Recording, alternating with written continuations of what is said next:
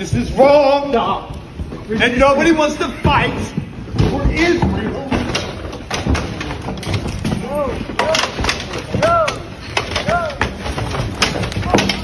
A reminder to all our Commandant, please stand up as a Marine and stand up for America. Well, it was, this was the video of the former U.S. Marine who was thrown out, and even you could hear a crack sound while he was being thrown out by the Capitol Police, and a senator was assisting the police, sadly, in this entire scenario. Let's move on to our next top story. Now, tensions across the Middle East are escalating after the U.S. consulate and embassy in Dubai and Kuwait respectively came under attack. And a drone strike hit the U.S. consulate in Dubai, while another attack targeted the U.S. embassy in Kuwait, forcing closures and raising fresh concerns about the security of American assets in the region. Here is more on what is going on.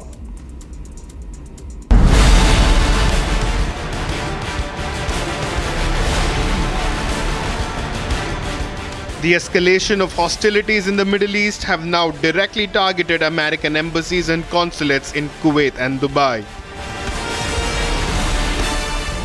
Yesterday, a drone struck the US consulate in Dubai.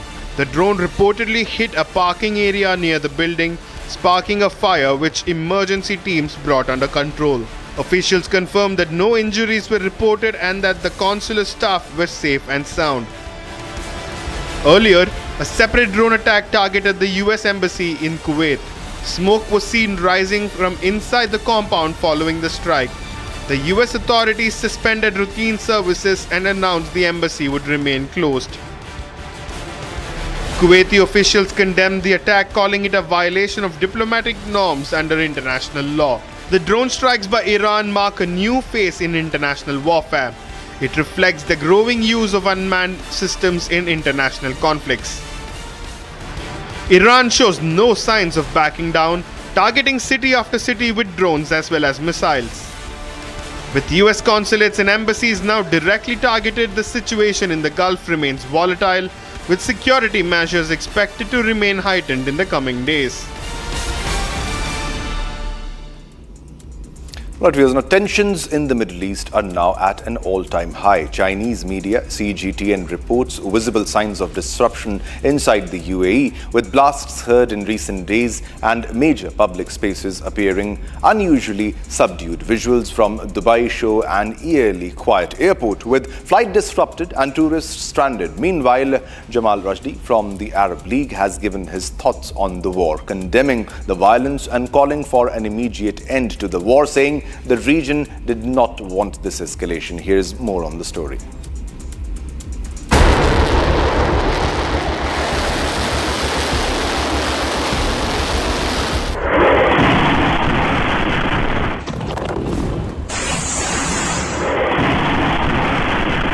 It's almost 6 p.m. here in Tehran.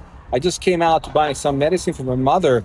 Then I saw a smoke plume in west of Tehran, just 2 kilometers away from my house. So I came here, and as you see behind me, it's one of the biggest smoke plumes I've seen recently. I don't know what has been exploded, what has been targeted, but it's a big one, and it's been like that in the past 45 minutes. So Tehran has been also attacked by U.S. and Israel today, like the previous days. And of course, there are some reports that the attacks will intensify in the coming hours.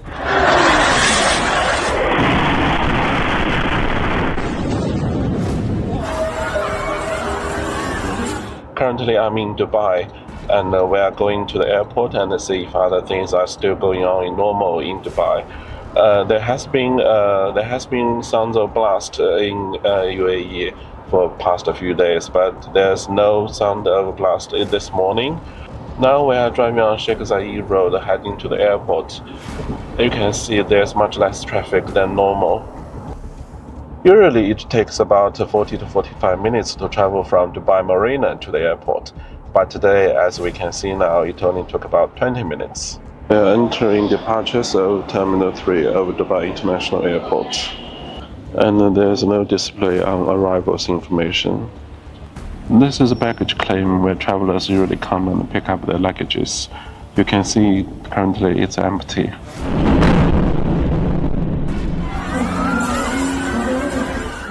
we did not expect that the Iranian response would be missiles, drones, and drone attacks on Arab countries, on the civilians, on civilian installations. It is completely condemned, and we consider that this escalation would be detrimental for the region, for Iran, and for the world. We call for an end of this war and a return to diplomacy as an only way to resolve all the outstanding issues. And we stress that the Arab League completely supports the Arab countries which were at the receiving end of these attacks. We support those countries and the decisions governments take to secure and safeguard the Arab countries in the Gulf and their peoples.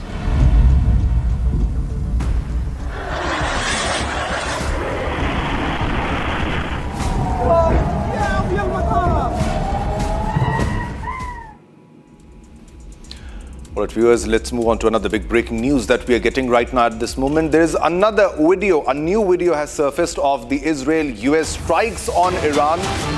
And this video shows massive air assault, the massive air strikes which have been conducted against Iran. New video of Israel-US strikes on Iran. These are the visuals, ladies and gentlemen, on your television screen. As you can see, the moment of the attack that took place, another attack, and new video of Israel-US strikes on Iran. Video shows massive air assault that has been launched. That air assault that has been launched over Iran, and the explosion, the sound and the impact can clearly be seen and heard on your television screen right now. On your screens you can see the massive bombardment, the massive explosion and the aftermath, and the smoke that is billowing out from that location.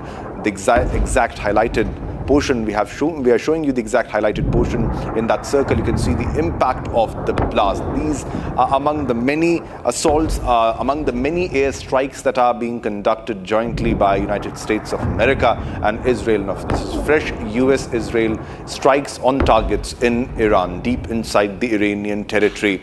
Tehran is being bombarded and Iran is being bombarded at many places, and this is another assault over Tehran. You can see this is the skyline of Iran right now at this moment, and this is another bombardment that is happening, another wave of assault, another wave of airstrikes being launched. You can hear many explosions one after the other as it is being bombarded, as it is airstrikes are being conducted right now. One explosion after the other, loud explosions can be heard, and you can clearly see the impact.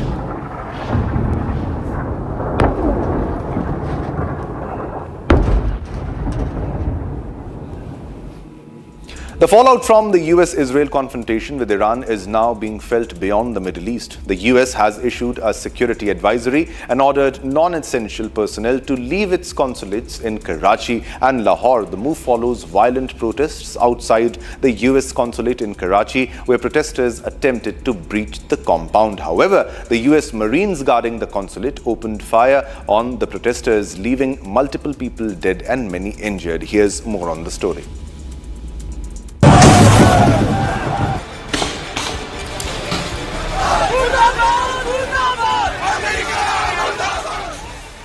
Tremors of West Asia war being felt beyond the region. The US State Department has now updated its advisory for Pakistan, citing increased security concerns. Non-emergency personnel and family members have now been ordered to depart from the US consulates in Karachi and Lahore. The move follows protests which turned violent outside the US consulate in Karachi. Visuals show large number of people had gathered outside the consulate to protest against the US actions of killing Ayatollah Ali Khamenei. The protesters even breached the outer perimeter of the compound. In response, the US Marines assigned to protect the facility opened fire on these protesters. Casualty figures remain contested. However, reports suggest at least 8 to 11 people have been killed. Officials say local law enforcement and other security personnel had to intervene to disperse the crowd.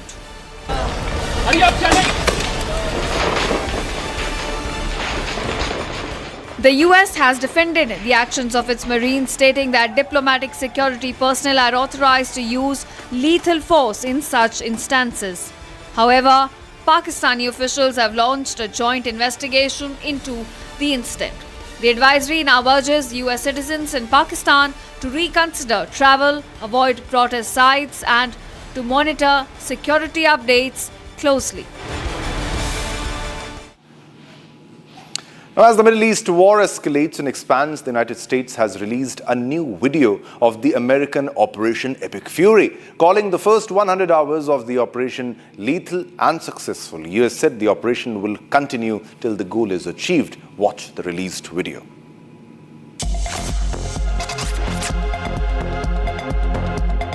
The United States and its partners have launched Operation Epic Fury, the most lethal, most complex, and most precise aerial operation in history. Our military in the Middle East is undertaking an unprecedented operation to eliminate Iran's ability to threaten Americans, as they've been doing for nearly half a century. We are also sinking the Iranian Navy, the entire Navy. We didn't start this war, but under President Trump, we are finishing it.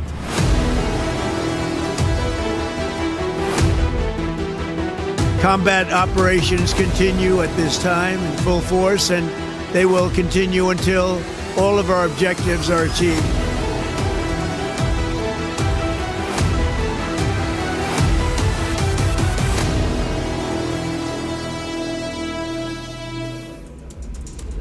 All right, so that was the new video which was released by United States of America on the ongoing operation, the Operation Epic Fury. Now, Israel has intensified its military offensive deep inside Iran, carrying out precision strikes across Tehran under its Operation Roaring Lion. Now, the Israeli Defense Forces claim that their F-35 other fighter jet has shot down an Iranian Air Force Yak-130 fighter aircraft over Tehran. At the same time, the Israeli Air Force released missile perspective footage of a precision strike on Iranian defense systems in Tehran. The strikes also targeted command center of Iran's internal security forces and Basij units. While explosions were reported near Mehrabad Airport in Tehran, here's a report.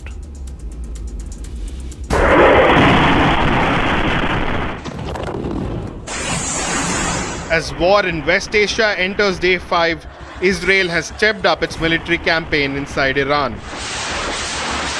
Fresh strikes reported near Mehrabad Airport in Tehran, with thick plumes of smoke rising from the area.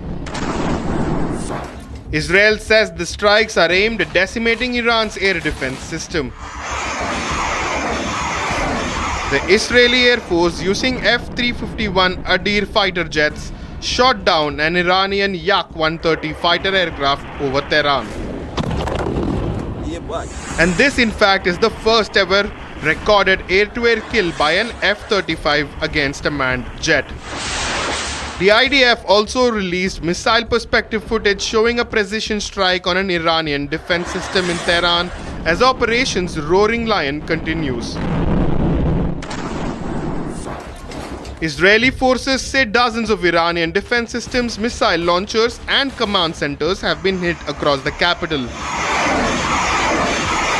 Among the sites hit were Basij and internal security headquarters used by the regime to maintain operational control. As both sides continue to trade military blows, the region is now bracing for a conflict with global implications.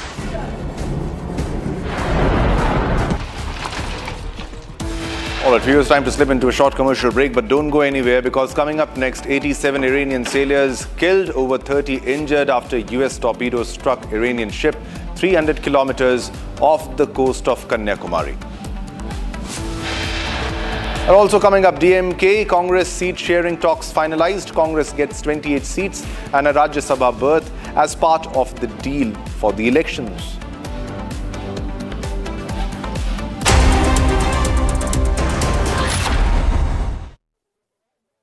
चमकी चाट से क्या बना है? आलू चाट या fruit चाट, स्वाद बनाए चमकी चाट। क्या बात है? स्वादिष्ट पकोड़े और परेशान, अरे चमकी चाट है इसकी जान। असली स्वाद सिर्फ चमकी चाट। In the global employability rankings by Times Higher Education UK, only the following 6 institutions from India are ranked amongst the top 230 in the world for having the most employable graduates. IIT Delhi, IISc Bangalore, IIT Bombay, IIM Ahmedabad, IIT Kharagpur and Amity University.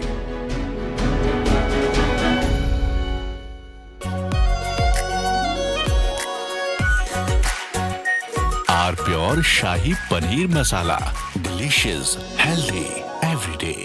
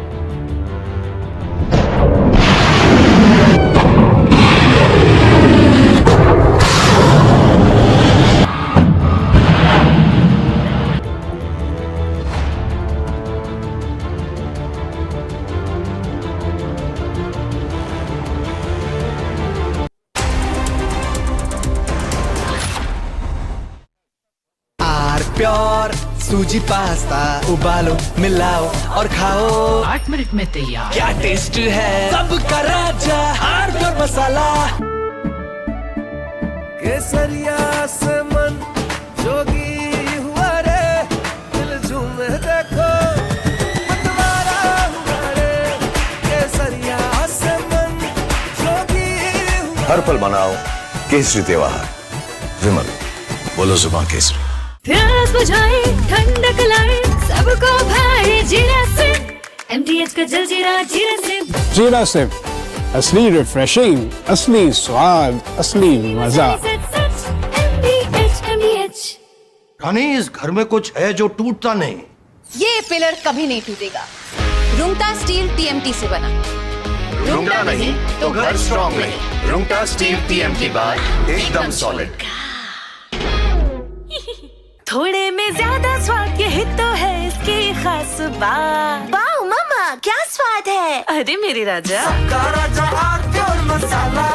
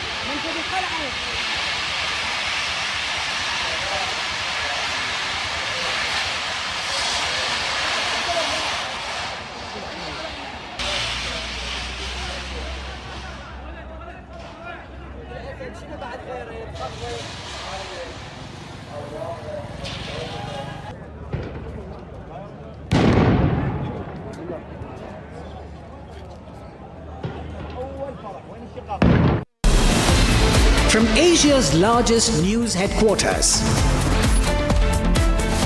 setting the agenda for Bharat.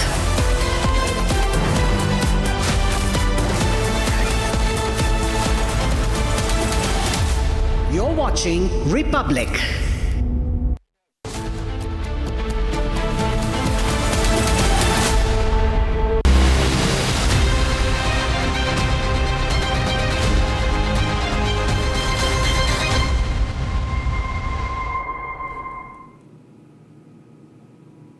Good morning, viewers. This weekend, the 5th edition of Nationalist Collective, India's first and only non-political people's forum rooted in one purpose, powerful purpose, nation first. Built on the pillars of ideological clarity, civilizational confidence and collective unity, Nationalist Collective Conclave brings together voices that shape thought and inspire action. In this edition, we bring you bold conversations, diverse perspectives and powerful ideas that challenge, inspire and unite. From redefining national priorities to empowering the next generation of change makers, each segment captures the spirit of a confident and rising India. Take a look. All right, let's take a look at the headlines. Bombing continues in West Asia. Both Iran and Israel launch fresh strikes as war enters day 5. IRGC says in the coming days the trend of attacks to become more intense and widespread.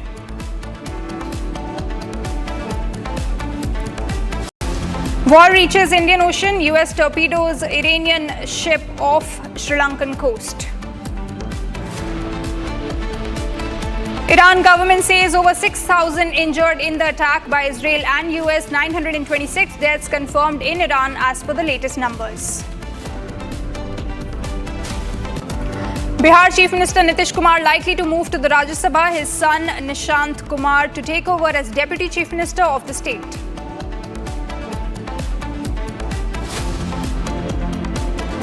DMK Congress seat sharing talks finalized. Congress gets 28 seats and a Rajya Sabha berth as part of the deal for the elections.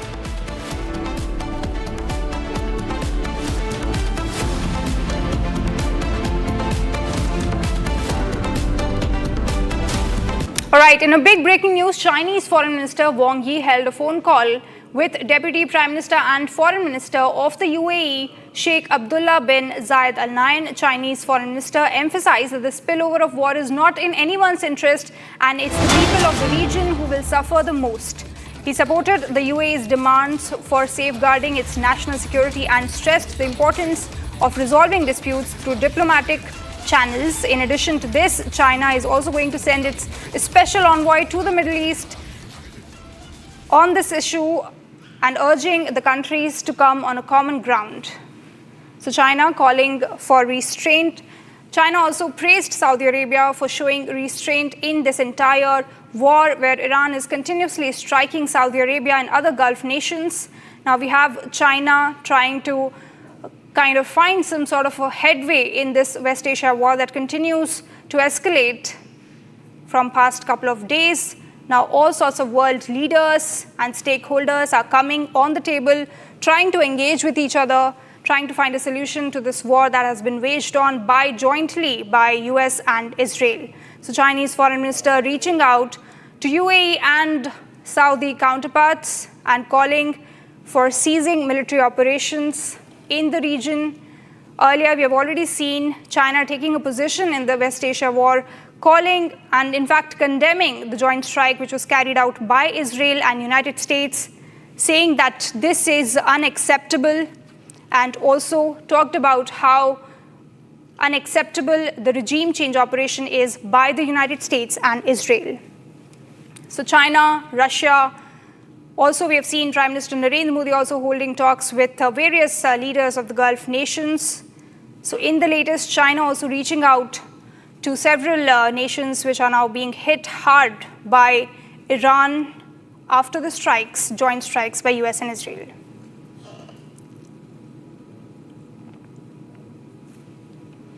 Now, amid the flight disruptions in the wake of US-Israel versus Iran conflict from the past few days, the flight from Dubai to Ahmedabad has landed at the Sardar Vallabhbhai Patel International Airport in Ahmedabad in Gujarat. Here is a report.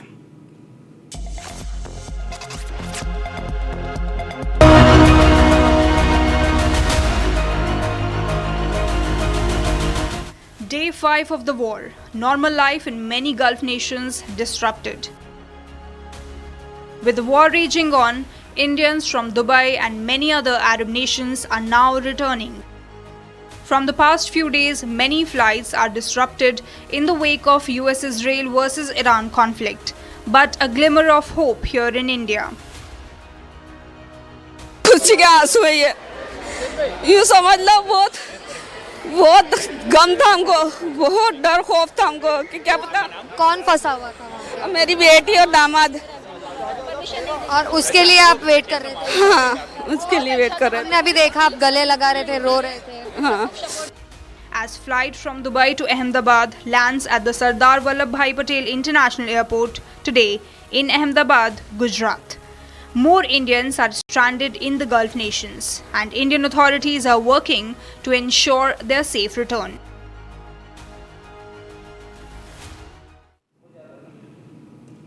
Alright, in another piece of breaking news that we are getting, 3 people have been killed in a drone attack in southern Lebanon. Now, the Lebanese media says that the drone targeted an attack on a road near the town of Huelila, which killed 3 people. So these are the latest casualties amid the escalation that is going on between Hezbollah and Israel. Casualties continue to rise. Earlier we have seen several casualties and injuries happening when Israel struck several parts of Lebanon. You can see the visuals of explosions taking place in the Lebanese territory. 3 people in the latest have been killed in the drone attack that is being carried out by Israel. Now Hezbollah also is retaliating with multiple strikes on Israel, while Israel simultaneously carrying out attacks on various command centers and intel operation centers of Hezbollah, dismantling the infrastructure there of the Iran-backed militant group Hezbollah. The visuals on your screen, live visuals from Lebanon. These are the latest casualties in southern Lebanon. So the tensions are escalating in southern Lebanon. Israel has already deployed stationed troops to its northern side to counter these infiltration attempts from Hezbollah and the strikes that are being carried out by the Iran-backed group.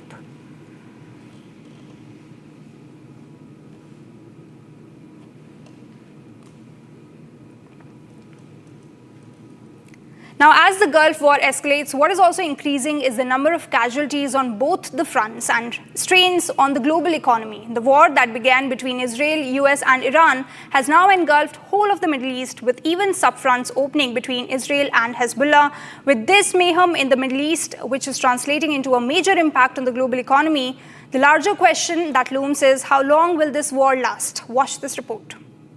Today, the United States military continues to carry out large-scale combat operations in Iran to eliminate the grave threats posed to America by this terrible terrorist regime.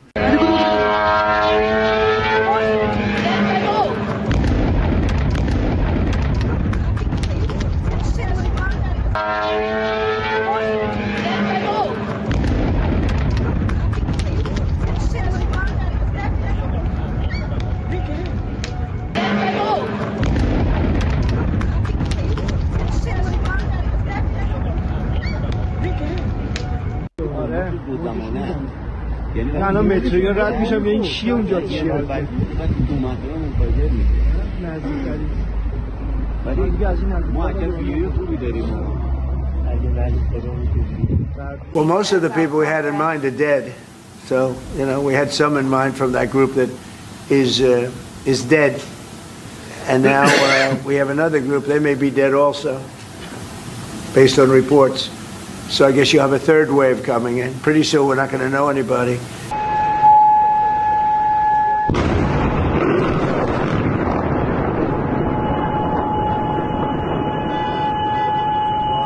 The kind of bombing going on in Tehran and the kind of retaliation by Iran, I think we should wait and watch for at least 3-4 days.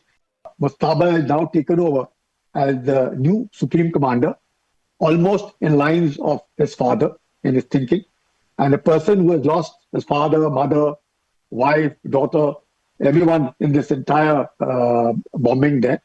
And he has been appointed as the supreme commander, who himself was once responsible for the siege, and also the IRGC is committed to him. In that context, much of diplomacy or may not really work now. And with this, the kind of bombing going on in Tehran and the kind of retaliation by Iran, I think we should wait and watch for at least 3-4 days before either does Iran capitulate, which again may be difficult, but not totally ruled out, primarily because Iran is now on its end of its resources. They are on commercial drones, small drones, big drones. The number of missiles have reduced much. Anybody might say they've kept some as reserves. I don't think so. Iran has shot whatever it had and may have kept about 10-15%, but that's not likely to cause very huge difference, one. Second, some earthquake kind of a thing being noticed 10 kilometers down. One doesn't really know what that earthquake actually involves. Is it a nuclear testing done by Iran? Yet someone says that they may go in for a hypersonic missiles, things of those kind. Very difficult at this point of time because the Americans and the Israelis have not gone to war with closed eyes. They know exactly what the capabilities of Iran were, though Iran may have surprised by the resilience and by the retaliation. Notwithstanding, I think Iran, as long as that, if it had confined itself only to bombing or shelling of the U.S. bases, the 19 of them in West Asia, it would still have been accepted because you're bound to, because if you're at war, you can expect that retaliation. But since Iran has expanded its bombardment, missiles, drones on commercial assets of Kuwait, or Dubai, or Bahrain, or Qatar, is indicative that now a divide between the Arabs and the Persians would grow wide. Earlier, it was expected that the entire community might get together and fight the Israelis and fight the Americans, but it doesn't seem so now. There's a divide. And therefore, the kind of infrastructure of Iran in total stress, whether it is on electronic warfare, cyber warfare, all of its kind, and much of its missiles and drones aren't making the impact that they were supposed to, primarily, again, because it's very difficult to keep a control of the command. But my guess would be, let's wait for at least about 3-4 days, and maybe we would be able to come with, the Americans are prepared for a long drawn war, but the Iranians may not be able to take on that unless the expectation of change of regime, the change of regime is almost ruled out because it's the same regime, same thinking, same ideology. So the change may not come unless people themselves come out and revolt, which again seems the country is on 40 days mourning for their religious head who controlled them for almost 36 years, and his son alone has now taken over.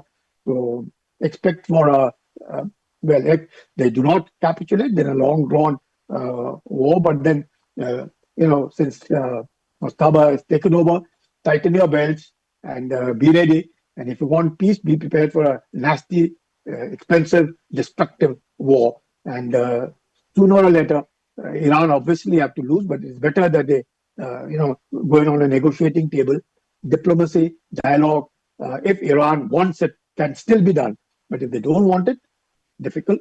But then we'll have to wait and watch. Can't really say how long, but maybe 4 to 5 weeks at the most. But within a week, we will know how long. Big news that we're getting at this point in time. Iran's government spokesperson claims that United States and Israel miscalculated and Iran has inflicted serious damage on the enemy. Now, this statement comes after Iran's retaliatory strikes against the United States and Israeli targets, including missile and drone attacks on Israel and United States bases in the Gulf region. So this is a big statement by Iran, who is in fact claiming a win in this war, which is waging on in West Asia, saying that United States and Israel has in fact miscalculated the entire military might of Iranian regime. So this is a big news that we are tracking. Now, this statement clearly hints that Iran is not going to back down, and Iran has sufficient weapons arsenal in its coffers right now. This is a big statement by the Iranian government, which is in power right now. Now, we have already seen how Iran carried out multiple ballistic missiles attacks and also unleashed the wrath of its drones, Shahid 136 drones, carrying out attacks in multiple Gulf regions, on Israel as well, opening up its proxy groups as well, Hezbollah in Lebanon. So, of course, Iran confident there, saying that Israel and US, in fact, miscalculated the military might of Iran. IRGC. So we have already seen how opposition in America is rising, where people are calling out Trump, saying that this is an unwanted war. Trump dragging America in this unwanted war in West Asia, and now Iran appears to be confident, having a strong posture there vis-a-vis its military strength.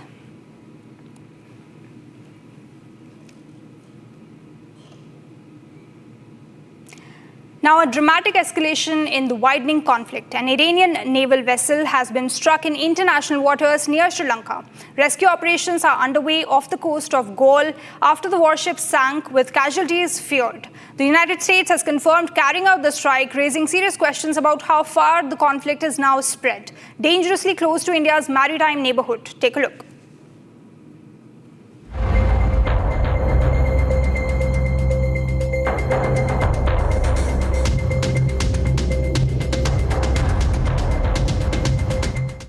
Sri Lanka's Navy rescued more than 30 people from an Iranian naval vessel that sank outside Sri Lanka's territorial waters.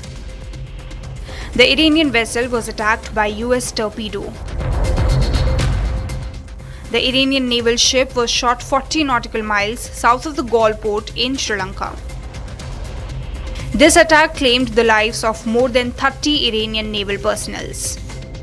We launched and dispatched our craft with all the necessary rescue team and the necessary devices to render humanitarian assistance, and we reached up to that location and continued doing the search operation. So while doing search operation, we found people floating on the floating in the water and rescued them, and later on subsequently when we inquired them, we found that those people are belonging to the Iranian ship, and we understood that they need prompt medical attention, and we swiftly transferred them to the Karapitiya Teaching Hospital, and right now they are undergoing medical treatment. So we still continue in the search and rescue operation in that particular area. Even Pete Hegseth confirmed the attack. Last night, we sunk their prize ship, the Soleimani. Looks like POTUS got him twice. Their Navy, not a factor. Pick your adjective, it is no more. In fact, yesterday, in the Indian Ocean, and we'll play it on the screen there, an American submarine sunk an Iranian warship that thought it was safe in international waters. Instead, it was sunk by a torpedo. Quiet death. The first sinking of an enemy ship by a torpedo since World War II. Iran's ship that was struck, the Iris Dana, is a Moj-class frigate that patrols in deep water for the Iranian Navy. It is armed with heavy guns, surface-to-air missiles, anti-ship missiles, and torpedoes. It also carries one helicopter. This attack isn't just about an attack near Sri Lanka, but this is an attack near India's doorstep. Now, Israeli Defense Forces struck hard against Hezbollah, targeting its key infrastructure and leaders in Beirut. Hezbollah had launched missiles towards Israel after Ayatollah Ali Khamenei was killed in a barrage of airstrikes. Israel's Operation Beirut shook the country after a series of scathing attacks were launched against Hezbollah targets. We have the full report.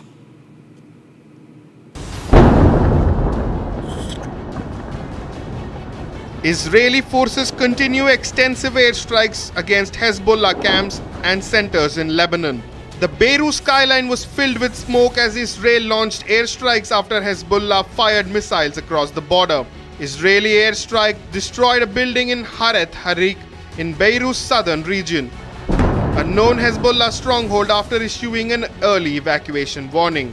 The Israeli forces struck after Hezbollah fired missiles across the border, although it has maintained it targeted Hezbollah centers. IDF stated that it has struck 250 targets so far and warned that it will continue its operation. The Israeli military said it eliminated Hussein Makhled, who headed Hezbollah's intelligence operations during a precise overnight operation. A day ago, the IDF began incursions into southern Lebanon, intensifying its attacks. Lebanese troops have withdrawn from the borders. Israel said Hezbollah is paying the price for siding with Iran. Overnight, we carried out a series of preventive strikes on Hezbollah military infrastructure across Lebanon in order to neutralize the continuous fire towards our civilians. Hezbollah once again chose the Iranian regime over the safety of the Lebanese people, all for the sake of a fight they cannot win. They will once again realize their mistake and pay the price. Because we will continue operating to defend the people of Israel. Meanwhile, Lebanese Prime Minister Nawaf Salam has warned Hezbollah to not drag the country into war. In the ensuing attacks, IDF has effectively destroyed key Hezbollah camps and command centers. The Israeli military stated that key Hezbollah logistics and operational centers are paralyzed in its Beirut operation. The IDF seems determined to eradicate Hezbollah completely.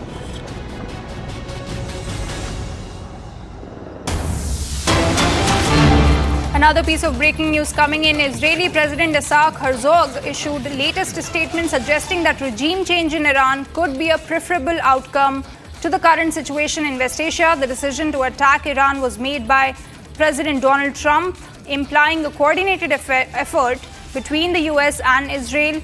Now, this comes amid escalating tensions and strikes between Israel and Iran, with both sides exchanging attacks and counterattacks. This is a big development in the war, as Israel now says that it does not control President Trump and he made his own decision to attack Iran. So this, he spoke with a media outlet and spoke about when asked if Donald Trump or the Israeli leaders who called the shots, he said that Israel does not dictate Donald Trump and Israel does not drag America into a war. It was completely Donald Trump's decision to attack Iran. He also spoke of regime change, saying that if it happens, it will be better for the world. So this is a big statement coming out by Israeli President Isaac Herzog, who on Wednesday said that Israel and US did not have much of a choice but to take action against Iran and to strike Iran. He also indicated that Israel had intelligence showing that Iran wanted to expand its arsenal of long-range missiles from 2,000 to 20,000 is what he claims. So big statement there, saying that Donald Trump, in fact, was not asked by Israel to carry out these strikes. It was a coordinated effort, but Donald Trump, in fact, made his own decision to drag America into a war.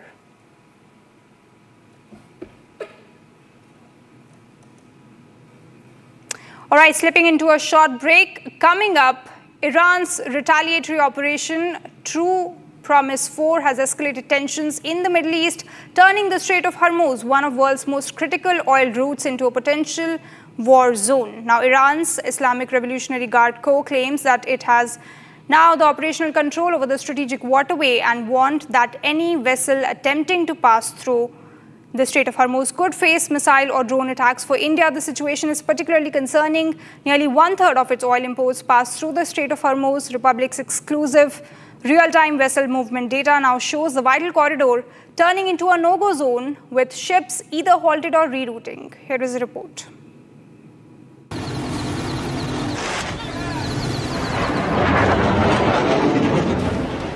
The most significant and strategic route of global oil shipping, Strait of Hormuz. In the recent acts of retaliation, Iran has now attacked an oil tanker passing through the strait. Even as 200 oil tankers are held up. Question arises, why is Strait of Hormuz so relevant? The Strait of Hormuz, the world's most sensitive maritime choke point. 1/5 of the global oil supply passes through the route, as also roughly 1/3 of India's oil and gas. A narrow maritime corridor that connects the Persian Gulf to the Gulf of Oman, the Arabian Sea, and ultimately the Indian Ocean. Iran lies to its north, and to the south, are Oman and the United Arab Emirates. As tensions grew, the global oil supply route was cordoned off. Warnings were issued by Iran: if the US or any other country launches a strike, this would follow. And the impact: inflation, global increase of oil prices. With the Strait of Hormuz now blocked, the impact on international energy trade remains to be assessed.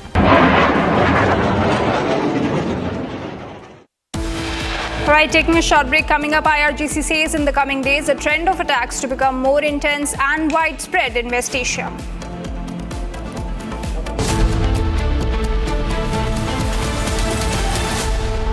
Powered by Century Ply Club Prime. Raho befikar.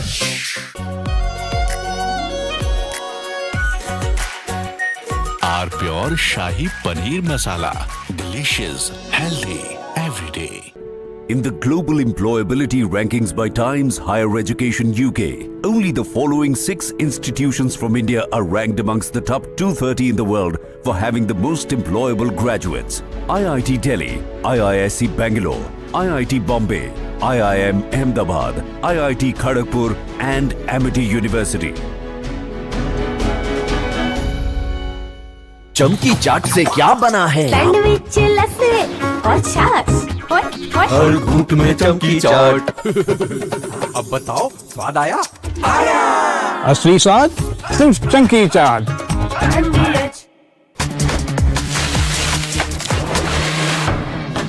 अरे tension किस बात की? Century प्रोवुड का premium plus है ना, low emission है, high density है, water resistant भी, टर्माइट एंड बोरो रेजिस्टेंट भी है। यानी ये है जहां नो टेंशन वहां। Premium plus by Century Prowood. R pure सूजी पास्ता उबालो, मिलाओ और खाओ, 8 मिनट में तैयार। क्या टेस्ट है, सबका राजा आर प्योर मसाला।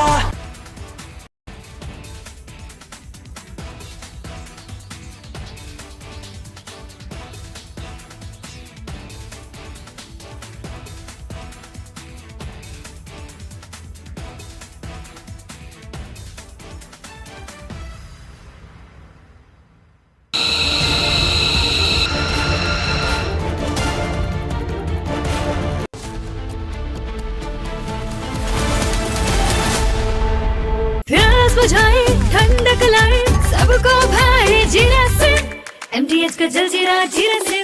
जीरा से असली रिफ्रेशिंग, असली स्वाद, असली मजा।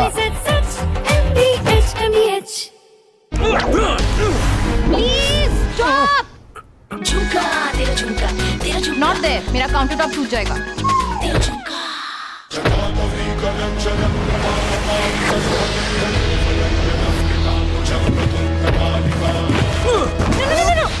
मेरी चिमनी टूट जाएगी। What are you doing? रानी, इस घर में कुछ है जो टूटता नहीं।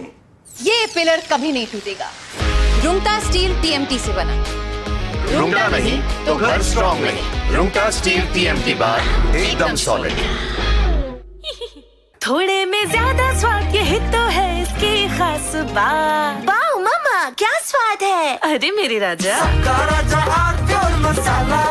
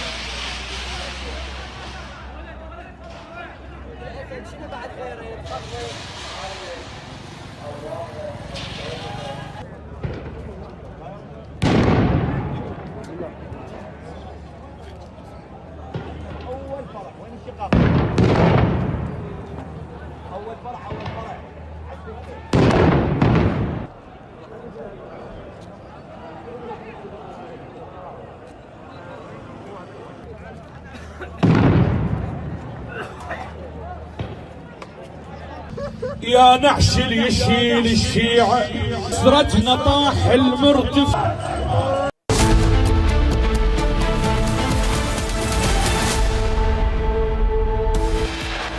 All right, let's take a look at the headlines at this hour. Bombing continues in the West Asia. Both Iran and Israel launch fresh strikes as war enters day 5. IRGC says in the coming days, the trend of attacks to become more intense and widespread. War reaches Indian Ocean. U.S. torpedoes Iranian ship off the coast of Sri Lanka. Iran government says over 6,000 injured in the attack by Israel and US, 926 deaths confirmed in Iran as per the latest numbers. Bihar Chief Minister Nitish Kumar likely to move to the Rajya Sabha, his son Nishant Kumar to take over as Deputy Chief Minister of the state. DMK Congress seat sharing talks finalized. Congress gets 28 seats and a Rajya Sabha berth as part of the deal for the elections.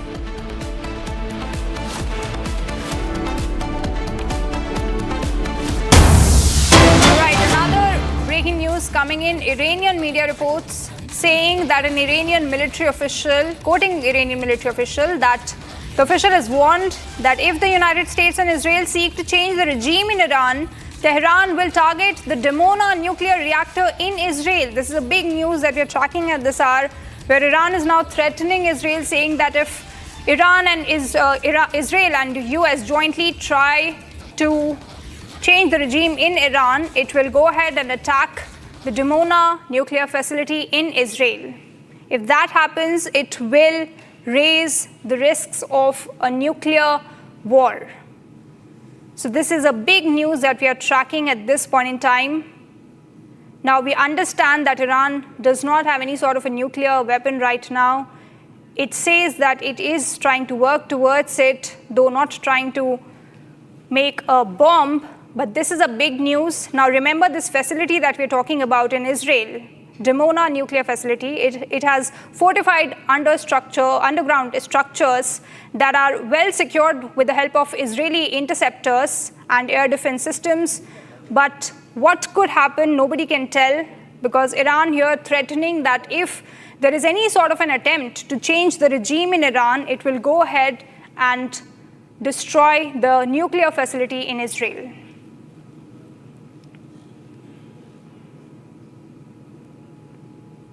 All right, shifting our focus, as the Middle East war escalates and expands, the United States has released a new video of the American Operation Epic Fury, calling the first 100 hours of the operation lethal and successful. United States said that the operation will continue till all the goals are achieved. Watch the released video.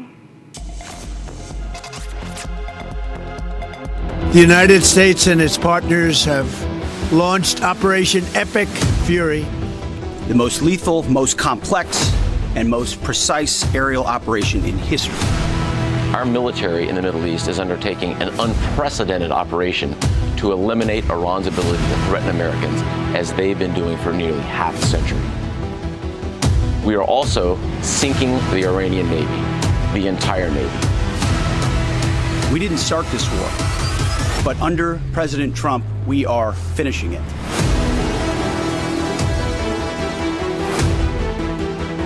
Combat operations continue at this time in full force, and they will continue until all of our objectives are achieved.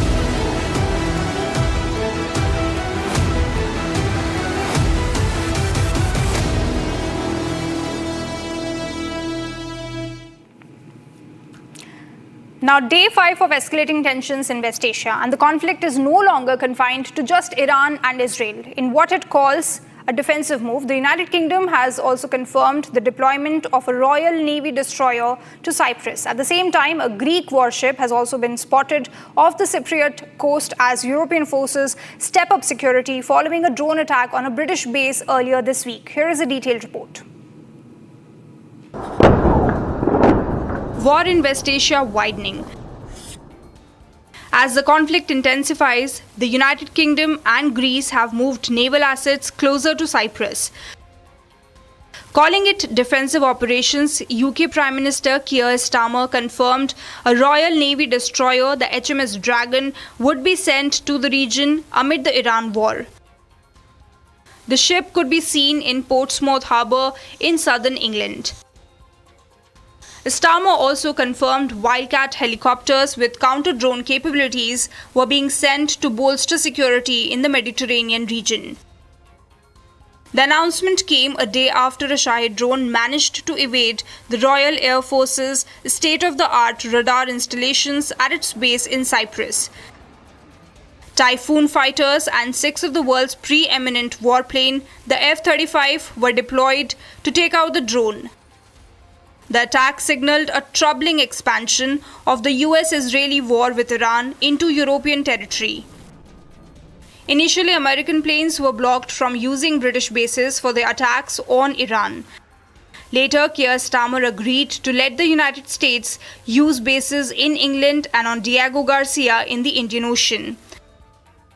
Meanwhile, the Greek warship Kimon was spotted off the coast of Limassol after entering Cypriot waters following the attack on the British base.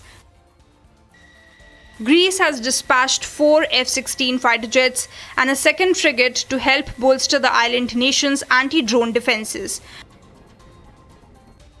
Greek Defence Minister Nikos Dendias has said one of the frigates was equipped with an anti-drone system.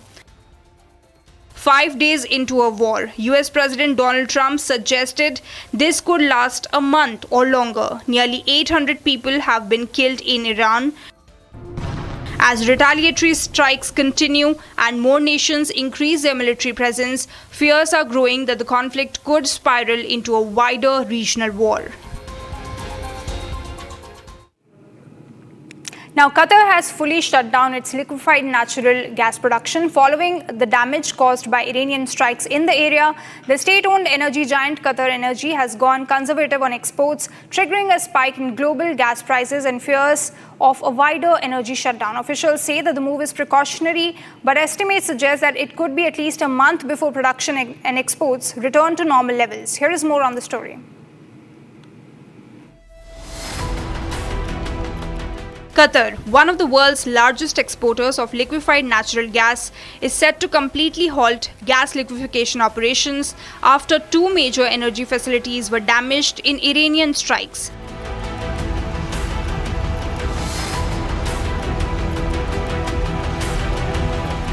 According to sources, the shutdown of the main Ras Laffan processing plant means Qatar will not be able to start productions for at least 2 weeks. Even after restarting, it could take another 2 weeks to return to full capacity.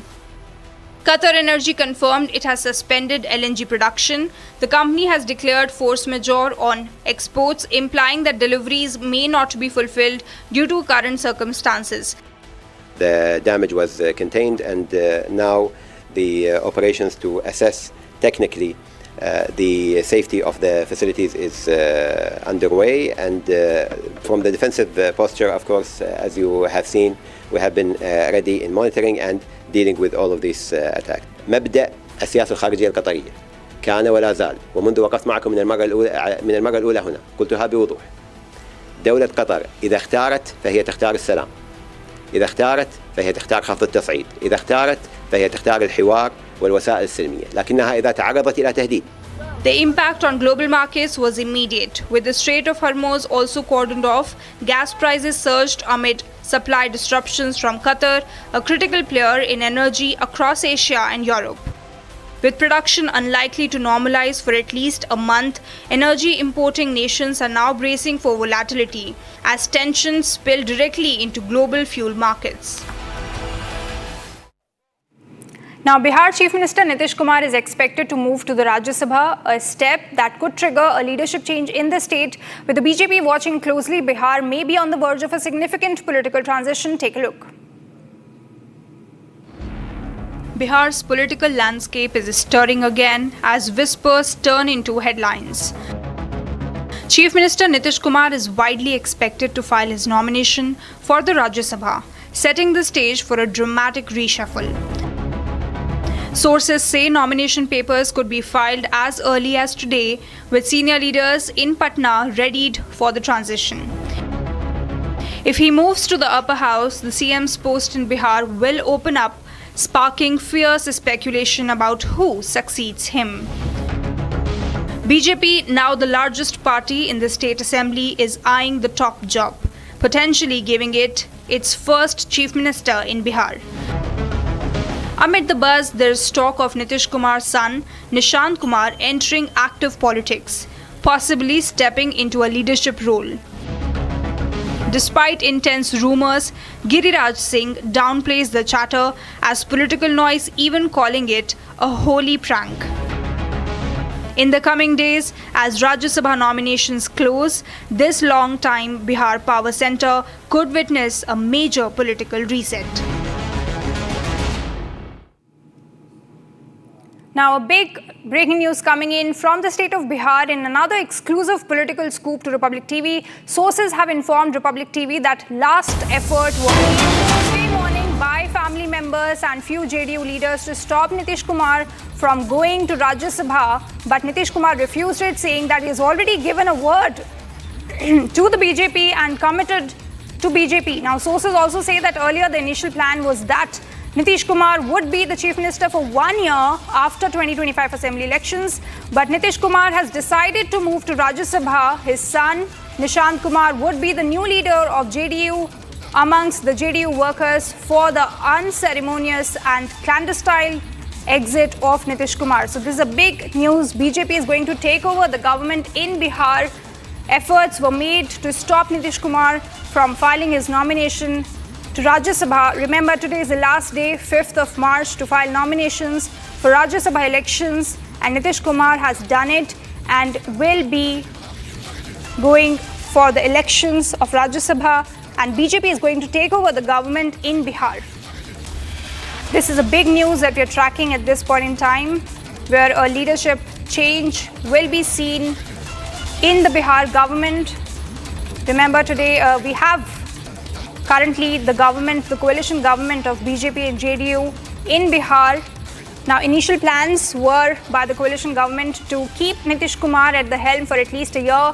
In November 2025, elections took place in Bihar. The coalition party won, and everybody was thinking that there'll be a change in the leadership, but Nitish Kumar was asked to stay in power for at least a year. But now Nitish Kumar is moving ahead with the Rajya Sabha nominations, and BJP will take over the government in Bihar. Initial plan to let Nitish be the chief minister of the state for at least a year. Now, remember, there were concerns made regarding the age of the sitting chief minister, Nitish Kumar, and other concerns as well. But now we have this big political scoop.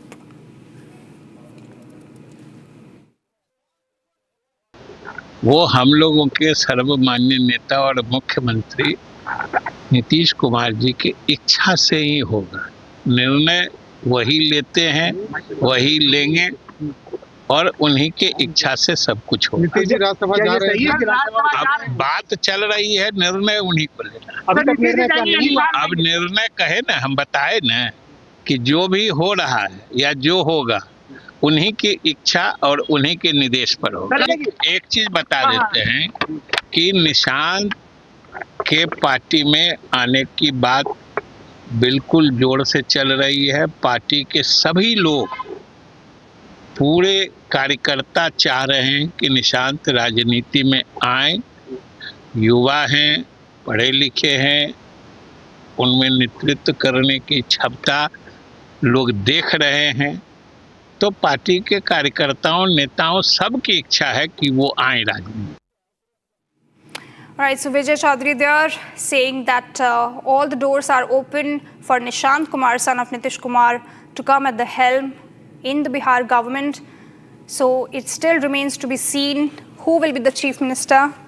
But talks are underway, and soon there will be a leadership change in Bihar government. Nitish Kumar's son, Nishant Kumar, as per the reports, is going to be the next JDU leader who is going to be heading the state. All efforts that were made to stop Nitish Kumar from fighting The Rajya Sabha elections are now gone, and Nitish Kumar is going to file the nominations for the Rajya Sabha elections. Today is the deadline for it. Vijay Chaudhary there saying that talks are underway and all doors are open for Nishant Kumar to come and lead the government in Bihar. So this is a big political scoop that we are getting you, that Nitish Kumar is completely refused, that he is not going to continue to be the Chief Minister of the state and will rather go and fight for the Rajya Sabha seat there.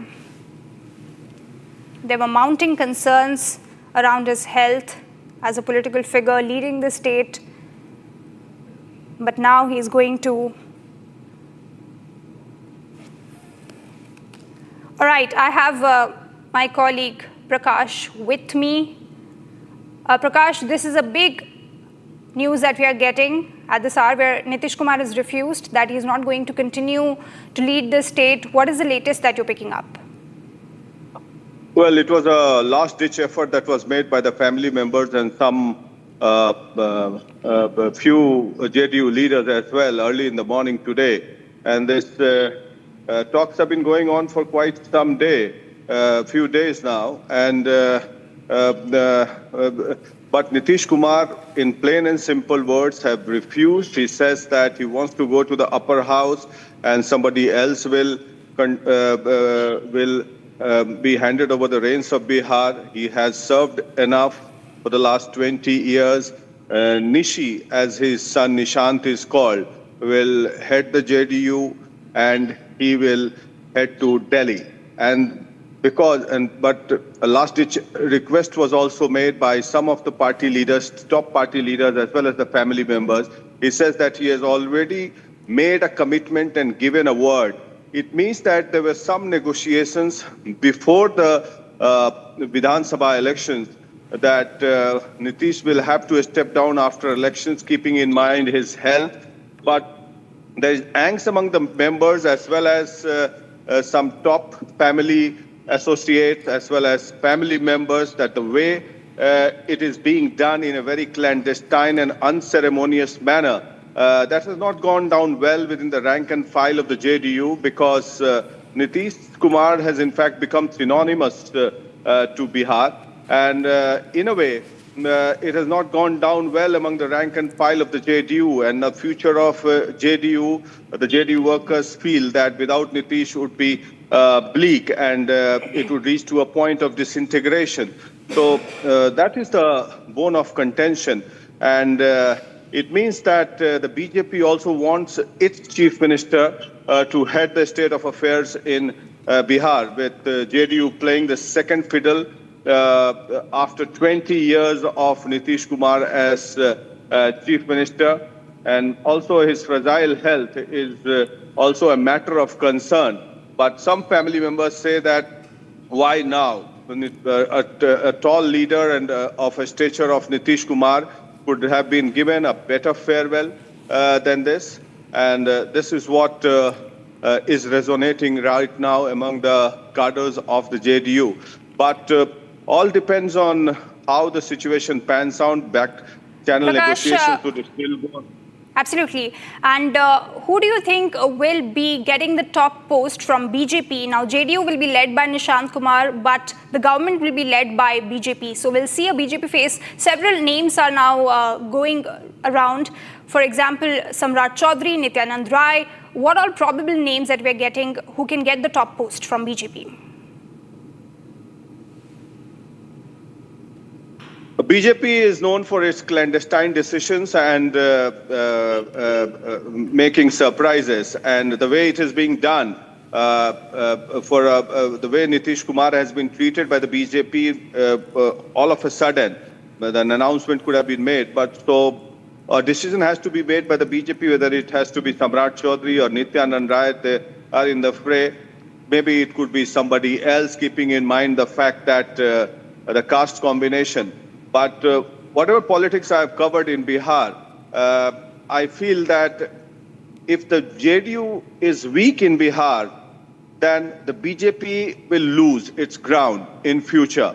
That's a long-term political shift that may happen, because keeping in mind the fact that my vote bank of Tejasvi Yadav, he needs a few percentage of votes to add on, and that will be a tough fight with Nitish carving a niche among the EBC as well as the Kurmi, Query and the Dhanuk boards that consolidated the dice in favor of the NDA.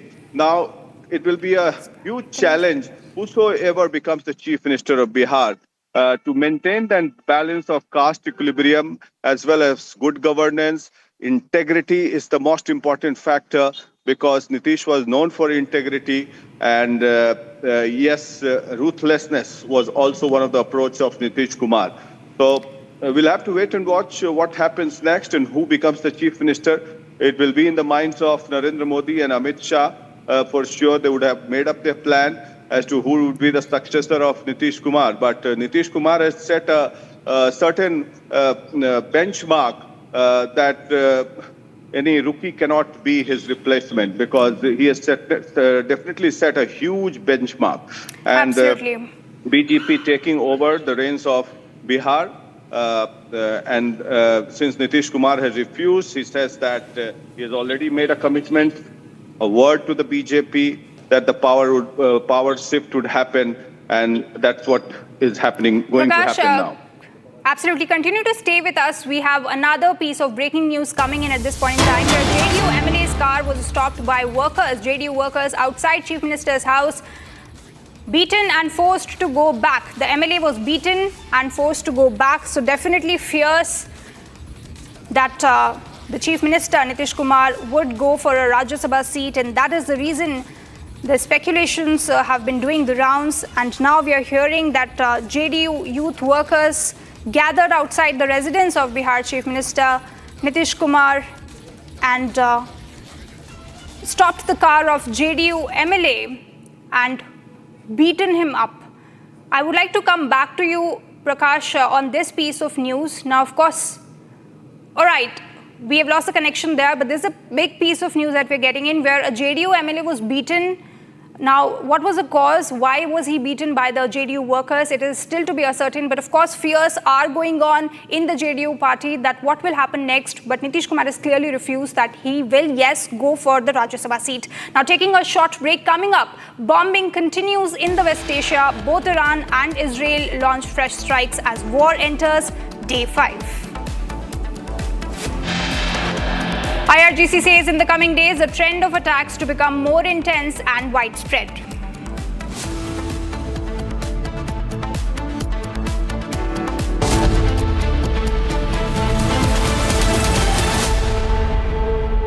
चमकी चाट से क्या बना है? Sandwich, लस्सी और छाछ हर घूंट में चमकी चाट, ड्राई फ्रूट और दही बड़े। चमकी चाट से स्वाद बढ़े। असली स्वाद सिर्फ चमकी चाट।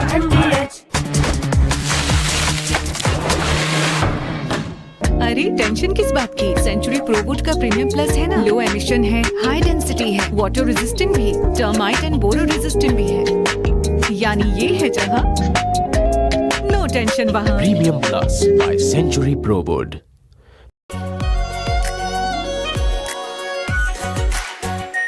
Are pure shahi paneer masala, delicious, healthy everyday.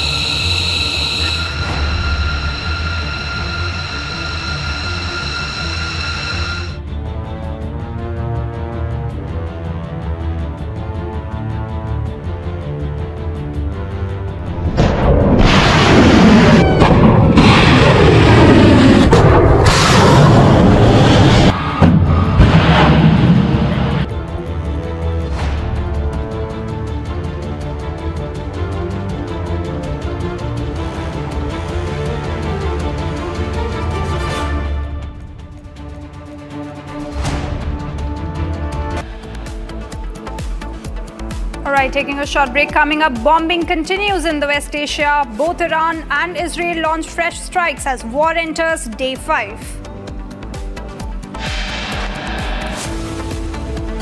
IRGC says in the coming days, the trend of attacks to become more intense and widespread.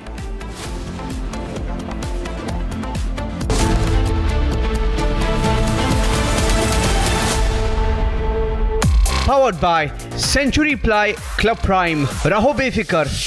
Are pure सूजी पास्ता उबालो मिलाओ और खाओ 8 मिनट में तैयार. क्या टेस्ट है सबका राजा आर प्योर मसाला.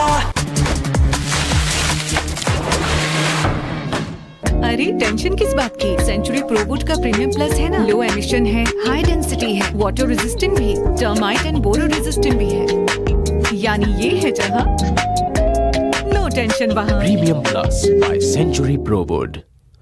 चमकी चाट से क्या बना है? आलू चाट या फ्रूट चाट. स्वाद बढ़ाए चमकी चाट. क्या बात है? स्वादिष्ट पकोड़े और परेशान. अरे चमकी चाट है इसकी जान. असली स्वाद सिर्फ चंकी चाट. रानी, इस घर में कुछ है जो टूटता नहीं. ये पिलर कभी नहीं टूटेगा. रुंगटा स्टील TMT से बना. रुंगटा नहीं तो घर स्ट्रॉन्ग नहीं. रुंगटा स्टील TMT बार एकदम solid.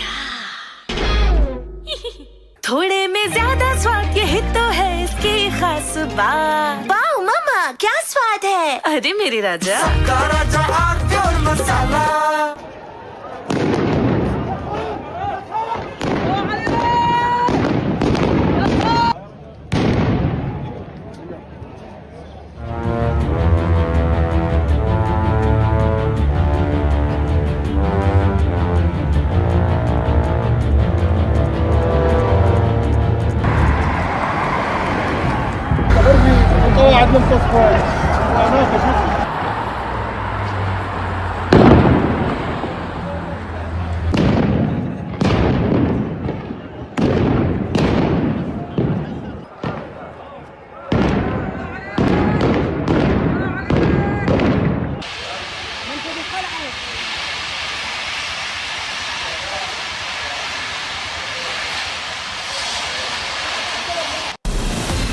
From Asia's largest news headquarters, setting the agenda for Bharat.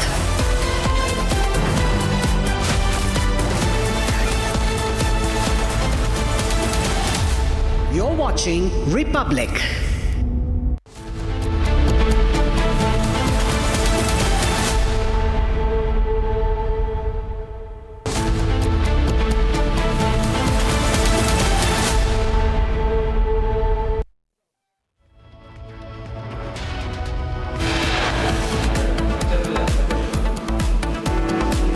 Iran threatens to target Israel's Dimona nuclear reactor if US and Israel seek to change regime in Iran.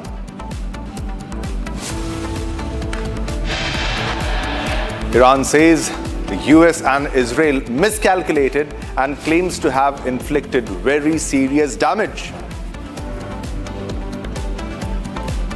The war reaches Indian Ocean. US torpedoes Iranian ship off a Sri Lankan coast. Iran government says over 6,000 injured in the attack by Israel and US. 926 deaths confirmed in Iran as per the latest numbers.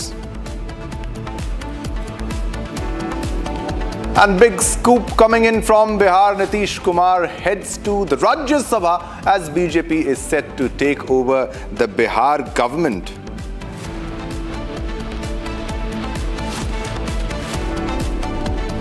DMK Congress seat sharing talks finalized. Congress gets 28 seats and a Rajya Sabha berth as part of the deal for the elections.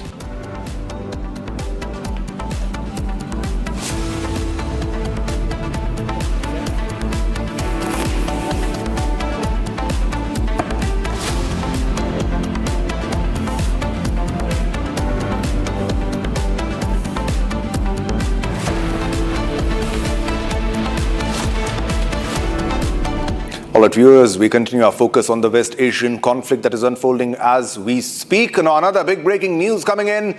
Iranian media reports have confirmed that an Iranian military official has specifically warned that if the United States and Israel seek to change the regime in Iran, Tehran will target the Dimona nuclear reactor in Israel. Now, this is one of the strongest warnings Iran could have ever given. This, as per the reports, is that the military official is claiming that if a regime change is sought, then they will attack the Dimona nuclear reactor in Israel. So this comes as a very big warning. There is a threat to the nuclear reactor in Israel. This is another big breaking news, as confirmed by Iranian media reports, that an Iranian military leader has said, and a military official has warned that if the United States and Israel sought to change the regime in Iran, Tehran will target the Dimona nuclear reactor in Israel. One of the biggest warnings, because if the Dimona nuclear reactor is hit, there will be no coming back. And this reaction and this warning has to be taken very seriously. This comes from Iran, another warning of targeting the Dimona nuclear reactor. So they are saying that they will hit the nuclear reactor if you don't stop seeking the regime change when it comes to Iran. So this is a very big warning when it comes to Iran's claim. IRGC already has claimed that all US bases are legitimate target. All right, we have Colonel Rajiv Bagga joining us live to speak on this issue. Thanks a lot, Colonel Bagga, for joining us. But this is a very big claim, but a very big threat for Israel and for United States of America, where, as per some Iranian media reports, it is being claimed that an Iranian military official has warned that if you don't stop seeking the regime change in Iran, then we will hit the nuclear reactor. Your first take on what's unfolding there, sir? Thank you all. Firstly, the thing which is building up, now it is really the need to take it very seriously.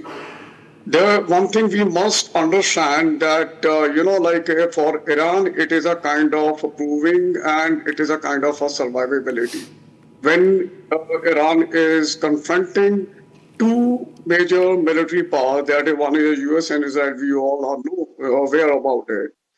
Now, if definitely somebody trying to go deep inside Iran to change the regime, the only option probably left with Iran right now is what the threat they have generated. That it is just a threat. But I'm very sure that at this juncture, going for the destruction of a nuclear reactor in Israel, it's a kind of a one option. They may explore some other possibility, like they have got a weapon system called dirty bomb that you are all aware, which is used with some type of a conventional material, that is dynamite and TNT and normal bomb, which also create a kind of a radioactive effect in that zone and contaminate that area. And it has got a very prolonged effect in that area. Now, coming to hitting that particular nuclear site in Israel is definitely should not be taken very lightly by Israel and the US. Though, because if this thing happens, it is definitely causing a major tension in the entire region. And it is a kind of a knock which will definitely change the direction of entire war in this zone. Yeah, Colonel Bagga, but the question is also this, that Iran does not possess, as of now, the nuclear weapons it needs to attack its enemies, that is the United States of America or whether it be Israel. But the fact, if it hits a nuclear reactor, it will have the same reaction. You are an expert, you let me know, you let our viewers know. Can it inflict the same injury, the same harm as of a nuclear bomb if it is successful in attacking the Dimona nuclear reactor in Israel, sir? Does Iran have that capacity? Yeah, you see the weapon system which they are holding right now, which I mentioned just now, that dirty bomb I was talking about, they definitely got a capacity to strike anywhere, as their intelligence is also, they have done their homework. That their human intelligence is there, that they can carry out pinpoint striking the targets at The same, in fact, the Israelis are also doing in Iran. So if you say that any particular type of a weapon system they require to strike this nuclear reactor, there is no requirement to have the same level weapon. Yes. If they carry a series of attack by their own missile, there's a supersonic, that is sufficient. But what is more important is, that is what I earlier said is, that we really need to that particular area need to brace themselves now. Yes. And that it should not be taken lightly by the US and the Israel. But this warning, Colonel Bagga, don't you think it is a bit foolish on the Iranian side to escalate the entire war that could have been fought conventionally? Now you are escalating it to a nuclear level. You are allowing the United States of America to also jump in with the nuclear bombs it possesses if you are threatening to target the nuclear assets as of now. Is it a nuclear escalation, sir? It is premature to say. It's a kind of a warning, yes. Definitely a matter of concern. And at the same time, I'm surprised why the UN agencies, they have not intervened on this particular warning. Like they are just sitting like a watchdog. And they have to really approach their diplomatic level. They have to pacify this type of a warning. And the world is certainly not waiting, and they are not liking this part that something happens in one corner. If this thing happens, it will definitely trigger or give us some new stories or new chapter to the war histories, and the generations will certainly suffer. All right, Colonel Bagga, what's your take on Iran really possessing nuclear weapons? Because the dirty bombs were already available in the open market as of now, but as per unofficial claims. You stay with us, sir. There's another big breaking news is coming in. We'll take a reaction for that also from you. Another big breaking news coming in right now. This is another big development. Now, China has called to halt military operations in Middle East, urging protection of oil and shipping routes. Now, China orders major oil refiners to suspend diesel and gasoline exports as Persian Gulf conflict disrupts crude supply. So this is a very big statement. Now this comes from China.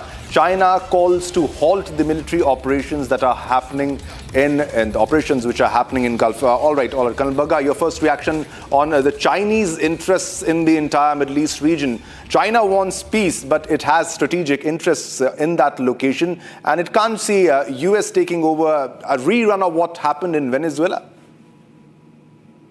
China, if you say that they have already joined the war as a shadow, like the entire world is aware about it. But certainly at this juncture, the China stand, if I earlier in my previous debates or participation, I mentioned, unintendedly, if China or Russia, if they participate in this war, it is going to the war will expand. And what China has mentioned that they should stop these type of military operation. It is one kind of a silver ray. And rather, our country is also working on the same. That is the most important, because that shutting down the supply and what you have seen that at the Strait of Hormuz, it is totally blocked. And our country also, if I talk about India, that we are holding the stock for 2.5 months maximum. And if this thing continues, if the world is heading for type of a recession, it's a really matter of a serious concern about the entire world economy. And Chinese move right now is actually, I personally feel, it's on the right lines. Yeah. All right, but don't you think Russia, which is already engulfed in a war, which has been thrown into a war by the United States of America, the Russia-Ukraine war is on, do you think Russia might right now be very happy that US is also engaged in a war with Iran, because millions and millions of dollars will be spent and there will be a crisis even in the United States of America when a war continues to this level? Or is it's totally the opposite of what's Russia facing in Ukraine? Is the US on the positive side, is it gaining from the war, sir? Russia must be celebrating, That was the strategy of a US to engage Russia with some type of a war, and which they achieved. And this is a type of a kind of, you can call it a revenge the Russians have taken.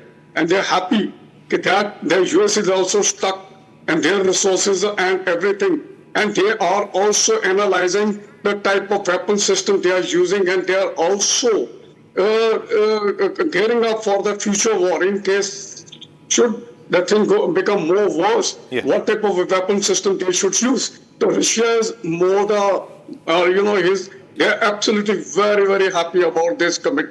US has got engaged with some type of war. Yeah, definitely. Yeah, the Russians will be celebrating as of now. They would like definitely to see the US engaged in some sort of conflict. Colonel Bagga, you stay with us. There is another big breaking news that is coming in. I would like to take a reaction on that too. A big breaking news update coming in. And now blasts have been reported very close, ladies and gentlemen, to the Strait of Hormuz. The shipping route, which the IRGC claims it's completely in their control.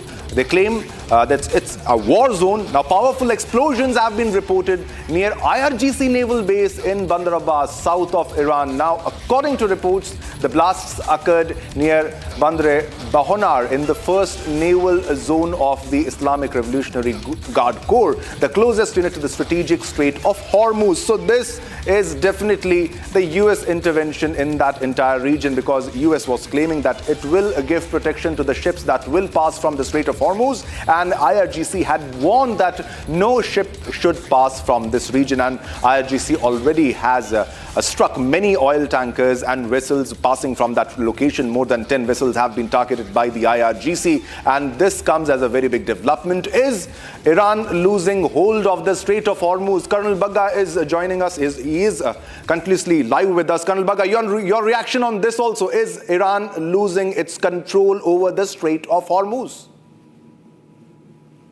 The importance of Strait of Hormuz, it is the most important strategical point in this entire war zone.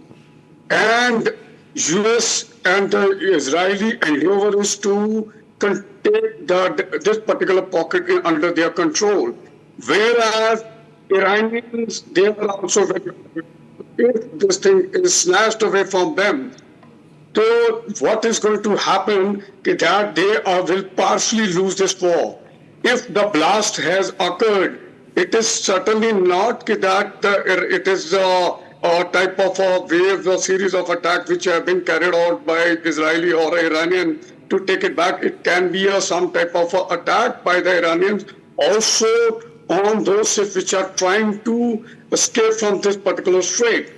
So this is absolutely a choke point for entire world as for the trade thing stuff is whatever you call it, and if any type of blast has taken place there in that area, you need to understand that it is Iranian bread and butter. What may come, they will definitely deploy their best of the navy to choke this area. And I am very sure much before the war, 2-3 months before that, only the Iranians have carried out some type of a naval exercise with Chinese, and they are prepared for this type of a contingency.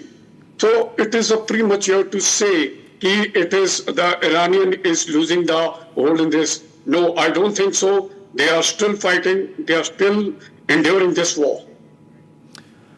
All right. Thanks a lot, Colonel Bagga, for your in-depth analysis of what's unfolding in the West Asian conflict. Thanks a lot, sir. All right, ladies and gentlemen, let's move on to our top story. Now, Israeli Defense Forces struck hard against Hezbollah, targeting its key infrastructure and leaders in Beirut. Now, Hezbollah had launched missiles towards Israel after Ayatollah Ali Khamenei was killed in the barrage of airstrikes. Now, Israel's Operation Beirut has shaken the country after a series of scathing attacks were launched against Hezbollah targets. We have the latest report.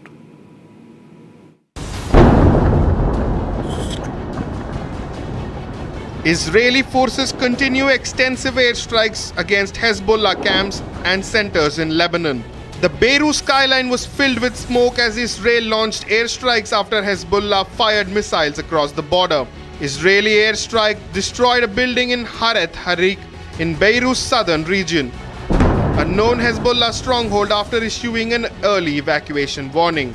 The Israeli forces struck after Hezbollah fired missiles across the border, although it has maintained it targeted Hezbollah centers. IDF stated that it has struck 250 targets so far and warned that it will continue its operation. The Israeli military said it eliminated Hussein Makhled, who headed Hezbollah's intelligence operations during a precise overnight operation. A day ago, the IDF began incursions into southern Lebanon, intensifying its attacks. Lebanese troops have withdrawn from the borders. Israel said Hezbollah is paying the price for siding with Iran.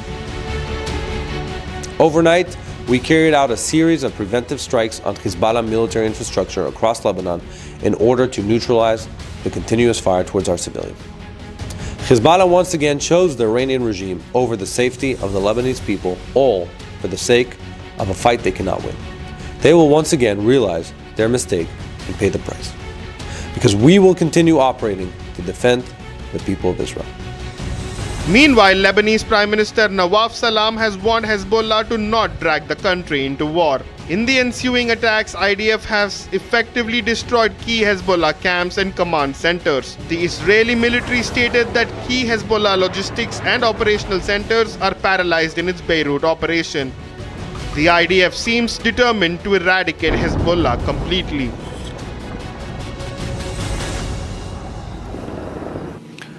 Iran's retaliatory Operation True Promise 4 has escalated tensions in the Middle East, turning the Strait of Hormuz, one of the world's most critical oil routes, into a potential war zone. Now, Iran's Islamic Revolutionary Guard Corps claims it now has operational control over the strategic waterway and has warned that any vessel attempting to pass through could face missile or drone attacks. The US is attacking IRGC there. But for India, the situation is particularly concerning. Nearly 1/3 of its oil imports pass through the Strait of Hormuz.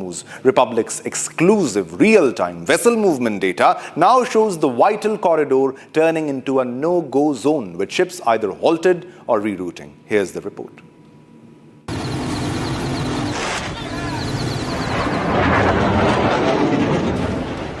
The most significant and strategic route of global oil shipping, Strait of Hormuz. In the recent acts of retaliation, Iran has now attacked an oil tanker passing through the strait. Even as 200 oil tankers are held up. Question arises, why is Strait of Hormuz so relevant? The Strait of Hormuz, the world's most sensitive maritime choke point. 1/5 of the global oil supply passes through the route, as also roughly 1/3 of India's oil and gas. A narrow maritime corridor that connects the Persian Gulf to the Gulf of Oman, the Arabian Sea, and ultimately the Indian Ocean. Iran lies to its north, and to the south are Oman and the United Arab Emirates. As tensions grew, the global oil supply route was cordoned off. Warnings were issued by Iran if the US or any other country launches a strike, this would follow. And the impact? Inflation, global increase of oil prices.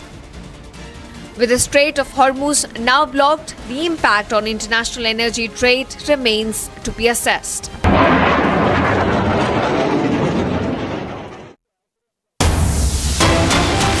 All right, viewers, there's another big breaking news coming in. Now, the United States Central Command has released a new video which shows targets being hit by the United States in Iran. And more importantly, reports are now saying that the CENTCOM, the Central Command, has requested the Pentagon to send intelligence officers to its headquarters to support the war for at least 100 days. So, ladies and gentlemen, this war is not ending soon.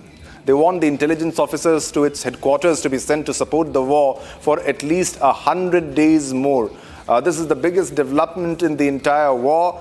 They have released the unclassified videos of their attacks, their successful attacks, as they claim. The United States CENTCOM, Central Command, has released a new video which shows targets being hit by the United States in Iran.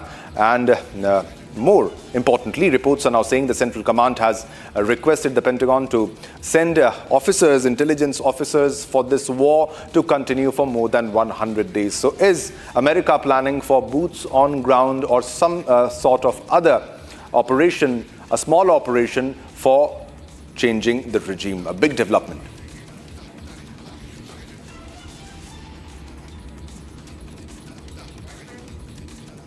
All right, as the Gulf War escalates, what is also increasing is the number of casualties on both the fronts and strains on the global economy. The war that began between Israel, US and Iran has now engulfed whole of the Middle East, with even sub-fronts opening between Israel and Hezbollah. With this mayhem in the Middle East, which is translating into a major impact on the global economy, the large question that looms is, how long will this war last? Watch this report.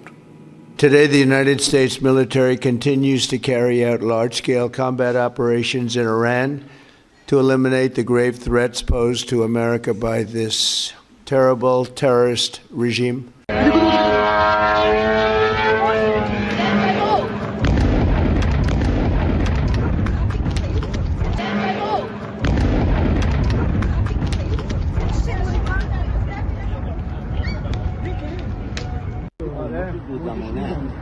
الان مترو رد میشم این چیه اونجا چیه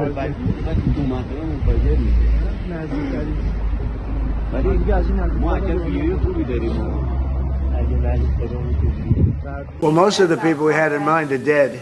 So, we had some in mind from that group that is dead. And now we have another group, they may be dead also, based on reports. So I guess you have a third wave coming in. Pretty soon we're not going to know anybody.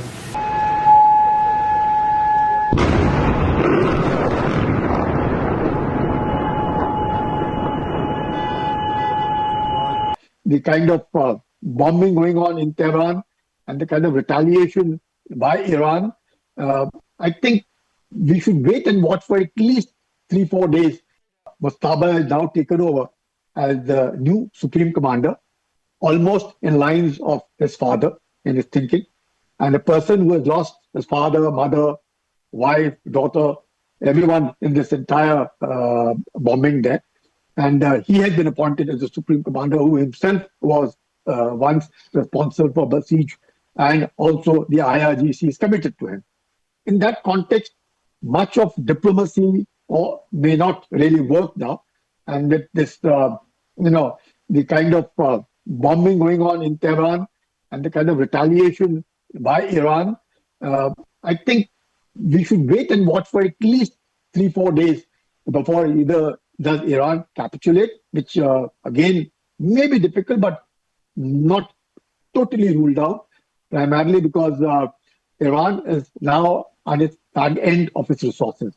They are on commercial drones, small drones, big drones.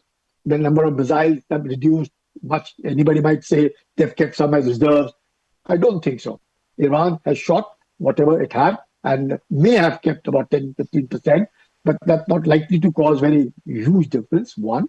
Second, some earthquake kind of a thing being noticed 10 kilometers down. One doesn't really know what that earthquake actually involves. Is it a nuclear testing done by Iran? Yet someone says that they may go in for hypersonic missiles, things of those kind. Very difficult at this point of time because the Americans and the Israelis have not gone to war with closed eyes. They know exactly what the capabilities of Iran were, though Iran may have surprised by the resilience and by the retaliation. Notwithstanding, I think Iran, as long as that, if it had confined itself only to bombing or shelling of the US bases, the 19 of them in West Asia, it would still have been accepted because you're bound to, because if you're at war, you can expect that retaliation. But since Iran has expanded its bombardment, missiles, drones on commercial assets of Kuwait, or Dubai, or Bahrain, or Qatar, is indicative that now a divide between the Arabs and the Persians would grow wide. Earlier, it was expected that the entire community might get together and fight the Israelis and fight the Americans, but it doesn't seem so now. There's a divide. And therefore, the kind of infrastructure of Iran in total stress, whether it is on electronic warfare, cyber warfare, all of its kind, and much of its missiles and drones aren't making the impact that they were supposed to, primarily, again, because it's very difficult to keep a control of the command. But my guess would be, let's wait for at least about 3-4 days, and maybe we would be able to come with, the Americans are prepared for a long drawn war, but the Iranians may not be able to take on that unless the expectation of change of regime, the change of regime is almost ruled out because it's the same regime, same thinking, same ideology. So the change may not come unless people themselves come out and revolt, which again seems the country is on a 40 days mourning for their religious head who controlled them for almost 36 years, and his son alone has now taken over. So expect for well, if they do not capitulate, then a long drawn war. But then, since Mustaba has taken over, tighten your belts and be ready. And if you want peace, be prepared for a nasty, expensive, destructive war. And sooner or later, Iran obviously have to lose, but it's better that they, going on a negotiating table, diplomacy, dialogue. If Iran wants it, can still be done. But if they don't want it, difficult. But then we'll have to wait and watch. Can't really say how long, but maybe 4 to 5 weeks at the most. But within a week, we will know how long. Coming up, ladies and gentlemen, after a short commercial break, war reaches Indian Ocean. US torpedoes Iranian ship off Sri Lankan coast.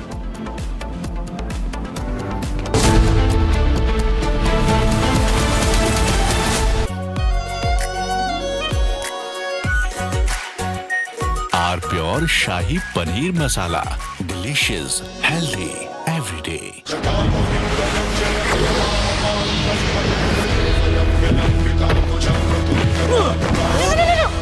मेरी chimney टूट जाएगी। What are you doing? रानी, इस घर में कुछ है जो टूटता नहीं। ये पिलर कभी नहीं टूटेगा। रुंगटा स्टील TMT से बना।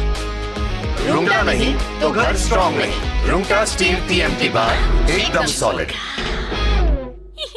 प्यास बुझाए, ठंडक लाए, सबको भाए जीरा से। MTH का जलजीरा जीरा से।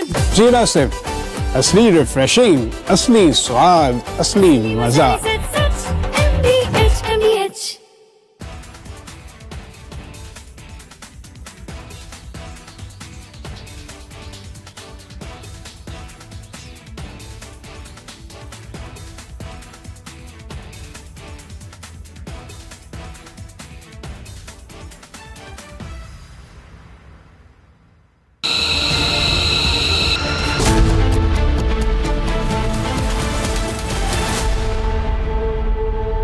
चमकी चाट से क्या बना है? सैंडविच, लस्सी और छाछ।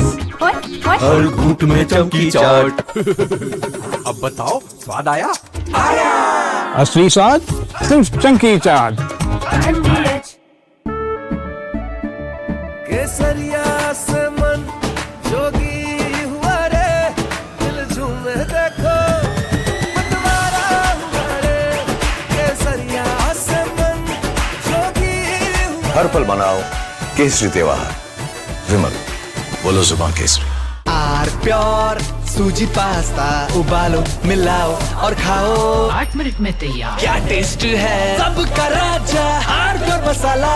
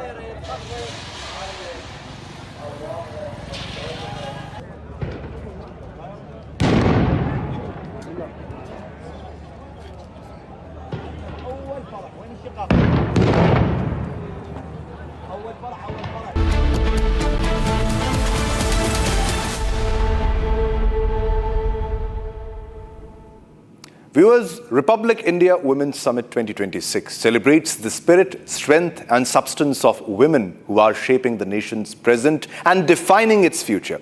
This weekend, we bring together extraordinary voices from across sectors, from the brave ranks of the armed forces and CRPF to the arenas of sports, from the corridors of law and politics to the powerful worlds of art and cinema. Built on stories of courage, determination and relentless pursuit of excellence, this summit is a tribute to women who lead with conviction and inspire with action. Republic India Women's Summit 2026 is more than a platform. It is a movement of strength, a celebration of purpose, and a powerful salute to the woman driving India forward. All right, now let's have a look at the top headlines of the day. Iran threatens to target Israel's Dimona nuclear reactor if US and Israel seek to change regime in Iran. Iran says the US and Israel miscalculated and claims to have inflicted very serious damage. War reaches Indian Ocean. US torpedoes Iranian ship off Sri Lankan coast.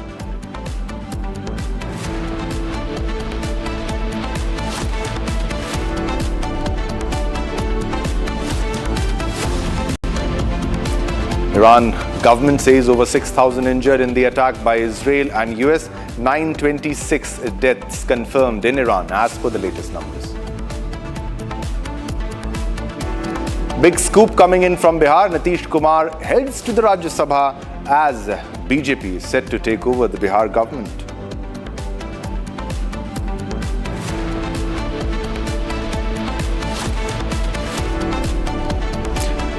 And also, from the world of politics, DMK Congress seat sharing talks finalized. Congress gets 28 seats and a Rajya Sabha berth as part of the deal for the elections.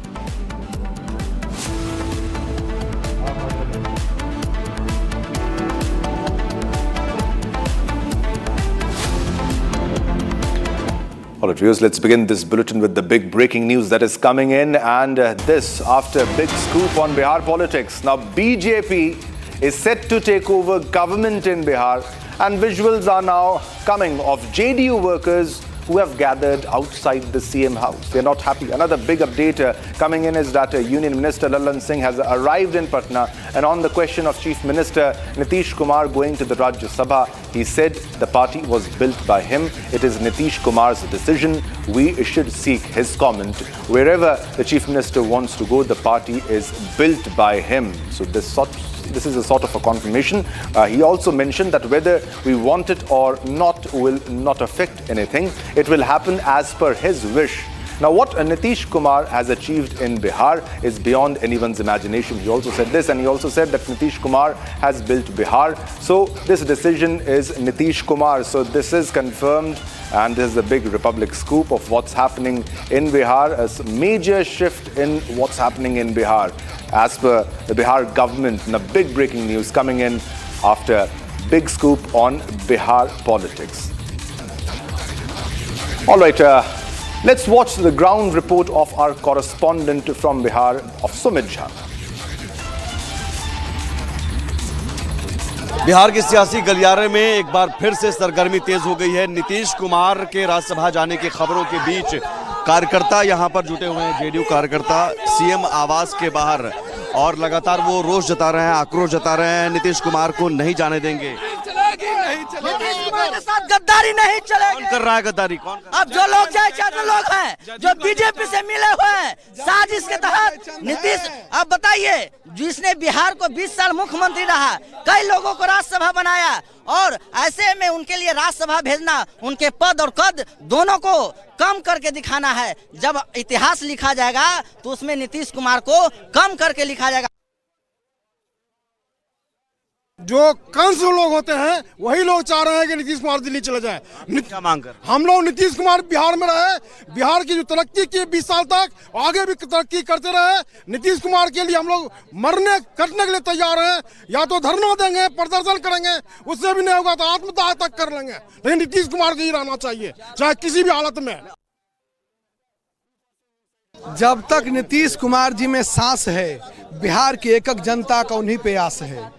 इसीलिए बिहार की जनता ने 2025 से 30 के लिए नीतीश कुमार जी को मुख्यमंत्री के रूप में स्वीकार करते हुए जनादेश दिया है। राज्यसभा भेजने के लिए थोड़े जनादेश दिया है। या कहीं ना कहीं हमारे पार्टी के अंदर और जो गठबंधन दल के लोग हैं जो षड्यंत्र रच रहे हैं, वैसे षड्यंत्र को हम लोग नाकाम करेंगे और उनके चेहरे को बेनकाब करेंगे। गठबंधन तो बीजेपी के साथ है, आपको लग रहा है बीजेपी हाईजैक करना चाह रही है? बिल्कुल करना चाह रही है। आखिर क्यों ऐसा मामला आ गया कि राज्यसभा भेजने की चर्चा हो रही है? अरे इनको तो भारत रत्न देने का, भारत रत्न सम्मान से नवाजने का उपहार स्वरूप इनको सम्मान देना चाहिए था। ये अपमान करेंगे क्या? बिहार की जनता का अपमान हम लोग बर्दाश्त नहीं करेंगे और साबित कर देंगे कि बॉम्बे नहीं बिहार है, यहाँ नेता नीतीश कुमार हैं। ये दिल्ली नहीं बिहार है, यहाँ के नेता नीतीश कुमार थे, हैं और रहेंगे। All right, so these are the visuals that are coming in of the JDU workers who are pretty upset. They are upset of what's happening and they're upset about the decision that has been taken by Nitish Kumar. Let's also listen in to what Lallan Singh spoke on this matter when there was a question of whether Nitish is going to the Rajya Sabha. ये तो फैसला नीतीश कुमार जी करेंगे ना, इस पर आप हमसे प्रतिक्रिया क्यों पूछ रहे हैं? ये फैसला तो नीतीश कुमार जी माननीय मुख्यमंत्री जी को करना है। वो जहां भी जाना चाहेंगे, पार्टी उनकी बनाई हुई है, उनकी पार्टी है, जहां भी जाना चाहेंगे वो जाएंगे। नहीं, हमारे चाहने नहीं चाहने की, उनके चाहने की बात। और नीतीश कुमार जी ने बिहार में जो करके दिखाया वो कोई कल्पना भी नहीं कर सकती। नीतीश कुमार जी ने बिहार को बना के दिखा दिया, इसलिए ये फैसला नीतीश कुमार जी को करना है। All right, so this was the statement by Union Minister Lallan Singh on that this is Nitish Kumar's decision. He has done a lot for Bihar, but the workers are not happy. They are pretty upset of what's unfolding in Bihar and the reactions that are coming in. The situation is pretty volatile, and JDU workers, as you can see, they are protesting outside right now. Last-ditch effort by JDU to stop Nitish's exit. All right, now we have Prakash joining us to speak more on this issue. Our correspondent Prakash will get you the inside details on what's happening really in Bihar politics. Prakash, has it been confirmed as of now? Because Lallan Singh, when he said what exactly was the reason, he said this is Nitish Kumar's decision. So it's confirmed 100% that he's going to Rajya Sabha, Prakash. I think we broke the news yesterday itself that he's going to Rajya Sabha, so there's no doubt about that. And Nitish Kumar is going to the Rajya Sabha. He's made up his mind. Today also, some of the family members tried to placate him, tell him that you should be the chief minister for some time now. He said that, no, I have made up my mind. I have given a word to the BJP. That's a commitment. And somebody else will take over, and Nishant would also be entering politics. Now, Nitish Kumar has stated this for quite some time now, that till he is in politics, none of his family members would enter politics. Now, after this arithmetic that Nitish Kumar would be going to the Rajya Sabha, we'll have to wait and watch what kind of decision Nitish Kumar takes pertaining to his son, because the JDU without Nitish Kumar and its future would be bleak. So, keeping in mind the caste configuration and the caste arithmetic, Nishant will have to play a pivotal role, because he will be a shadow of Nitish Kumar, and Nitish Kumar for the past 30 years or so has carved out a vote bank of the EBC, which comprises around 36%, and also the Kurmi, Koiri and Adanuk, which comprise around 14% or say. So that's 50% vote. So who will be holding the legacy of Nitish Kumar? That's a decision that Nitish Kumar has to take. Maybe keeping in mind his fragile health, the party workers, some of the top party leaders, in consultation with Nitish Kumar, and also Nitish Kumar has decided that it's time to step down, and maybe there would be an arrangement with the BJP that sooner or later, keeping in mind his health, someone from the BJP will take over as the chief minister. So today Nitish Kumar will be filing his nomination for the Rajya Sabha elections. Today is the last date. Union Home Minister Amit Shah is expected to arrive in Patna workers of the JDU has flocked from all parts of Bihar, protesting against this decision, trying to send a message to Nitish Kumar that they are unhappy with this. And the mandate was given by the people of Bihar in the name of Nitish Kumar for 2025 elections to 2030. Yes, definitely. Thanks a lot, Prakash, for the details. But the JDU workers are pretty upset by the decision of Nitish Kumar. It's a big Republic scoop of Nitish Kumar's decision, the news that we gave yesterday itself. Thanks a lot, Prakash. All right, we are shifting our focus back to what's unfolding in West Asian region and the conflict between Israel, Iran, United States of America. A dramatic escalation in the widening conflict. An Iranian naval vessel has been struck in international waters near Sri Lanka, very close to India. Rescue operations are still underway off the coast of Galle after the warship sank, with casualties feared. The United States has confirmed carrying out the strike, raising serious questions about how far this conflict has now spread. Dangerously close to India's maritime neighborhood. Watch this report.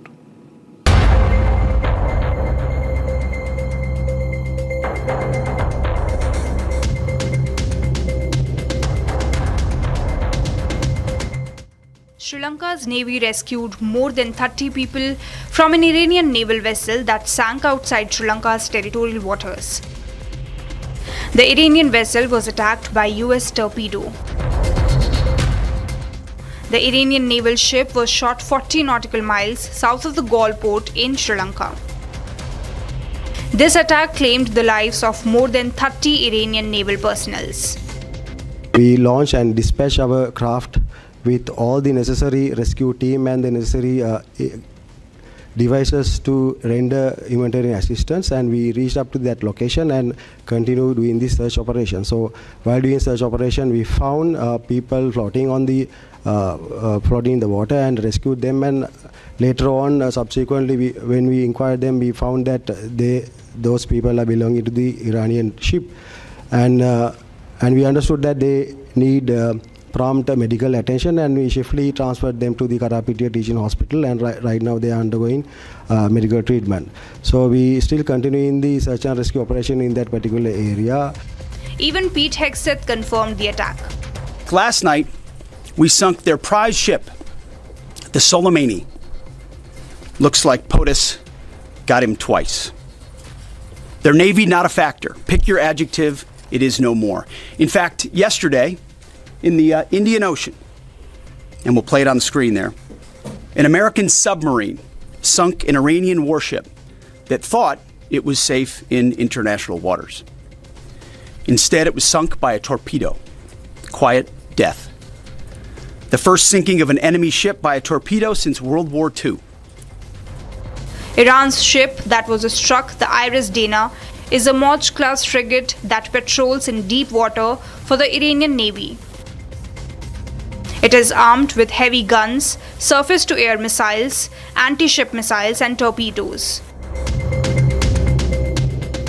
It also carries one helicopter. This attack isn't just about an attack near Sri Lanka, but this is an attack near India's doorstep.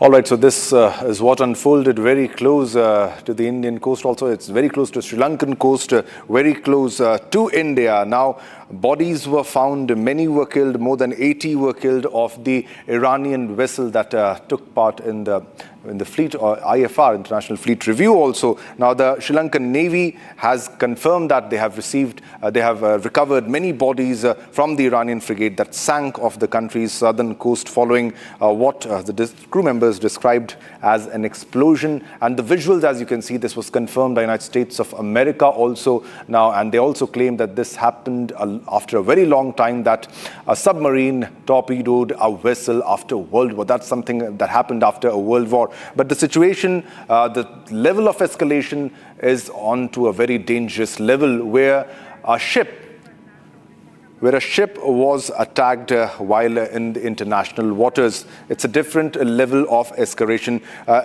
Now we are being joined by Lahiru, our correspondent Lahiru from Colombo, Sri Lanka. What details, Lahiru, do you have? And because many got killed and many are being treated as of now, but what are the latest details of what's unfolding as of now in context to the attack that was done by the U.S. submarine on the Iranian ship?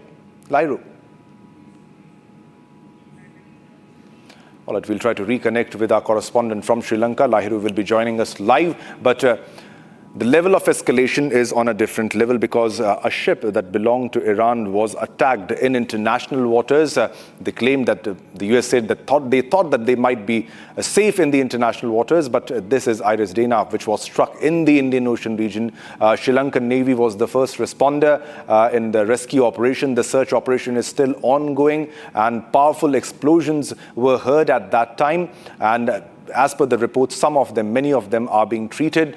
Many of them are missing, but this is the situation. This is the level of escalation.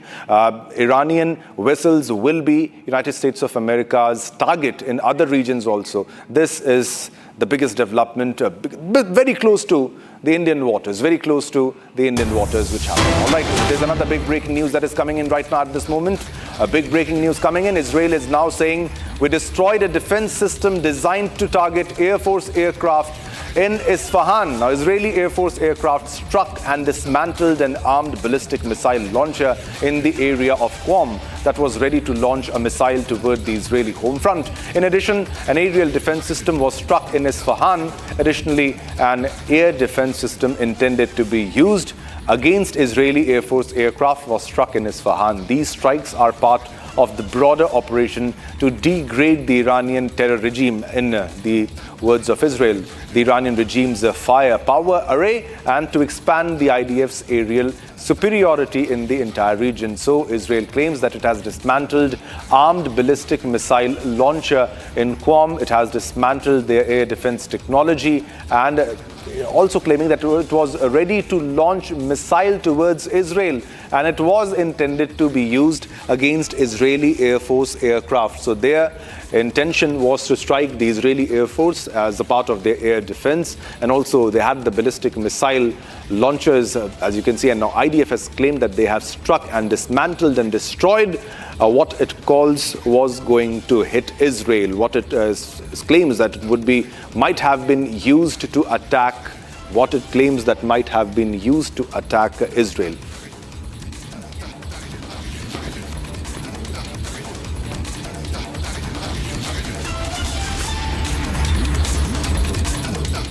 All right, viewers, amid the flight disruptions in the wake of the U.S. Israel versus Iran conflict from the past few days, the flight from Dubai to Ahmedabad has landed at the Sardar Vallabhbhai Patel International Airport in Ahmedabad, Gujarat. Here's a report on that.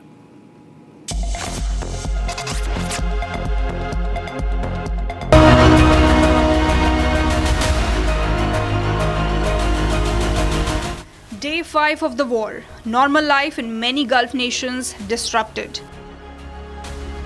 With the war raging on, Indians from Dubai and many other Arab nations are now returning. From the past few days, many flights are disrupted in the wake of U.S. Israel versus Iran conflict, but a glimmer of hope here in India. खुशी के आंसू है ये, यूँ समझ लो बहुत गम था हमको, बहुत डर खौफ था हमको कि क्या पता कौन फंसा हुआ था? मेरी बेटी और दामाद, और उसके लिए आप वेट कर रहे थे? हाँ, उसके लिए वेट कर रहे थे। हमने अभी देखा आप गले लगा रहे थे, रो रहे थे। हाँ।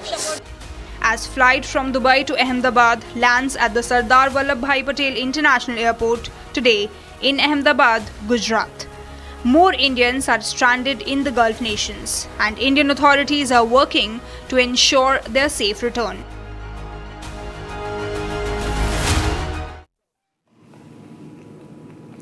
A dramatic escalation in the widening conflict. An Iranian naval vessel has been struck in international waters near Sri Lanka. Rescue operations are underway off the coast of Galle after the warship sank with casualties feared. The United States has confirmed carrying out the strike, raising serious questions about how far this conflict has now spread dangerously very close to India's maritime neighborhood. So it's very close to the maritime neighborhood, India's coast, very close to India, and Sri Lanka was the first responder in this case. Sri Lankan Navy was the first responder in this case, and many Iranian Navy personnel are being treated as of now in Sri Lanka. Many of them have been killed. More than 80 plus have been killed in the strike that was conducted by a U.S.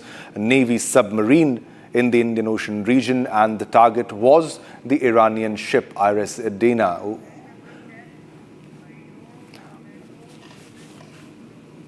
All right, Lahiru Fernando is joining us from Colombo. Lahiru, if you can share us the latest details of what's unfolding there. The situation is quite tense. The hit has taken place very close to the Sri Lankan coast, very close to the Indian coast in the Indian Ocean region. So the escalation level is on a different level. But what details about the situation of those being treated and the number of casualties, Lahiru? Over to you. Yeah.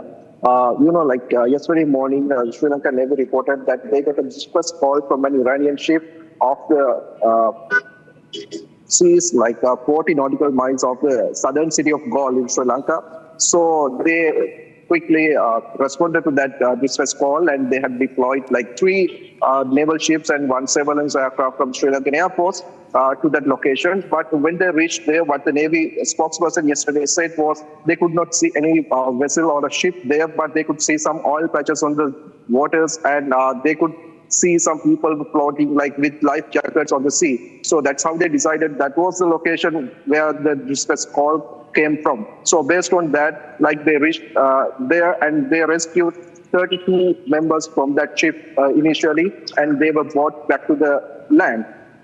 So they were hospitalized in the Galle National Hospital yesterday. So after that, the Sri Lankan Navy deployed more missions, and they launched a search operation. After that, they informed that by now they have recovered 84 bodies from that area, from that ship. So that's the update. And the thing is, it was reported that there were about 180 people on board that ship, but so far 32 have been rescued and 84 bodies have been recovered. That is what we know so far. And also later the day, U.S. War Secretary or the Defense Secretary Pete Hegseth announced that they attacked this ship, and it was confirmed that it was a U.S.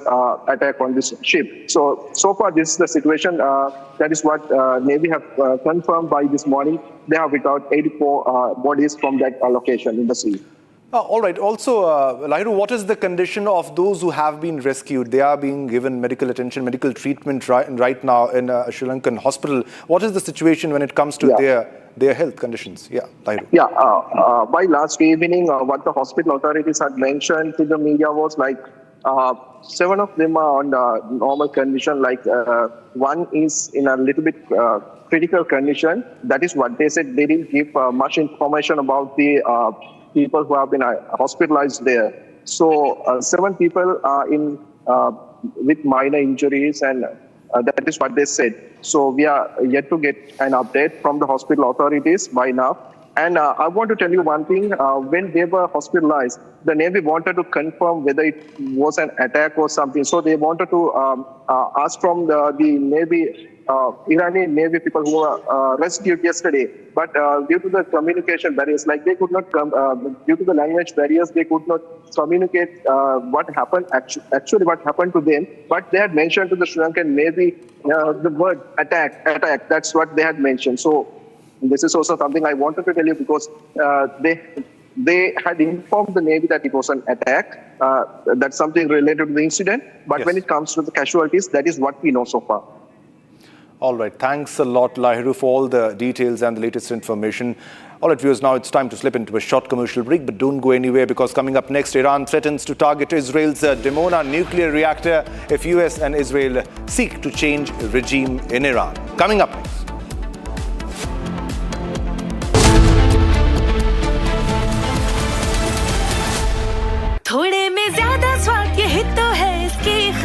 Bar. Wow मम्मा क्या स्वाद है। अरे मेरे राजा, सबका राजा R pure मसाला। रानी, इस घर में कुछ है जो टूटता नहीं। ये पिलर कभी नहीं टूटेगा। रुंगटा स्टील टीएमटी से बना। रुंगटा नहीं तो घर स्ट्रॉन्ग नहीं। रुंगटा स्टील टीएमटी बार एकदम सॉलिड। चमकी चाट से क्या बना है? सैंडविच, लस्सी और छाछ और हर घूंट में चमकी चाट। ड्राई फ्रूट और दही बड़े। चमकी चाट से स्वाद बढ़े। असली स्वाद सिर्फ चंकी चाट।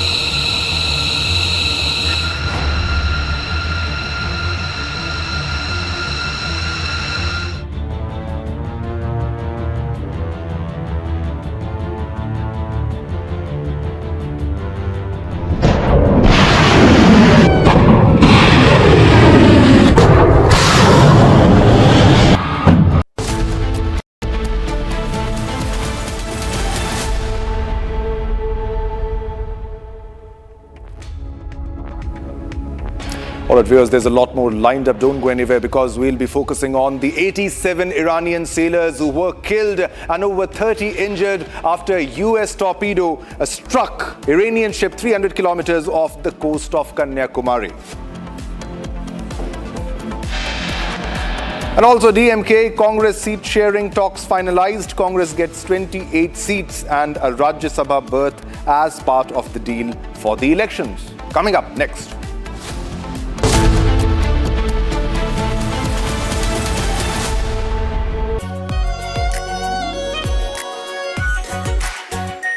Are pure shahi paneer masala, delicious, healthy everyday.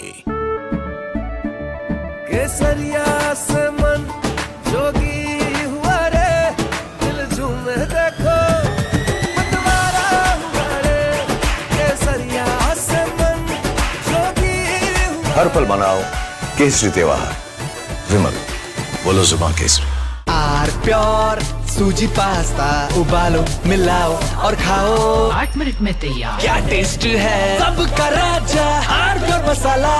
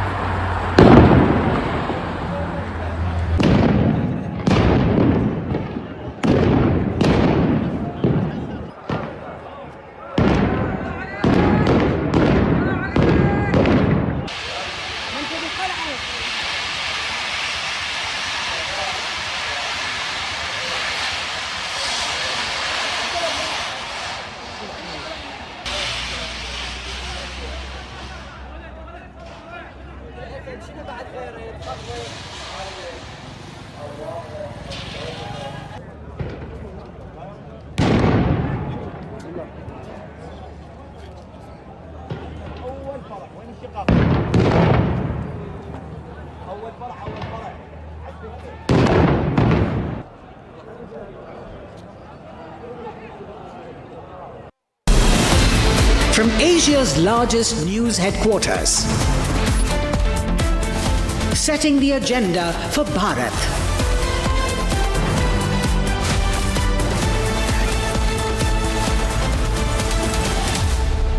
watching Republic.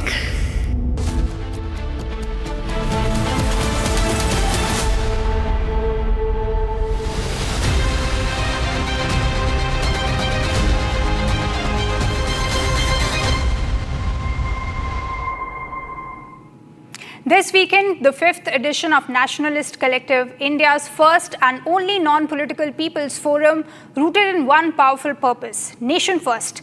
Built on the pillars of ideological clarity, civilizational confidence and collective unity, Nationalist Collective Conclave brings together voices that shape thought and inspire action.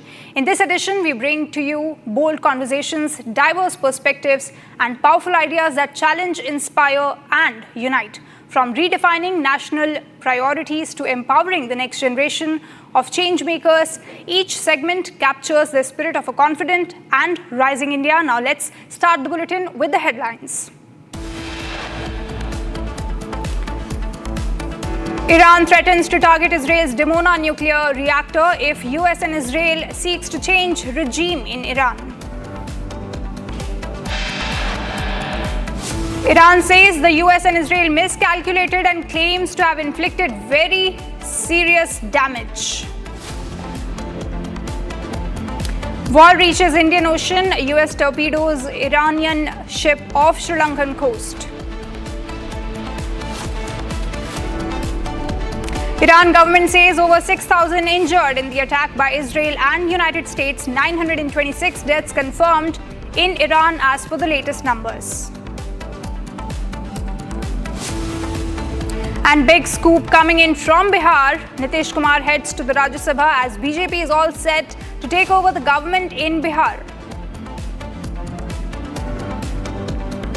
DMK Congress seat sharing talks finalized. Congress gets 28 seats and a Rajya Sabha berth as part of the deal for the elections.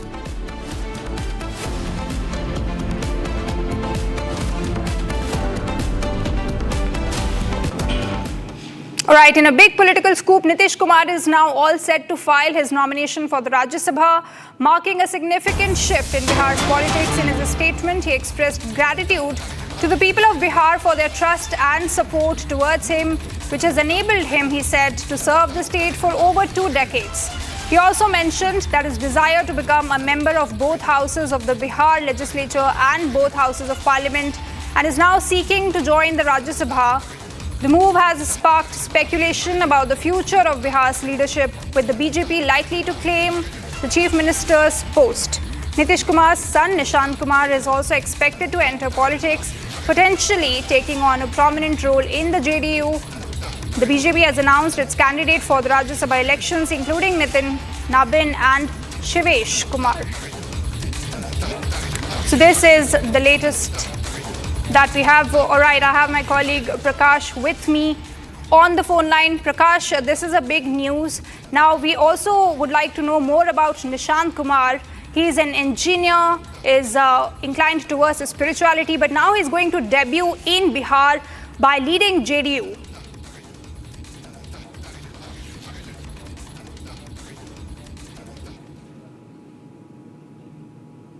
All right, seems like that we have lost the connection there, but this is a big political scoop, viewers, that we are getting you, as Nitish Kumar is all set to quit as Bihar Chief Minister, and he is going to be filing nominations for Rajya Sabha, in fact, and he has expressed his gratitude towards the people of Bihar for giving him the opportunity and supporting his journey throughout. Remember, he led Bihar government for over 2 decades. Last elections also, because of his integrity, he won the elections last year as well. You can see the visuals. Him and his son also ready to take on the helm of JDU and ready to lead the party. But we've already seen protests breaking out outside of Chief Minister Nitish Kumar's. All right, let's play out the tweet that has been made by Nitish Kumar. Here you have it on your screens, where he's clearly expressing his support for the people of Bihar, and saying, extending in fact his appreciation for supporting him throughout his journey. He is all set to become Rajya Sabha member. Now remember, today is the last day, the deadline for filing nominations for Bihar, for Rajya Sabha elections, in fact. and he quits as Bihar Chief Minister, ready to start a new journey as the member of Rajya Sabha. He's very well known. All right, I have my colleague Prakash joining on here. All right, Prakash, this is a big news. Nitish Kumar ready to quit the position as Chief Minister of the state, and his son is now going to make a debut.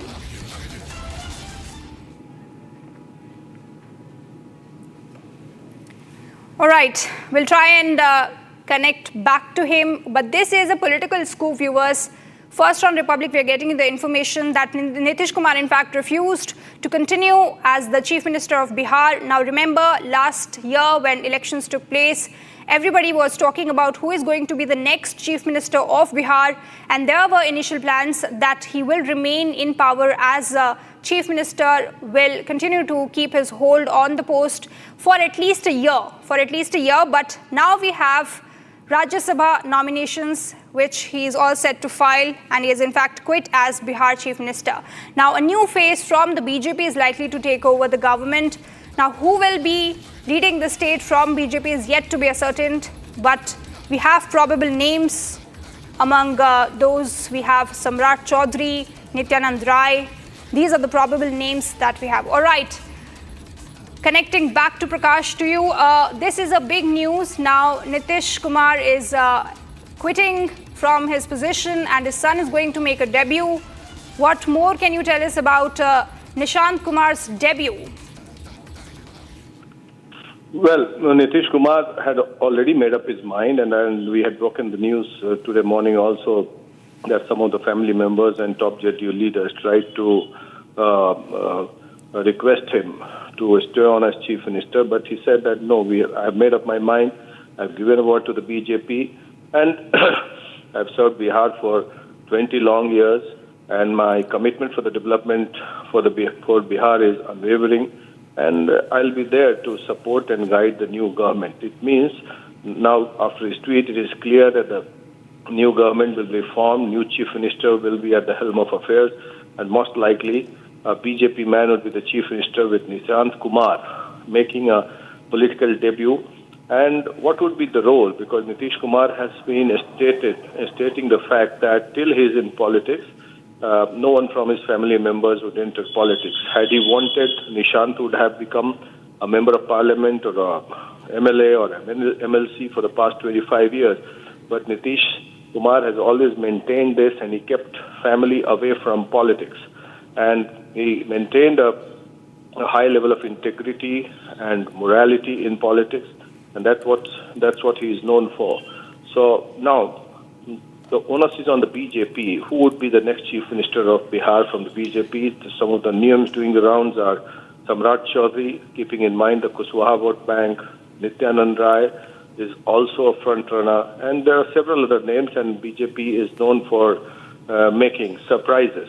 So you never know who would become the Chief Minister of Bihar. So, but with Nishant Kumar's entry into politics, the political future of the JDU would be safe, because keeping in mind the fragile health of the Nitish Kumar, the JDU was in tatters. Now with Nishant's entry, that whole composition which Nitish had carved out for the past 20 years of the EVC vote bank, the Query Kurmi Dhanu vote bank, would be saved for some time, keeping in mind also the fact that how Nishant Kumar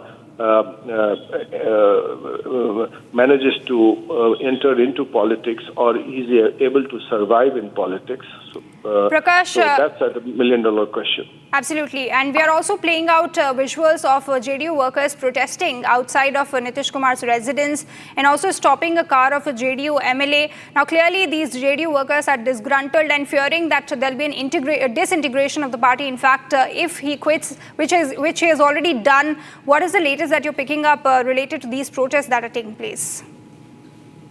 Nitish has been a tall figure, a very tall political leader as far as Bihar is concerned, and in the modern political history, he would be there as one of the top few leaders with a high level of integrity and morality.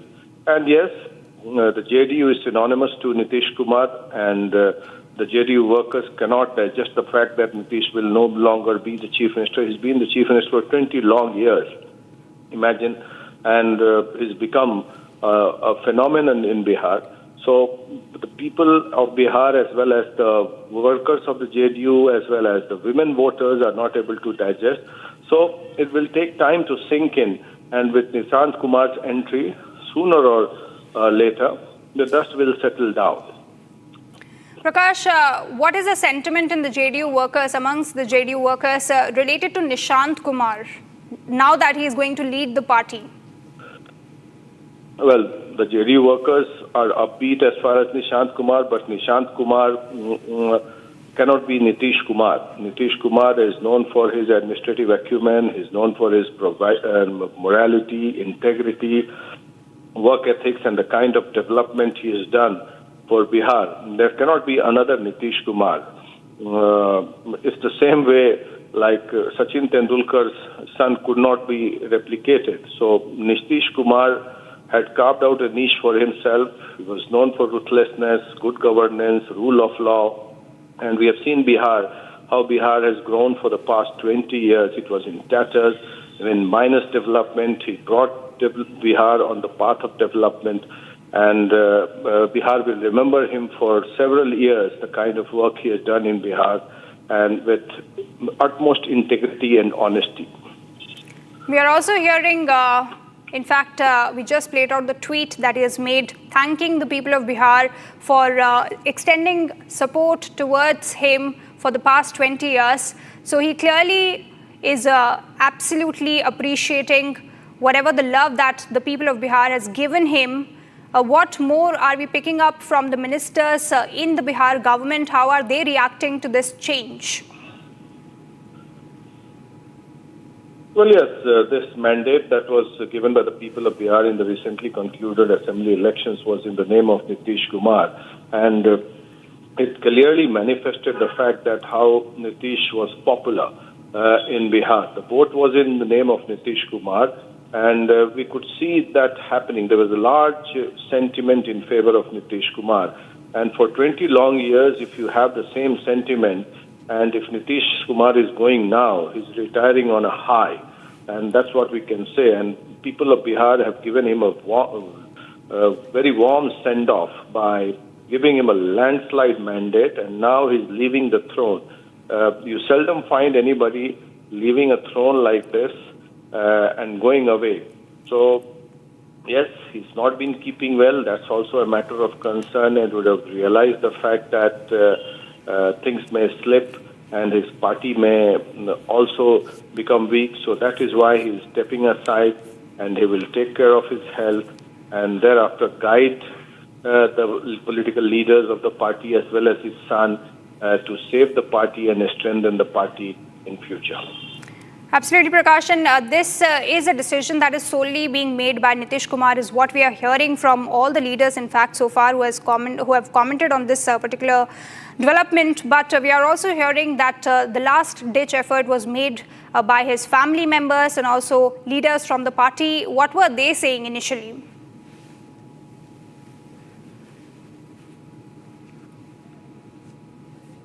All right. Seems like we have lost a connection, but ladies and gentlemen, this is a big move that has been made by Nitish Kumar, who is now quitting as the Chief Minister of Bihar. He has led the state for past 20 years, got into power every election, and in the last elections also in November, he fought the elections and was selected as the Chief Minister with a consensus of the coalition, the BJP and JDU. But now it's a big change in the Bihar government. How the people are going to react to this is to be known, because he is a loved figure, led Bihar for past 20 years, of course carried out a lot of infrastructure projects in the state and was very well connected to the people on ground. So this is a big move by Nitish Kumar, and of course a lot of people in Bihar are going to be disheartened by this development, but a new person will be leading Bihar now. Of course, JDU will be led by his son. How much support will his son be able to get is still to be seen. But this is a big news, big political scoop that we are getting this morning. He is all set to file nomination for Rajya Sabha elections. Now, in the past many years, he has not talked about his son much. He has always remained away from the dynastic politics. All right, let's move on to another news, another global news, in fact. Fire continues to blaze in the Fujairah oil depot in the UAE. This is the deeper breaking news that we are tracking, where a fire has been triggered in the Fujairah oil depot in the UAE. Now remember, since the war started on Sunday last week, these sort of fires are taking place on multiple refineries, oil depots and LNG facilities across the Gulf nations. We've already seen such sort of attacks in UAE, in Saudi as well, where Ras Tunaira facility was hit earlier. So of course, a huge blow to the global energy supplies, a disruption and a big loss for these countries who are taking these hits by the Iranian missiles and drone attacks. So this is the latest that we're getting. You can see the visuals of the fire on your screen that we're getting you.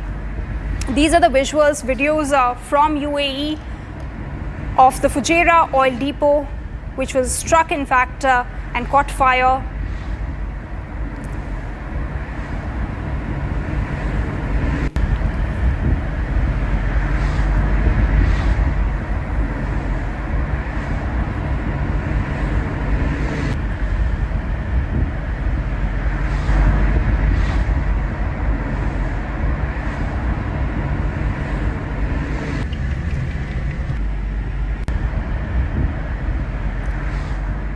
So huge fire there, grim visuals coming out every day, casualties increasing every day.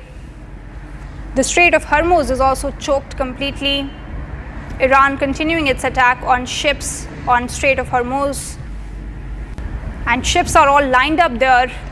A lot of energy companies, for example, Qatar Energy also shut down its operations for now, has put out a statement also that as of now it is shutting down the operation. It may reopen, but again the reopening will also take a lot of time to normalize the operations as well. But these are the latest visuals that we're getting, you viewers, where in UAE, Iranian missiles and drone attacks are damaging the oil infrastructure facilities in the countries.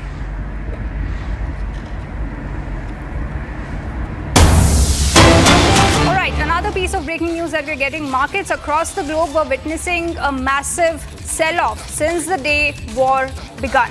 Now, Indian capital markets were trading in red since Monday on the back of war. Major Indian oil companies also took a big hit, but in a major development today, Sensex climbed over 250 points and Nifty 50 also went above 24,550 mark point. So this is a bit of a good news that we have. I have with me Pranav live joining from the newsroom. Pranav, this is a good news.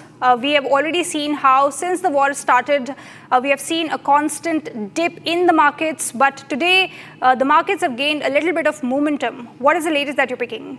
Well, yes, today, in fact, the market have been showing a little bit of bounce, and that's thanks to the overall reaction that started yesterday after Donald Trump said that the U.S. will be ensuring those, frigates or those merchant navy warships or oil tankers that are passing through the Strait of Hormuz. So once that assurance came, the U.S. markets reacted positively. Asian markets today followed the suit, and Asian markets opened higher. And the Indian market is also up right now about 0.73%. Sensex is up about 0.6%. But it's too early to gauge or say what are the reasons behind it, or whether this is a bounce back that is likely to last. The volatility continues to be there. The fears, however, are a little bit settled or down, because India VIX, which is actually the fear index, is down by about 11%. So it shows that the market volatility has reduced for the day, but whether it continues to stay and whether it remains, whether it bounces back, we need to wait and watch.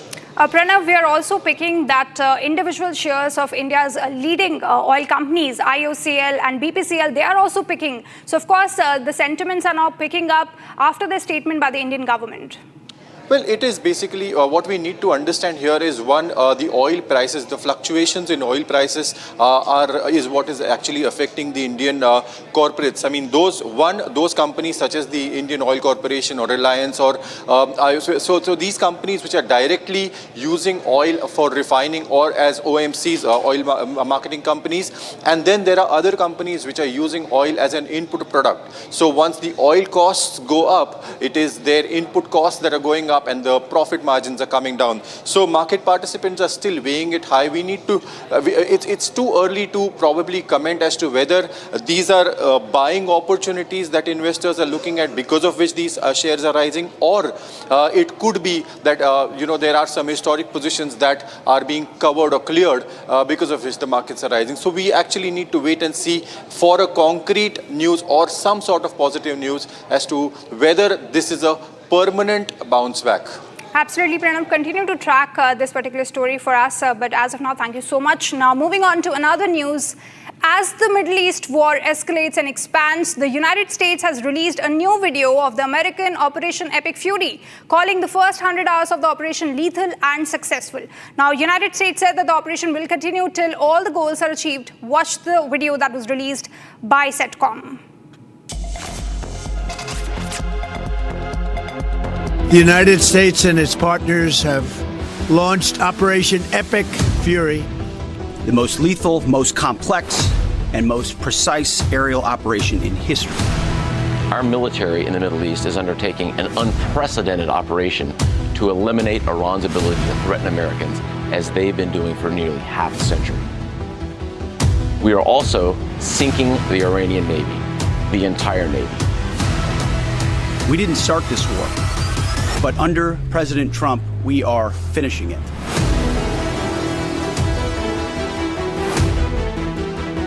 Combat operations continue at this time in full force, and they will continue until all of our objectives are achieved.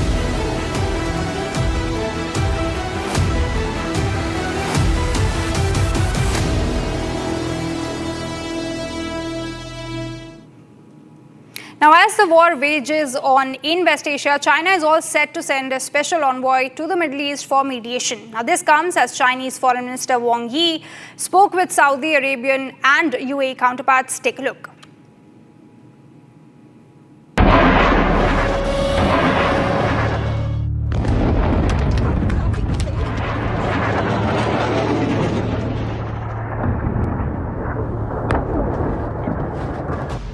Day 5 of West Asia war. Casualties increasing by the day. World leaders, stakeholders huddling and holding phone calls to help reach an end to the endless war in West Asia. China is also weighing its options. For now, sending its envoy to Middle East for mediation. Chinese Foreign Minister Wang Yi held a phone call with Saudi Arabian and UAE counterparts. In the talks, China hailed restraint shown by Saudi Arabia, urging everyone to engage in peaceful dialogue.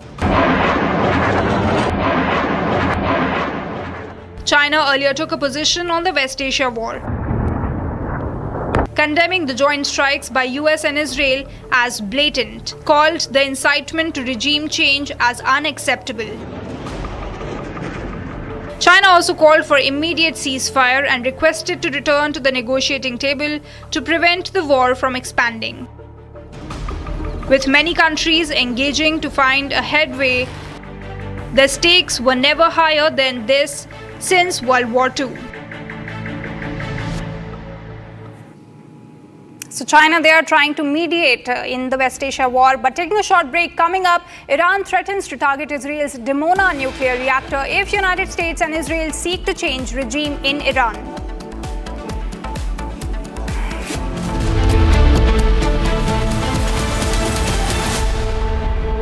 थोड़े में ज्यादा स्वाद यही तो है इसकी खास बात। वाओ मामा, क्या स्वाद है? अरे मेरे राजा, सबका राजा और मसाला।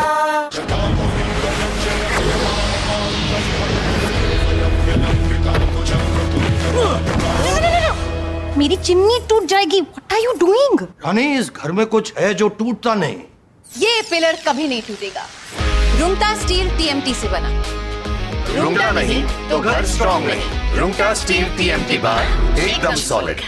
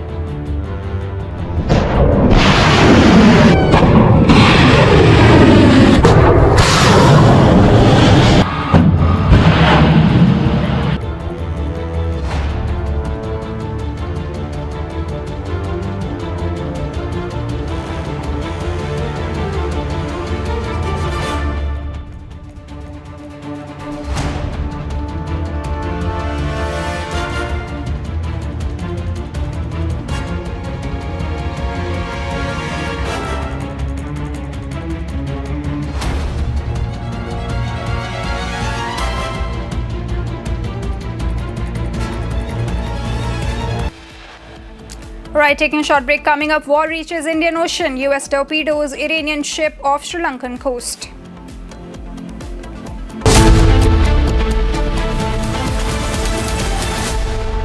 प्यास बुझाए ठंडक लाए सबको भाई जीरा से MTH का जलजीरा जीरा से।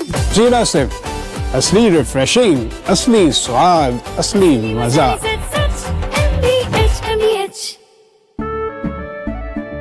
केसरिया से मन जोगी हुआ रे, दिल झूमे देखो मतवारा हुआ रे। केसरिया से मन जोगी हुआ। हर पल मनाओ केसरी त्योहार।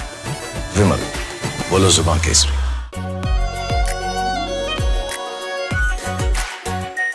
Are pure shahi paneer masala, delicious, healthy everyday.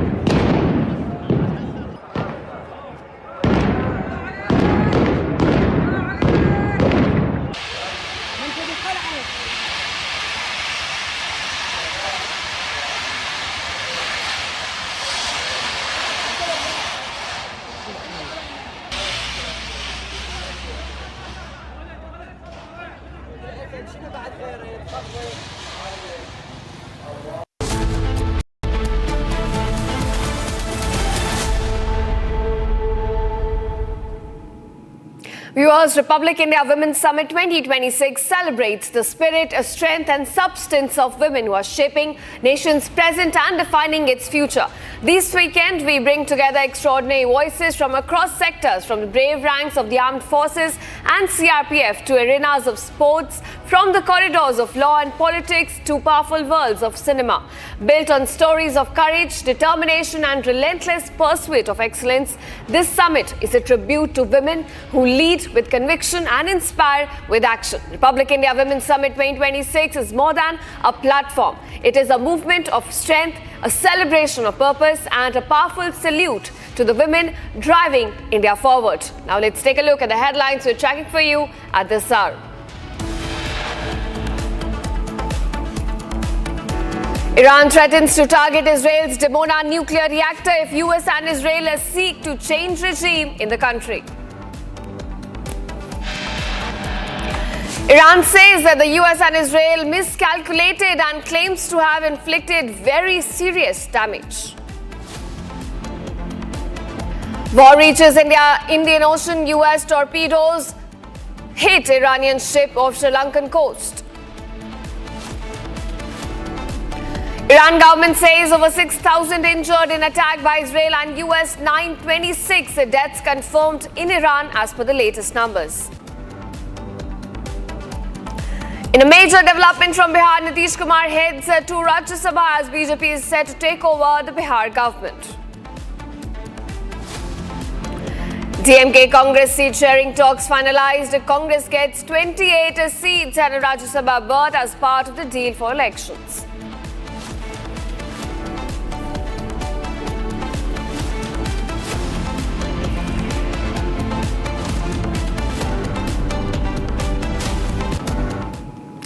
Welcome viewers, you're watching live and breaking on Republic TV with me, Shita Mitra. Now beginning with big developments coming to light from West Asia. The Israeli army has launched a series of attacks on Hezbollah targets in Beirut, Lebanon. This including a headquarters used by Hezbollah's Air Force and command centers. Now, the Israeli military spokesperson stated that these attacks were in response to Hezbollah's missile and drone attacks on Israel. Additionally, Israel claims to have destroyed a ballistic missile launch platform in Qom, Iran that was preparing to launch towards Israel. So Israel now claiming a big target hit all across Lebanon as well as in Iran. It has launched a fresh wave of attacks targeting Hezbollah command centers and Air Force center in Lebanon. In fact, it has also claimed to destroy a ballistic missile launch in Qom. This is a ballistic missile launch pad. In fact, it was destroyed in Israel's latest attack on Qom in Iran. So we're looking at Israel intensifying its operations, not just in Lebanon, but also across Iran. Hezbollah command centers, Air Force building hit in Lebanon, while a ballistic missile launch pad is what has been destroyed according to Israeli claims in Qom, Iran. So essentially, Israel going not just for the military targets in Lebanon, but also for the air defense systems in Qom. Now it's going for the launch pads. This time a ballistic missile launch pad has been hit in Qom in Iran, according to the latest claims made by the Israeli army. We're getting you visuals as well of the attacks at the command centers, Air Force building, which has been hit in Lebanon by Israeli forces. These are the Hezbollah terrorist organization's key infrastructure, according to Israeli claims. They have been hit in the latest attack by the IDF. Those are the visuals on your screen showing you the latest wave of attacks carried out by Israel against Hezbollah command centers, the key infrastructure of the Iranian proxy in Lebanon. In fact, Air Force headquarters has been hit, a command center has been hit, is what we are given to understand in Beirut.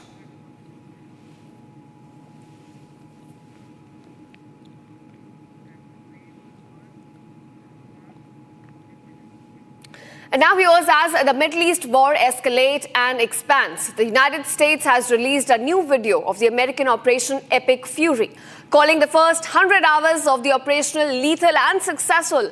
The US says the operation will continue till the goal is achieved. Watch this latest video put up by the US CENTCOM.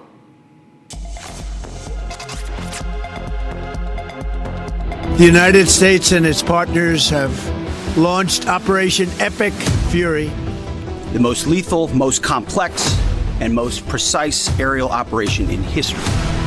Our military in the Middle East is undertaking an unprecedented operation to eliminate Iran's ability to threaten Americans, as they've been doing for nearly half a century. We are also sinking the Iranian Navy, the entire Navy. We didn't start this war, but under President Trump, we are finishing it.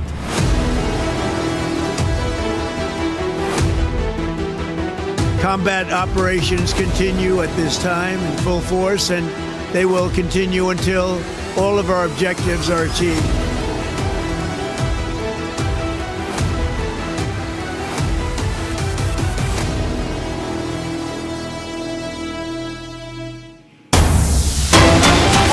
Viewers, we're getting the first reaction by Iranian foreign minister after its vessel was destroyed yesterday in the Indian Ocean. Syed Abbas Arakchi now says that the U.S. has perpetrated an atrocity at sea 2,000 miles away from Iran's shores. Frigate Iris Dina, a guest of Indian Navy carrying almost 130 sailors, was struck in international waters without warning. He says, "Mark my words, the U.S. will come to bitterly regret precedent it has set." This is the first reaction, strong words coming in from Iran right after Iris Dina was hit in the Indian Ocean by the US yesterday. And the first reaction that is coming from the foreign minister Abbas Arakchi, who now says that the ship was in fact struck 2,000 miles away from Iran's shores. A frigate Iris Dina, a guest of Indian Navy carrying almost 130 sailors, it was struck in international waters without any warning. Now he's clearly said, "Mark my words, the US will come to bitterly regret precedent it has set," which means the war, the theater of war is certainly now going to expand, given that we're looking at attacks in Indian Ocean now from the US side, and Iran also reacting very strongly to those attacks. All right, in fact, that's the first reaction coming in from Iran regarding the attack on Iris Dina in Indian Ocean.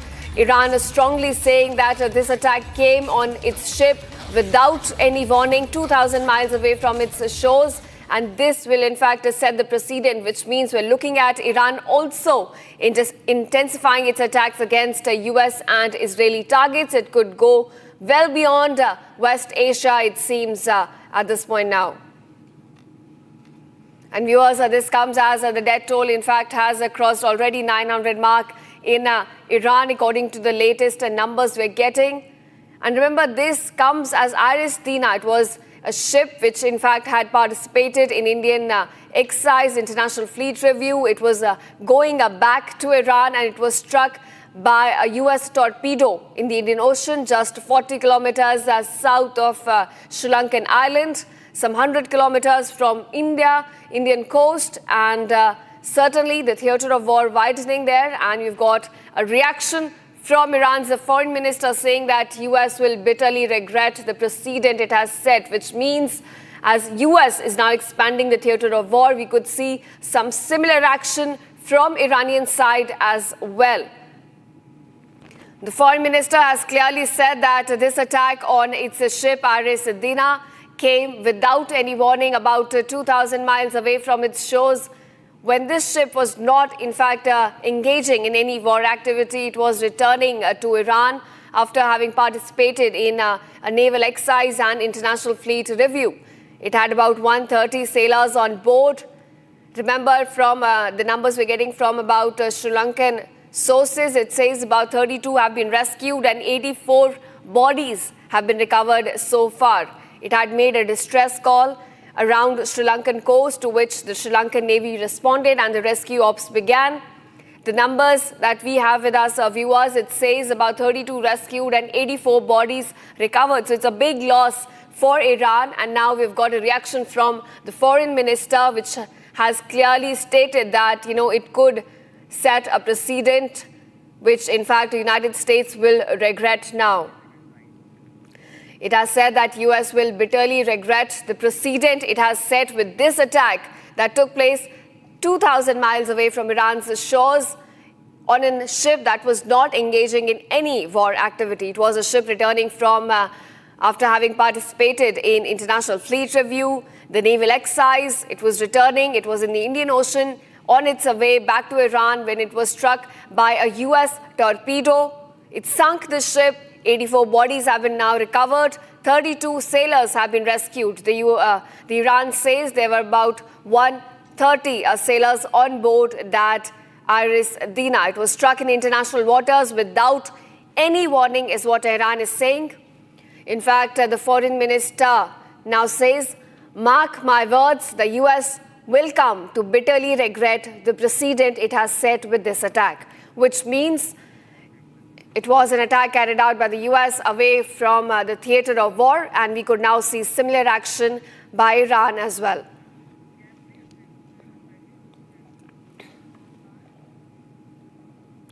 And now, viewers, as the Gulf War escalates, what is also increasing is the number of casualties on both the fronts and strains on the global economy. The war that began between Israel, US and Iran has now engulfed whole of the Middle East, with even sub-fronts opening between Israel and Hezbollah. So with this mayhem in the Middle East, which is translating into a major impact on the global economy, the larger question, viewers, is that how long will this war last? Watch this detailed report about the same. Today, the United States military continues to carry out large-scale combat operations in Iran to eliminate the grave threats posed to America by this terrible terrorist regime.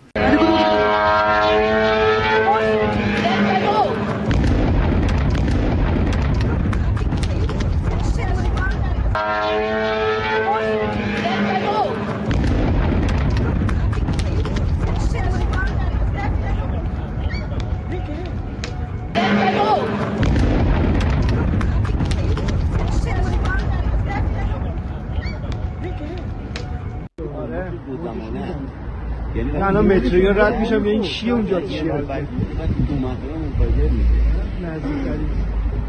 ولی دیگه از این ما اگر ویدیو خوبی داریم. Well, most of the people we had in mind are dead. So, we had some in mind from that group that is dead. And now we have another group, they may be dead also, based on reports. So I guess you have a third wave coming in. Pretty soon we're not going to know anybody.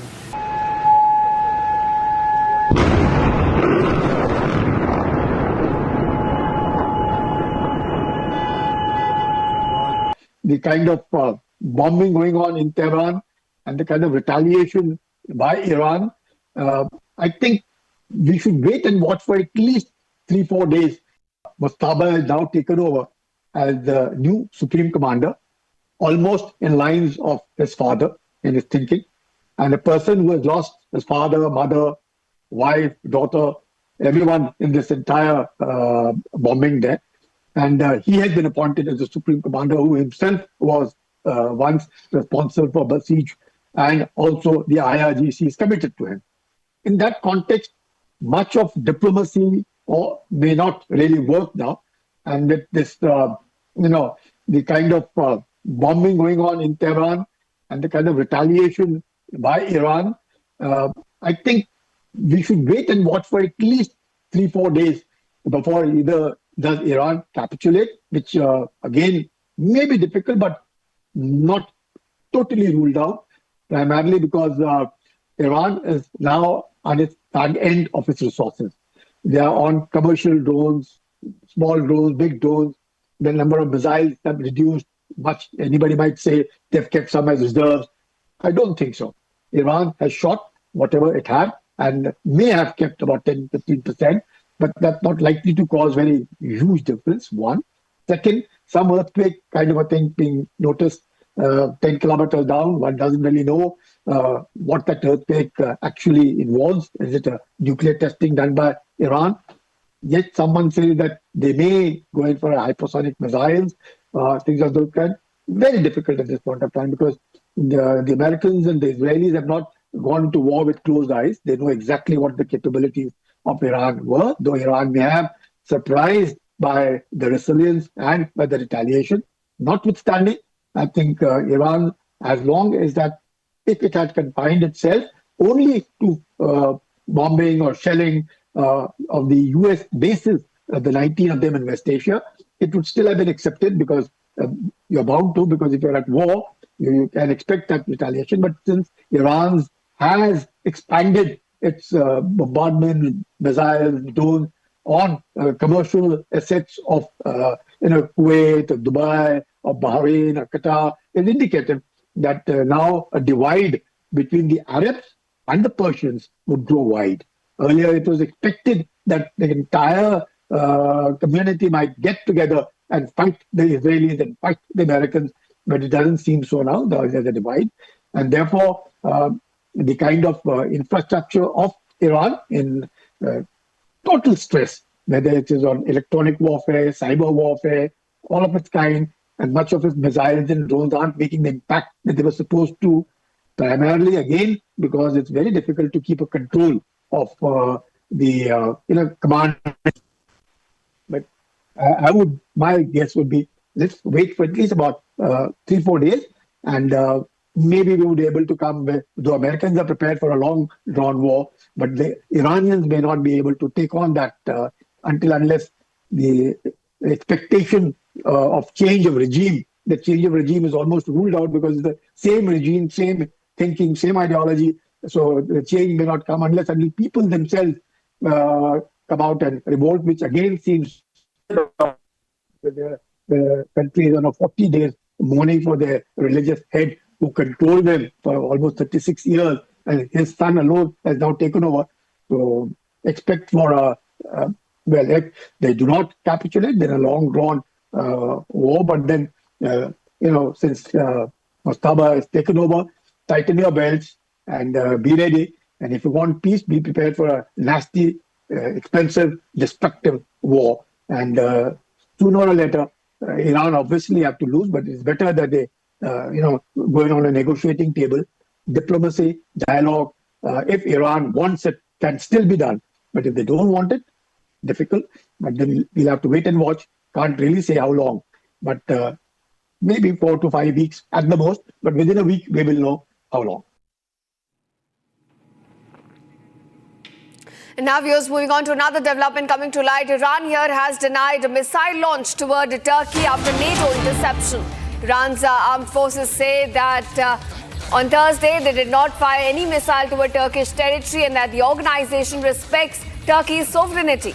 Remember, Turkey's defense ministry said Wednesday that a ballistic missile fired from Iran toward Turkish airspace after having passed over Syria and Iraq was destroyed by NATO air and missile defense systems over the eastern Mediterranean.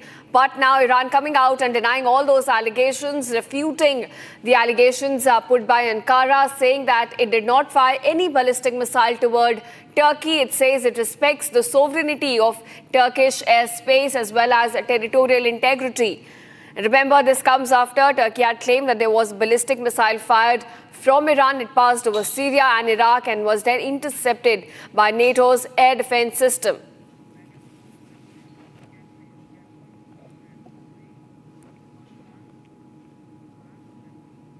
And now, viewers, a dramatic escalation in the widening conflict. An Iranian naval vessel has been struck in the international waters near Sri Lanka. Rescue operations are underway in the coast of Gele. This comes after the warship sank with casualties feared. In fact, it has reached about 84. Now, the United States has confirmed carrying out the strike, raising serious questions about how far this conflict has now spread dangerously close to India's maritime neighborhood. Take a look at this report.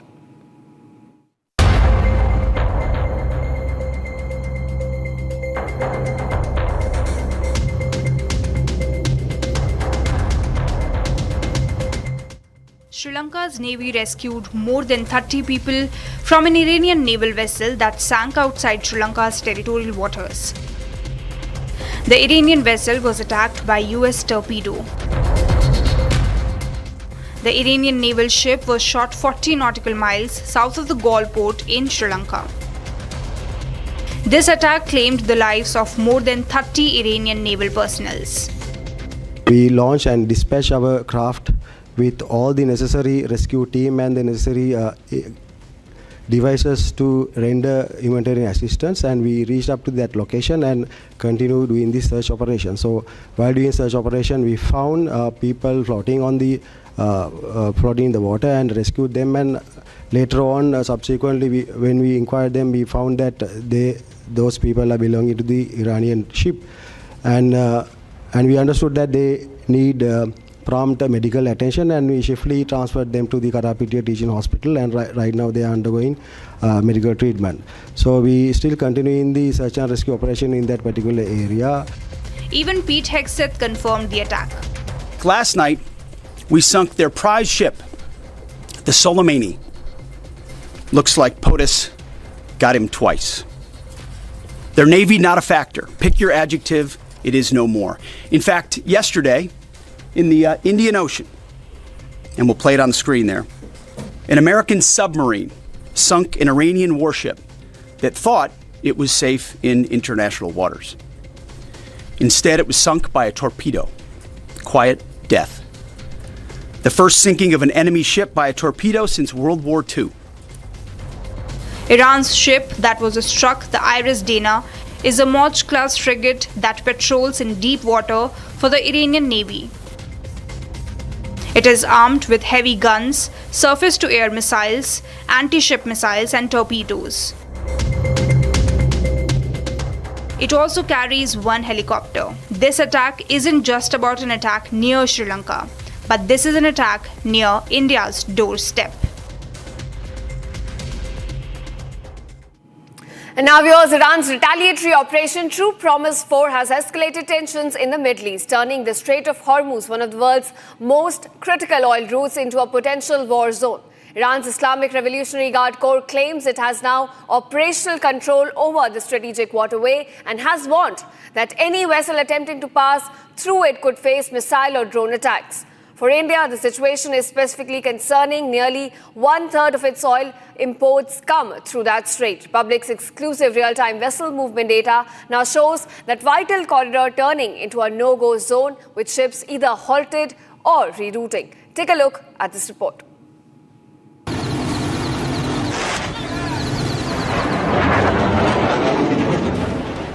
The most significant and strategic route of global oil shipping, Strait of Hormuz.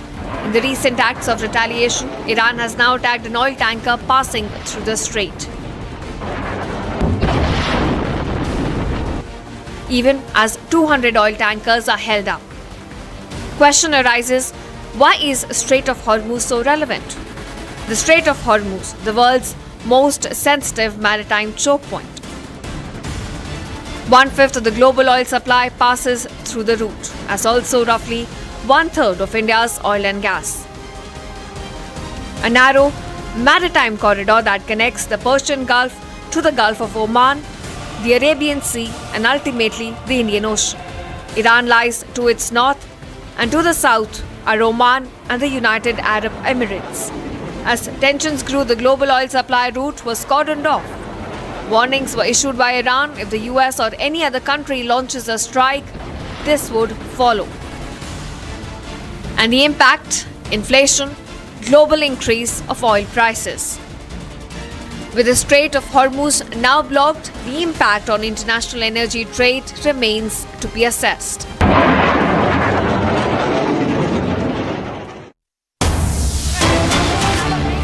Coming to light, an oil tanker has been hit by a large explosion, and this took place off the coast of Kuwait. It has caused a major oil spill in the ocean as well. This is what we're given to understand. An explosion hitting, in fact, a tanker off the coast of Kuwait, causing a major oil spill. So now we're not just looking at impact on global economy, the geopolitical impact, but also environmental impact of this war, which continues to widen in West Asia.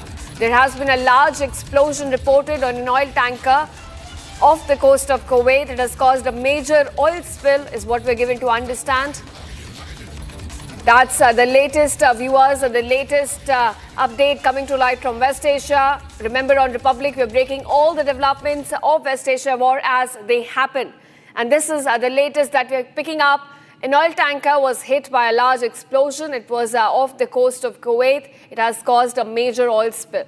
Now, more details are still awaited as to which country, in fact, attacked this oil tanker. It's likely to be Iran, but oil tanker belonged to which country is still not known at this point. But this oil tanker has been hit by a large explosion off the coast of Kuwait. It has caused a major oil spill, is what we're given to understand in the latest developments coming to light from West Asia.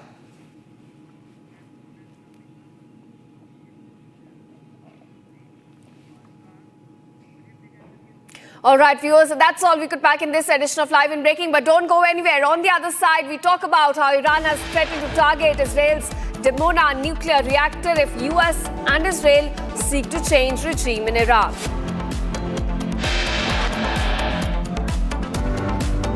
In a major development from Bihar, Nitish Kumar heads to Rajya Sabha as BJP set to take over the Bihar government.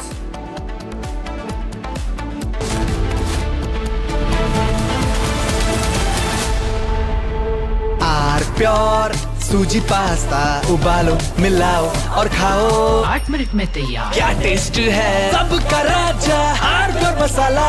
रानी इस घर में कुछ है जो टूटता नहीं। ये pillar कभी नहीं टूटेगा। रुंगटा स्टील टीएमटी से बना। रुंगटा नहीं तो घर स्ट्रॉन्ग नहीं। रुंगटा स्टील टीएमटी बार एकदम सॉलिड। चमकी चाट से क्या बना है? आलू चाट या फ्रूट चाट, स्वाद बढ़ाए चमकी चाट। क्या बात है? स्वादिष्ट पकोड़े और फरसान, अरे चमकी चाट है इसकी जान। असली स्वाद सिर्फ चंकी चाट।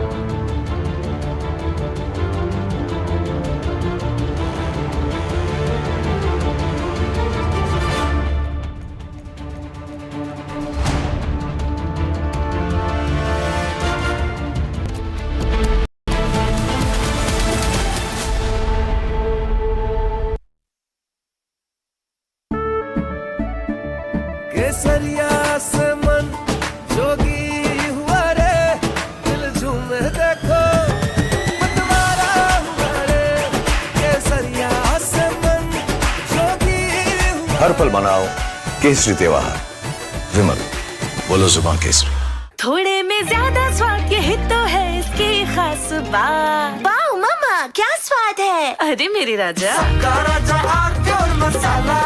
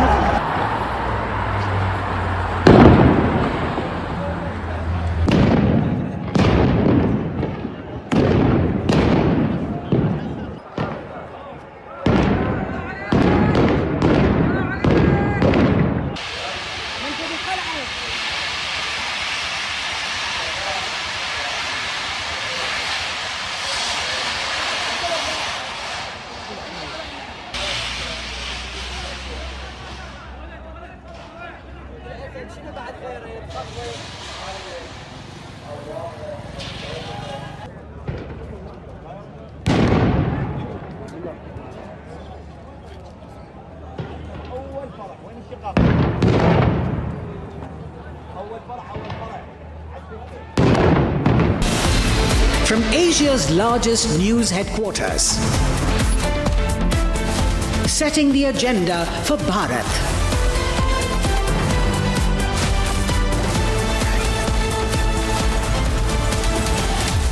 You're watching Republic.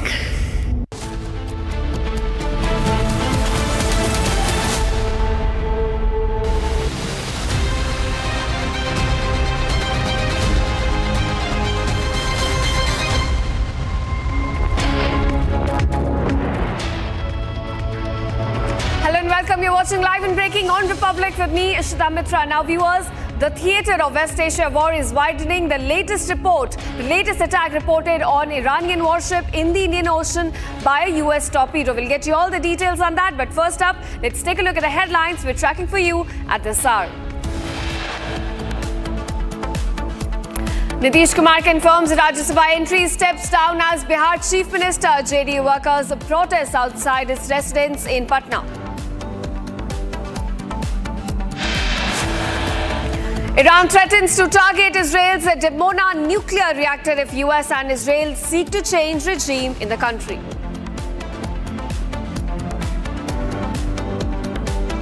Iran says that the US and Israel miscalculated. Iran claims to have inflicted serious damage on the countries.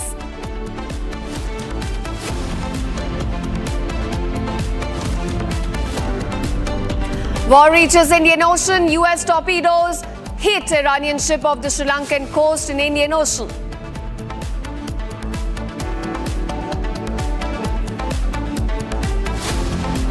Iran government says over 6,000 injured in the attack by Israel and US, 926 deaths confirmed in Iran as per the latest numbers.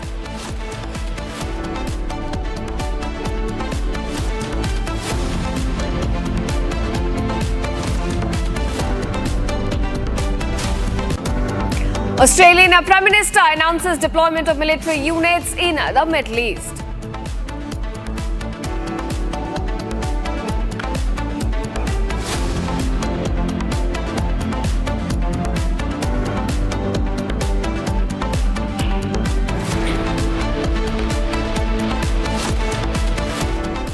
All right, viewers, the top focus at this hour. There's a big update that's coming in. Australia now entering the West Asia war. It has announced the deployments of military units in the Middle East. Australian Prime Minister announces that there will be military deployment from its side in the Middle East. We're looking at more and more countries now becoming the part of this war. Gulf already has been pulled in. We're looking at deployment by European countries as well. And now Australian Prime Minister Anthony Albanese also coming out and saying that there will be military deployment from its side in the Middle East. Viewers, that's the big development we're tracking for you at this hour. Australia now saying that they will be deploying military units in the Middle East. This as the theatre of war is widening. The latest attack was reported in the Indian Ocean.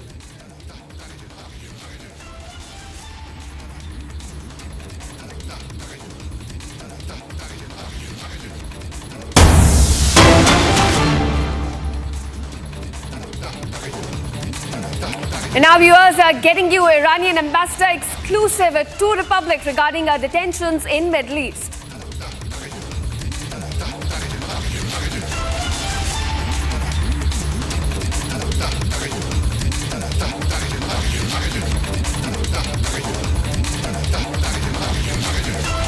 All right, viewers, we're getting an exclusive of the Iranian ambassador regarding the tensions as they continue to escalate in West Asia war. Let's take a listen.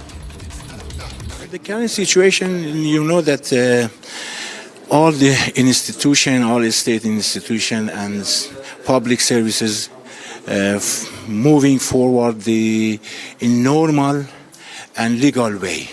And you know that we are due to our constitutions. We believe that according to our constitution we can do well, and despite of now we are in condition, war condition, and we are facing with foreign pressure. You can see and you can observe in Iran the public service and institution continue their work very well. So the vessel, Iranian vessel, was struck by the U.S. submarine near the Sri Lanka. So what do you want to say about that? This is very bad news and sad news. We are under process, and we want to follow this case, and our relevant institutions now are investigate what's happened, what was the reason for this happened, but very bad news and very sad news. Yeah. So, Donald Trump claimed that the war will be end in 4 weeks. Now he's claiming that it will end in 2 weeks. Donald Trump, I think that's a change every day and every hour. His stance. This is very important for and unfortunately they disturb and destroyed all the international norms and all international law. So what do you want to say that by what time can Iran sustain in this war? For what? How much time Iran will? This is up to other side, but we announced several times. You can start, but the duration with Iran, the end of the war with Iran, they can, because before that we said that we are ready for peace and war, but absolutely we prefer the peace. And we re-enter the table negotiation, yes, and in spite of that, we be fully aware about the intention. But for taking away any excuse from them, we demonstrate our sincerity. And unfortunately, they showed open hostility. This is very important. Yeah. Thank you. Thank you. So what do you want to say about the current situation which is unfolding in Iran? The current situation, you know that all the institution, all state institution and public services moving forward in normal and legal way. And you know that we are due to our constitutions. We believe that according to our constitution we can do well, and despite of now we are in war condition, and we are facing with foreign pressure. You can see and you can observe in Iran the public service and institution continue their work very well. So the vessel, Iranian vessel, was struck by the U.S. submarine near the Sri Lanka. So what do you want to say about that? This is very bad news and sad news. We are under process, and we want to follow this case, and our relevant institutions now are investigate what's to happen, what was the reason for this happened, but very bad news and very sad news. Yeah. So Donald Trump claimed that the war will be end in 4 weeks. Now he's claiming that it will end in 2 weeks. Donald Trump, I think that's a change every day and every hour. His stance. This is very important for and unfortunately they disturb and destroyed all the international norms and all international law. So what do you want to say that by what time can Iran sustain in this war? For what? How much time Iran will? This is up to other side, but we announced several times. You can start, but the duration with Iran, the end of the war with Iran, they can, because before that we said that we are ready for peace and war, but absolutely we prefer the peace, and we re-enter the table negotiation, yes, and in spite of that, we be fully aware about the intention. But for taking away any excuse from them, we demonstrate our sincerity. And unfortunately, they showed open hostility. This is very important. All right, Major General Samarpal Toor now joins us on the broadcast. Thank you so much, Major General, for joining us. I want to ask you, there was an attack on Iran's warship in the Indian Ocean by US yesterday. And now today, Iran's foreign minister has come out with a clear warning that US will regret this. How do you see this going forward, sir? I mean, people are mentioning about this attack in the terms of morals and it was incorrect. But you see, when two nations go to war, then I think it really doesn't matter whether you are within the vicinity of your country or you are in international waters. If you come face to face with a frigate of the country which has attacked you, you should probably be more prepared and more alert. But it is said that it was one of the US stealth submarines which has carried out this attack. So I really don't see that there was much deterrent with this frigate in terms of it defending itself.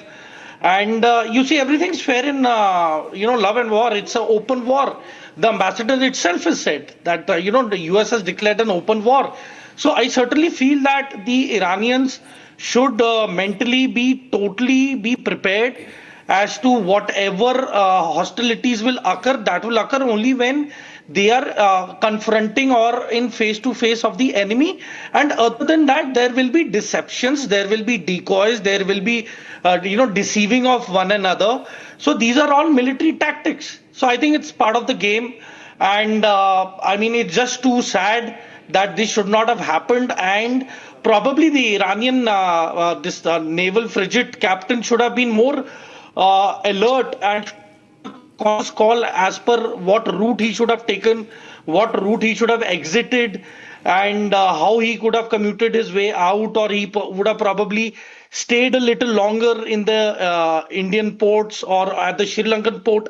And other than that, I want to make one thing clear. This is in the area of responsibility of not even Sri Lanka. In fact, it was away from the Sri Lankan international waters. It was almost 40 nautical miles away. So you see, the nearest rescue was from Sri Lanka. Just too bad it has happened in the Indian subcontinent. But be it the Indian subcontinent, be it the Pacific, Atlantic, or wherever in the world it can be. But as on date, when an Iranian ship is facing the American ship, you better press that button and save yourself. It's survival of the fittest. You are at war. So it's just unfortunate what has happened. And I certainly feel that this is going to be a prolonged war. It's not going to end very soon. And I have noticed that the intensity of missiles being fired at Israel is increasing by the day. The frequency is increasing by the day. And it's not decreasing. So that is the cause of real concern. And now that Hezbollah has also got into this war, they've started firing their rockets and started sending their suicide drones into Israel. So it's going to be a multi-pronged war. And let's see how it pans out. But in times to come, they will have boots on the ground. I put in an article on my Twitter account as well. There are going to be 3 phases of war in this. First is the air phase, which they have already done. They've achieved the air superiority. Now, phase 2 is pathfinders. They are going to collaborate with the Kurds in the west of Iran, and they're going to collaborate with the Baluch fighters to the east of Iran, with Pakistan military, and with Jaish-e-Adal, which is a anti-Shia proxy set up by the Pakistan ISI. Right. So, Major Toor, it looks like that, all the countries are in this for a long war, and I'll get your reaction on that. But Republic also spoke to Iranian ambassador exclusively on this attack and also the developments in West Asia. Let's play that for our viewers, and I'll come back to you for response on that as well. So what do you want to say about the current situation which is unfolding in Iran? The current situation, you know that all the institution, all state institution and public services moving forward in normal and legal way. And you know that we are due to our constitutions. We believe that according to our constitution we can do well, and despite of now we are in war condition, and we are facing with foreign pressure. You can see and you can observe in Iran the public services and institution continue their work very well. So the vessel, Iranian vessel, was struck by the U.S. Submarine near the Sri Lanka. So what do you want to say about that? This is very bad news and sad news. We are under process, and we want to follow this case, and our relevant institutions now are investigate what's to happen, what was the reason for this happened. But very bad news and very sad news. Yeah. So Donald Trump claimed that the war will be end in 4 weeks. Now he's claiming that it will end in 2 weeks. Donald Trump, I think that's changed every day and every hour his stance. This is very important for and unfortunately they disturb and destroyed all the international norms and all international law. So what do you want to say that by what time can Iran sustain in this war? For what?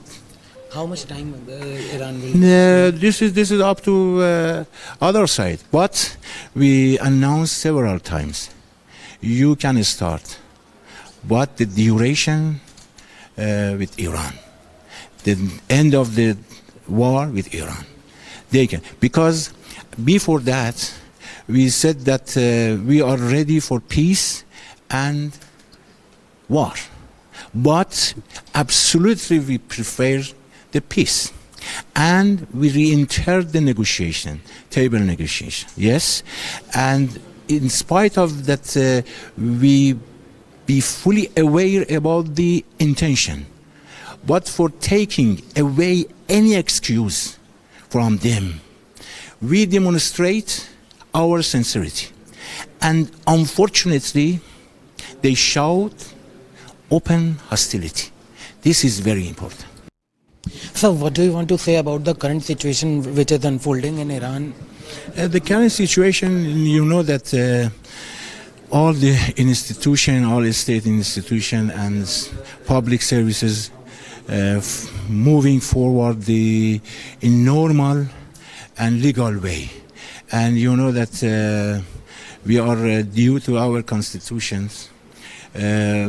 We believe that according to our constitution we can do well, and despite of now we are in war condition, and we are facing with foreign pressure.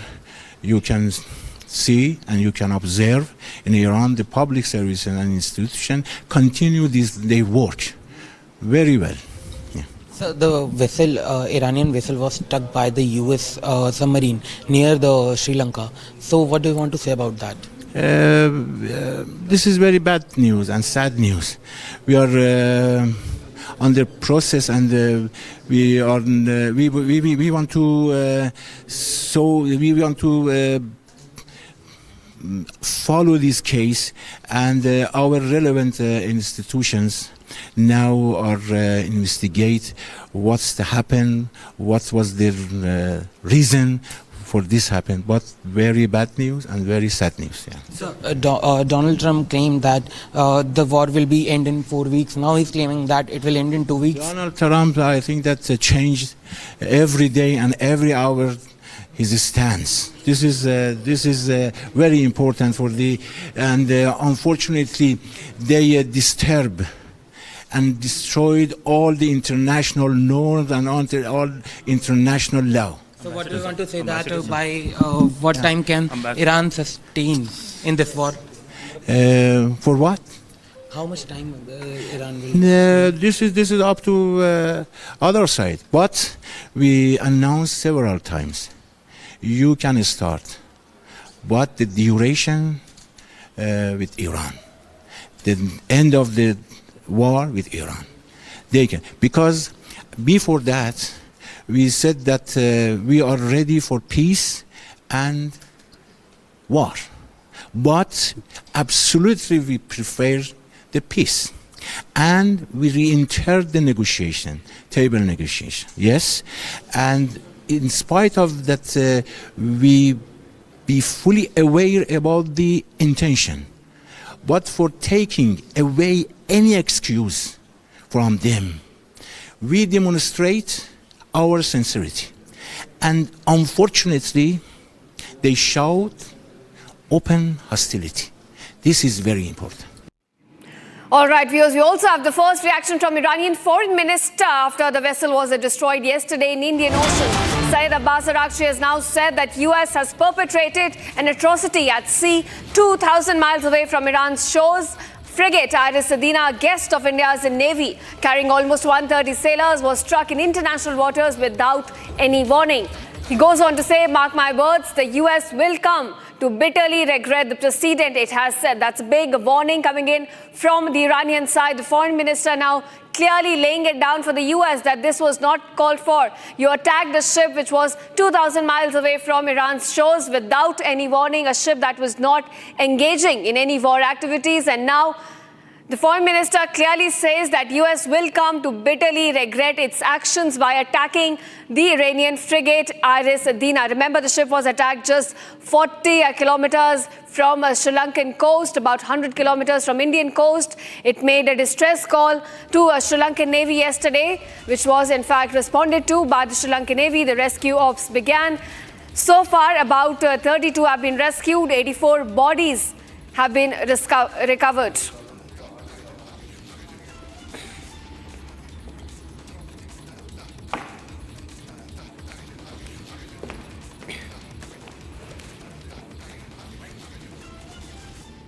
All right, viewers, another big update coming to light. Donald Trump has now thanked the NATO chief over the support for Iran mission. Donald Trump here has come out thanking NATO Secretary, the Secretary General, saying that US allies broadly support Iran mission. That's a big admission on the part of the US President, who now says that he thanks NATO and the allies who are broadly now supporting Iran's mission, essentially saying that NATO stands united, sending out a big message as well, because there have been NATO members, including Spain, which have refused military base access to the US. But here, Trump coming out and saying that we thank our NATO partners, we thank the Secretary General for their support in these attacks and their operation against Iran. So clearly trying to send out a message that there is no rift, no divide within NATO nations. It stands united as a collective defense organization in this mission against Iran. Remember, attacks are continuing across the Gulf on US assets. Several nations have now been pulled in from European continent, including United Kingdom, who are now deploying ships to help the US. And now Donald Trump coming out with a statement on NATO, thanking our NATO allies, saying that US allies are broadly supporting this mission, this operation against Iran. So to send out a message that there is no rift within the Western countries. All right, viewers, that's all we could pack in this edition of Live and Breaking. Thank you so much for watching. And on the other side, we discuss how Iran has now threatened to target Israel's Dimona nuclear reactor if US and Israel seek to change the regime in the country.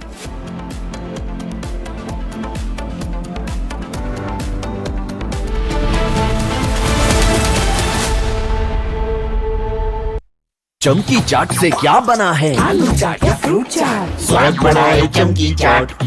क्या बात है? स्वादिष्ट पकोड़े और फरसान, अरे चमकी चाट है इसकी जान। असली स्वाद सिर्फ चमकी चाट। In the global employability rankings by Times Higher Education UK, only the following 6 institutions from India are ranked amongst the top 230 in the world for having the most employable graduates. IIT Delhi, IISc Bangalore, IIT Bombay, IIM Ahmedabad, IIT Kharagpur and Amity University. थोड़े में ज्यादा स्वाद, यही तो है इसकी खास बात। वाओ मम्मा, क्या स्वाद है? अरे मेरे राजा, सबका राजा और pure masala.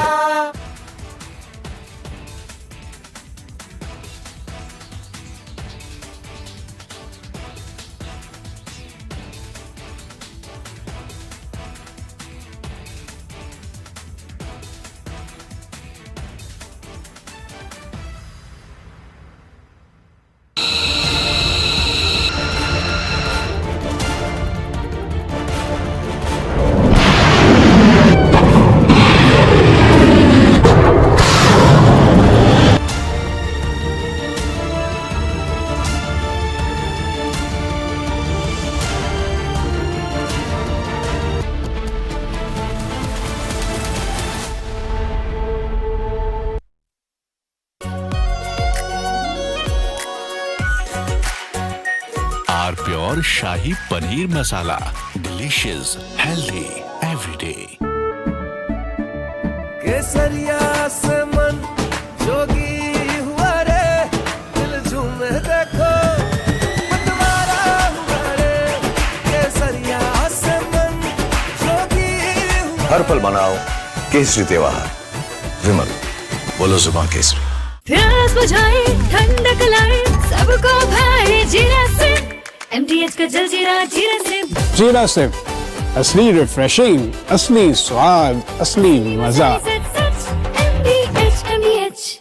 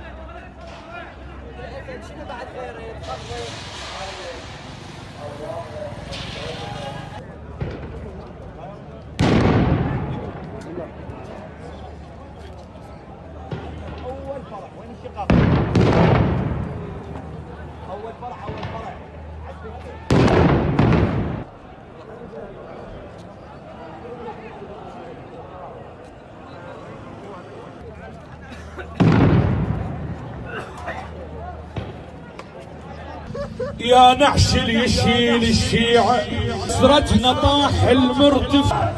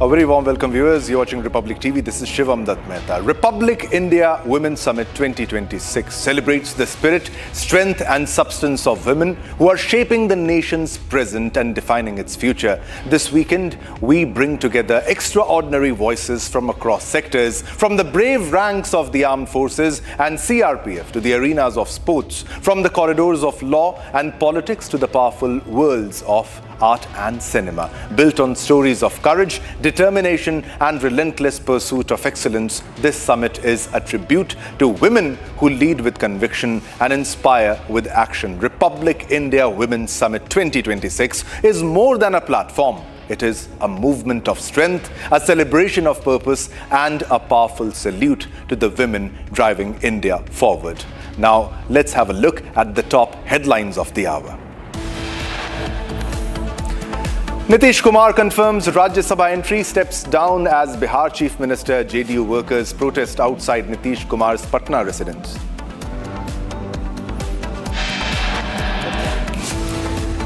And also, Iran threatens to target Israel's Dimona nuclear reactor if US and Israel seek to change regime in Iran.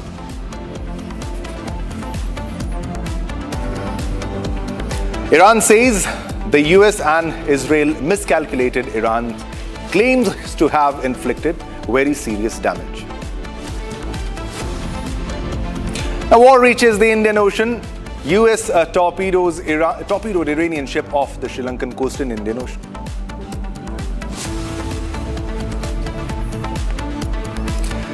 Now, death toll. The Iran government has said that over 6,000 injured in the attack by Israel and US, 926 deaths confirmed in Iran as per the latest numbers.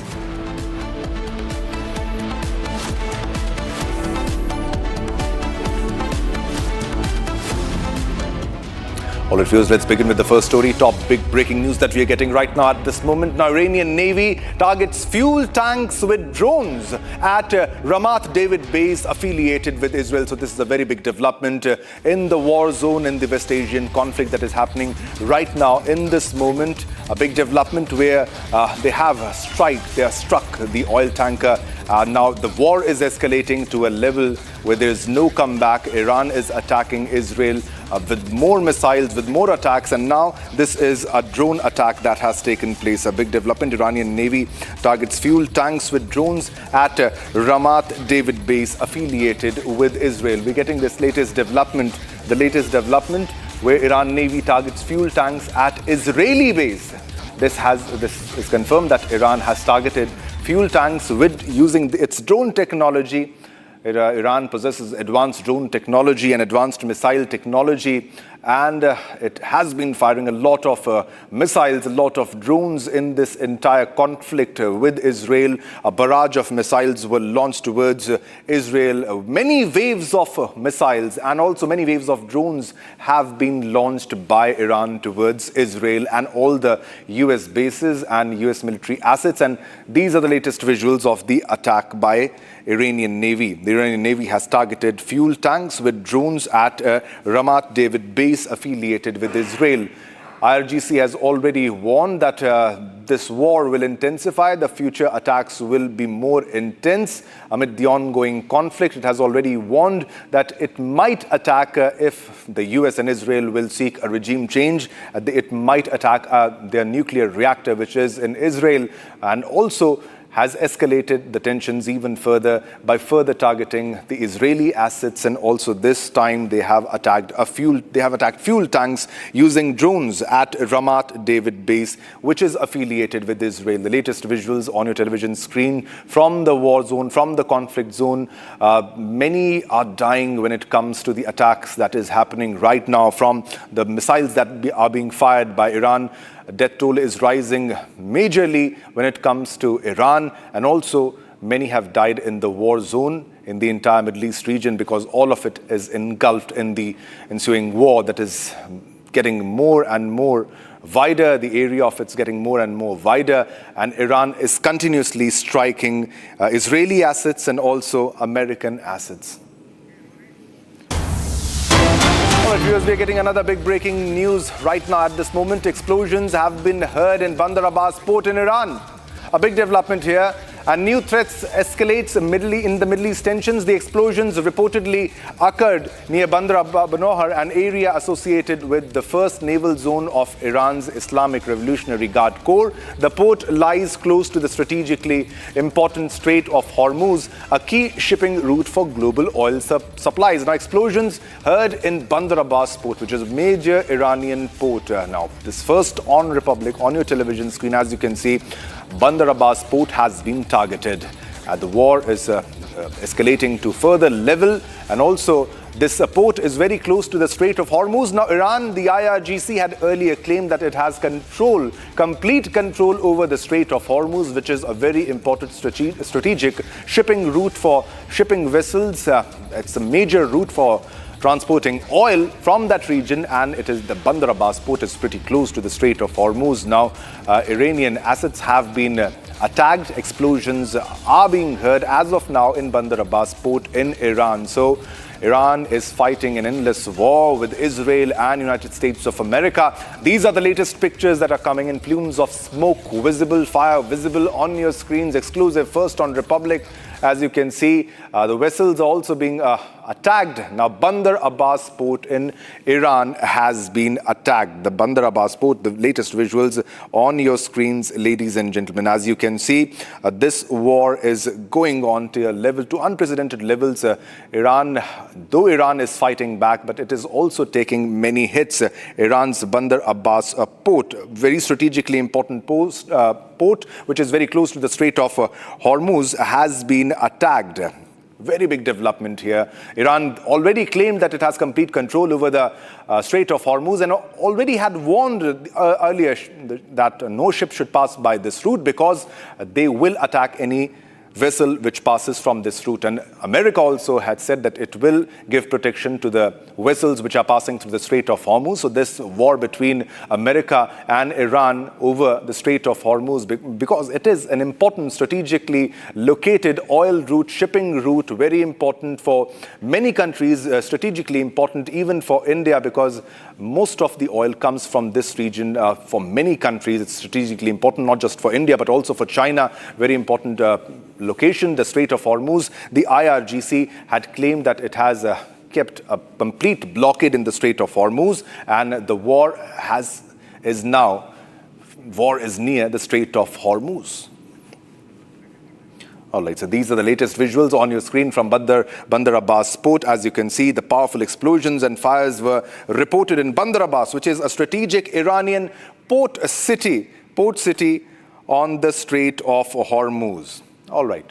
Now we are being joined by a guest. We are being joined by KP Fabian, who's a former diplomat. KP Fabian, sir, thanks a lot for joining us to speak on this issue. But the war is escalating to a level from where there is no coming back. How long do you think Iran is capable of continuing this war? It has already warned that it will escalate to a level where the attacks will be more intense. But what's your take on the war that is ensuing in the Middle East region, sir? Thank you. I was in Iran 1976 to 79. Anyway, that was a long time ago. And had seen the Shah at the zenith of his glory and his exit. Now, coming to Iran, what we have to understand is that thanks to President Trump's announcement, and also announcement by Prime Minister Netanyahu, the Iranian regime is not going to fall tomorrow. The regime, of course, I do not like the regime because, it unnecessarily tells women what to dress, how to dress, and other things. And I don't like theocracy.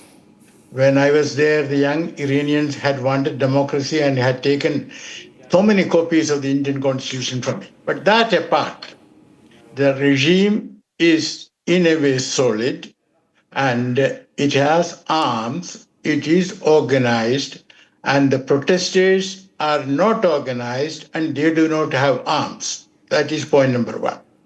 Now, what Israel and America are doing, especially Israel, Netanyahu wants to repeat a Gaza in Iran, destroy everything, kill as many people as possible. Now, what is Iran doing? Iran is having a two-pronged strategy. One, of course, is to send missiles and drones to the GCC countries, targeting the foreign bases and hotels and all that. But basically, Iran's strategy is causing economic damage in the GCC area with implications for the whole globe, including the United States. As you know, the oil prices are shooting up. Gas prices in Europe have doubled. And the stock market is going down. And 9,000 Americans have been evacuated from the Gulf. Now, the question is, how long can President Trump afford this? And there I want to connect the dots. The White House has announced that President Trump will be visiting China from the 31st of March to the 2nd of April. For Trump, that is a very important visit. China has already put out a statement saying that Trump should respect China's red lines. Now, we know that after the nuclear deal was signed in 2015, China had signed a contract with Iran to invest $400 billion, I repeat, $400 billion in energy and infrastructure in Iran. That was sometime in 2016. Now, almost 10 years have passed, and I don't have the statistics, but we may take it that the Chinese must have made a part of that investment. They also import oil from Iran. So, and China has not yet announced Trump's visit, and so if Trump wants to have a visit or a successful visit to China, then he would have to put an end to this war. And it is possible for him to do that because any day he can declare victory. He can say that he has killed the supreme leader, that he has sunk all their ships, that he has eliminated their missile-making, drone-making capacity. But they have not been successful in the regime change. If the supreme leader is not there, the son might take over as per the initial reports. But we have to wait for the confirmation. But we are getting another big breaking news, sir. You stay with us. We'll take a response on that. Another big breaking news development. Russian ambassador to India, Denis Alipov, commented on the war in West Asia. He says resolution is always through negotiations. This conflict should be resolved as soon as possible. So this is the big statement that is coming in from the Russian envoy to India. He says that conflict should be resolved and it should be solved through negotiations. But negotiations were happening earlier, and that was the time when U.S. struck Iran, has launched a barrage of attacks, bombed and killed Khamenei. But this is a very big statement which is coming from the Russian ambassador to India, Denis Alipov, who commented on the war in West Asia. He says that resolution is always through negotiations. This conflict should be resolved as soon as possible. So Russia is also pushing for negotiations. They want this conflict to end very soon. A big statement that is coming from the Russian ambassador to India, Denis Alipov.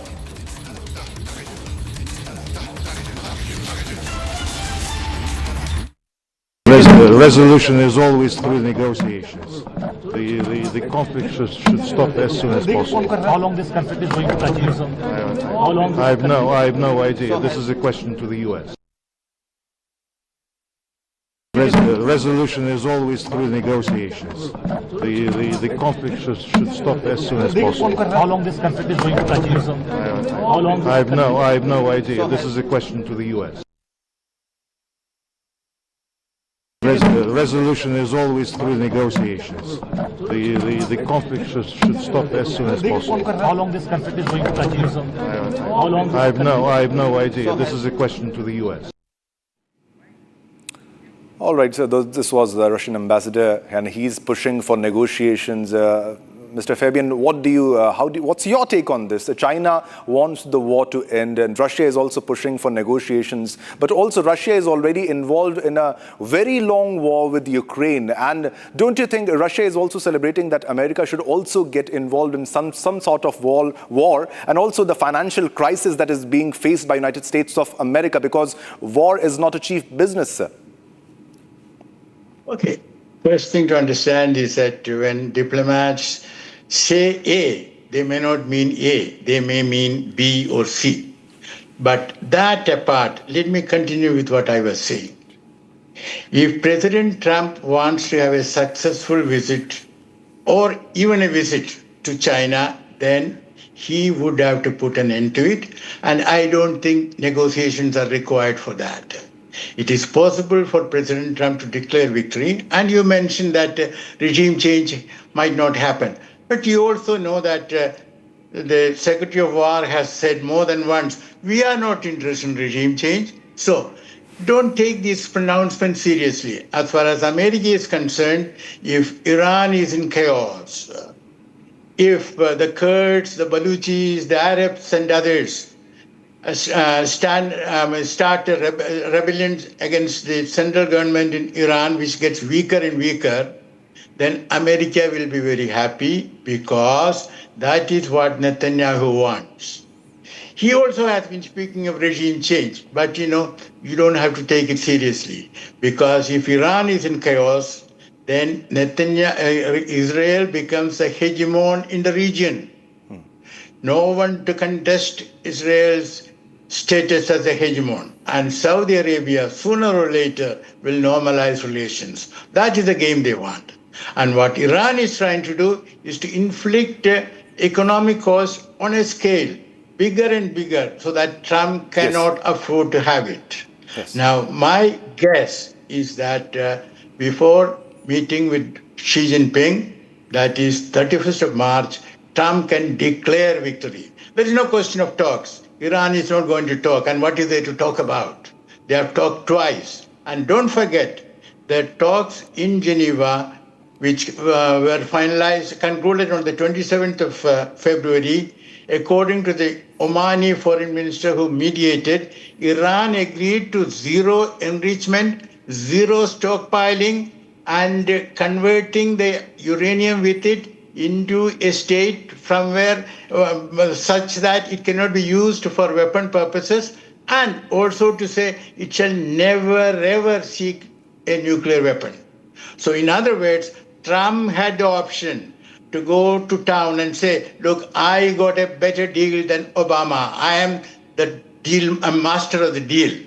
And he could have revoked the sanctions and started doing business with Iran, and his family business would have made a lot of money. Now, my question to you, and I shall answer it partially. Yes. Why didn't Trump do that? Because he is having, and the Netanyahu has a chokehold on him. And why does he have a chokehold? I have my explanation, but let me stop here.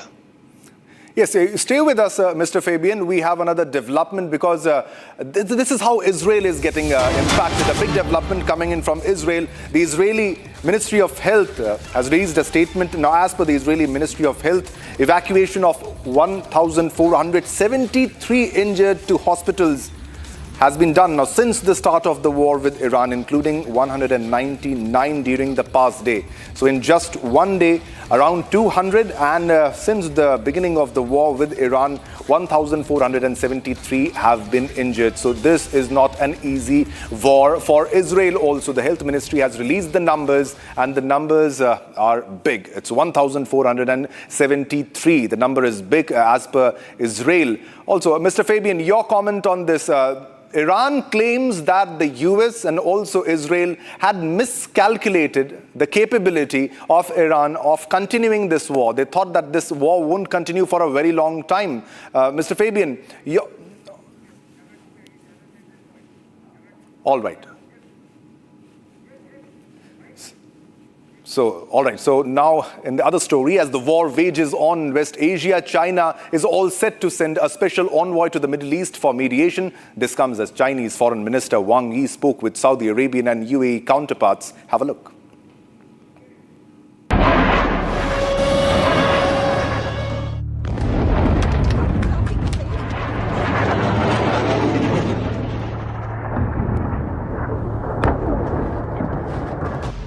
Day 5 of West Asia War.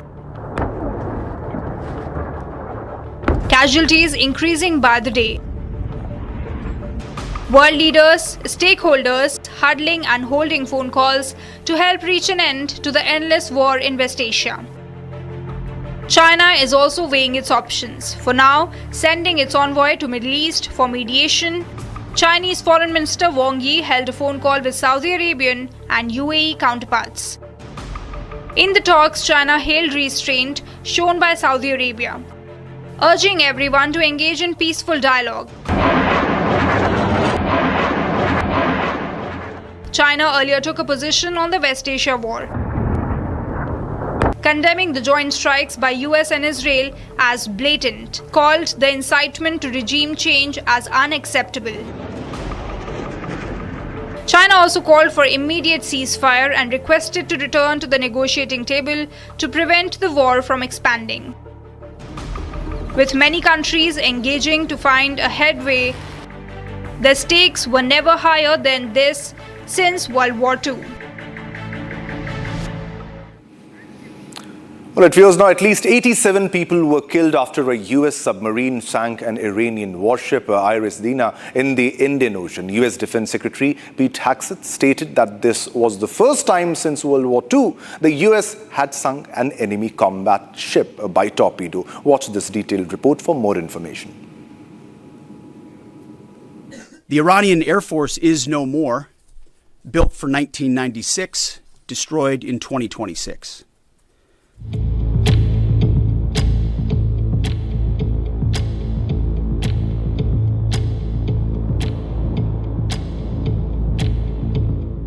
An American submarine sunk an Iranian warship that thought it was safe in international waters. Instead, it was sunk by a torpedo. Quiet death. The first sinking of an enemy ship by a torpedo since World War II.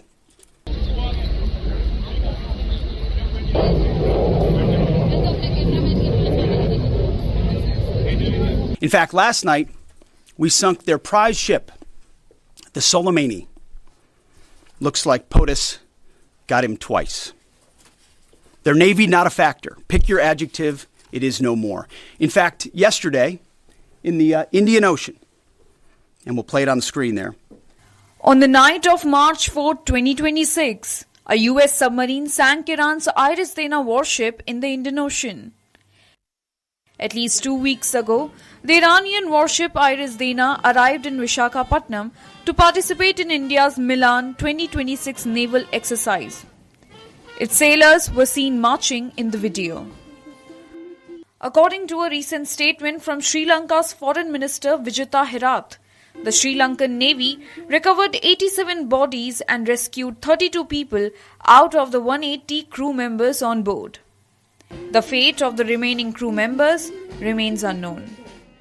So early morning MRCC received a distress signal, though it was beyond our waters, but it is within our search and rescue region. So as we are a maritime nation, we are obliged to respond. We are the first responders as per the international obligation. So Navy swiftly coordinated with the Maritime Rescue Coordinating Center, and also we disseminate this information to the Sri Lanka Air Force and Coast Guard as well. And we launch and dispatch our craft with all the necessary rescue team and the necessary devices to render humanitarian assistance, and we reached up to that location and continue doing this search operation. So while doing search operation, we found people floating on the floating in the water and rescued them, and later on subsequently when we inquired them, we found that those people are belonging to the Iranian ship, and we understood that they need prompt medical attention, and we swiftly transferred them to the Karapitiya Teaching Hospital.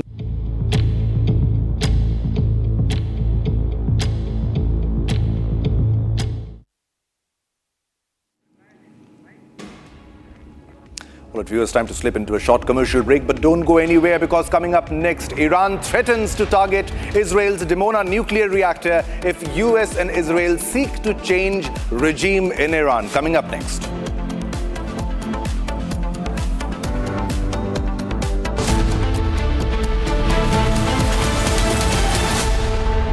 चमकी चाट से क्या बना है? Sandwich, लस्सी और छाछ हर घूंट में चमकी चाट, ड्राई फ्रूट और दही बड़े। चमकी चाट से स्वाद बढ़े। असली स्वाद सिर्फ चंकी चाट। केसरिया से मन जोगी हुआ रे, दिल झूमे देखो मतवारा हुआ रे। केसरिया से मन जोगी हुआ। हर पल मनाओ केसरी त्योहार। विमल, बोलो जुबान केसरी। आर प्योर सूजी पास्ता, उबालो मिलाओ और खाओ, 8 मिनट में तैयार। क्या टेस्ट है सबका राजा आर प्योर मसाला।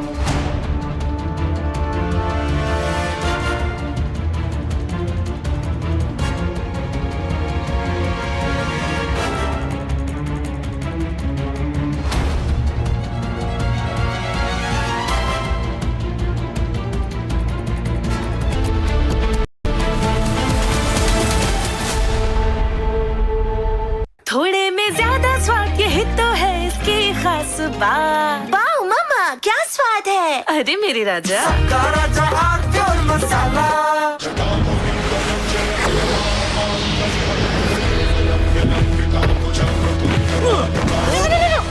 मेरी चिमनी टूट जाएगी। What are you doing? रानी, इस घर में कुछ है जो टूटता नहीं। ये पिलर कभी नहीं टूटेगा। रुंगटा स्टील TMT से बना। रुंगटा नहीं तो घर स्ट्रॉन्ग नहीं। रुंगटा स्टील TMT बार एकदम सॉलिड। चमकी चाट से क्या बना है? सैंडविच, लस्सी और छाछ हर घूंट में चमकी चाट। अब बताओ, स्वाद आया? असली स्वाद सिर्फ चंकी चाट।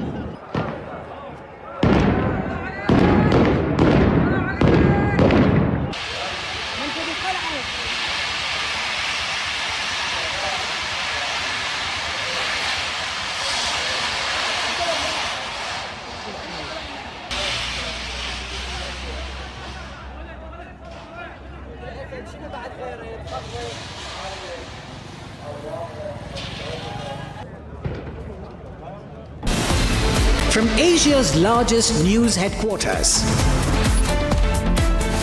setting the agenda for Bharat.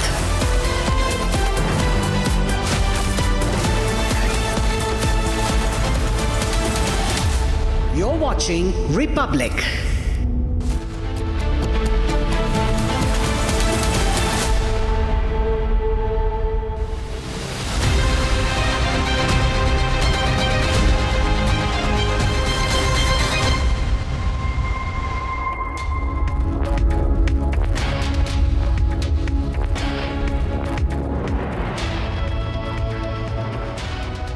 Welcome viewers. Republic India Women's Summit 2026 celebrates the spirit, strength and substance of women who are shaping nation's present and defining its future.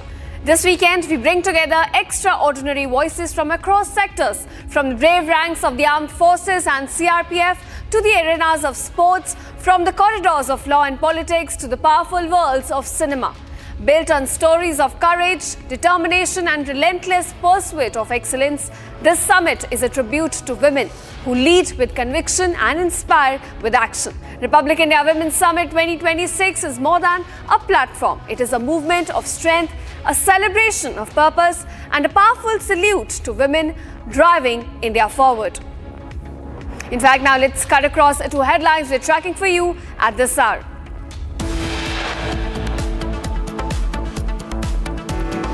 Nitish Kumar confirms a Rajya Sabha entry, steps down as Bihar Chief Minister. JDU workers protest outside his residence in Patna.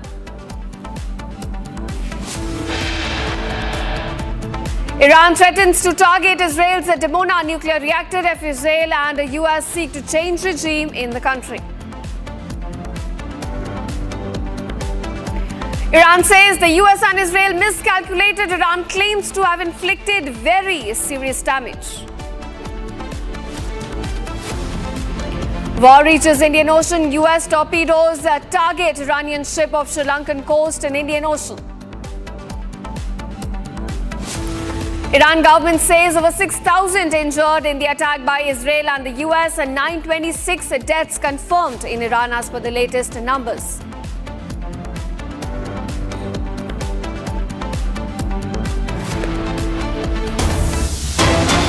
All right, viewers, the war in West Asia continues to escalate. We're getting some more developments. Iran's deputy commander of Khatam al-Anbiya headquarters has now stated that they are prepared to continue the war for as long as it takes to achieve their goals.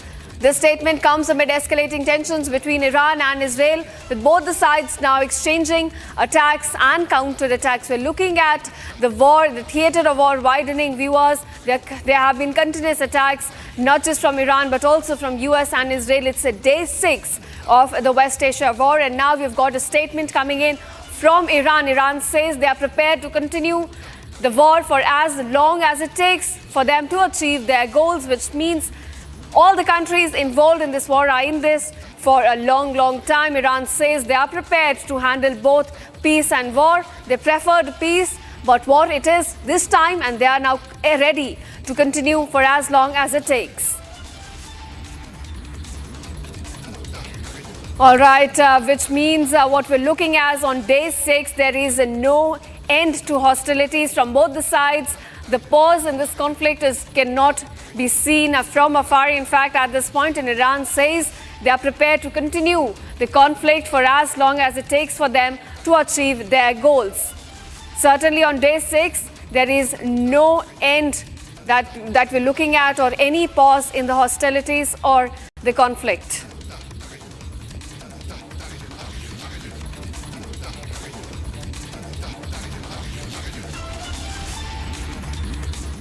All right, viewers, now the war in West Asia enters day 6 with Iran threatening to attack Israel's nuclear plant in Dimona. And this is if the US and Israel try to effect any regime change in the country. And amid these escalations, civilians in nearby nations are losing their residences and their livelihoods. Take a look at this detailed report that talks about how the war is now engulfing all the Arab states as well.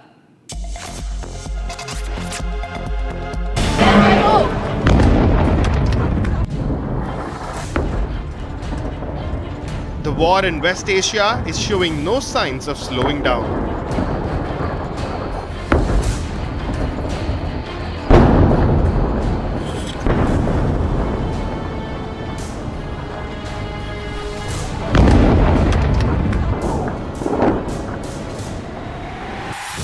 civilians in neighboring countries are paying the price as fire rains down from the sky. So I woke up around 2:45 a.m. to one of the loudest bangs I've ever heard of in my life. It was an explosion. And so I quickly jump up and I see like all my windows are broken. And so then I go outside and I just see like a bunch of people, like 20, 30 men, soldiers, who are just, looking for something. I don't know what it is. I think they were looking for the drone. Residents of Erbil, the capital of the semi-autonomous Kurdish region in northern Iraq, are waking up to explosions from drones and missiles every day. So when it first happened, I just look over and I just see glass, all the windows broken. And I go outside to the living room and I just see all the windows are broken and I hear yelling outside. So I go outside and I just see people, a bunch of people. Later I found out there was a drone right there and it was caught in the power lines. So that's why the explosion wasn't as bad as it could have been. It could have been worse.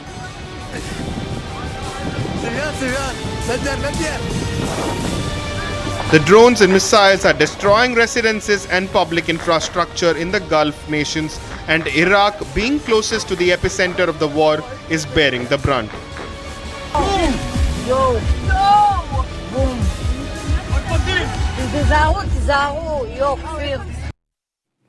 All right, viewers, we've got another breaking news coming in. IRGC has now issued a clear warning to U.S. vessels trying to pass through the Strait of Hormuz, saying that they have hit an oil tanker already in the Persian Gulf and the U.S. allies and the U.S. vessels will not be allowed to pass through the Strait of Hormuz. The IRGC has now declared that the strait under Iranian control, stating that any ships attempting to pass through it risk damage from missiles or drones. The Strait of Hormuz has essentially now become a no-go zone, completely in control of the IRGC. That's the latest warning coming in from the Iranian side. In fact, viewers, they claim they've hit an oil tanker in the Persian Gulf. This oil tanker is linked to the U.S. And viewers, this comes right after Iran's Iris Dina was attacked by U.S. torpedoes in the Indian Ocean yesterday. After that, we're looking at an attack on oil tanker linked to the United States by Iran. At the same time, IRGC has now issued a warning. U.S. vessels and the vessels of its allies will not be allowed to pass through the Strait of Hormuz. They have declared it as a war zone, which is completely in control of the IRGC. All right, I'm also now being joined by Major General K.K. Sinha, defense expert. Thank you, Major General, for joining us on Republic. I want to ask you, we're looking at a conflict escalating day by day. Today's day 6, and this is when Iran has hit a U.S. oil tanker, claiming that the Strait of Hormuz has become a war zone. How do you see this going forward, sir? Good afternoon, Jai Hind. See that today is the 6th day of the war, and what we see that is escalating every day, and the way the Iran is, conducting the complete war, especially in the Strait of Hormuz, they have taken the control. The 5th fleet of Americans is supposed to, which is in Bahrain, is supposed to have operationally, making sure that, this remains open, but they're not able to do it, including the aircraft carrier which has gone over there in the Arabian Sea. The Abraham Lincoln has fallen back to the second tier of the line so that they are not hit. So situation is very grim, and Iran has got a lot of capability. Mind you, they have got about 28, the mini submarines. These submarines operate in the low, shallow water of Strait of Hormuz, which others do not have this capability. And, yesterday it was told that, one submarine has been hit. Which submarine, I do not know. Over and above, they have got the capability to hold those islands next to the strait, especially in the Bandar Abbas areas. And these islands are absolutely on the channel, the two channels which is coming to a Strait of Hormuz. One is in and one is out. The out channel is nearer to the Oman port city. That is also under attack. So I think this is very effective. Out of that, initially the reports were coming that 80% of the oil traffic has stopped. But now I believe it is much more. And if it carries on, today is the 6 days of the war. Americans initially went that, they have gone for 4 days. They extended to 4 weeks to 5 weeks. Now they are talking, it is going to take something long. They will have the exit policy. So there are miscalculations or the calculation and a cautioned, that you should not go there by the Chief of Staff of the United States of America, that you will get involved for a greater, longer duration. I think it is carrying on as on today in favor of Iran, because it is very difficult to take it out, and Persian Gulf is under their control. No traffic is going, and the staying power, especially as the oil supply is concerned. India has got 25 days. We have got 25 days reserve. 90% of oil comes over there. So everyone will start, making hue and cry and efforts over there. The Russians and the Chinese also now getting slightly more exertive in this area. There has been the airlift of 660 tons of heavy lifting by Chinese. So they have come with, a better missile system, those missiles which is hypersonic, which can't be stopped. I think, in my judgment, there is something miscalculation. They thought that they will wind up very fast. It is getting prolonged, and the staying power of Iran is there, and their determination, because it is their existential problem they have got if they lose this area. Right. Major General Sinha, one question that's on everyone's mind right now is how long can this go? I want to ask you, given the capabilities Iran has in terms of the stockpiles of drone, missiles, submarines you mentioned, Iran says it is prepared to go for as long as it is required. But how far do you think the country can stretch it at this point? One thing is very simple. Till their morale is high, they will carry on. And IRGC, in my judgment, my understanding, and my functioning a little bit in international environment, they have got that determination. They will do it because their economical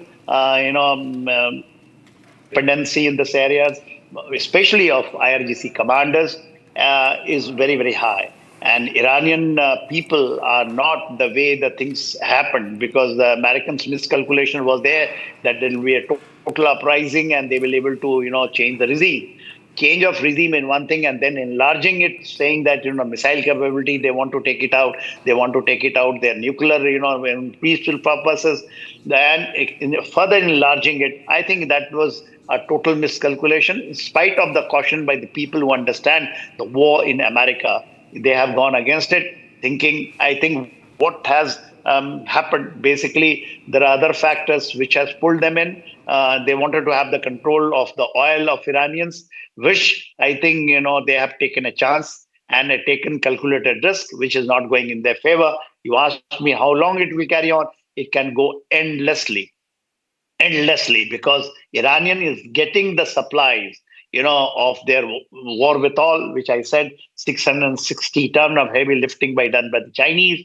And they have got to open skies through Turkmenistan and Uzbekistan. It's coming directly from there.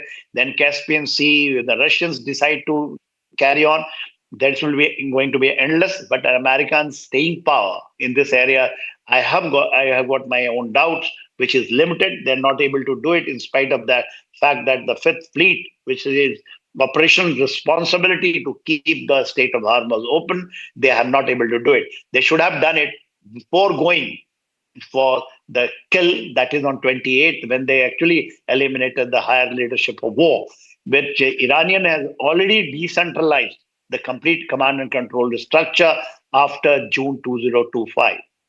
Right. It does look like that US and Israel are miscalculated or underestimated that Iran would go to this scale and this length in terms of counterattacks. Major General, I'll come back to you. Stay with us on this broadcast. But viewers, right now we have an exclusive report from inside Iran. This details about the gathering for Ayatollah Khamenei at England Square. Take a look at this report.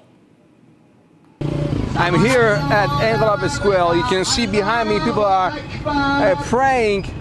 And also they have gathered here to mourn the death of the Supreme Leader. As you know, the Supreme Leader was killed on the first day of Israel-US strikes on Iran. I also had the opportunity to talk to some of the mourners and also the imam who is leading the prayer here. And they seem to be pretty angry at U.S. and Israel because they tell me that our supreme leader has been killed, and now we are here to show that we are still mourning for him and we are more united than ever. Now let's hear what they told me. سوال میکنن مردم چرا اومدید اینجا؟ خودتون بگید چرا اومدید اینجا؟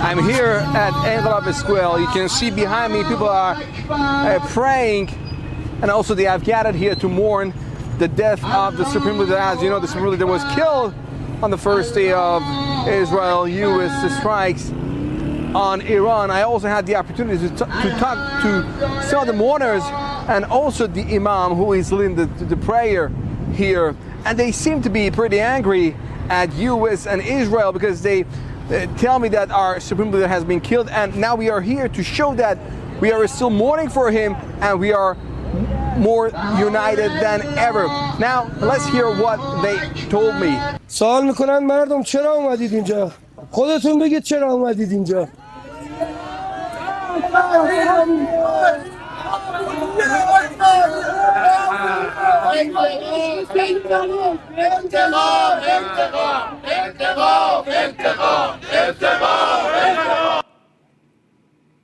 All right, Major General K.K. Sinha continues to stay with us on broadcast. Major General, coming back to, you've taken a look at the situation inside Iran.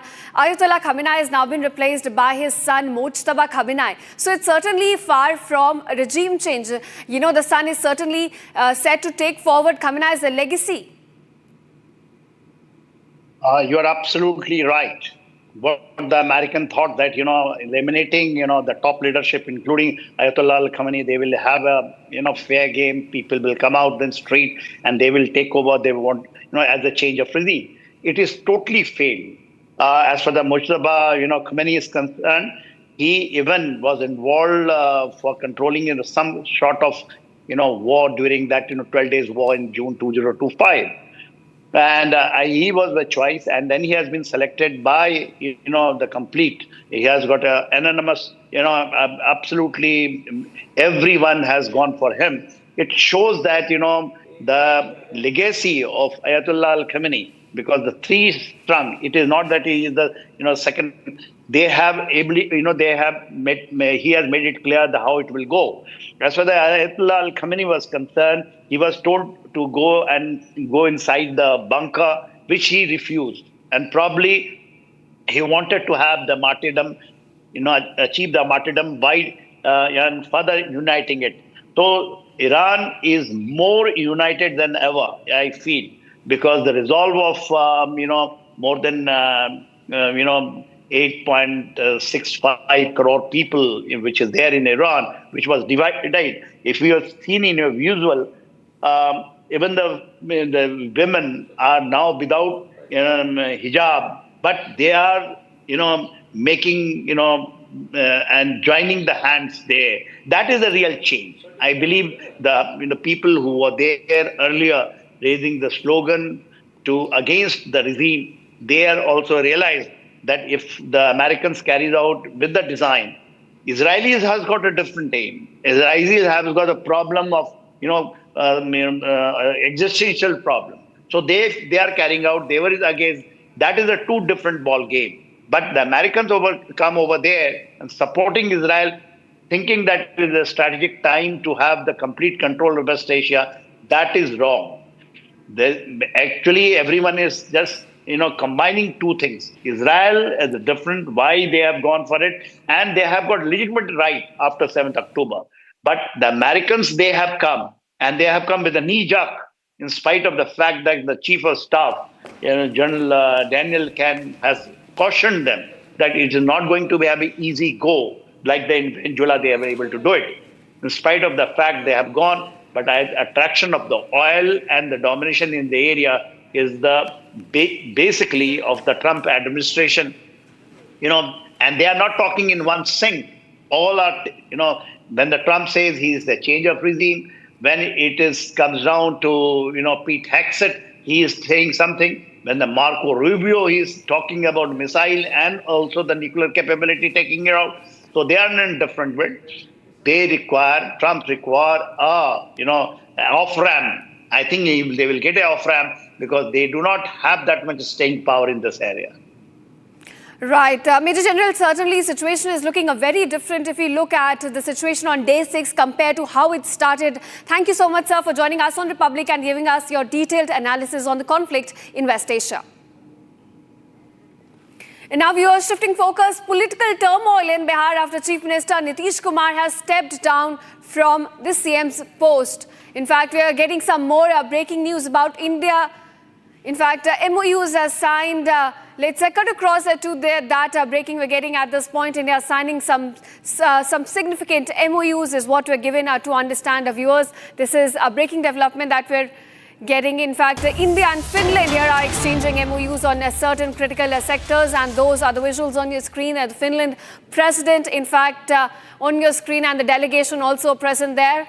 And this is the exchange of the MOUs that's taking place, the MOU exchange ceremony between India and Finland. On your screen, these are the live visuals we're getting. On your screen, viewers, you can see the Finland president. And this is the exchange ceremony taking place as both the countries now exchange MOUs in certain critical sectors. It has been a significant visit of the Finland president to India. There's an entire delegation present there as well, along with the president. In fact, the joint statement will begin in a short while. Prime Minister Modi and Finland's president both present at the MOU exchange ceremony. The joint statement will start shortly. We'll get you all the update, viewers, on this. दोनों देशों के delegates, media के साथियों, नमस्कार। 13वें Finland के राष्ट्रपति के रूप में अपनी पहली भारत यात्रा पर मैं प्रेसिडेंट स्टूब का हार्दिक स्वागत करता हूं। प्रेसिडेंट स्टूब एक प्रसिद्ध ग्लोबल लीडर ही नहीं, एक सम्मानित थिंकर और लेखक भी हैं। एक्सेलेंसी, आप जैसे अनुभवी और डायनेमिक लीडर का इस वर्ष के रायसीना डायलॉग का चीफ गेस्ट बनना हमारे लिए बहुत सम्मान और खुशी की बात है। फ्रेंड्स, आज विश्व एक अस्थिरता और अनिश्चितता के दौर से गुजर रहा है। यूक्रेन से लेकर वेस्ट एशिया तक दुनिया के कई हिस्से उसमें संघर्ष की स्थिति बनी हुई है। ऐसे ग्लोबल एनवायरनमेंट में भारत और यूरोप दुनिया की 2 बड़ी डिप्लोमेटिक पावर्स अपने संबंधों के सुनहरे दौर में प्रवेश कर रहे हैं। हमारा बढ़ता सहयोग वैश्विक स्थिरता, विकास और साझा समृद्धि को नई मजबूती दे रहा है। फ्रेंड, वर्ष 2026 की शुरुआत में ऐतिहासिक Bharat European union free trade agreement हुआ। यह एग्रीमेंट भारत और फिनलैंड के बीच ट्रेड, इन्वेस्टमेंट और टेक्नोलॉजी सहयोग को और प्रबल करेगा। डिजिटल टेक्नोलॉजी, इंफ्रास्ट्रक्चर और सस्टेनेबिलिटी जैसे क्षेत्रों में भारत और फिनलैंड महत्वपूर्ण साझेदार हैं। नोकिया के मोबाइल फोन और टेलीकॉम नेटवर्क ने करोड़ों भारतीयों को जोड़ा है। फिनलैंड के आर्किटेक्ट्स के सहयोग से हमने चिनाब नदी पर विश्व का सबसे ऊंचा रेलवे ब्रिज बनाया है। फिनलैंड की साझेदारी से हमने नुमालीगढ़ में दुनिया की सबसे बड़ी बंबू टू बायोएथेनॉल रिफाइनरी भी बनाई है। फ्रेंड, ऐसे महत्वपूर्ण उदाहरणों से प्रेरित होते हुए प्रेसिडेंट स्टूब की इस यात्रा में हम भारत फिनलैंड संबंधों को एक strategic partnership in digitalisation and sustainability का रूप दे रहे हैं।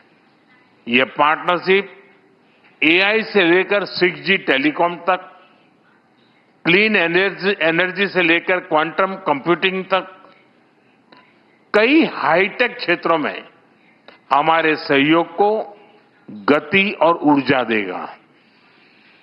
साथ ही डिफेंस, स्पेस, सेमीकंडक्टर और क्रिटिकल मिनरल जैसे की सेक्टर्स में भी साझेदारी और गहरी बढ़ेगी। भारत और फिनलैंड जैसे लोकतांत्रिक और जिम्मेदार देशों की यह स्ट्रेटेजिक पार्टनरशिप पूरे विश्व के लिए ट्रस्टवर्दी टेक्नोलॉजी और सप्लाई चेन सुनिश्चित करने में योगदान देगी। फ्रेंड्स, फिनलैंड भारतीय स्टूडेंट्स और टैलेंट के लिए एक प्रीफर्ड डेस्टिनेशन बन रहा है। दोनों देशों के इनोवेशन इकोसिस्टम को जोड़ने के लिए आज हमने फिनलैंड के साथ एक व्यापक माइग्रेशन एंड मोबिलिटी एग्रीमेंट किया है। इसके साथ हम जॉइंट रिसर्च और स्टार्टअप सहयोग को भी और मजबूत करने जा रहे हैं। शिक्षा के क्षेत्र में फिनलैंड एक रोल मॉडल है।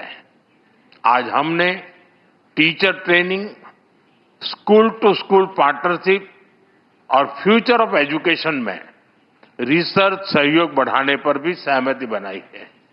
यानी स्कूल से लेकर इंडस्ट्री तक हम ह्यूमन डेवलपमेंट के हर लेवल पर अपने सहयोग को नई गहराई देने जा रहे हैं। फ्रेंड्स, फिनलैंड नॉर्डिक क्षेत्र में भारत का महत्वपूर्ण पार्टनर है।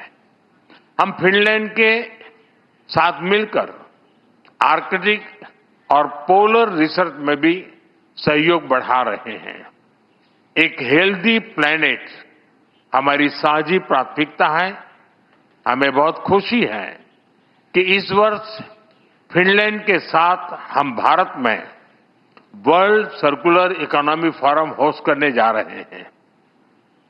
इससे सस्टेनेबिलिटी के हमारे प्रयासों को नई गति और नए विचार मिलेंगे। फ्रेंड्स, भारत और फिनलैंड दोनों रूल ऑफ लॉ, डायलॉग और डिप्लोमेसी में विश्वास रखते हैं। हम एकमत है कि केवल मिलिट्री कॉन्फ्लिक्ट से किसी भी मुद्दे का समाधान नहीं निकल सकता। यूक्रेन हो या पश्चिमी एशिया, हम संघर्ष की शीघ्र समाप्ति और शांति के हर प्रयास का समर्थन करते रहेंगे। हम इस बात पर भी सहमत हैं कि बढ़ते हुए ग्लोबल चैलेंजेस के समाधान के लिए ग्लोबल इंस्टीट्यूशंस का रिफॉर्म आवश्यक ही नहीं, अर्जेंट भी है। और आतंकवाद के हर रूप को जड़ से समाप्त करना हमारी साझी प्रतिबद्धता है। योर एक्सेलेंसी, आपने आयरनमैन ट्रायथलॉन कंप्लीट की है।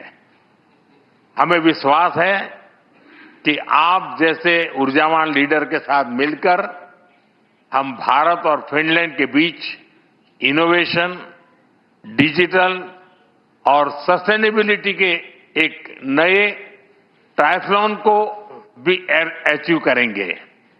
आइए भारत फिनलैंड के इस फ्यूचरिस्टिक पार्टनरशिप में एक नए सुनहरे अध्याय की शुरुआत करें। बहुत बहुत धन्यवाद।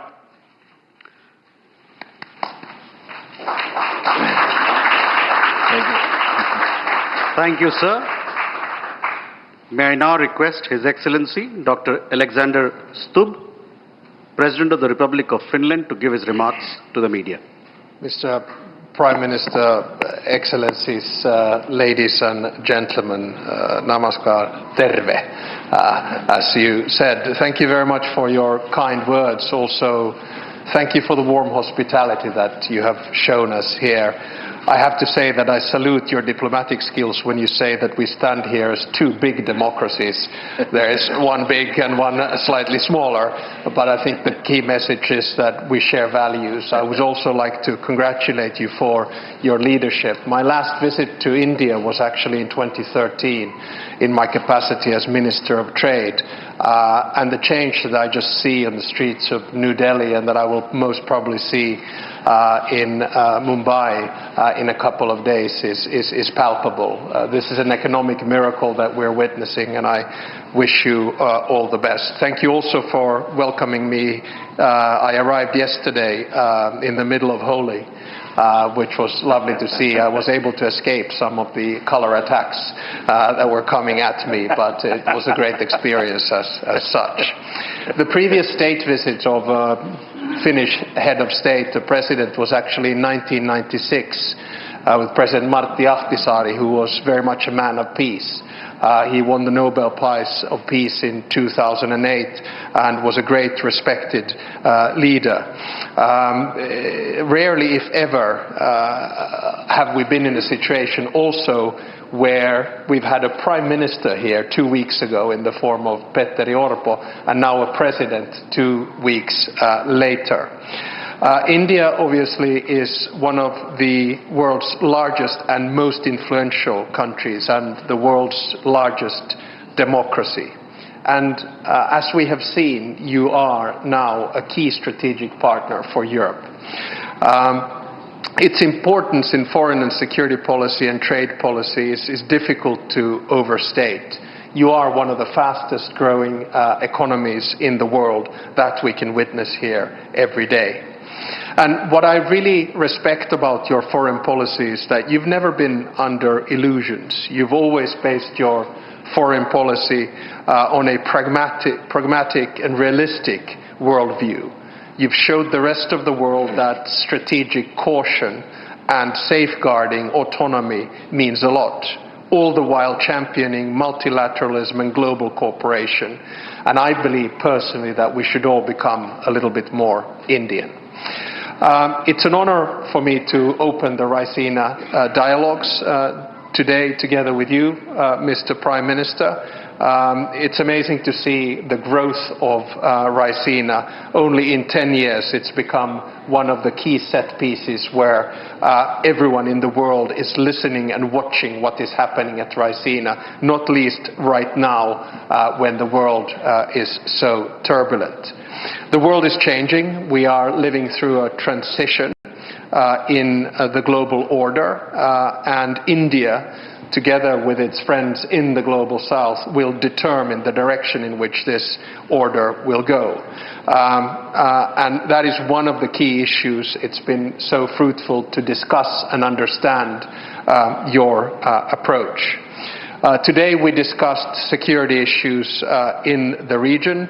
We have conflicts in both regions, in West Asia and also, of course, in Ukraine. And for us, Russia's war of aggression against Ukraine has lasted for too long, 4 years. We agreed that ending the war is in everyone's interests. A lasting peace can only be one that respects the principles of the United Nations. Today, in my speech at Raisina, I will once again call for a change in the multilateral system where the division of labor and power would reflect today's world, and therefore I think a seat in the UN Security Council for India is of utmost importance. We of course also discussed today the relationship between India and the EU, and I have to say that the trade agreement and the strategic partnership that was forged just a little while back between the EU and India is of great significance. When the world is in transition, the United States, Russia, China, and many others, the fact that we can have a values and interest-based partnership between the European Union and India is very important. Now, of course, we're also strengthening the relationship between Finland and India. As you just mentioned, we're deepening our dialogue in many sectors, and our goal is to at least double our trade. A good beginning is the fact that we have 20 Finnish companies here who are traveling with me from a wide range of industries, from technology to quantum, to satellites, to networks, to food, and to green tech, which you mentioned.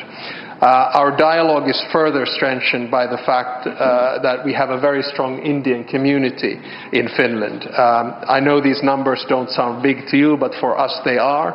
There are over 20,000 Indians that reside in the capital region of Helsinki and actually in Espoo. A gentle reminder, Finland has a population of 5.6 million, which is a little bit like a suburb in New Delhi. So you have to understand that for us, figures are of a different scale. Our Indian friends are a very valued member of our society and contribute significantly to our economy and culture. And it's good to also have the mayor of Espoo here with us today. Finally, I would like to thank you, Mr. Prime Minister, for our excellent discussion. Anytime you have allotted a short amount for a one-to-one discussion and you run over it extensively, you know that the discussion has to be good, and we really enjoyed that. So sorry to the delegations that we were so late, and thank you once again for your warm hospitality for this state visit. I really appreciate it. Thank you, sir. With that, ladies and gentlemen, we come to the end of this session. Thank you for your presence. So there you had Prime Minister Narendra Modi and Finland President Alexander Stubb in a bilateral meeting and exchanging a memorandum of understanding between both the nations. Prime Minister saying that India and Finland follow the rule of law and dialogue and diplomacy, whereas Finland President Alexander Stubb talked about his discussions with Prime Minister Narendra Modi on the war in Ukraine and in West Asia, saying that resolving these wars, both these wars, is in universal interest. So you have these pictures coming out of the Hyderabad House in New Delhi, where both the leaders are exchanging MOUs between the nations, extending ties across various sectors. Finland President earlier said that he salutes India's diplomatic skills and praised India's foreign policy.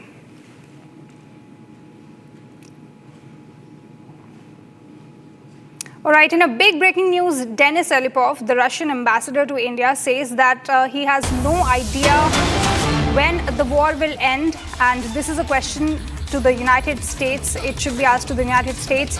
He also said that it is for India to decide its oil supplies and their source. And he said that we have always been open towards supplying oil to India. So this is a big news that is coming out. We have already seen how after the war in Ukraine, how the United States has been trying to arm twist India to decrease its oil supplies. But now Russian envoy making it clear that it is absolutely on to India whether it wants to continue taking the Russian oil or not. But as of now, it is absolutely open towards supplying oil to India. So this is a big statement by the Russian envoy to India, Denis Alipov. He has also commented on the war that is going on in West Asia, saying that the conflict should be resolved as soon as possible. And when asked when the war will end, he said that it is for the United States to answer. Take a listen. Resolution is always through negotiations. The conflict should stop as soon as possible. How long this conflict is going to continue? I have no idea. This is a question to the U.S. Supplies. We have always been open towards supplying oil. resolution is always through negotiations. The conflict should stop as soon as possible. How long this conflict is going to continue, sir? How long? I have no idea. This is a question to the U.S. Supplies. We have always been open towards supplying oil.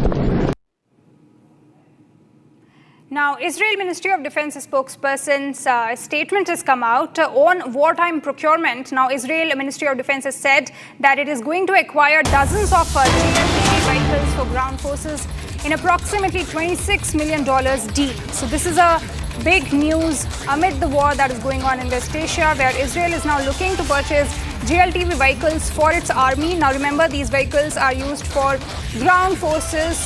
So, of course, we have already seen anticipations if Israel is going to invade Lebanon. We already have the reports that ground incursion has already started in Lebanon by the Israeli army.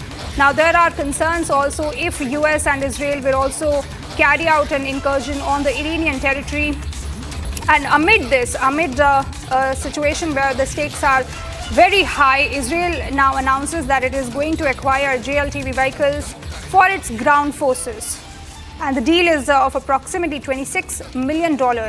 So a big move here by the Israeli army. We've already seen how Israel is recruiting reservist forces to ramp up its efforts against its war against Hezbollah and Iran. So a big move, another move by Israel amid this war. This accusation will play a crucial role and will turn the tide for this war as well, if the ground incursion is to be done in Lebanon and also in Iran. So this is a new piece of information that we're getting you.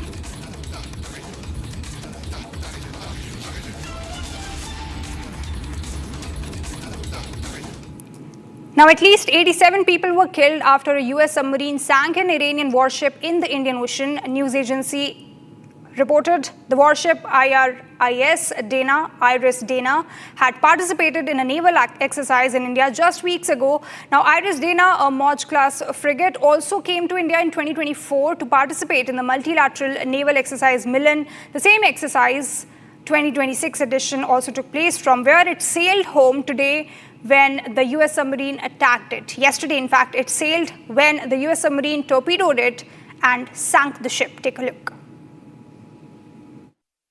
The Iranian Air Force is no more, built for 1996, destroyed in 2026.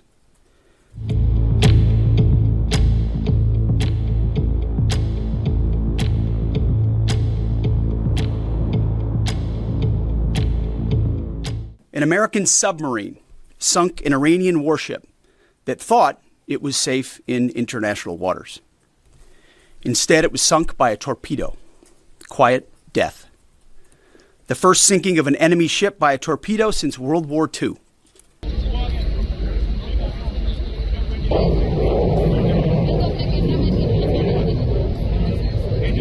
In fact, last night, we sunk their prize ship, the Soleimani. Looks like POTUS got him twice. Their Navy, not a factor. Pick your adjective, it is no more. In fact, yesterday, in the Indian Ocean, and we'll play it on the screen there.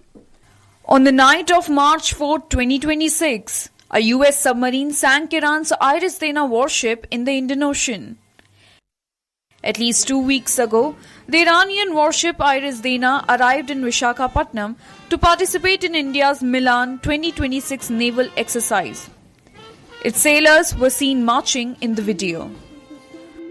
According to a recent statement from Sri Lanka's Foreign Minister Vijita Herath, the Sri Lankan Navy recovered 87 bodies and rescued 32 people out of the 180 crew members on board. The fate of the remaining crew members remains unknown. So early morning MRCC received a distress signal. Though it was beyond our waters, but it is within our search and rescue region. So as we are a maritime nation, we are obliged to respond. We are the first responders as per the international obligation. So Navy swiftly coordinated with the Maritime Rescue Coordinating Center, and also we disseminate this information to the Sri Lanka Air Force and Coast Guard as well. and we launched and dispatched our craft with all the necessary rescue team and the necessary devices to render humanitarian assistance, and we reached up to that location and continued doing this search operation. So while doing search operation, we found people floating on the floating in the water and rescued them, and later on subsequently when we inquired them, we found that those people are belonging to the Iranian ship, and we understood that they need prompt medical attention, and we swiftly transferred them to the Karapitiya Teaching Hospital.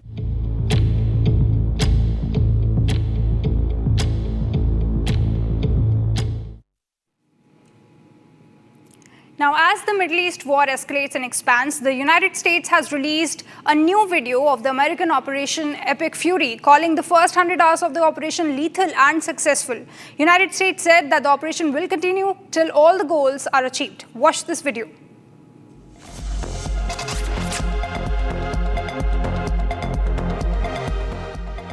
The United States and its partners have launched Operation Epic Fury, the most lethal, most complex, and most precise aerial operation in history.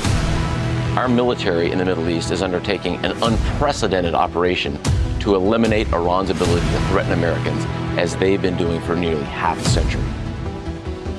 We are also sinking the Iranian Navy, the entire Navy. We didn't start this war, but under President Trump, we are finishing it.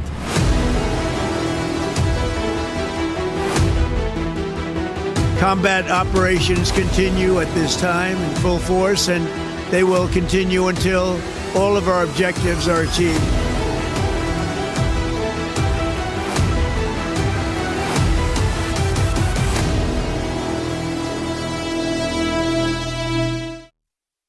Now, as the West Asia war continues, Italy has also announced that it is going to enter the war. Italian Prime Minister Giorgia Meloni said that we intend to send anti-aircraft systems to Gulf countries. More and more countries are joining the war now, a regional war taking the shape of a global war now. So this is a big news coming out of Italy, where now Italian Prime Minister, in fact, Giorgia Meloni said that she intends to send anti-aircraft system to Gulf. Now, speaking to a media outlet, she said that like the United Kingdom, France, Germany, Italy also intends to send assistance to Gulf countries, specifically in the field of defense and in particular air defense, she talked about. She also said that this is not only because they are friendly nations, but above all, because tens of thousands of Italians live in the Gulf region and around 2,000 Italian troops are deployed there. People we want and must protect, she said. So this is clearly not taking a position in the war, but in fact saying that it is for the people of Italy who are present in the Gulf region and also Italian troops who are stationed in the Gulf region. She said that she intends to send anti-aircraft systems to the Gulf countries. Now remember, Iran has been continuously bombarding its missiles and drones, bombs on the Gulf nations, and that is the reason Italy wants to now respond and come to the rescue of these Gulf nations and also to protect its own citizens who are living in the Gulf region and also the troops, 2,000 Italian troops we're talking about who are deployed in the region. She says that she wants to continue to protect the Italians who are living in the region and are facing the wrath of the Iranian missiles and drones.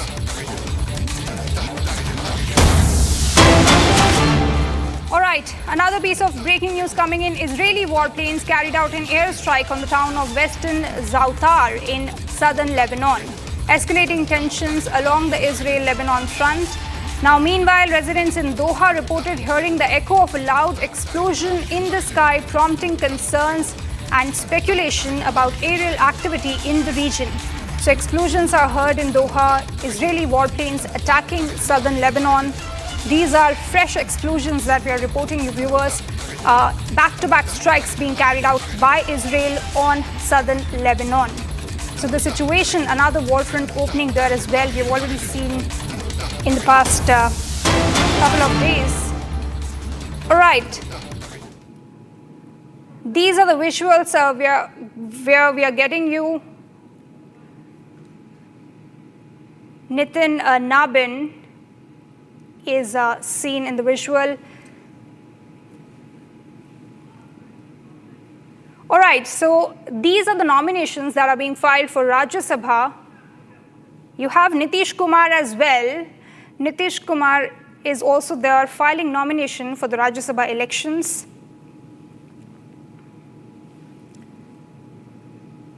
So we have already seen the political scoop that we got, you viewers, in the morning, where we saw that how Nitish Kumar quit his position as the Chief Minister of Bihar, and now we have fresh visuals where he's filing nominations for the Rajya Sabha elections. You have Nitin Nabin as well and other leaders. Today is the deadline, 5th of March, for filing the Rajya Sabha election nominations. So you have Union Home Minister Amit Shah also present alongside Nitish Kumar. This is a big day for Nitish Kumar as his decades of political career as the Chief Minister of Bihar ends today. These are the live visuals that we're getting you from Patna, in fact, where he's filing the nominations for Rajya Sabha seat. He earlier left the Chief Ministerial post and said that, in fact, thanked the people of Bihar. These are the visuals. Amit Shah, Nitin Nabin, you also have Nitish Kumar present in Patna filing the nominations as he starts his new journey as, in fact, the nominations that he's filing for Rajya Sabha seat. These are the fresh visuals that we're getting you from Patna. He ends his career as the Chief Minister of the state, did a lot of work for the people of Bihar, was very well connected to the people, knew the ground realities of Bihar, led the state for decades, and now passing on the reins to BJP, who is going to, in fact, take over the government in Bihar. We do not yet know who is going to lead Bihar as a new Chief Minister, but he is today quitting and now filing nominations for Rajya Sabha seat. So these are the visuals from Patna, where he is filing nominations. His son, Nishant Kumar, is going to be taking over JDU's leadership. All right, I have my colleague, Senior Executive Editor Niranjan, with me on the phone line. Niranjan, this is a big day for Bihar. Bihar politics is going to see a massive, massive change. What are we getting to know so far? Well, it's a big surprise. It's come as a surprise for even his own party. The fact that Nitish Kumar, the longest-serving Chief Minister in India, a record Chief Minister, and suddenly over his decision to sort of resign and become a Rajya Sabha member, he's expecting he's filing nomination for the Rajya Sabha, and it is most likely that someone from the BJP will now take over as the Chief Minister of Bihar. Now, initially we were told that perhaps the understanding was that he will remain the Chief Minister for at least a year, but that has not happened. The elections took place earlier, a few months ago, and that is why this has come as a surprise.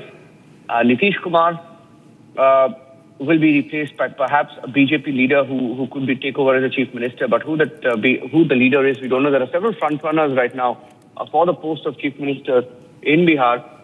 And Nitin Nabin has also filed a nomination for the Rajya Sabha. So Nitin Nabin was there. Nitin Nabin, the BJP chief, is there. And along with him, you also have Nitish Kumar. So both of them have filed their nominations, it appears, because the papers, you can see Nitin Nabin there.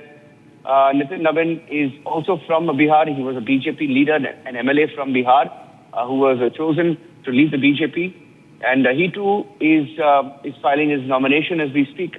BJP leaders are filing their nomination for Rajya Sabha vacant seats. And Union Home Minister Amit Shah, the senior BJP leader there present, along with Samrat Chaudhary, is the BJP's Deputy Chief Minister in Bihar. And he too is present there along with the seat to the left of Nitish Kumar. And these are pictures coming in from Patna as BJP leaders file their nomination. And we are also hearing that the new, and Nitish Kumar, his message to the party cadre was that the new government which comes in now will have his full cooperation. There is also a big buzz around his son, who's expected to also enter the JDU and officially sort of head the JDU. Now, it's a political buzz, of course. We will have to wait and watch. But Nitish Kumar has made it clear, we are hearing from his party circles that he has made it clear to his party that there were attempts made to try and convince him to remain in the party, but that did not happen.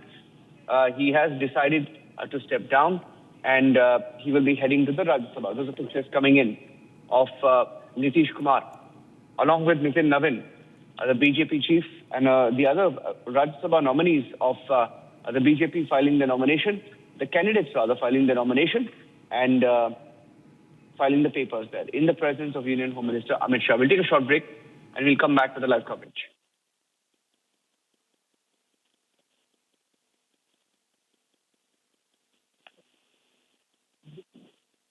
आज जिस व्यक्ति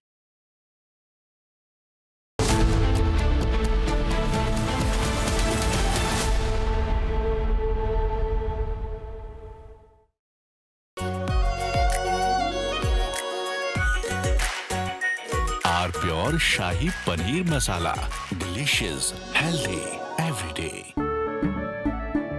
केसरिया से मन जोगी हुआ रे, दिल झूमे देखो मतवारा हुआ रे। केसरिया से मन जोगी हुआ। हर पल मनाओ केसरी त्योहार। विमल, बोलो जुबान केसरी। प्यास बुझाए, ठंडक लाए, सबको भाए जीरा से। MDH का जलजीरा जीरा सिप। जीरा सिप, असली रिफ्रेशिंग, असली स्वाद, असली मजा। MDH।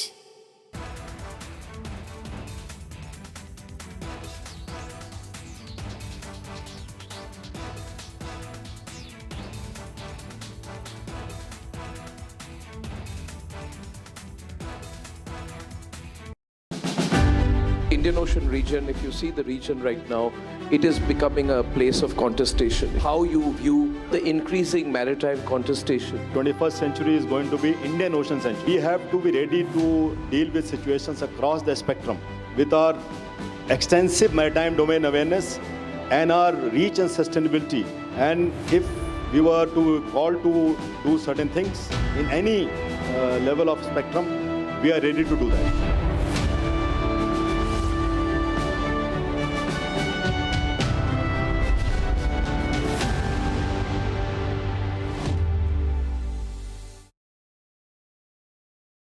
In the global employability rankings by Times Higher Education UK, only the following 6 institutions from India are ranked amongst the top 230 in the world for having the most employable graduates. IIT Delhi, IISc Bangalore, IIT Bombay, IIM Ahmedabad, IIT Kharagpur and Amity University. Pure सूजी pasta उबालो मिलाओ और खाओ 8 minute में तैयार। क्या taste है सबका राजा R pure masala.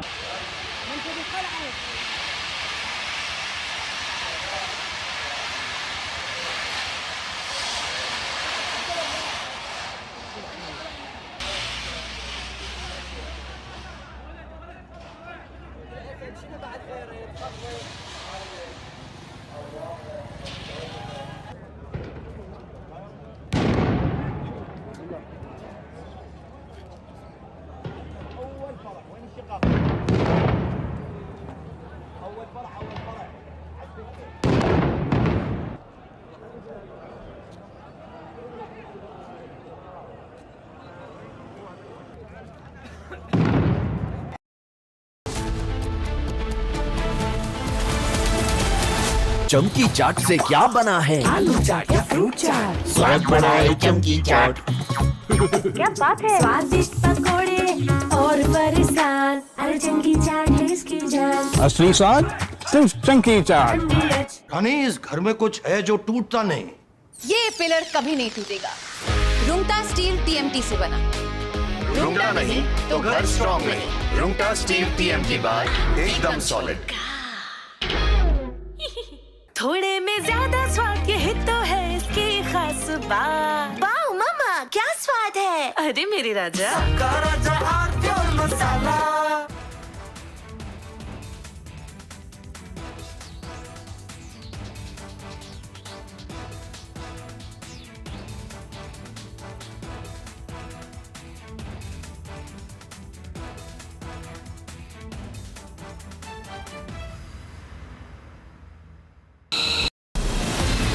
From Asia's largest news headquarters, setting the agenda for Bharat.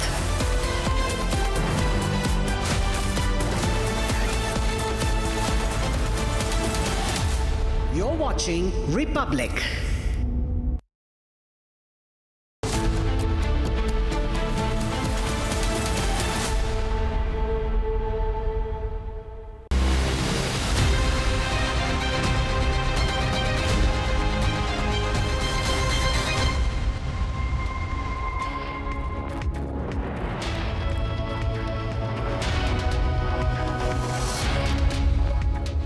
A very warm welcome, viewers. You're watching the Republic TV. This is Shivam Dutt Mehta, and in this bulletin we'll get you all the details of the conflict in the West Asian region, because both sides are firing missiles and barrage of drones against each other. We'll get you minute-to-minute updates of what's unfolding in the Middle Eastern region also. But first up, let's have a look at the top headlines of the hour. Absolutely, we prefer the peace, and unfortunately they showed open hostility. This is very important. Iranian ambassador speaks exclusively to Republic, accuses U.S. and Israel of preferring war over peace. IRGC claims to have struck U.S. oil tanker near the northern Persian Gulf.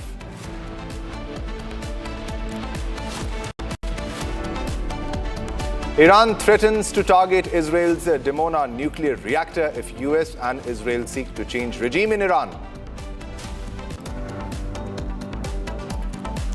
Iran says the US and Israel have miscalculated. Iran claims to have inflicted very serious damage. War reaches Indian Ocean. US torpedoes Iranian ship off the Sri Lankan coast in Indian Ocean.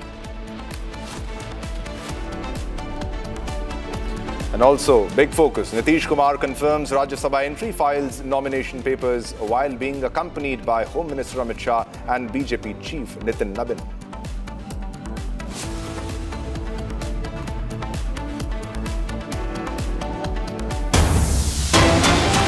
All right, viewers, we are getting another big breaking news from the West Asian conflict that is going on right now. Iranian drones have fallen on Azerbaijan territory. Big development here. West Asia war now engulfs Azerbaijan. In the latest development, the entire Middle East is already engulfed in the war that is going on right now at this moment. And this is the latest development confirmed. Iranian drones fall on Azerbaijan territory. Missiles and drones are being fired, being used by both the sides, and Iran is fighting this endless war with the United States of America and Israel. All major cities, major targets of that includes the US bases, are being bombed, and this comes as the latest. The West Asia war has now engulfed Azerbaijan also, where you can clearly see this is Nakhchivan airport, the visuals of that. An Iranian drone has fallen on Azerbaijan territory. West Asia war has now engulfed Azerbaijan also. Latest development here, Azerbaijan also got caught in the war. Let's listen in to the audio also of the impact that you will see.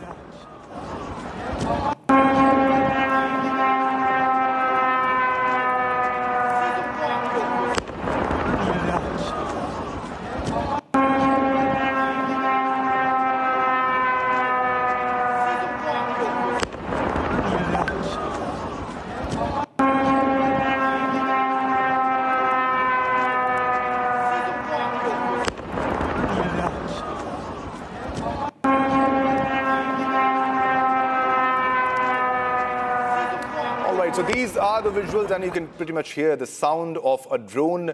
Probably this might be a kamikaze drone that is being used for attack. We have to get it confirmed. They confirm that was a deliberately target in this attack, because this is the latest that is coming in from the war zone. Latest comes where Azerbaijan got hit by a drone. All right, we have guests joining us. We have Louis Gomes, Vice President of National Union of Seafarers of India, joining us via Zoom.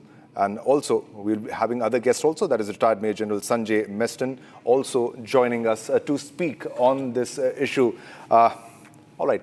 So, right now we have Louis Gomes with us.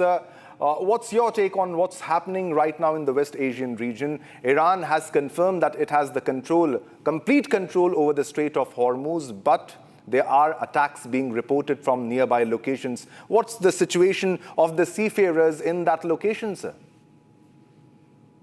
National Union of Seafarers of India expresses deepest concerns and sorrows about the recent attack which is happening on the merchant vessels transiting the Strait of Hormuz, which is a very vital international shipping corridor. Around 20% of the oil and gas of the world passes through this strait. And we are very concerned since Saturday, 250 vessels are stuck up in this Gulf region. Around thousands of seafarers, Indian seafarers, are stuck. And we got the information around 37 Indian flag vessels, which is transiting from this area. About 1,100 Indian seafarers are stuck in Panjshir Gulf. We are already, it's been in the paper that Skylar, the vessel Skylar, where 15 Indian seafarers were there. They were, 13 have been rescued, and 2 are still missing, and 1 is injured. Same way we have in one vessel in MKD Vayum, Marshall Island flag. The one seafarer lost his life. As a union, we are extended our solidarity and support to the bereaved family. We are in contact with the company also, trying to get as much of assistance and help as needed. And we got a call from Basra, Baghdad embassy in Iraq. One seafarer also died over there during a missile attack from Iran. And there is a couple of projectiles which has been targeted the vessels, some Hercules vessels where no fire was there, but it has been distinguished. And some vessels which is closely been projected by the missiles. But most of the thing is that we can find that 3 casualties and 2 missings. And Indian seafarers, and there are multiple Indian seafarers which are stuck up in Bandarabad. And National Union of Seafarers of India is in coordination with the embassy in Bandarabad to repatriate back them to India as soon as possible. We are also coordinating with the Director General of Shipping, embassy in Bandarabad, embassy in Baghdad, and our shipping companies. And we are closely monitoring the situation. All right, sir. All right, sir. Stay with us. We have a big breaking news coming in. Let me share the details of that first. This is the big breaking news coming in. And this related to Indian seafarers who are stuck in the Strait of Hormuz. Now, 37 Indian flag vessels are stuck as of now, as we speak, in that region. 37 vessels are stuck, and 150 Indian and foreign flag ships are stuck in that region. And 2 casualties have also been reported as of now, as we speak. This is the latest development that we are fetching as of now. 2 casualties reported so far, 2 missing. National Union of Seafarers Association has shared this data.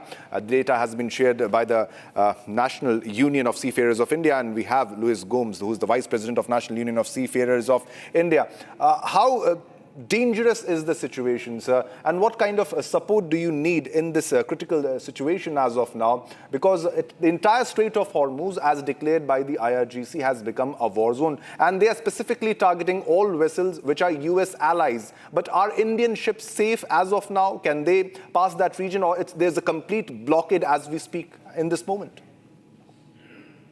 This is a very concerning period, which is it's a very dangerous situation, because most of the ship are stuck up there, and they are having a like in a utter chaos. And they cannot come out of the Strait of Hormuz, especially. And the life of the seafarers is at stake at the moment. It's a very, very highly volatile situation. We are, as a shipping fraternity and industry, and the family of the seafarers undergoing through. All right, sir. All right, sir. We also have retired Major General Sanjay Meston joining us to speak on this issue. Sir, this war is getting more dangerous, more fatal. The number of casualties are rising, and also the way U.S. has torpedoed an Iranian vessel very close to the Sri Lankan coast. And now the Strait of Hormuz has literally become a war zone. Iran is striking the vessels there. And also, no port is safe as of now as we speak in Iran. What's your take? Yeah, my take is as follows. Firstly, now this has become a total regional war by Iran. And secondly, Iran now is targeting more nations. We have seen the recent these drones falling in Azerbaijan. And we must know that Azerbaijan and, of course, Israel have got very good relations. They have diplomatic relations.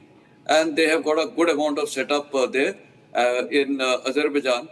And therefore, the worry to Iran is, that the area of Kurdistan is quite close by because that is in northwestern western part of Iran, which is their province, and of course is the Karamshah. So you are aware that President Trump is also speaking to the Kurdish rebels there, and therefore again that population is Sunni. Azerbaijan is again Sunni dominated. So some game is going on there, and Iran is taking preemptive actions by targeting all these places in Azerbaijan also. So they are enlarging the conflict. You are aware it is fired in a US base in Turkey. Of course, that was unsuccessful in Greece, Cyprus, everywhere. Yes. And of course, now Americans are also enlarging it. The fact that they have sunk an Iranian naval ship, a frigate, which was coming from Vizag after the International Fleet Review, in which even American ship had participated for exercise Villain. So that has been sunk in the territorial waters, not in the territorial waters, in the EEZ of this Sri Lanka.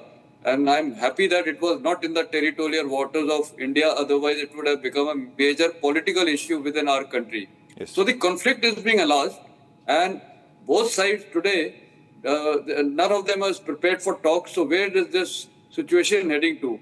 It's a very volatile, very uncertain situation. No one can today predict about it. And for India and the world, the entire concern is in the Strait of Hormuz and for the Gulf region. Because, see, oil is getting affected. Your LNG in Bahrain and, of course, Qatar, the production has stopped. Those facilities have been shut down. So there is no transit of any oil or gas from there. 20% of the world's everything flows out from Strait of Hormuz. And of course, India is from there, it is about 40% of India itself. So what I'm trying to say is it's a total confusion. No one knows how to handle it. Everyone, and I think both sides have taken a very stubborn position. In one side, it is radicalism, which is, just now engulfed their minds so badly that they just not knowing what the end state will be. And the other side is also now very, very clear. US and Israel, they also want to continue hitting so that once for all this, the epicenter of terrorism for the 7 proxies in the entire region, including in Houthis, so they have to be curbed. So there is total confusion, very difficult to predict. And the strength of the Iranians as on date continues to be these missiles, ballistic missiles, the cruise missiles, and of course the Shahid missiles. So this kind of problem, I do not know how it is going to be resolved. Yes. And now people are talking about it can even exceed 100 days. Yeah. And the interest of Iran is that this war must be prolonged. The more it is prolonged, it is in the interest of Iran because the whole region gets engulfed. The GCC countries suffer, other countries suffer like India, etc. And in the bargain, they are expecting that the whole world will start pressurizing United States that this war must cease. But the world also must know that Trump is not going to cease till the time he does not achieve his objective. Yes. So it's a very critical situation. The solution only is that either of the sides have to take stern action, and maybe that America has the wherewithal to once and for all target all these the ballistic missile sites and of course the drone sites, which is not easy. It's a huge country. Everything is well dispersed. So targeting them itself is going to take time because that is the Iranian strength. And once that is finished or neutralized, I think then it is going to take a different turn because once the power of the center of gravity of Iran is targeted, that is the missiles and the drones, I think then the things can take a positive turn. Otherwise, as on date, it is extremely bad for the entire region and the two opposing forces, I would say, are totally hard on their stance. None of them ready to compromise and give up.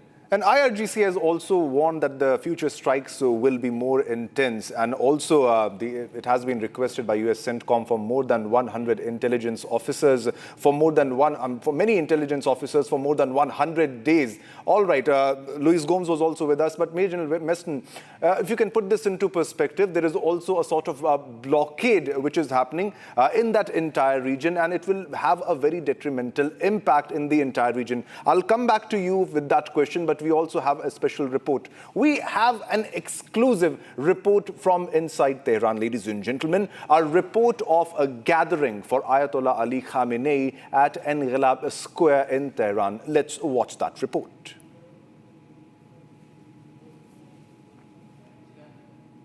I'm here at Engelab Square. You can see behind me people are praying, and also they have gathered here to mourn the death of the Supreme Leader. As you know, the Supreme Leader was killed on the first day of Israel U.S. strikes on Iran. I also had the opportunity to talk to some of the mourners and also the Imam who is leading the prayer here.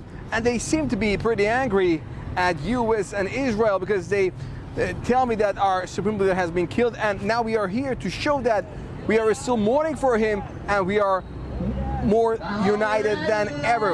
Now let's hear what they told me. سوال میکنن مردم چرا اومدید اینجا؟ خودتون بگید چرا اومدید اینجا؟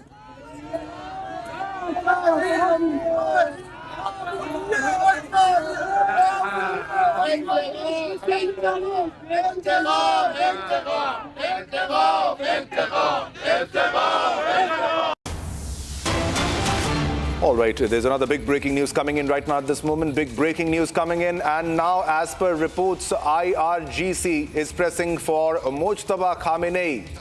It was pressing earlier and now it's again pressing hard for Mojtaba Khamenei to take over as dissent grows. Now IRGC presses for Mojtaba Khamenei as the supreme leader for Iran, for Mojtaba Khamenei's leadership as the dissent grows. So because this is from IRGC. The IRGC is pressing for Mojtaba Khamenei to take over as the supreme leader because he has a good grip when it comes to IRGC, and he is the son of Ayatollah Ali Khamenei. He's one of the potential successors when it comes to being the next supreme leader, though there are other contenders also in the line, but this is big breaking news coming in where IRGC presses for Mojtaba Khamenei. All right, viewers, moving on to our next big breaking news that we are getting right now. A second Iranian ship heading to Sri Lanka after submarine attack. All right, now a second Iranian warship was heading towards Sri Lanka's territorial waters. Now Iranian vessel named Bushehr vessel is carrying more than 100 crew members. Another development, second Iranian ship is heading to Sri Lanka. One was torpedoed by a U.S. submarine, and now a second Iranian ship is heading to Sri Lanka. This is the latest development that we are getting.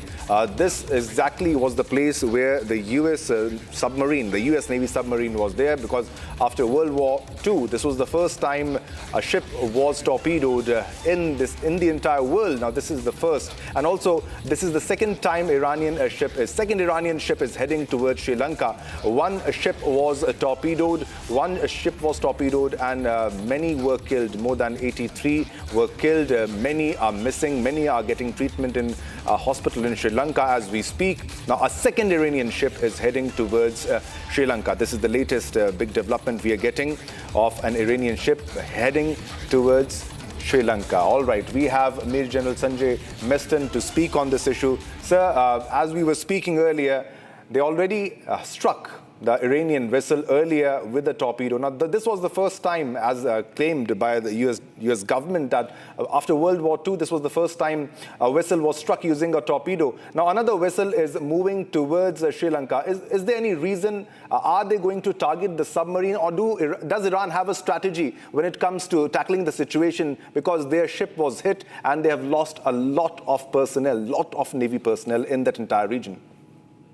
Yeah, absolutely. The logic of moving this ship, firstly, I am not aware from where it is coming, but I presume it is coming from the Persian Gulf area, apparently, because in the case of this exercise Milan in Vizag, it was only one Iranian ship. So what I have not understood, why it is coming from Persian Gulf and what is the intent.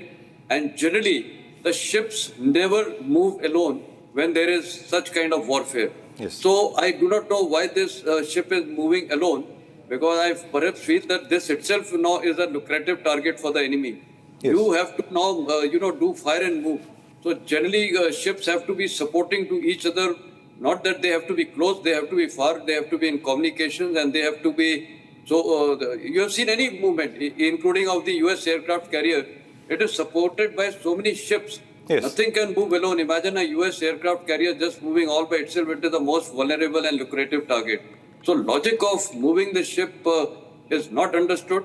See, what is happening now is that the command control structure of Iran has been severely affected. There is no doubt. Now, what may be happening is that some middle-rank leadership may be passing orders on their own. Now, see, in warfare, you cannot be sentimental and emotional. You just heard those cries, revenge, revenge. Everyone wants to take revenge. But it has to be analyzed. Warfare is a serious business. It is a profession. It is not sentimental and emotional, because some people feel that, emotions are going to win war. Right. No, it is practicality. So maybe in an emotional stance, it is like typical खून का बदला खून से revenge. उन्होंने हमारी डुबोई, अब हम इसको एक हमारी भी शिप भेजते हैं, वो उसको डुबो देगी. Yes. This is all ridiculous. Yes. So I think this is going to be a suicidal action if they are moving an independent lone ship to this area. Until and unless they have had a mutual understanding with there's surely a possibility, Major Miston, that they might be sending submarines also, whatever Iran has when it comes to submarines. Stay with us, sir. We have another big breaking news coming in. We would like your comment on that too. The first footage of Israeli F-35 shooting Iranian fighter jet. We'll show you the footage. The first footage of F-30 shooting the Iranian fighter jet, the Yak, as has been claimed by IDF. The first footage of F-35 shooting down the Iranian fighter jet. Ladies and gentlemen, on your television screens in a short while, we have just received the footage, and this is it. This is the exclusive footage on your screens as we speak right now. You see, this is the image of how the Israeli Air Force shot down the Iranian jet, the exact time it was shot down. And you can see the Iranian fighter jet, that is the Yak 130, on your screens. As you can see, this was targeted by the Israeli F-35I, and it got engulfed in flames and it crashed. It was targeted by the F-35. So state-of-the-art modern aircraft F-35 was used to attack the Yak 130 of the Iranian Air Force. Major Meston, if we do a comparative analysis of the Israeli Air Force and the Iranian Air Force, Iran stands ahead when it comes to missile technology and drone technology, but Israel has all the modern fighter jets required, but Israel does not have the strategic depth for a very long war, sir. Your take on the F-35 shooting down an Iranian fighter jet? See, again, my take was that firstly, F-35, F-15, so F-18, F-22, so many modernized aircraft, fifth-generation aircrafts are operating in this theater of war. And all these basically belong to United States and Israel. Yes. Now, even this Yak aircraft, one has really not heard about it. Obviously, the inventory of the Iranian Air Force is very, very old. It is outdated. Yes. Now, what is surprising is that firstly, US has been making a statement that there is air supremacy. If there is air supremacy, how has this Iranian aircraft taken off from one of the airfields, military airfields in Iran itself? That is a big question. Number two, why the Iranians have, taken this risk when they know F-35s are flying and the latest technology, and even they have MQ-9B drones and large number of satellites coverage. The best satellites in the world are with the US. It is again suicidal to just move a fighter aircraft or two of them just moving. So they're just trying to project to the people that they're capable. But in military planning, you have to be smart. You have to know what the enemy's advantage is. You have to focus on your strength rather than exposing your weaknesses and getting your resources being shot down for no rhyme and reason. After all, resource shot down means you're losing a pilot. You're losing at the UN cost. The same pilot could have been used in some other operations, or send him to a missile detachment where he can be used effectively, because that is a strength. Yes. So exposing your vulnerability is, I think, foolhardiness. The way now they are sending another ship, even if it is, I would say, escorted by submarines. I will give that they are escorted by submarines. But you see the dispersal now they are going to have. They are just going to have some of their force in Persian Gulf and the Strait of Hormuz, and one small element, maybe with one or two submarines moving to Sri Lanka. And what for? They are now getting further isolated. So they will be, you cannot detach your forces. Definitely. In warfare, it is concentration of forces, applicability at the right time and at the right juncture. Yes. So I think, sometimes with emotions, people can just take such decisions at the cost of losing lives.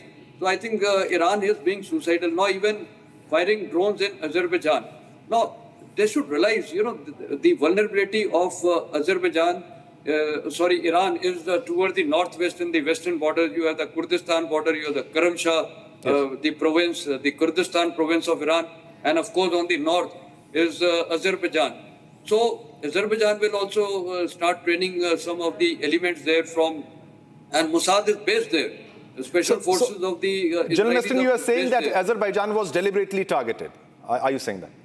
Yes.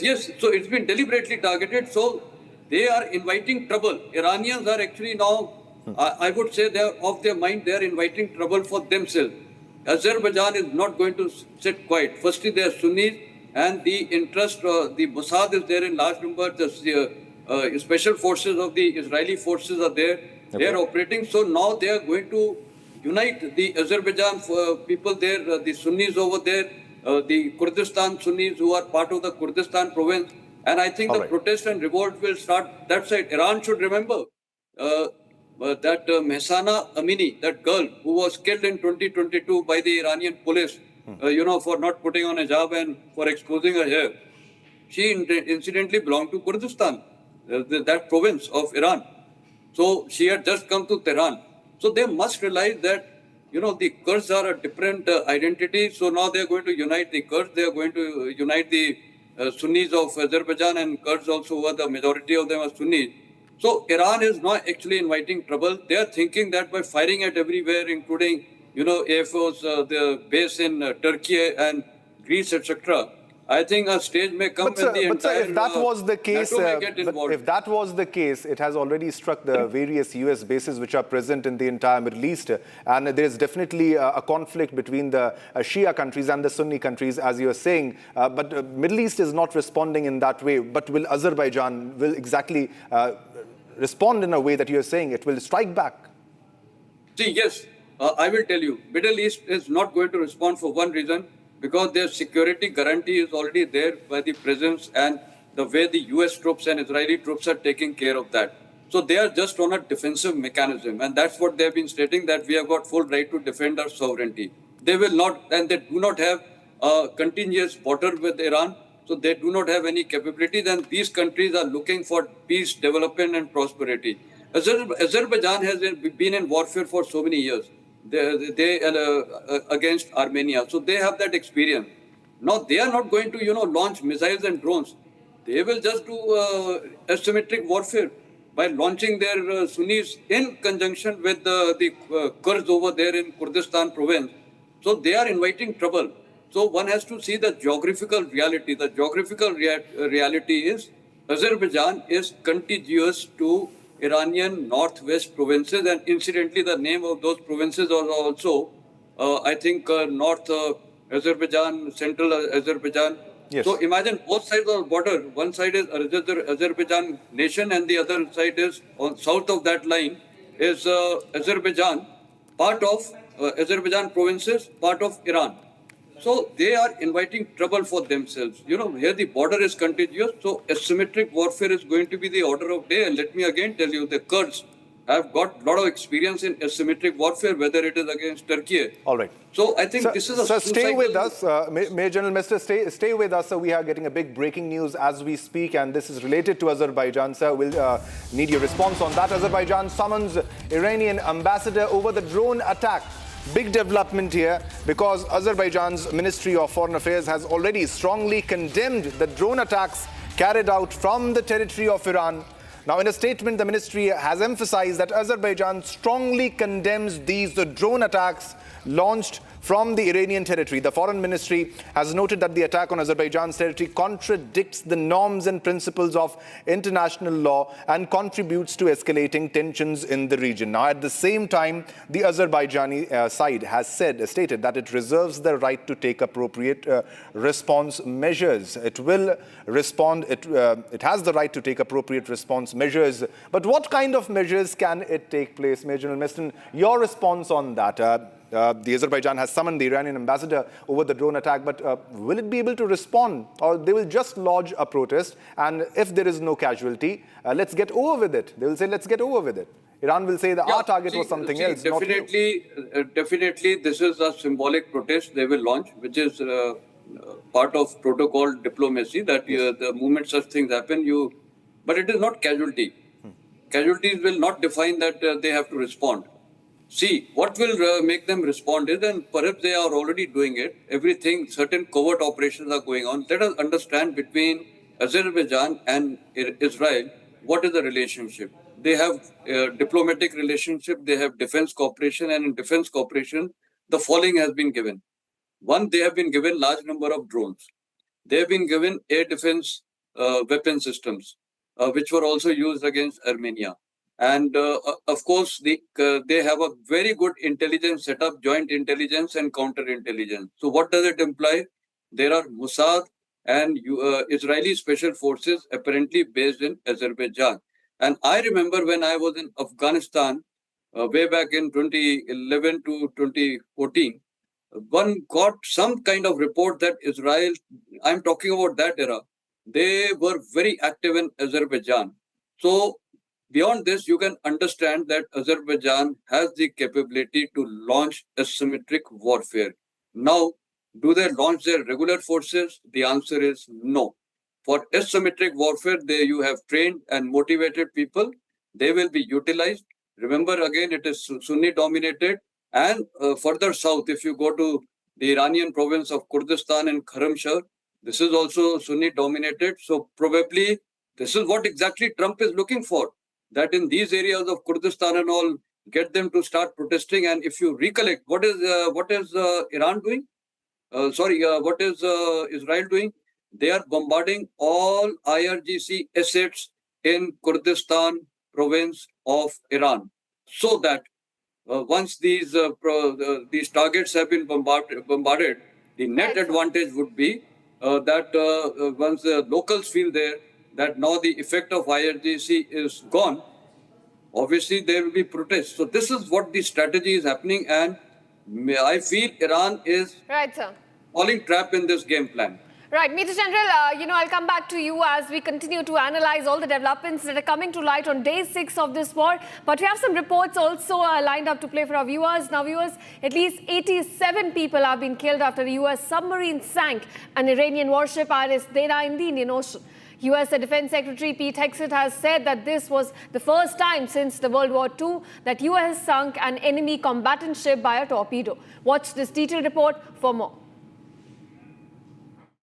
The Iranian Air Force is no more, built for 1996, destroyed in 2026.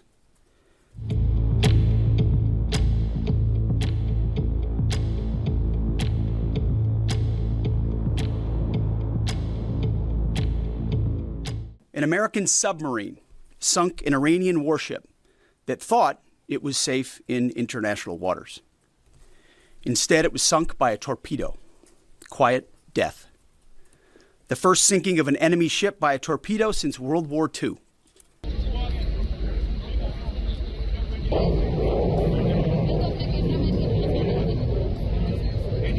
In fact, last night, we sunk their prize ship, the Soleimani. Looks like POTUS got him twice. Their Navy, not a factor. Pick your adjective, it is no more. In fact, yesterday, in the Indian Ocean, and we'll play it on the screen there. On the night of March 4, 2026, a U.S. submarine sank Iran's Dena warship in the Indian Ocean. At least 2 weeks ago, the Iranian warship Dena arrived in Visakhapatnam to participate in India's Milan 2026 naval exercise. Its sailors were seen marching in the video. According to a recent statement from Sri Lanka's Foreign Minister Vijitha Herath, the Sri Lankan Navy recovered 87 bodies and rescued 32 people out of the 180 crew members on board. The fate of the remaining crew members remains unknown. So early morning Emma. और सार्वजनिक जीवन के उच्चतम मूल्यों के पक्षधर रहे जिनका पालन उन्होंने भी किया।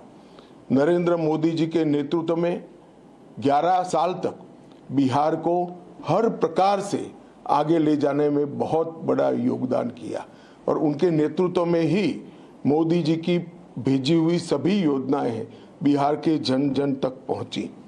1974 के जयप्रकाश आंदोलन के वो प्रमुख नेता रहे हैं और तब से लेकर आज तक पूरा जीवन जेपी के सिद्धांतों पर उन्होंने बिताने का प्रयास किया। आज फिर से एक बार वो राज्यसभा के सांसद के नाते दिल्ली आ रहे हैं।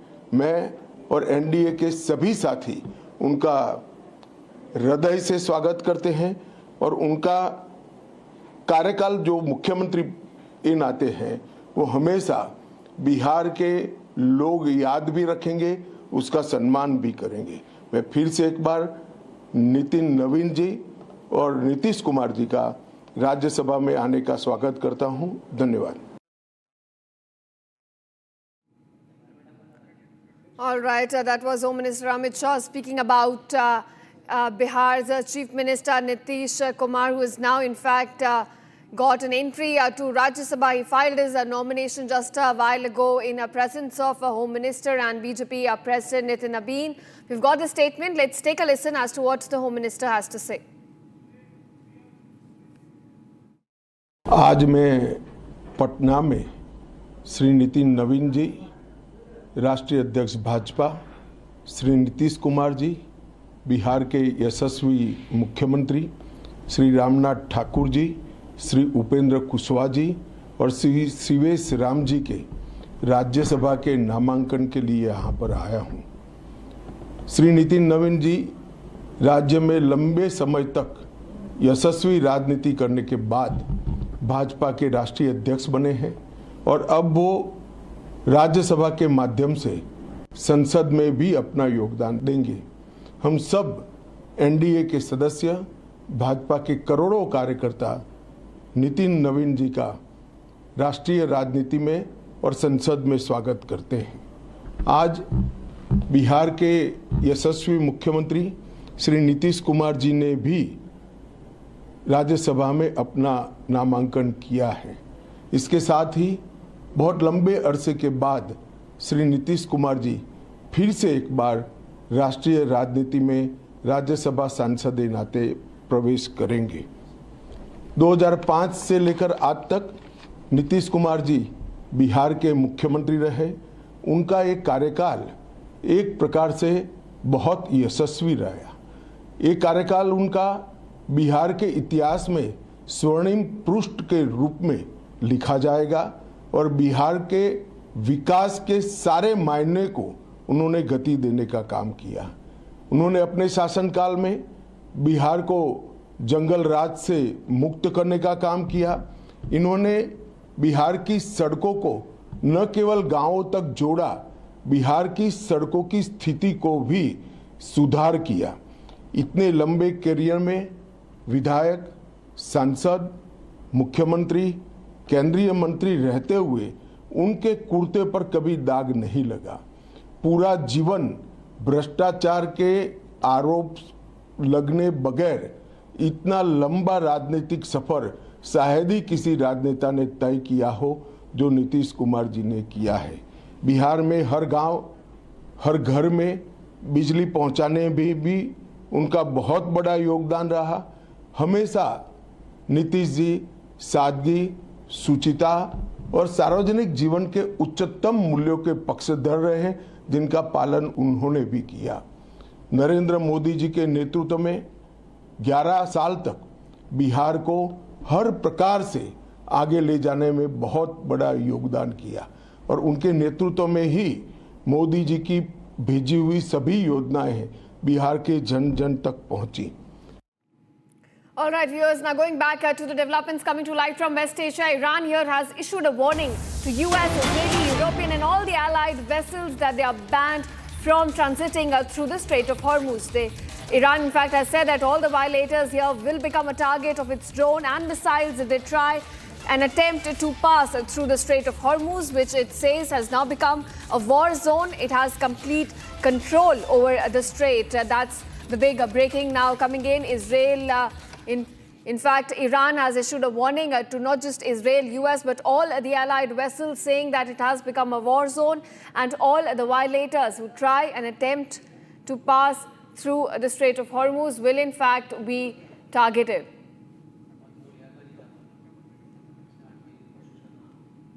And now, viewers, the war in West Asia has entered its day 6, with Iran threatening to attack Israel's nuclear plant in Dimona, and this is if US and Israel try and attempt a regime change in the country. Now, amidst this escalating war, civilians in nearby nations are still losing their residences and their livelihoods. Take a look at this report and how the Gulf nations have now been engulfed in this West Asia war. Take a look.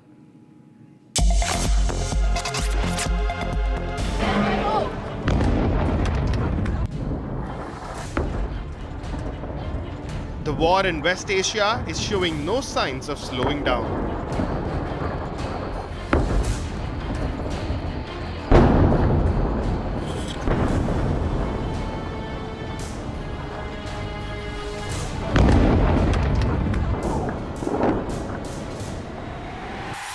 Civilians in neighboring countries are paying the price as fire rains down from the sky. So I woke up around 2:45 a.m. to one of the loudest bangs I've ever heard of in my life. It was an explosion. And so I quickly jump up and I see like all my windows are broken.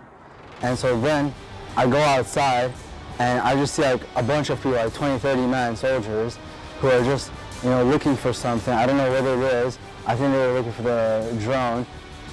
Residents of Erbil, the capital of the semi-autonomous Kurdish region in northern Iraq, are waking up to explosions from drones and missiles every day. So when it first happened, I just look over and I just glass, all the windows broken. And I go outside to the living room and I just all the windows are broken and I hear yelling outside. So I go outside and I just see people, a bunch of people. Later I found out there was a drone right there and it was caught in the power lines. So that's why the explosion wasn't as bad as it could have been. It could have been worse.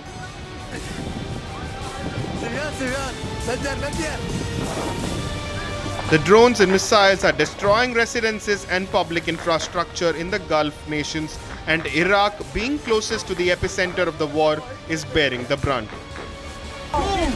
Yo! No! Boom!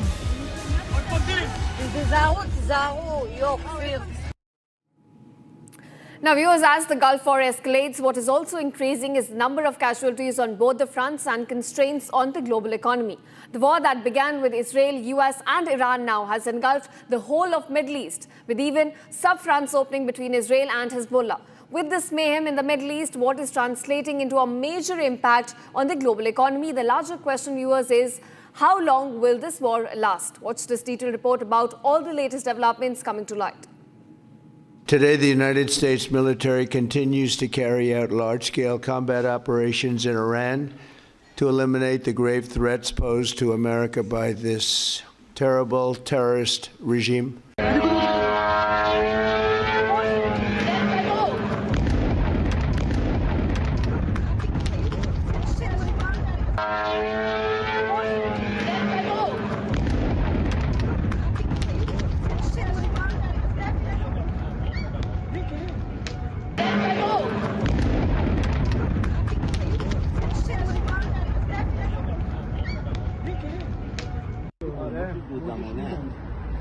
من الان مترو رد میشم ببین چیه اونجا چیه ولی دیگه از این ما اگر ویدیو خوبی داریم Well, most of the people we had in mind are dead. So, you know, we had some in mind from that group that is dead. And now we have another group, they may be dead also, based on reports. So I guess you have a third wave coming in. Pretty soon we're not going to know anybody.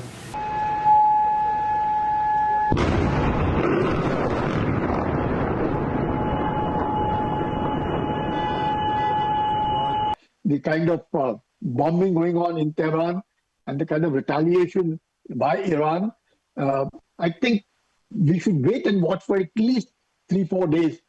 Mustaba has now taken over as the new supreme commander, almost in lines of his father in his thinking, and a person who has lost his father, mother, wife, daughter, everyone in this entire bombing there. And he has been appointed as the supreme commander, who himself was once responsible for Basij, and also the IRGC is committed to him. In that context, much of diplomacy may not really work now. And with this, the kind of bombing going on in Tehran and the kind of retaliation by Iran, I think we should wait and watch for at least 3-4 days before either does Iran capitulate, which again may be difficult, but not totally ruled out, primarily because Iran is now on its end of its resources. They are on commercial drones, small drones, big drones. The number of missiles have reduced much. Anybody might say they've kept some as reserves. I don't think so. Iran has shot whatever it had and may have kept about 10-15%, but that's not likely to cause very huge difference, one. Second, some earthquake kind of a thing being noticed 10 kilometers down. One doesn't really know what that earthquake actually involves. Is it a nuclear testing done by Iran? Yet someone says that they may go in for a hypersonic missiles, things of those kind. Very difficult at this point of time because the Americans and the Israelis have not gone to war with closed eyes. They know exactly what the capabilities of Iran were, though Iran may have surprised by the resilience and by the retaliation. Notwithstanding, I think Iran, as long as that, if it had confined itself only to bombing or shelling of the U.S. bases, the 19 of them in West Asia, it would still have been accepted because you're bound to, because if you're at war, you can expect that retaliation. But since Iran has expanded its bombardment, missiles, drones on commercial assets of Kuwait, or Dubai, or Bahrain, or Qatar, is indicative that now a divide between the Arabs and the Persians would grow wide. Earlier, it was expected that the entire community might get together and fight the Israelis and fight the Americans, but it doesn't seem so now. There's a divide. And therefore, the kind of infrastructure of Iran in total stress, whether it is on electronic warfare, cyber warfare, all of its kind, and much of its missiles and drones aren't making the impact that they were supposed to, primarily, again, because it's very difficult to keep a control of the command. But my guess would be, let's wait for at least about 3-4 days, and maybe we would be able to come, the Americans are prepared for a long drawn war, but the Iranians may not be able to take on that unless the expectation of change of regime, the change of regime is almost ruled out because it's the same regime, same thinking, same ideology. So the change may not come unless people themselves come out and revolt, which again seems the country is on a 40 days mourning for their religious head who controlled them for almost 36 years, and his son alone has now taken over. So expect for well, if they do not capitulate, then a long drawn war. But then, since Mustaba has taken over, tighten your belts and be ready. And if you want peace, be prepared for a nasty, expensive, destructive war. And sooner or later, Iran obviously have to lose, but it's better that they, going on a negotiating table, diplomacy, dialogue, If Iran wants it, can still be done. But if they don't want it, difficult. But then we'll have to wait and watch. Can't really say how long. But maybe 4 to 5 weeks at the most. But within a week, we will know how long. All right, viewers, we've got another breaking news coming to light. A French foreign minister has now spoken to his Iranian counterpart, Bakshi. In fact, he's had a phone conversation with him, clearly urging for de-escalation in the conflict. The ministry here says that the foreign minister of France condemned the Iranian strikes, reaffirmed the country's commitment to stability in Middle East and calling for de-escalation and resumption of a diplomatic dialogue between the warring countries in compliance with the international law. So France here, in fact, has come out and clarified on its stance regarding the war in Middle East. He has spoken to his Iranian counterpart, clearly urging for de-escalation in this war.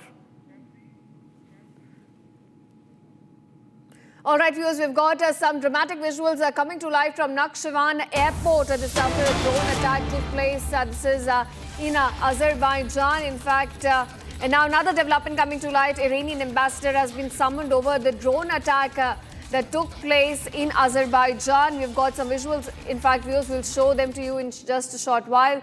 Those are the visuals of the attack that took place near Nakhchivan airport. And right after the attack, Iranian ambassador has been summoned, is what we're given to understand.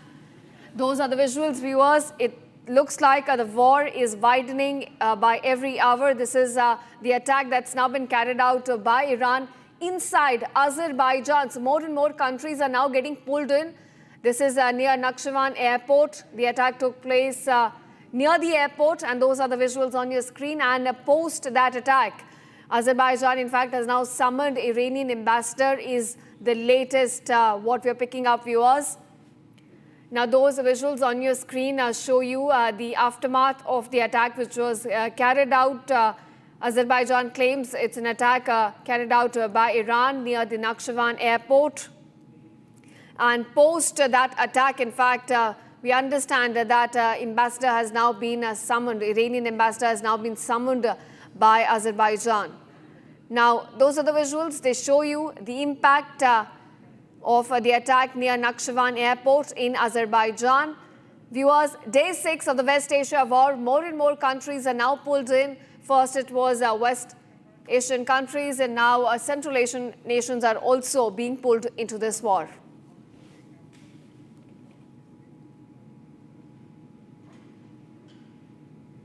All right, viewers, that's all we could pack in this edition of Live in Breaking. Thank you so much for watching, but don't go anywhere. On the other side, we discuss how Israel and US miscalculated the strikes by US is what Iran now claims, is saying that it has inflicted serious damage on both these countries.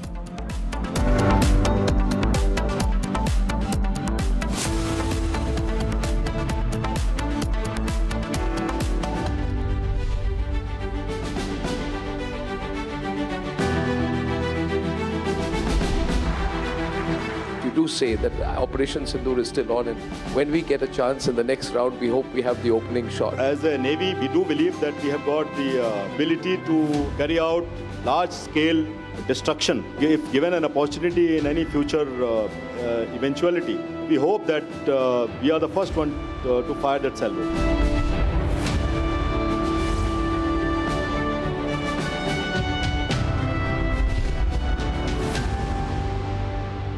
चमकी चाट से क्या बना है? Sandwich लस्सी और छाछ हर घूंट में चमकी चाट, ड्राई फ्रूट और दही बड़े। चमकी चाट से स्वाद बढ़े। असली स्वाद सिर्फ चमकी चाट।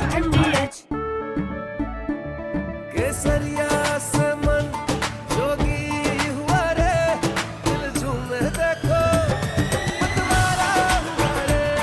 केसरिया से मन जोगी हुआ। हर पल मनाओ केसरी त्योहार। विमल, बोलो जुबान केसरी।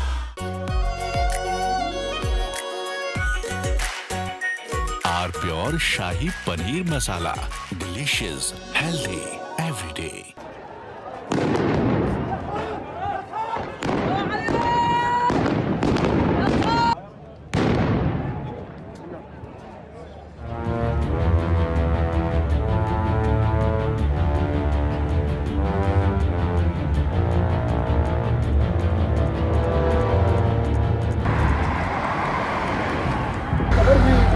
قعدنا متصفين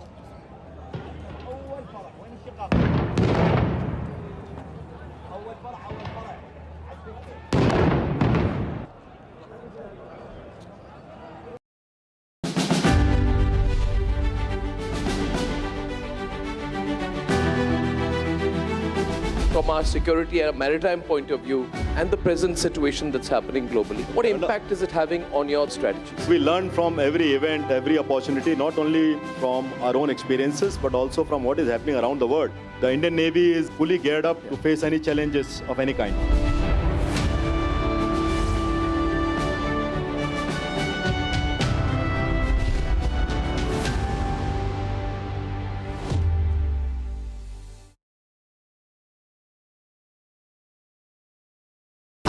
प्योर सूजी पास्ता उबालो मिलाओ और खाओ 8 मिनट में तैयार क्या टेस्ट है सबका राजा हार्डवेयर मसाला यानी इस घर में कुछ है जो टूटता नहीं ये पिलर कभी नहीं टूटेगा रुंगटा स्टील टीएमटी से बना रुंगटा नहीं तो घर स्ट्रॉन्ग नहीं रुंगटा स्टील टीएमटी बार एकदम सॉलिड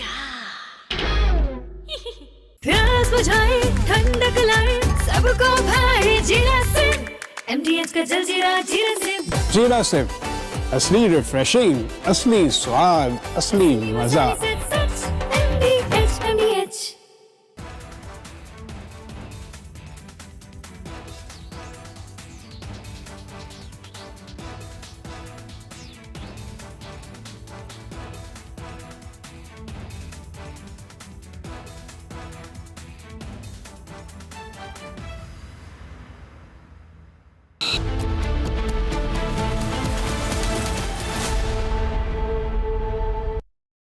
थोड़े में ज्यादा स्वाद यही तो है इसकी खास बात वाओ मम्मा क्या स्वाद है अरे मेरी राजा सबका राजा और प्योर मसाला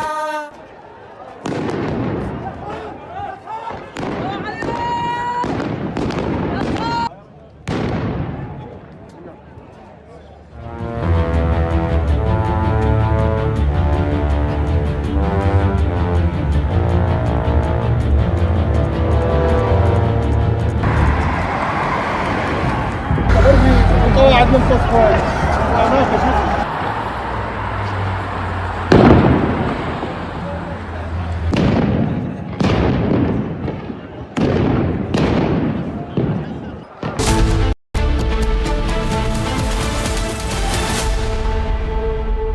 चमकी चाट से क्या बना है सैंडविच लस्सी और छाछ हर घूंट में चमकी चाट अब बताओ स्वाद आया असली स्वाद सिर्फ चंकी चाट केसरिया से मन जोगी हुआ रे दिल झूमे देखो मतवारा हुआ रे केसरिया से मन जोगी हुआ हर पल मनाओ केसरी त्योहार विमल बोलो जुबान Kesari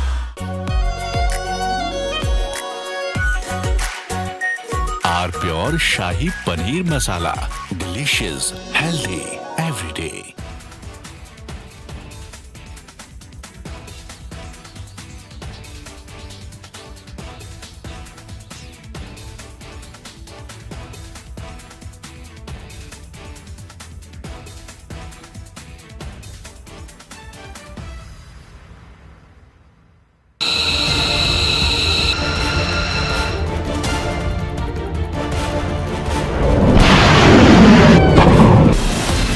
From Asia's largest news headquarters, setting the agenda for Bharat.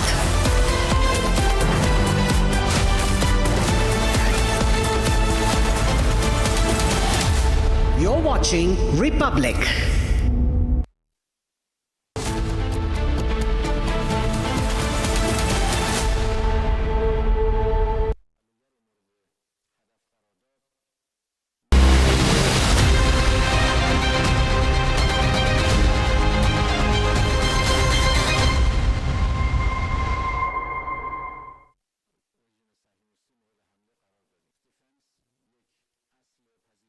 Prompt.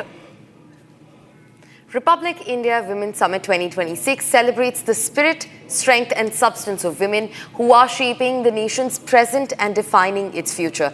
This weekend, we bring together extraordinary voices from across sectors, from the brave ranks of the armed forces in the CRPF to the arenas of sports, from the corridors of law and politics to the powerful world of art and cinema.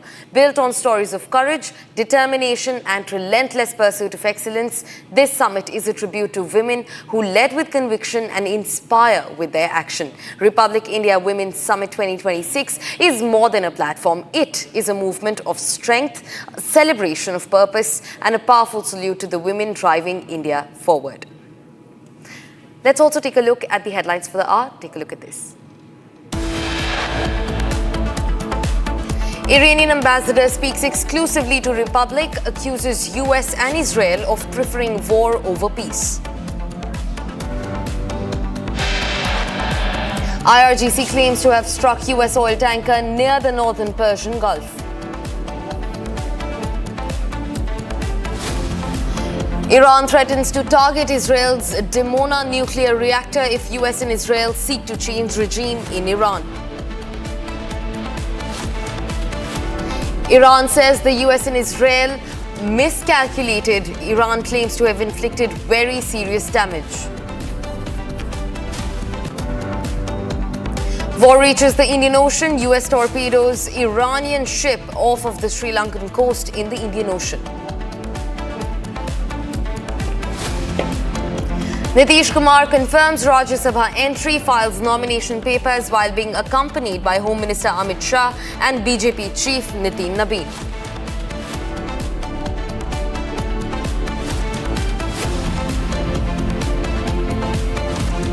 Viewers, now let's quickly shift focus to the latest visuals that we're getting in from the Iraq-Iran border. Now remember, the war has broken out. In fact, this is a live video from Iraq near the border with Iran, which is launching more missiles at both Israel and US bases as the war in West Asia enters its sixth day. These are the latest visuals that we're getting in from the borders of Iran and Iraq. Now remember, viewers, this comes as multiple countries of the Gulf region have already entered the war, with multiple more from the West also and Europe looking to enter the war as well.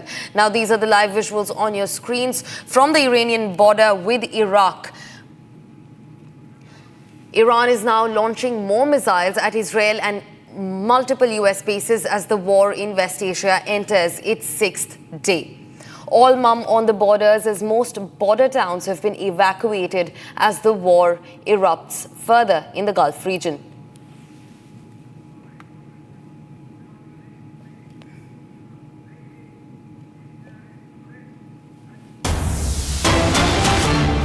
Viewers, also tracking some more breaking developments, we have gotten a footage of Israeli Air Force's strikes in Iran. Now, this footage, which has been released by the Israeli Defense Forces, shows precision munition strikes that have taken place in the Iranian territory. The Israeli military, on day 6 of the war, continues to strike deep inside Iranian territory. This video of a drone attack has been released by the Israeli Defense Forces. This shows the scale that the war has entered in its sixth day, with a drone deploying in the Iranian territory. Now, remember, viewers, drones and munitions, loitering munitions, have been a central power of this conflict, the war that has been on between Israel and Iran. In fact, the Israeli Defense Forces have released a recent video that is on your screens of a drone strike deep inside the Iranian territories. You can see the drone completely going off as it touches the ground. We're yet to confirm what area this is inside Iran, but also remember, viewers, Israel has also continued the carpet bombing of various cities across Iran, including its capital city of Tehran. Now, these are the latest visuals that we have accessed from the Israeli Defense Forces. This shows a drone strike deep inside the Iranian territories as the war goes on and engulfs the entire Gulf region.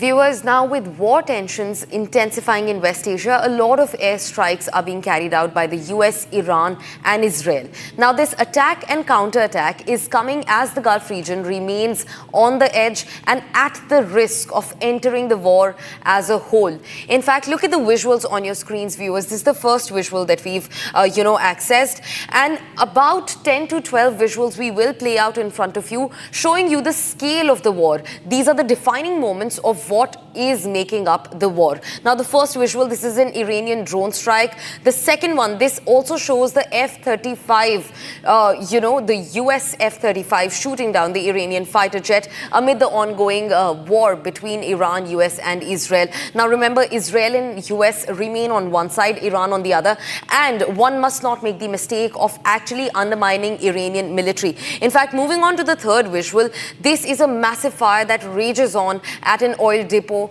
in the UAE. Now, also remember, energy sector is hit massively in the middle of the war that's going on in the Gulf region. First oil refinery that was hit on at least day second of this war was in Saudi Arabia. Now, also listen into the ambient sound of this attack that we can see on our screens, viewers. Take a look. Viewers, take a look at this fifth visual now. An interceptor halts an Iranian missile. Now, this entire war has not been about the army. It's not been about anybody else as much as it has been about air power, air supremacy, and loitering munitions and drones and missiles. And this is the visual that you can see on your screens. A constant interception of missiles ongoing from both sides. The US, Israel on one side and Iran on the other. And this even as Israel has fully now classified its Iron Dome and its missile helping capabilities. In fact, a sixth visual that comes in from Doha in Qatar, explosions are heard in residential areas. Now remember, this is key. War crimes on war crimes being noted as part of the war that is ongoing in the Gulf region, and explosions were being heard in the residential areas in Doha as well. Now moving on to the other visual that we have that comes from Qom in Iran. Strikes on Iranian air defense systems is what we're being told these visuals are. These visuals also were released by the Israeli Defense Forces after they struck targets of the Iranian air military, the Air Force. And this is the visual that we have on our screens. Now, the eighth visual comes from Iran once again. These are about the missile strikes near the IRGC naval base. Now, remember, Iran has issued multiple warnings about, their civilian areas being struck, where the US and the Israel were saying that it is a calculative strike on their military assets. And this video is a testament. This is a missile strike near an IRGC naval base. The ninth visual that we have for you is the Persian Gulf. Now, US ship launched missiles against Iran. Also remember, US also torpedoed an Iranian ship. The waters are also turbulent right now as the Gulf is at war. And this also comes in between the Strait of Hormuz, taking a center place in the entire conflict. The 10th and the last visual that we have for you, again from Iran, where buildings are destroyed in airstrikes rained down by the Israeli Defense Forces in collaboration with the US. Now remember, viewers, US and Israel are on one side and Iran on the other, but this is not an isolated war between these three players. Western players, including Australia, including Italy, are looking to enter the war, and on the other side in the Gulf region, all neighbors of Iran have been struck by Iranian military. Moving on, viewers, we're also getting in some more breaking development. Now, the Israeli Defense Forces have eliminated a terrorist cell that operated within a command center in southern Lebanon. Now, overnight, the IDF troops identified several Hezbollah terrorists who entered a structure used by the organization as a command center in the area where IDF troops are operating in southern Lebanon. On your screens are the visuals of the very strike that is being spoken of. Now, the Israeli Defense Forces have claimed to have eliminated a terrorist cell that was operating within a command center in southern Lebanon. Now, overnight, IDF troops also identified several Hezbollah terrorists who entered a structure used by the organization as a command center in the area where IDF troops are operating in southern Lebanon. Now, following the identification, the Israeli Air Force struck and eliminated the terrorists residing in the area. The IDF will continue to operate to remove any threat to the Strait of Israel, is the statement that they issued, while also releasing a video clip of the strikes that have made heavy damages on Hezbollah settlement deep inside southern Lebanon. And of course, these strikes were made by the Israeli Defense Forces. In fact, the clip was also released by the Israeli Defense Forces. They've also claimed that they've eliminated a terrorist cell that was operating well within the command center inside southern Lebanon. Now, remember, this comes just 2 days after the Israeli forces on ground trespassed the Lebanon border, in fact, from the southern end.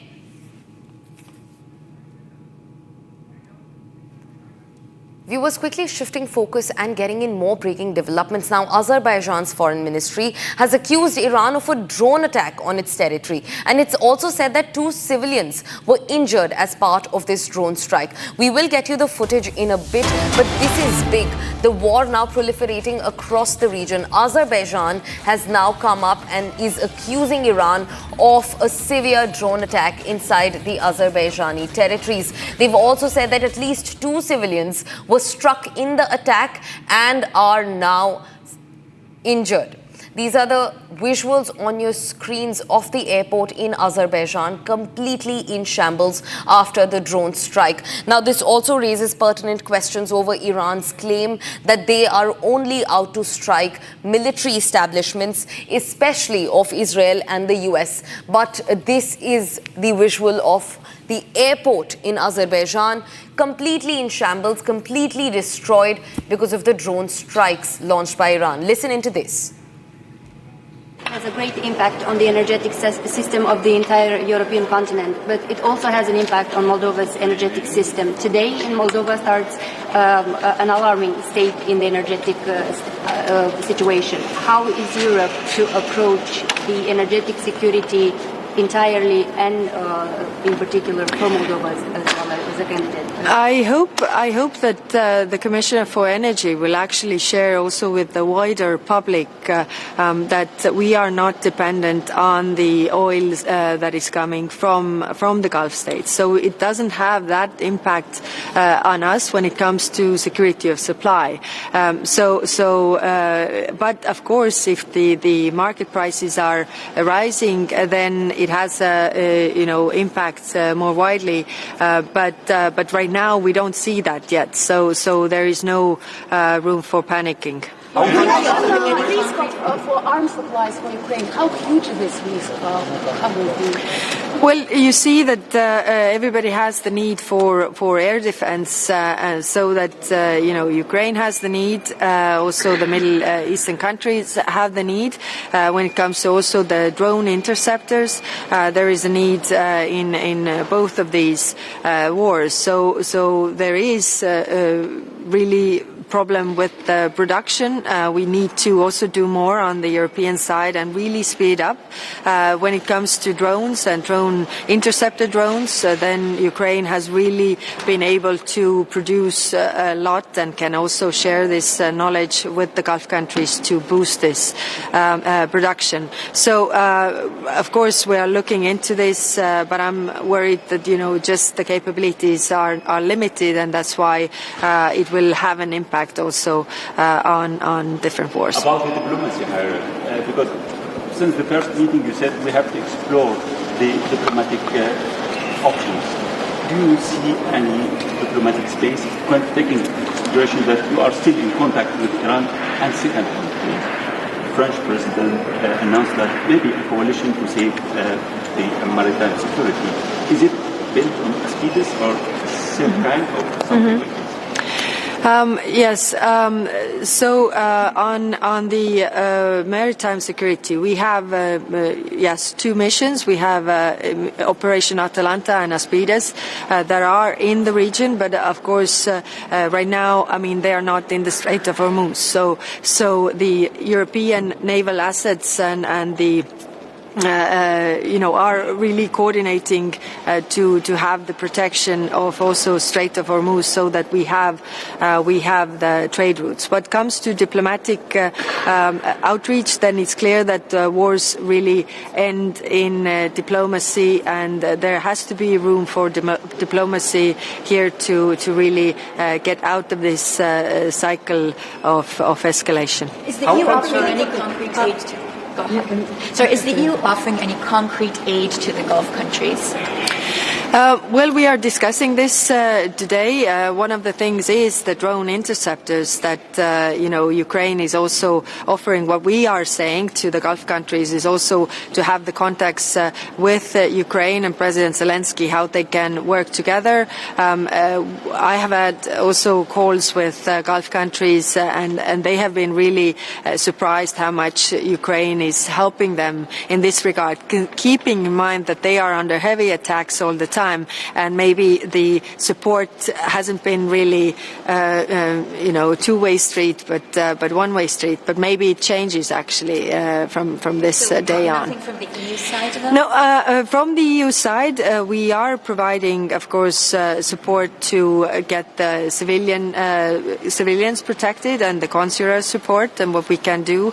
But in terms of what more can we do, we are discussing this today. What are their needs as well, where we can come. How Georgia is not on agenda, but I have to ask you, because yesterday Georgian Dream adopted the most repressive amendments to law against the civil society, media, even against the business. So what's your estimation on this move? Yes, well, adopting these laws is extremely regrettable, and it shows that Georgian government is really not going on the right track when it comes to a European accession. How concerned are you about President Trump's threats towards Spain, and what do you expect from the other member states how to deal with this threat?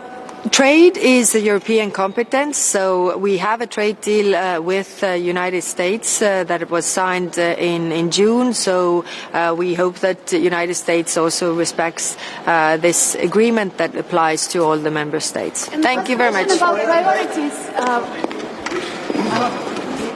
Viewers, that was the Vice President of the European Commission, Kaja Kallas, speaking to the media after the European Union held an emergency meet over the Iran war surging and becoming bigger. Now, the European chief has also said that there was no impact on oil supplies in Europe because of the Iran war, debunking all claims that oil prices are going up in Europe. Now, EU's Kaja Kallas says that there is no need to panic and the oil supply remains stable in the region.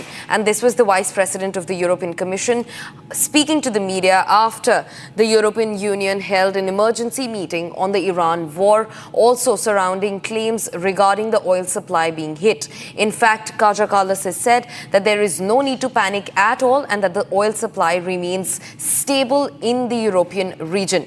In fact, European Union has also said that there is no impact on oil supplies in Europe due to the Iran war.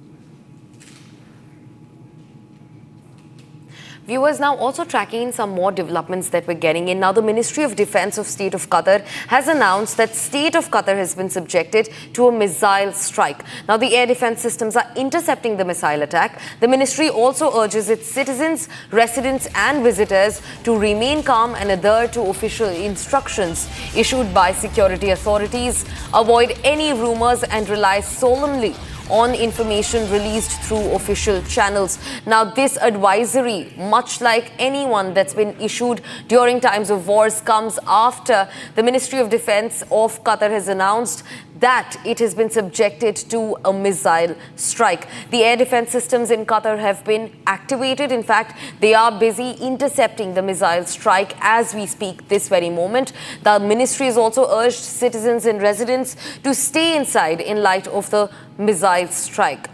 Now remember, viewers, the war is swelling and it's engulfing the entire Gulf region, and the latest in that list is Qatar. The Ministry of Defense in Qatar has announced that the state has been subjected to a barrage of missile attacks and that the air defense systems have not just been activated, but they're actively intercepting the missile attack as we speak.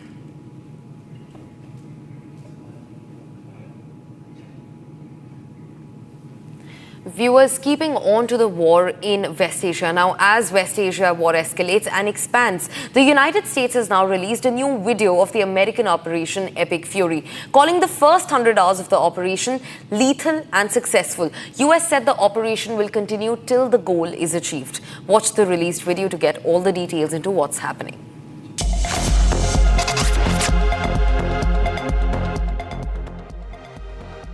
The United States and its partners have launched Operation Epic Fury, the most lethal, most complex, and most precise aerial operation in history. Our military in the Middle East is undertaking an unprecedented operation to eliminate Iran's ability to threaten Americans, as they've been doing for nearly half a century.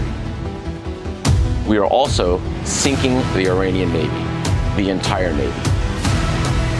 We didn't start this war, but under President Trump, we are finishing it.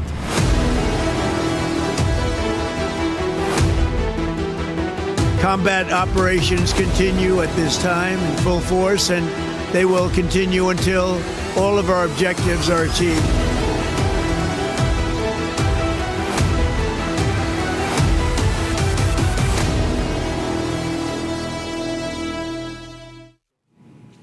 Viewers, keeping on to the escalations in West Asia, let's quickly shift focus to a breaking development that we're tracking. Now, the Iranian army has said that their ground forces shot down an Israeli Hermes drone in Kermanshah, western Iran. This comes as there are counter-strikes and strikes being exchanged from both Israel and Iran from the start of the war, which has now entered its sixth day. And in the latest, the Iranian army has now said that their ground forces shot down an Israeli Hermes drone in Kermanshah in western Iran. Now remember, this comes as the carpet bombing of various Iranian cities, including the capital of Tehran, continues from the Israeli Defense Forces. And in the latest, the Iranian army has said that their ground forces shot down an Israeli Hermes drone, which was intercepted in Kermanshah area in western Iran. Those are the visuals on your screens. You can see a drone flying through the sky being intercepted as it reaches close to the ground for its final purpose, and it was intercepted by the Iranian military. This is an Israeli drone on your screens, which was intercepted by the Iranian military just this moment. In fact, viewers, this has happened in Kermanshah area in Iran.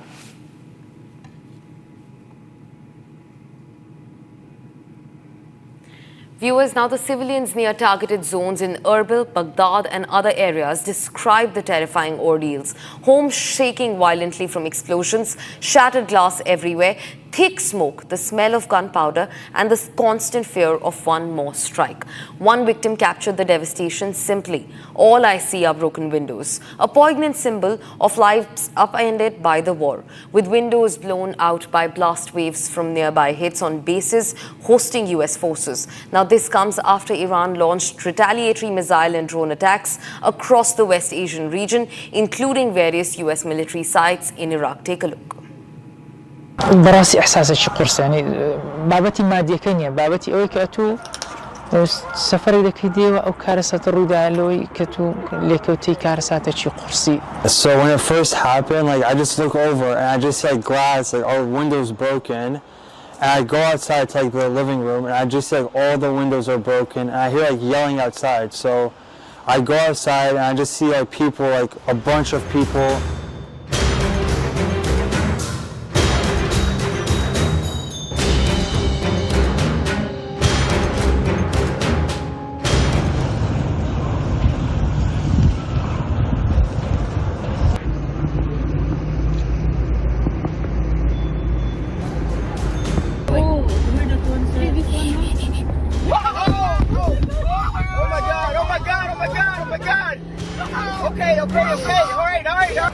براسي إحساس شي قرص يعني بابتي مادية كنيا بابتي أوي كأتو سفري ذاك ديوا أو كارثة الرودا لوي كتو ليكوتي كارثة شي قرصي أو زنجي كهيز ده صلاة نا تدابت بالسي نا لانين نا هوكارين هذا بعض شتيك دين كأمانة ما كرديه. I just look over and I just like glass, like all windows broken. And I go outside to the living room and I just like all the windows are broken. And I hear like yelling. So when it first happened, like I just look over and I just like glass, like all windows broken.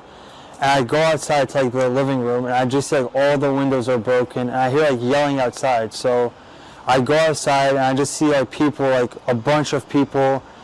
Later I found out there was a drone right there and it was caught in the power lines. So that's why like the explosion wasn't as bad as it could have been. Like it could have been worse. 2:45 a.m. to one of the loudest things I've ever heard of in my life. It was an explosion. And so I quickly jump up and I woke up around 2:45 a.m. to one of the loudest bangs I've ever heard of in my life. It was an explosion. And so I quickly jump up and I see like all my windows are broken. And so then I go outside and I just see like a bunch of people, like 20-30 men, soldiers, who are just, you know, looking for something. I don't know what it is. I think they were looking for the drone.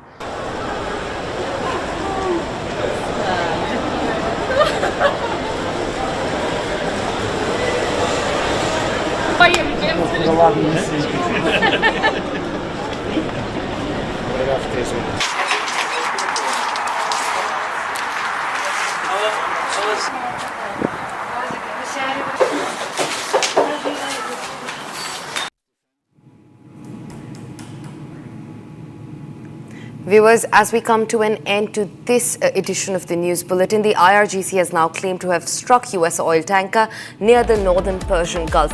We're getting you all the details on this strike right after this short break. Don't go anywhere. Stay tuned to Republic TV.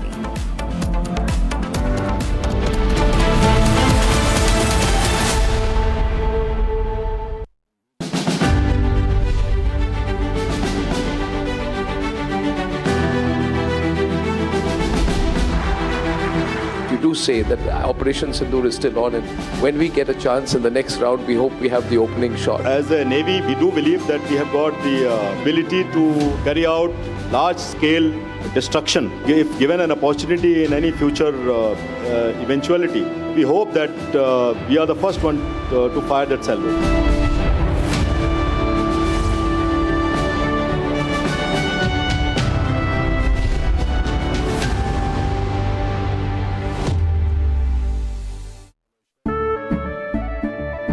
केसरिया से मन जोगी हुआ रे दिल झूमे देखो मतवारा हुआ रे केसरिया से मन जोगी हर पल मनाओ केसरी त्योहार विमल बोलो जुबान केसरी आर प्योर सूजी पास्ता उबालो मिलाओ और खाओ 8 मिनट में तैयार क्या टेस्ट है सबका राजा R pure masala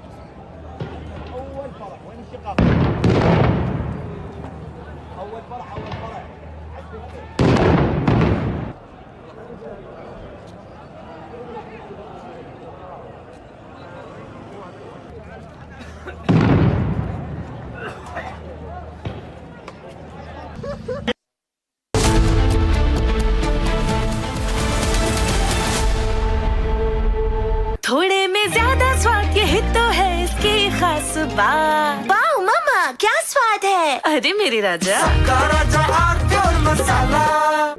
In the global employability rankings by Times Higher Education UK, only the following 6 institutions from India are ranked amongst the top 230 in the world for having the most employable graduates. IIT Delhi, IISc Bangalore, IIT Bombay, IIM Ahmedabad, IIT Kharagpur and Amity University. प्यास बुझाए, ठंडक लाए, सबको भाए जीरा से। MTH का जल जीरा, जीरा से। जीरा से असली रिफ्रेशिंग, असली स्वाद, असली मजा। MTH।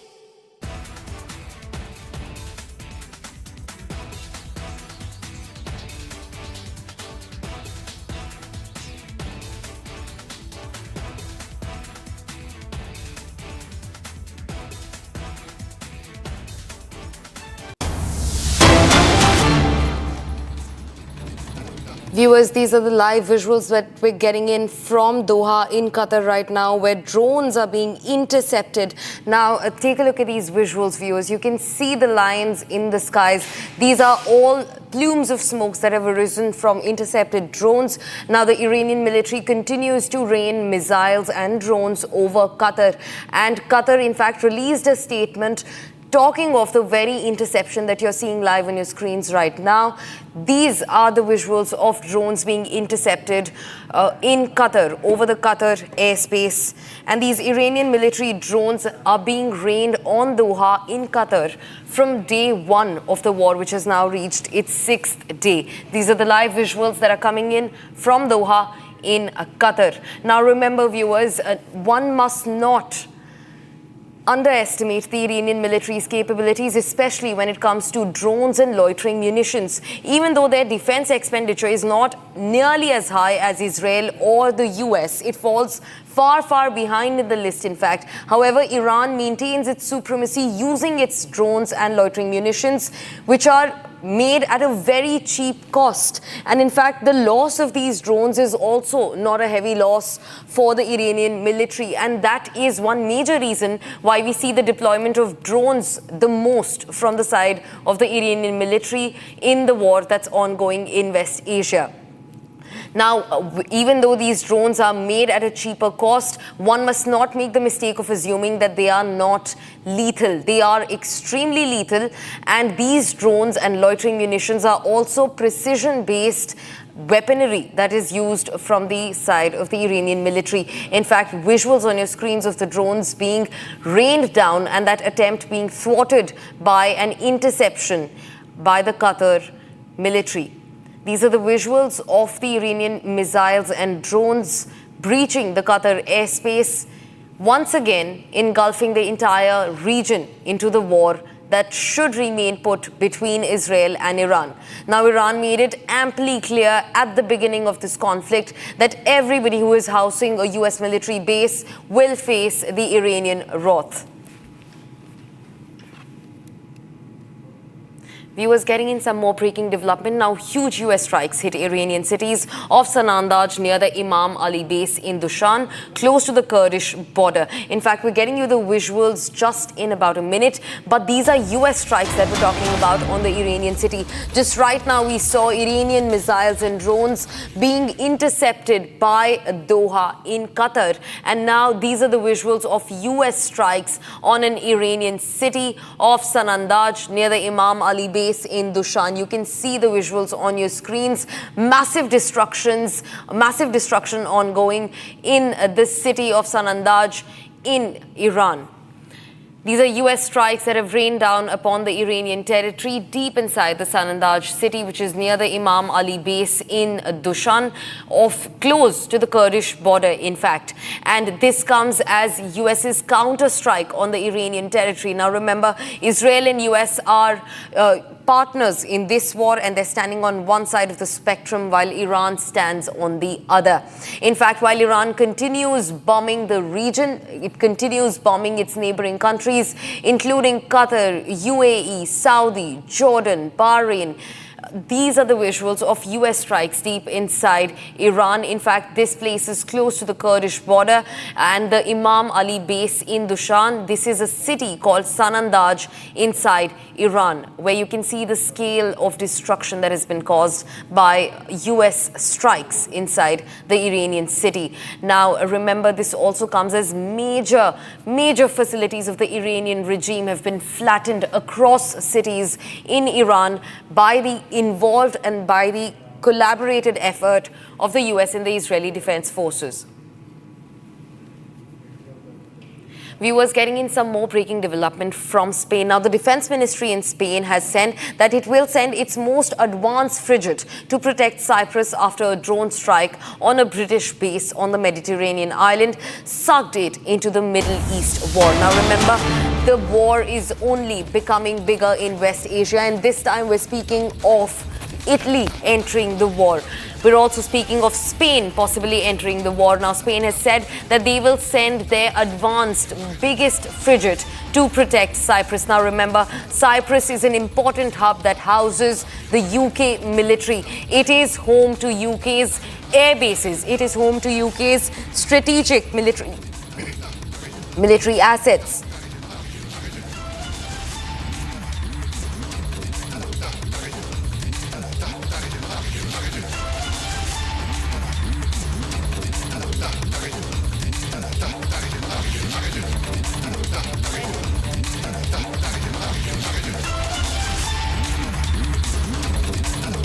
Spain has said that it will send its most advanced frigate to protect Cyprus.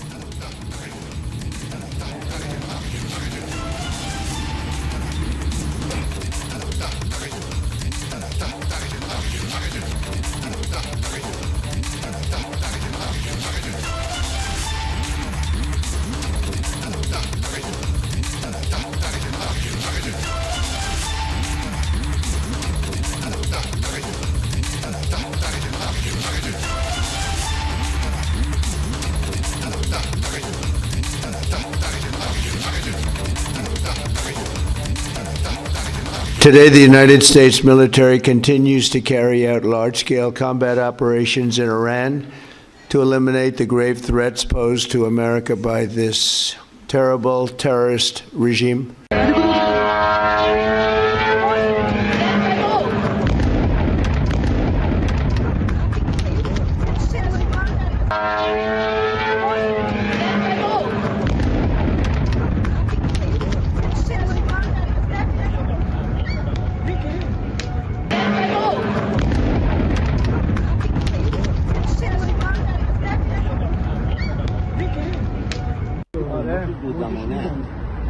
الان مترو رد میشم به این چیه اونجا چیه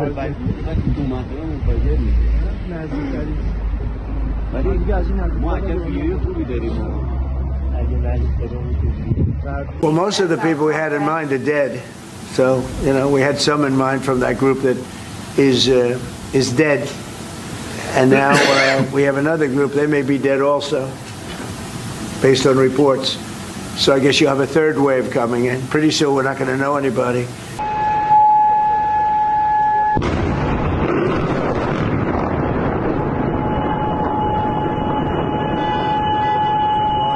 The kind of bombing going on in Tehran and the kind of retaliation by Iran, I think we should wait and watch for at least 3-4 days.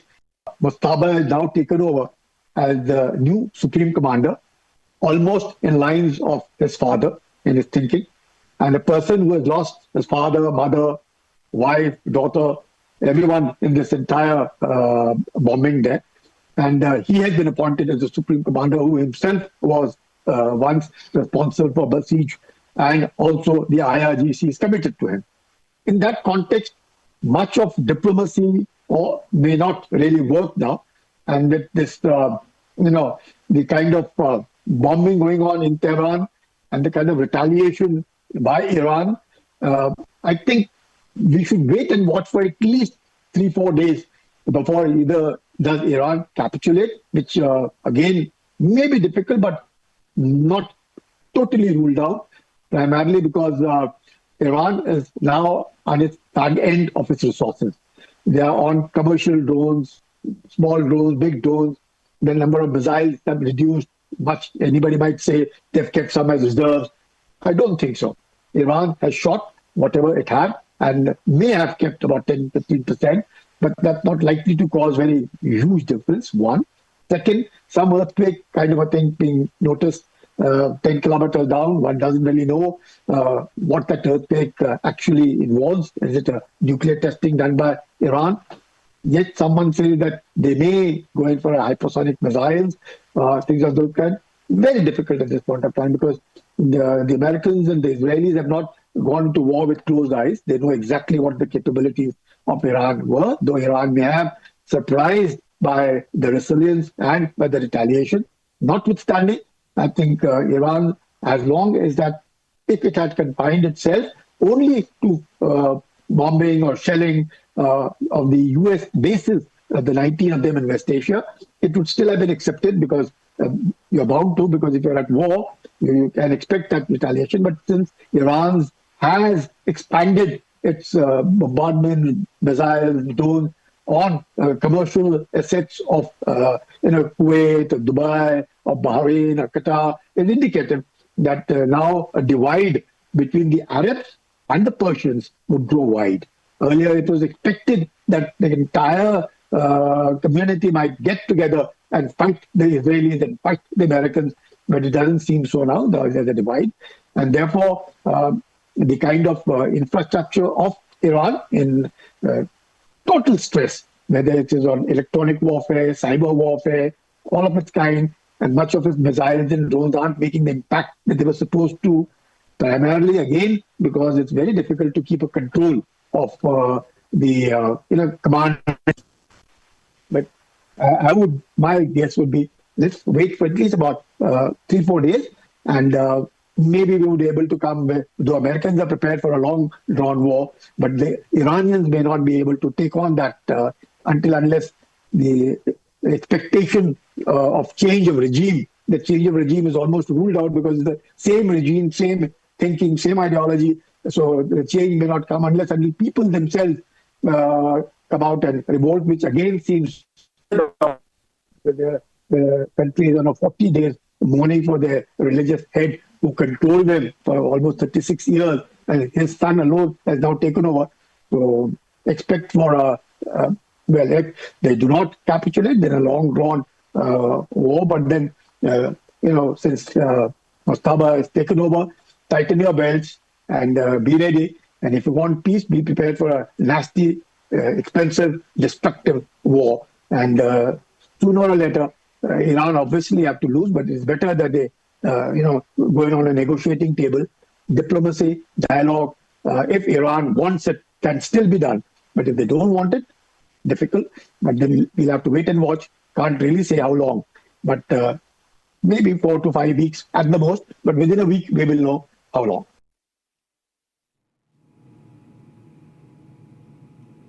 Viewers, now as the war wages on in West Asia, China is all set to send a special envoy to West Asia for mediation. Now this comes as Chinese Foreign Minister Wang Yi spoke with the Saudi Arabian and UAE counterparts. Take a look at this report.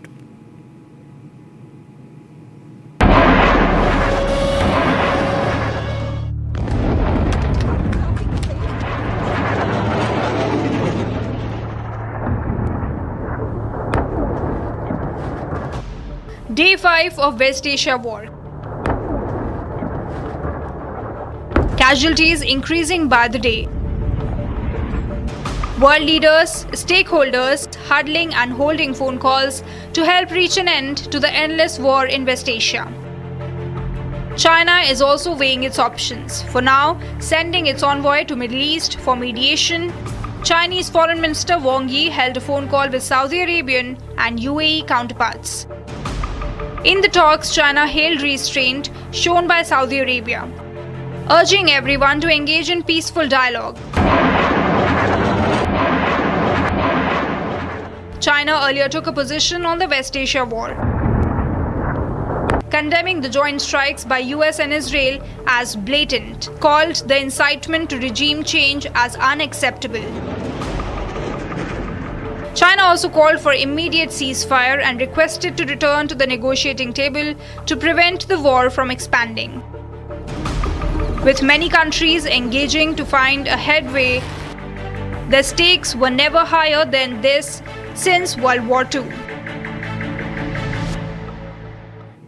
Viewers, now in the middle of any war, the most amount of damage is always taken by the civilians. The civilians near targeted zones in Erbil, Baghdad and other areas describe their terrifying ordeals. Homes shaking violently from explosions, glass shattered everywhere. In fact, thick smoke and the smell of gunpowder and the constant fear of one more strike. One victim captured the devastation simply saying, "All I see are broken windows." A poignant symbol of how lives upend by a war, with windows blown out by blasts and waves from nearby hits on bases hosting US forces.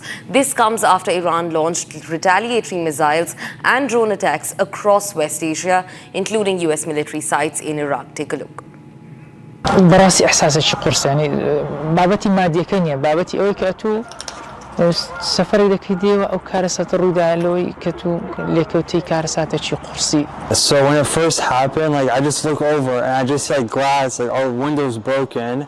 And I go outside to like the living room and I just see like all the windows are broken and I hear like yelling outside. So I go outside and I just see like people, like a bunch of people.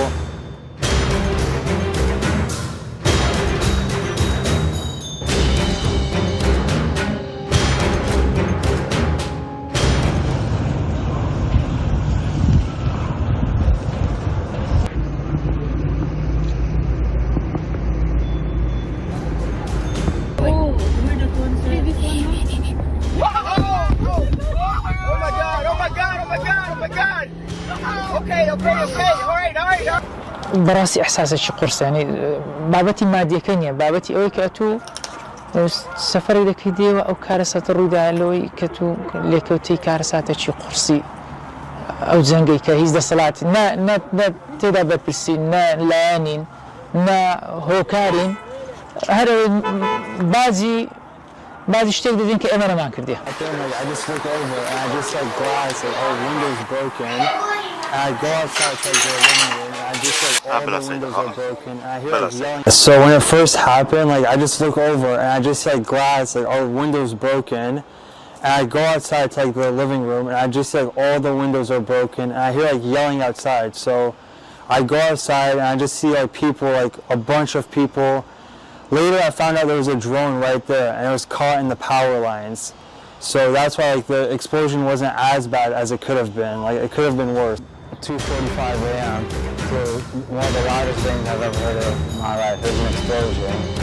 And so I quickly jump up and I woke up around 2:45 a.m.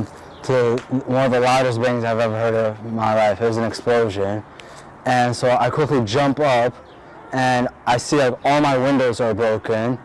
And so then I go outside and I just see like a bunch of people, like 20-30 men, soldiers, who are just, you know, looking for something. I don't know what it is. I think they were looking for the drone.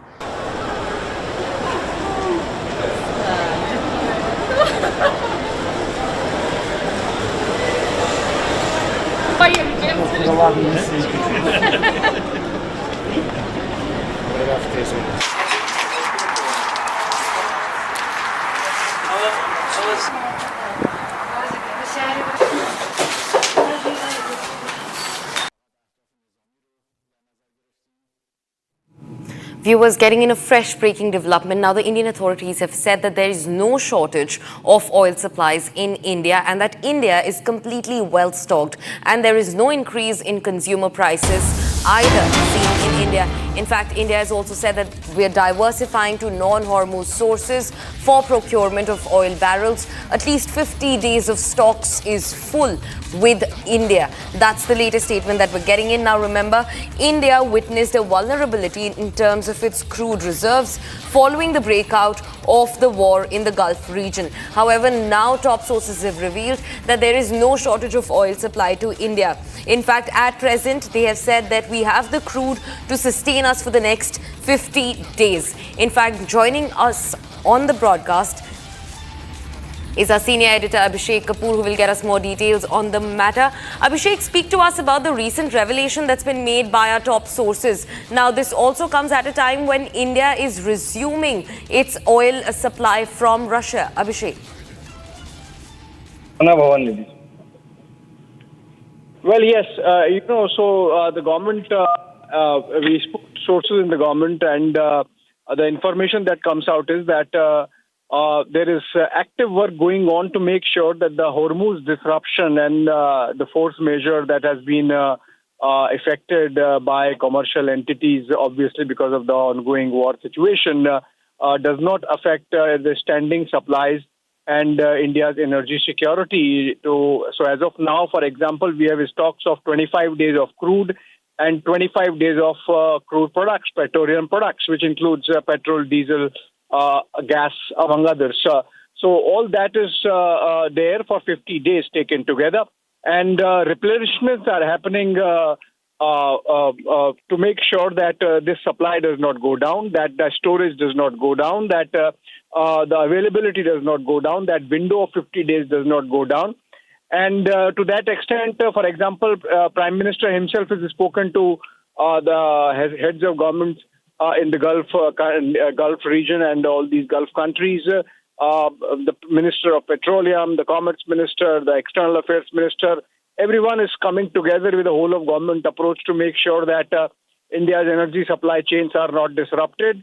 Even the oil marketing companies are directly talking to their interlocutors and counterparts and stakeholders. So, for example, these big world suppliers of energy in the private domain, even in the government sector, so be it ADNOC, for example, in the public sector from the Gulf, or Total Energy, for example, in the private sector from Europe.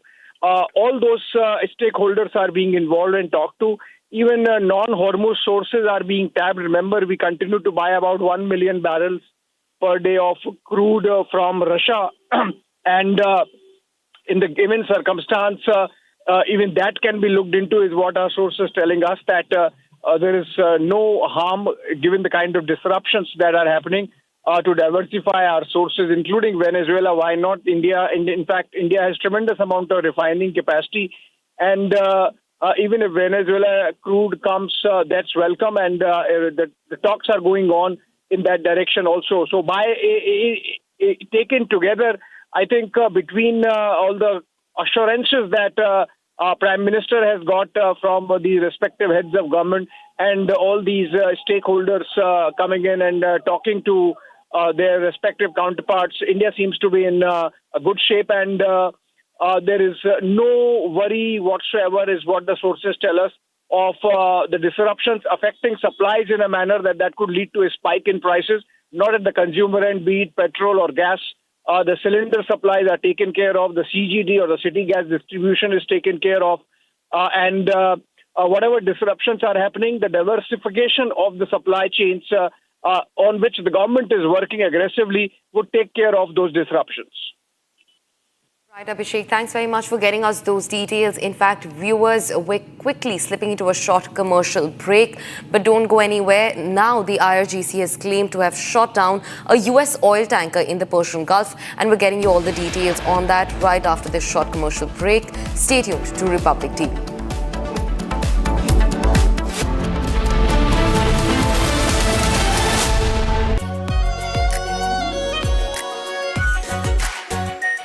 our pure Shahi Paneer Masala.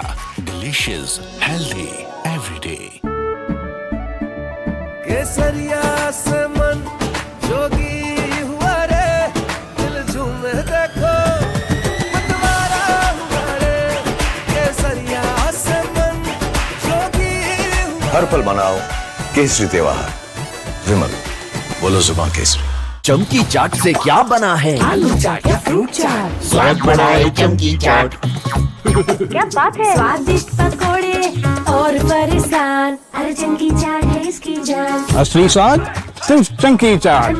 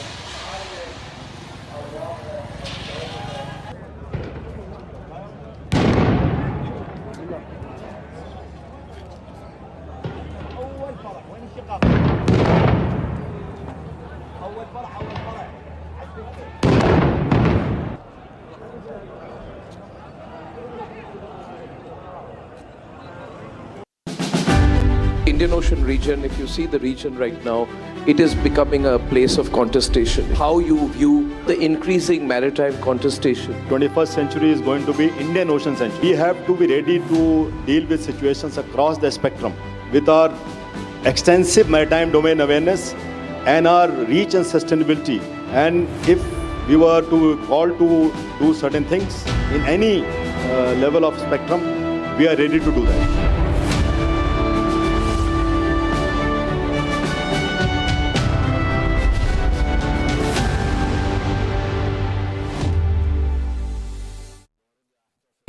Pure सूजी pasta, उबालो मिलाओ और खाओ, 8 minute में तैयार। क्या taste है सबका राजा R pure masala.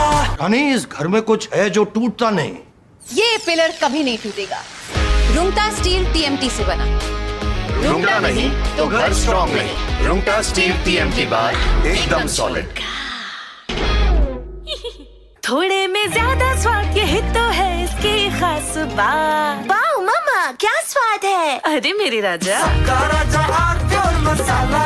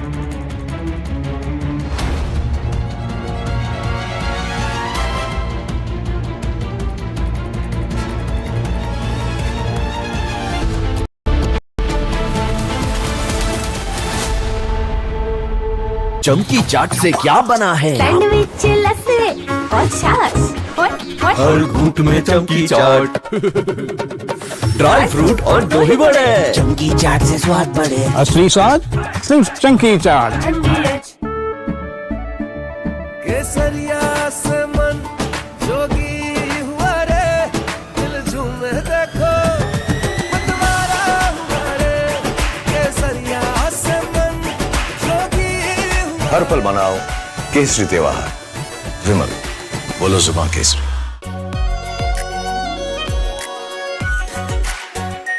Are pure shahi paneer masala, delicious, healthy everyday.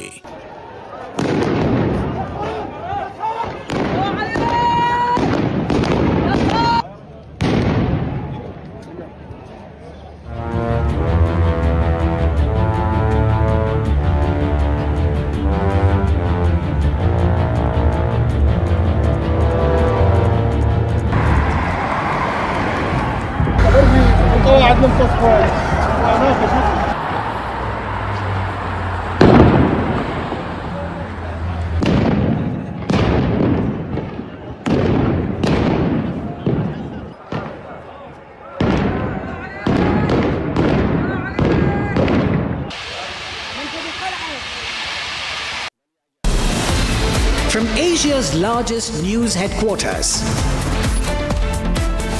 setting the agenda for Bharat.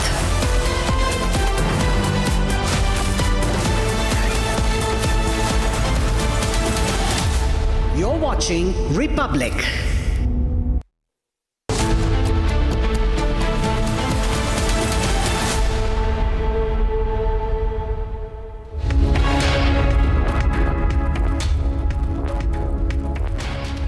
Hello and a very warm welcome. You're watching Republic TV. I'm Gesu Bharadwaj, and India has now declared that it has enough and more oil reserves as the Strait of Hormuz remains dependent on the fate of the war that's ongoing in West Asia. We're getting you all the details on that story, but first here are your headlines. Take a look.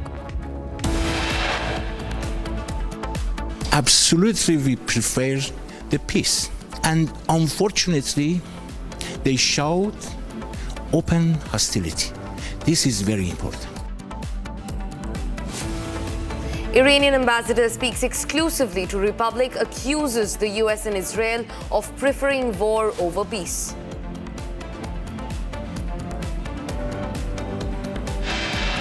IRGC claims to have struck US oil tanker near the northern Persian Gulf.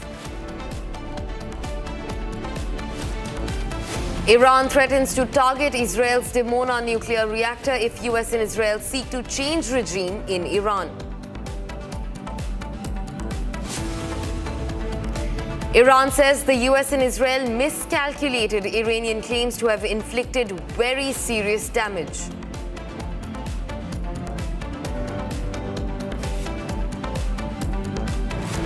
War reaches the Indian Ocean. US torpedoes Iranian ship off the Sri Lankan coast in the Indian Ocean.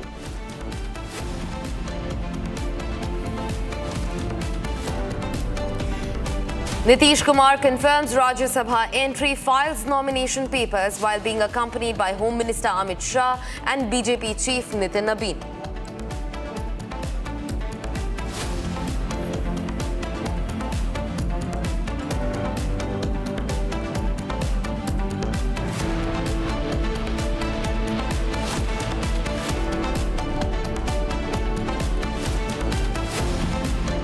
Viewers, now an Iranian ship near Sri Lanka has requested for an urgent port call, and this as per the Sri Lankan MP Namal Rajpaksa on Thursday. Now this urgent request from the Iranian naval vessel comes a day after Iris Dana was sunk and torpedoed by a US submarine. The Sri Lankan MP statement comes after Media Minister Nalinda Jayatissa said a second Iranian warship was just outside the Sri Lankan waters but gave no further details. Now in fact, on the 4th of March, March, which was yesterday, a U.S. submarine sank and torpedoed Iris Dana, an Iran frigate. The warship was in Sri Lankan waters in the Indian Ocean after returning home from a military exercise in India's Visakhapatnam. The U.S. Secretary of Defense Pete Hegseth confirmed the U.S. attack and stated that the destruction of the warship was a huge win for Washington. And now what we're learning so far, after one U.S. ship torpedoed an Iranian frigate, another one is now in the waters of Sri Lanka. This happened in Indian Ocean yesterday, and just today an urgent port call has been received by the Sri Lankan authorities. This has been revealed by Sri Lankan MP Namal Rajapaksa, that another Iranian frigate has made an urgent port call with the Sri Lankan Navy. This urgent request from the Iranian naval vessel comes just a day after Iris Dana was sunk and torpedoed by a U.S. submarine. The Sri Lankan MP statement comes after Media Minister Nalinda Jayatissa said a second Iranian warship was just outside the Sri Lankan waters, but refused to give any further details. Now, viewers remember just yesterday, a U.S. submarine sank and torpedoed Iris Dana, an Iranian frigate. The warship was in Sri Lankan waters in the Indian Ocean after returning from a military exercise that was ongoing in India's Visakhapatnam. In fact, US's Secretary of Defense Pete Hegseth confirmed the US attack and also stated that the destruction of the warship was a huge win for Washington. That's the latest that we're learning right now. Just yesterday, the war entered the Indian Ocean when one Iranian frigate was shot down by the US Navy. In fact, it was torpedoed by the US Navy submarine. And now today, another Iranian ship near Sri Lanka has requested for an urgent port call, keeping in mind the port's safety and US's strikes in the Indian Ocean waters. Now, the Sri Lankan MP Namal Rajapaksa revealed on Thursday, which is today, that another urgent port call was made by the Iranian Navy. This urgent request from the Iranian naval vessel comes just a day after Iris Dana was sunk and torpedoed by a US submarine.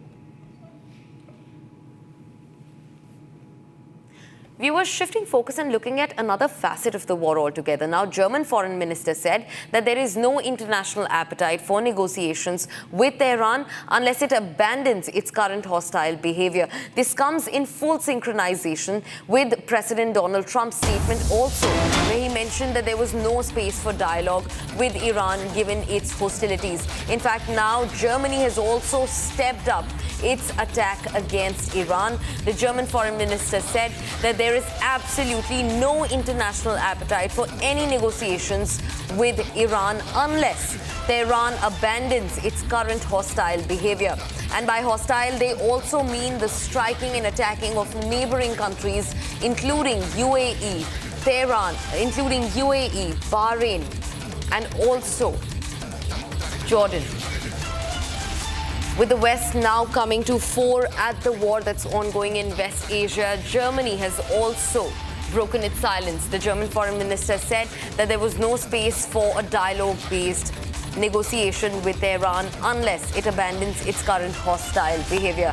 This also comes in full sync of President Donald Trump's statement earlier, where he said that Iran and US have no space for verbal negotiations and that the war from Iran's side has snowballed to a point that leaves no space for any sort of negotiation. And that's the same bugle that's being sounded by the German Foreign Minister, where he said that there's no international appetite for any amount of negotiation with Iran.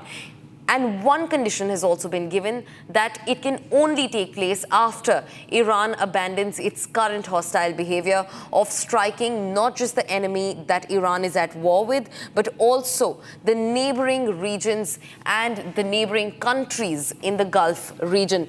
Now remember, the entire Gulf is at the brink of being pulled into this war, with countries like Qatar, Saudi Arabia, and even UAE, Jordan, and Bahrain being under Iranian wrath. And now we're also eyeing at Western countries being pulled into the war. Now, viewers, during a Senate Armed Services subcommittee hearing yesterday, the U.S. Marine veteran Brian McGinnis, wearing a full dress uniform and running as a Green Party Senate candidate in North California, interrupted proceedings to protest America's involvement in Israel's war with Iran. He was immediately tackled by the Capitol Police, after which Senator Tim Sheehy physically intervened to help remove him, allegedly breaking McGinnis's hand in the process. Sheehy later tweeted that he was simply assisting police with an unhinged protester and showed no signs of remorse. Take a look at what unfolded. What's the fight for Israel? His hand, his hand. Oh my God, oh my God, oh my God. His hand.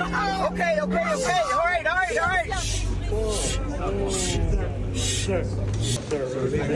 Let go of your hand. Let go of the door. Let go of the door. For Israel, your inability to name that shows your exemptness as leaders. This is wrong. And nobody wants to fight for Israel. For Israel! His hand. For Israel! His hand. His hand. Oh, his hand. Oh my God. Israel is the reason for this war. America does not want to fight this war for Israel. Let's go. Come on, let's go. America does not want to send its sons and daughters to war for Israel. Your inability to name that shows your exemptness as leaders. This is wrong. And nobody wants to fight for Israel.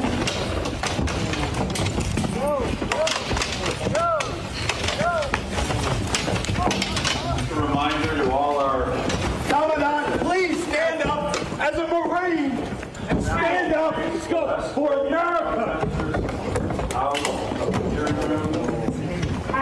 No one wants to fight for Israel. Wants to fight for Israel. His hand. Oh my God. No one wants to fight for Israel. His hand. His hand. Oh, his hand.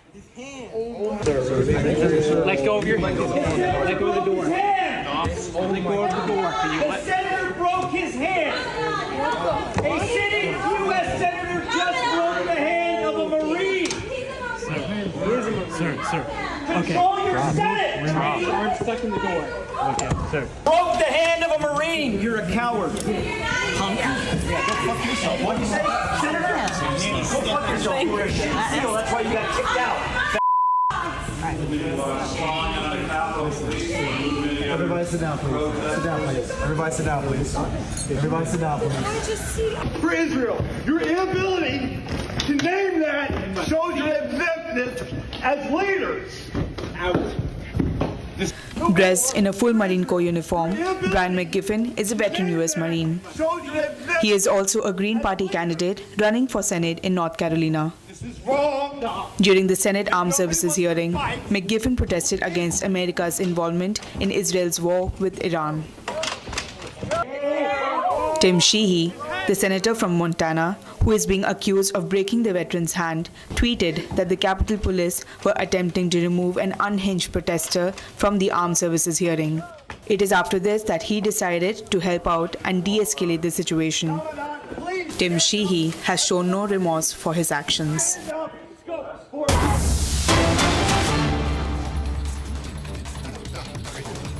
Breaking development. Now,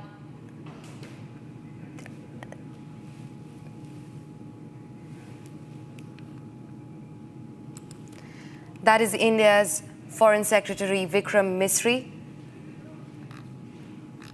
on your screens, who is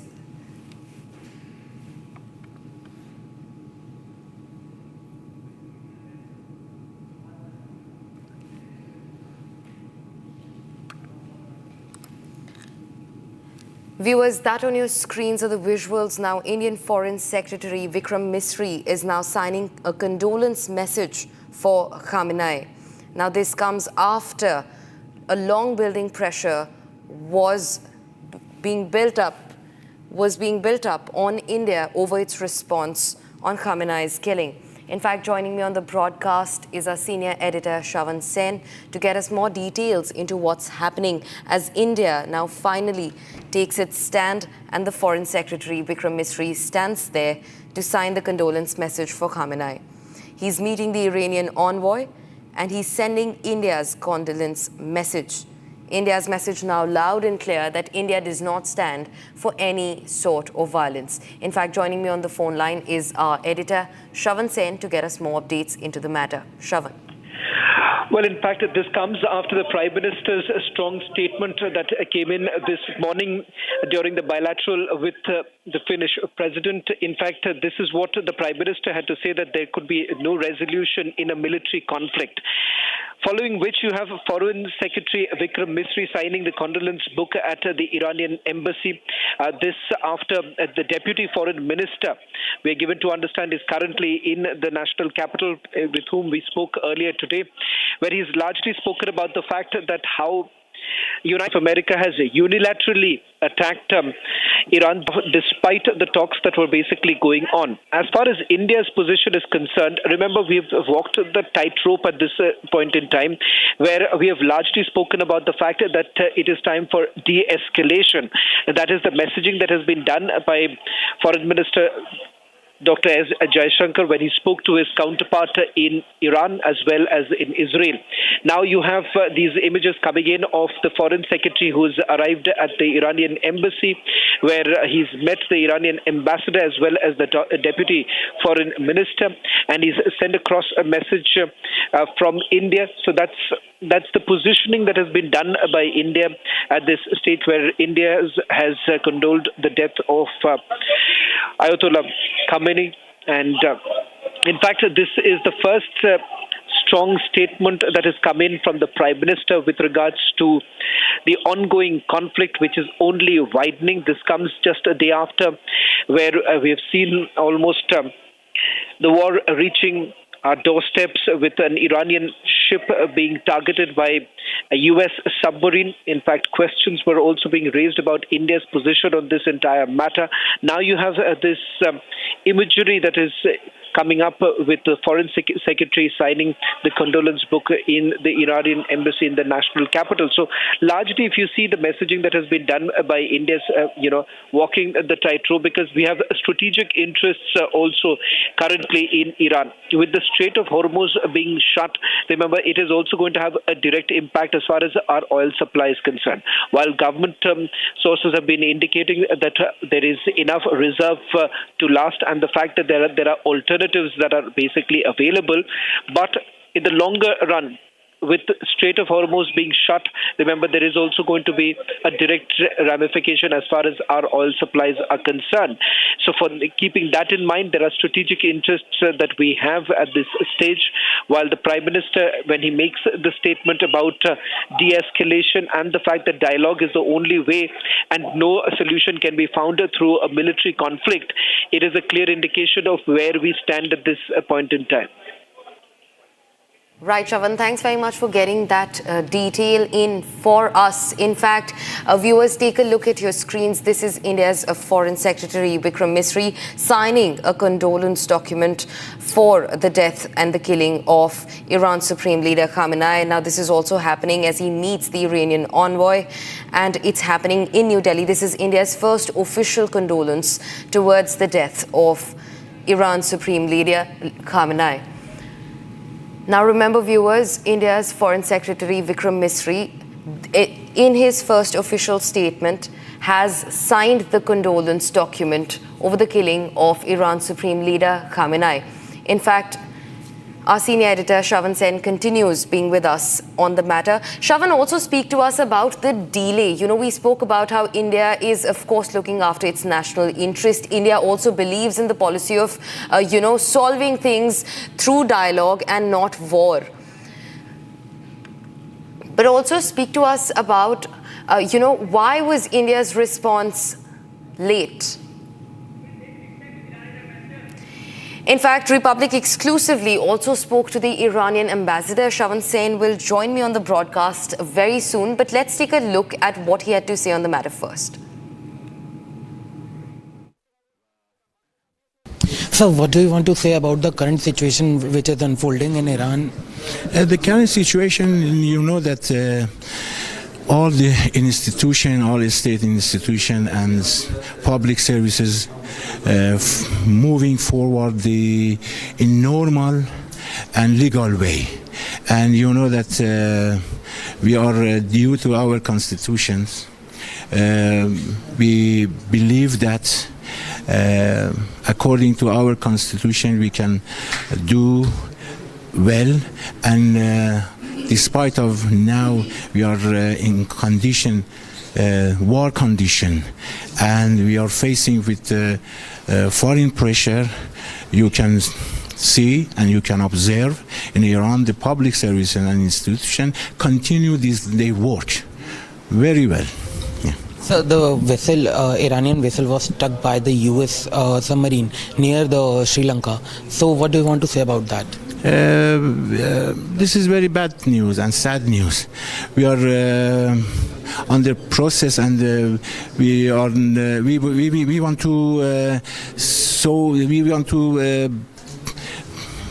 follow this case, and our relevant institutions now are investigate what's to happen, what was the reason for this happen. But very bad news and very sad news. Yeah. So Donald Trump claimed that the war will be end in 4 weeks. Now he's claiming that it will end in 2 weeks. Donald Trump, I think that's changed every day and every hour his stance. This is very important for and unfortunately they disturb and destroyed all the international norms and all international law. So what do you want to say that by what time can Iran sustain in this war? For what? How much time Iran will? This is up to other side. But we announced several times, you can start, but the duration with Iran, the end of the war with Iran, they can, because before that we said that we are ready for peace and war, but absolutely we prefer the peace, and we re-enter the table negotiation. Yes, and in spite of that, we be fully aware about the intention, but for taking away any excuse from them, we demonstrate our sincerity. And unfortunately, they showed open hostility. This is very important. Shifting focus to another breaking development that we're tracking now. Iran has asked Sri Lanka to repatriate bodies of sailors who were killed in the warship attack. Iran has informed Sri Lanka that it wishes to repatriate the bodies of its sailors who died when an Iranian naval vessel sank following a torpedo strike by a U.S. submarine in the Indian Ocean region near Sri Lanka just yesterday. The Deputy Health Minister Hansaka has said nearly 90 bodies were recovered from the incident, and they have been brought to the Karapitiya National Hospital in Sri Lanka.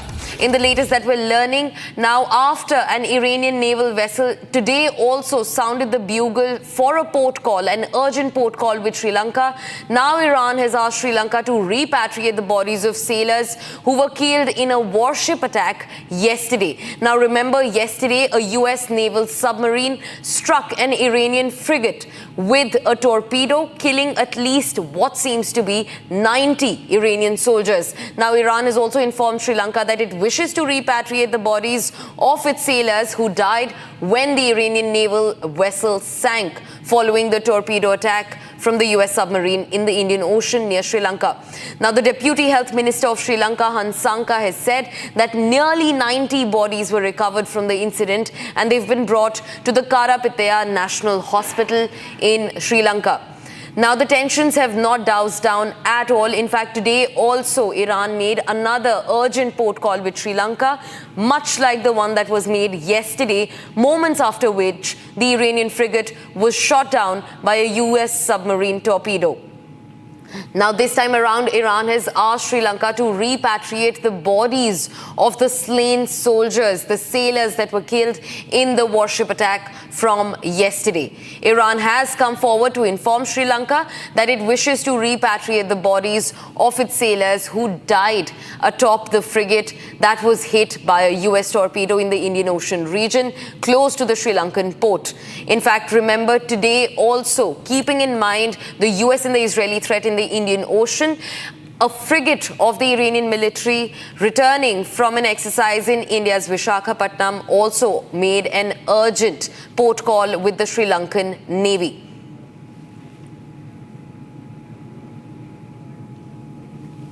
Viewers, now with the war tensions intensifying in West Asia, a lot of airstrikes are being carried out by US, Iran and Israel simultaneously.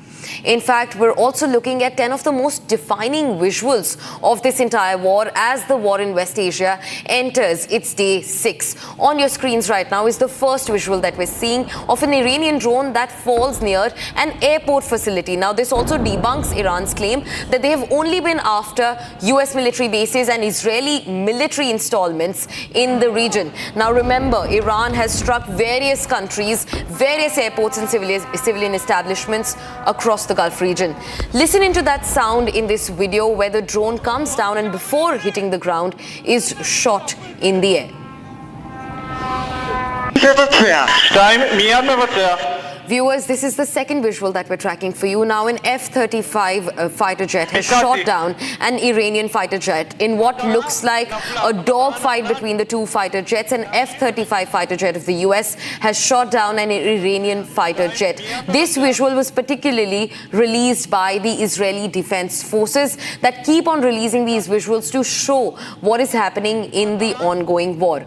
The third visual that we have comes from Fujairah in UAE. Now, massive fire rages on at an oil depot. Now, remember, energy facilities are at the center of this entire war. You take Strait of Hormuz, you talk about the oil refineries in Saudi Arabia, or you talk about the oil refinery, oil storing services or facilities, even in the UAE, that have come under attack from Iranian military. The fourth one that we have comes from Tehran in Iran, the capital city that is under massive US and Israeli airstrikes. Now, remember, even on day one of the war towards the end, Tehran faced carpet bombing from the side of Israeli Defense Forces. In fact, this is a fresh visual on your screens. In the middle of the night, huge plumes of smoke going up as Iran faces the wrath of US and Israeli airstrikes. The fifth video that we have from you is from Tel Aviv, Israel, which stands on the other side of the war.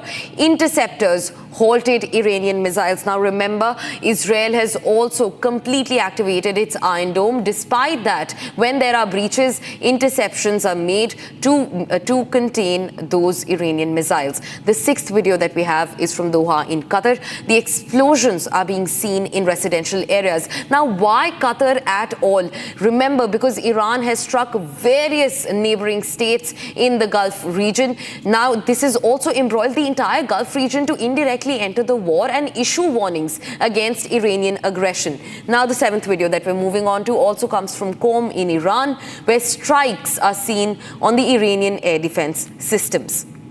Now, US, remember, also said in a statement that they are only going after the military establishments, and this video is a testament. The eighth video that we have is from Bandar Abbas in Iran. Now, the missile strike that can be seen is near the IRGC naval base. Again, another military installment of the Iranian Revolutionary Guards under the scanner.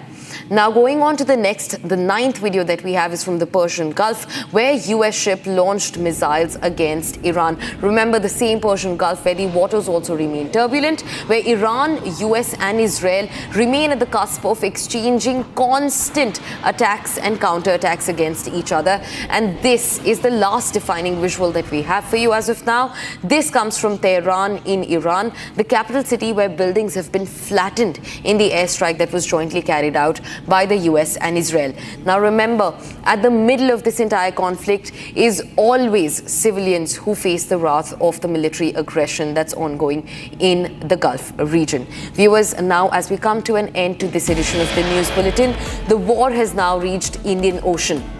The US not just torpedoed an Iranian ship off the Sri Lankan coast, but today the repatriation of the bodies of the soldiers killed in that attack is also in the talks. Coming up with this and a lot more right after this short break, stay tuned to Republic TV.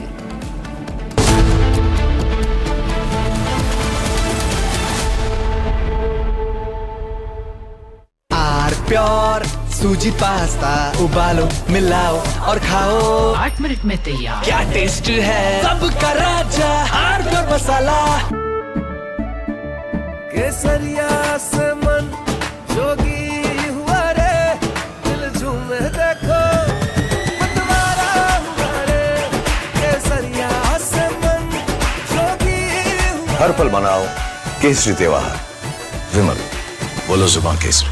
प्यास बुझाए ठंडक लाए सबको भाए जीरा SIP, MTH का जलजीरा जीरा SIP. जीरा सिप, असली रिफ्रेशिंग, असली स्वाद, असली मजा। MTH।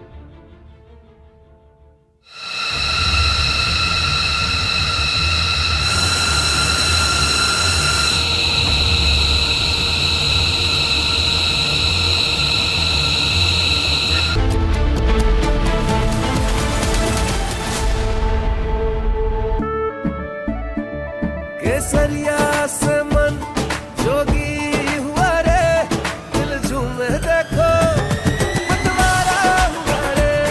केसरिया से मन जोगी हुआ। हर पल मनाओ केसरी त्योहार। विमल, बोलो जुबान Kesari.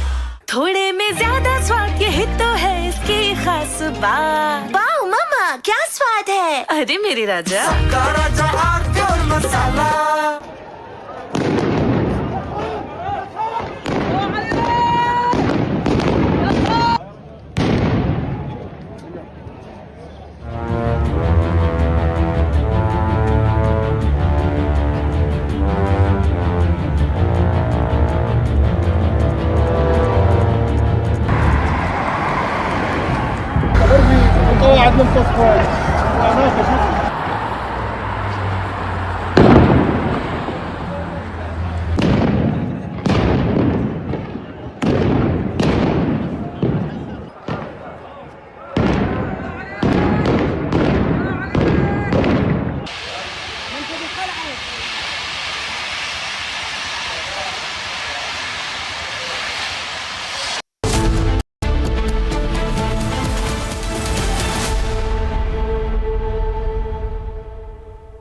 All right, viewers, Republic's rolling coverage on the war in West Asia continues, and we are breaking developments as they happen from the war zone areas. Those are the live visuals from Lebanese capital Beirut.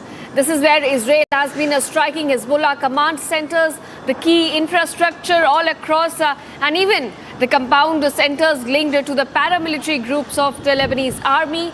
We're looking at live visuals. This is Beirut's skyline on your screen, viewers. This as Israel continues to launch strikes across the Lebanese capital after Hezbollah fired missiles toward Israel. This is another front opening up for Israel as the IDF now engages with Hezbollah forces in Lebanon. Both the Israeli Air Force and the IDF on the ground have been active in this war, in fact, and now we're looking at the Beirut skyline. This is one of the war zone areas, viewers, from Lebanon, the Lebanese capital. In fact, you can in fact hear as well the sounds of explosions. This is Beirut's skyline. This is where Israel has been launching strikes after strikes after Hezbollah fired missiles towards the country.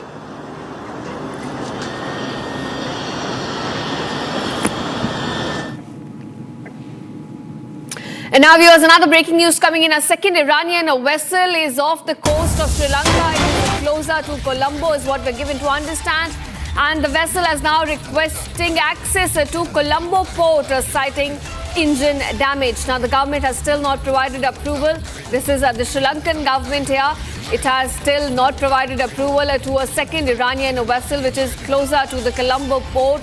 It is asking for access, citing engine damage. Now, viewers, this comes right after Iris Dena was struck in the Indian Ocean about 40 kilometers off Sri Lankan coast. It was struck by a U.S. torpedo just yesterday, and today we are looking at another Iranian vessel asking for access to Colombo port from Sri Lanka. It is closer to Colombo, is what we're given to understand. They're requesting access, but so far Sri Lanka, in fact, has not provided any approval. All right, Robindra Sachdeva, International Affairs expert, who joins us on the broadcast. Mr. Sachdeva, I'd like to ask you, just yesterday we had an attack on Iranian warship from a U.S. torpedo, and today we are looking at another Iranian vessel asking for access to Colombo port. It seems that the theater of West Asia war is now widening and coming closer home. Well, it is a theater of the absurd. If you say the theater of war, what we are seeing is a theater of the absurd playing out. And what we are seeing are, we are seeing behaviors, we are seeing developments which are unprecedented in world affairs over the past at least 70, 80 years ever since World War II, in terms of what could be some mutually understood, recognized, norms of engagements, though even if not codified in legalities and laws, which are always very flexible and porous, but there was some semblance of some regime. So we're seeing all of that being shunted out. Now that said, this definitely, yes, from the American point of view, they are at war, though technically the US does not say that it is as war. Because they would have to go to the Congress in order to declare a war. So the entire narrative, when they go to the US Congress, all of the Republican leadership is using words like special operation, it's a conflict, it's a combat, etc. But then the Secretary of War, by the way, that's a department, Pete Hegseth and Trump, all of them are saying that we are at war. So if they're at war with Iran, then yes, logically, it could be said that anywhere the military assets of one or the other would be targeted. So same would apply for Iran if it has the capabilities anywhere across the globe, if it can hit military targets. That's one saving grace at least. So the US, with its formidable power in multiple domains, including in the maritime domains, is going after Iranian ships which are out there and which they can target. This second ship, as you're mentioning, is mentioning or messaging that it has engine trouble. It may have an engine trouble, it may not have an engine trouble. It may be just wanting to come into a safe harbor and be there because it knows otherwise it will be hunted and sunk. All right, Mr. Sachdeva, do continue to stay with us on the broadcast. We've got some more developments coming to light, some more breaking news regarding the war in West Asia. In fact, the latest that we know is U.S. Israeli attack on Tehran has now resulted in the destruction of about 12,000-seat Azadi football stadium. So that's an attack that's taken place on this football stadium. And you can, in fact, look at the aftermath of this massive attack that's taken place on a football stadium in Tehran after the U.S.-Israeli strike. In fact, it's a stadium that could seat about 12,000 people. So it's a massive stadium that's now been struck as the U.S. and Israel continue with their strikes on Iran. This is located in the capital city of Tehran. And the aftermath is visible on your screen. You can see the extensive damage that this strike, in fact, has done on the stadium, barely standing as it looks like right now. And one can gauge from this the scale and the impact of this attack. All right, Mr. Sachdeva continues to present with us on the broadcast. Mr. Sachdeva, I want to ask you, we're looking at more than 30 nations directly or indirectly now joining this West Asia war. European countries, including Italy, Spain, they are sending their warships to Cyprus. We're looking at attacks now taking place in the Indian Ocean. From your expertise, how do you gauge these developments? Couple of things, yeah. Sure, the Europeans have been, whining and complaining and holding a different view. But end of the day, the Europeans always tag along. This has been the behavior of Europe. Even during the Second Gulf War against Saddam Hussein, Tony Blair and all were protesting with Bush that no, we should not go, this reason, that reason, etc. But once America goes ahead, all of them line up. But yeah, this time there's a slight difference. Countries like Spain are standing up, right? Now that said, I think there's a term in cricket, a googly, when you bowl a googly. And then there's another term, a Yorker. A Yorker is supposed to be more complicated than a googly. Iran has dealt a Yorker in this conflict right now because the assumption would have been Israel, Iran, America, Israel attack Iran. And then, Iran attacks Israel. Or Iran attacks, American bases in the Gulf countries. That would have been assumed or gamed out.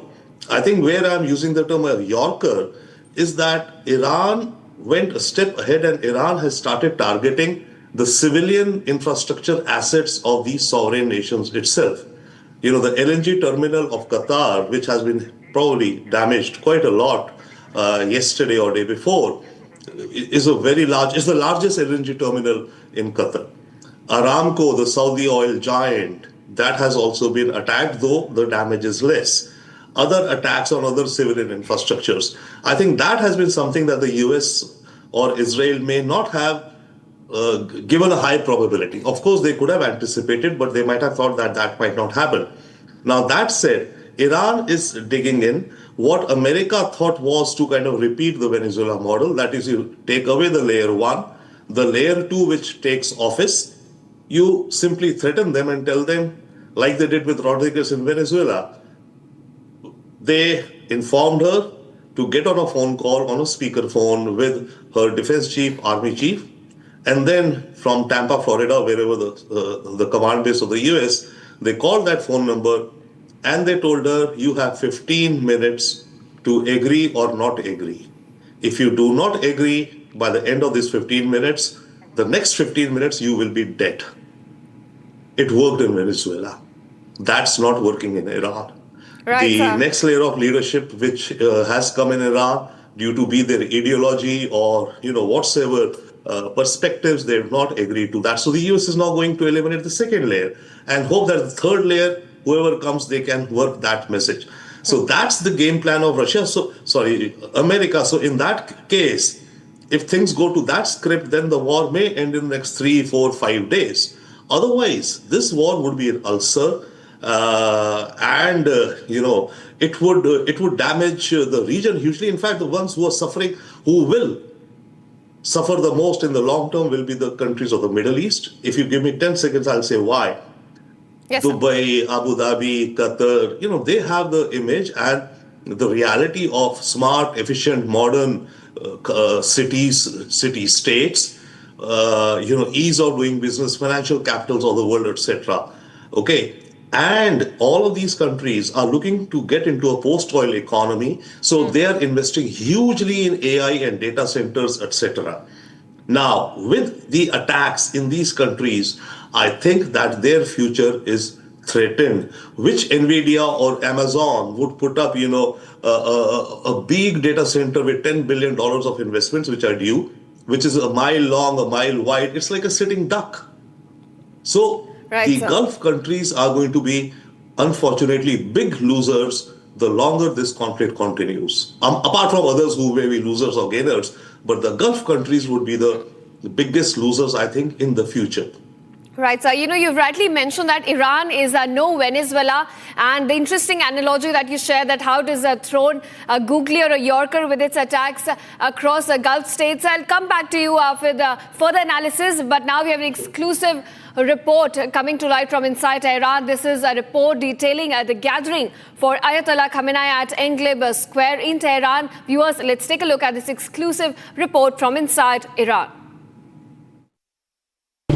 I'm here at Engleb Square. You can see behind me people are praying, and also they have gathered here to mourn the death of the Supreme Leader. As you know, the Supreme Leader was killed on the first day of Israel-U.S. strikes on Iran. I also had the opportunity to talk to some of the mourners and also the Imam who is leading the prayer here, and they seem to be pretty angry at U.S. and Israel because they tell me that our Supreme Leader has been killed, and now we are here to show that we are still mourning for him and we are more united than ever.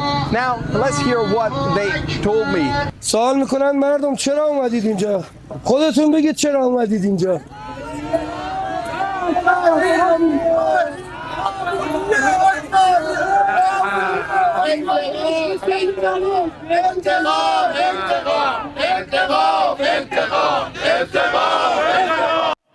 Now, viewers, Mr. Sachdeva continues to stay with us on broadcast. Mr. Sachdeva, coming to you, you were saying that Gulf states are likely to emerge as the biggest losers once this war, ends. I want to ask you, so far, all of the Gulf nations have exercised restraint. They have said that they have a right to defend their sovereignty, but they've not yet switched into offensive posture. Could we be staring at that situation in the coming few days? Yeah, we could be, staring at that, but okay, sure, they'll add more firepower, but how much more can they add? America is in any case carpet bombing. Fair enough. In terms of expressing their sovereignty and expressing their sovereignty and ability, sure, UAE could fly. UAE has some advanced aircrafts, including, I think they've also purchased Rafales. And they have other systems. So whoever has whatsoever have, let them go out and bomb Iran. It's not going to make a fundamental difference to the overall war. Even if they step in, other than, sure, it will add some more damage, but it will not make a quantum difference in the war. But by the way, the other thing that we've noticed, or you would have noticed, in the past 24 hours, it seems that the number of attacks by Iran has reduced.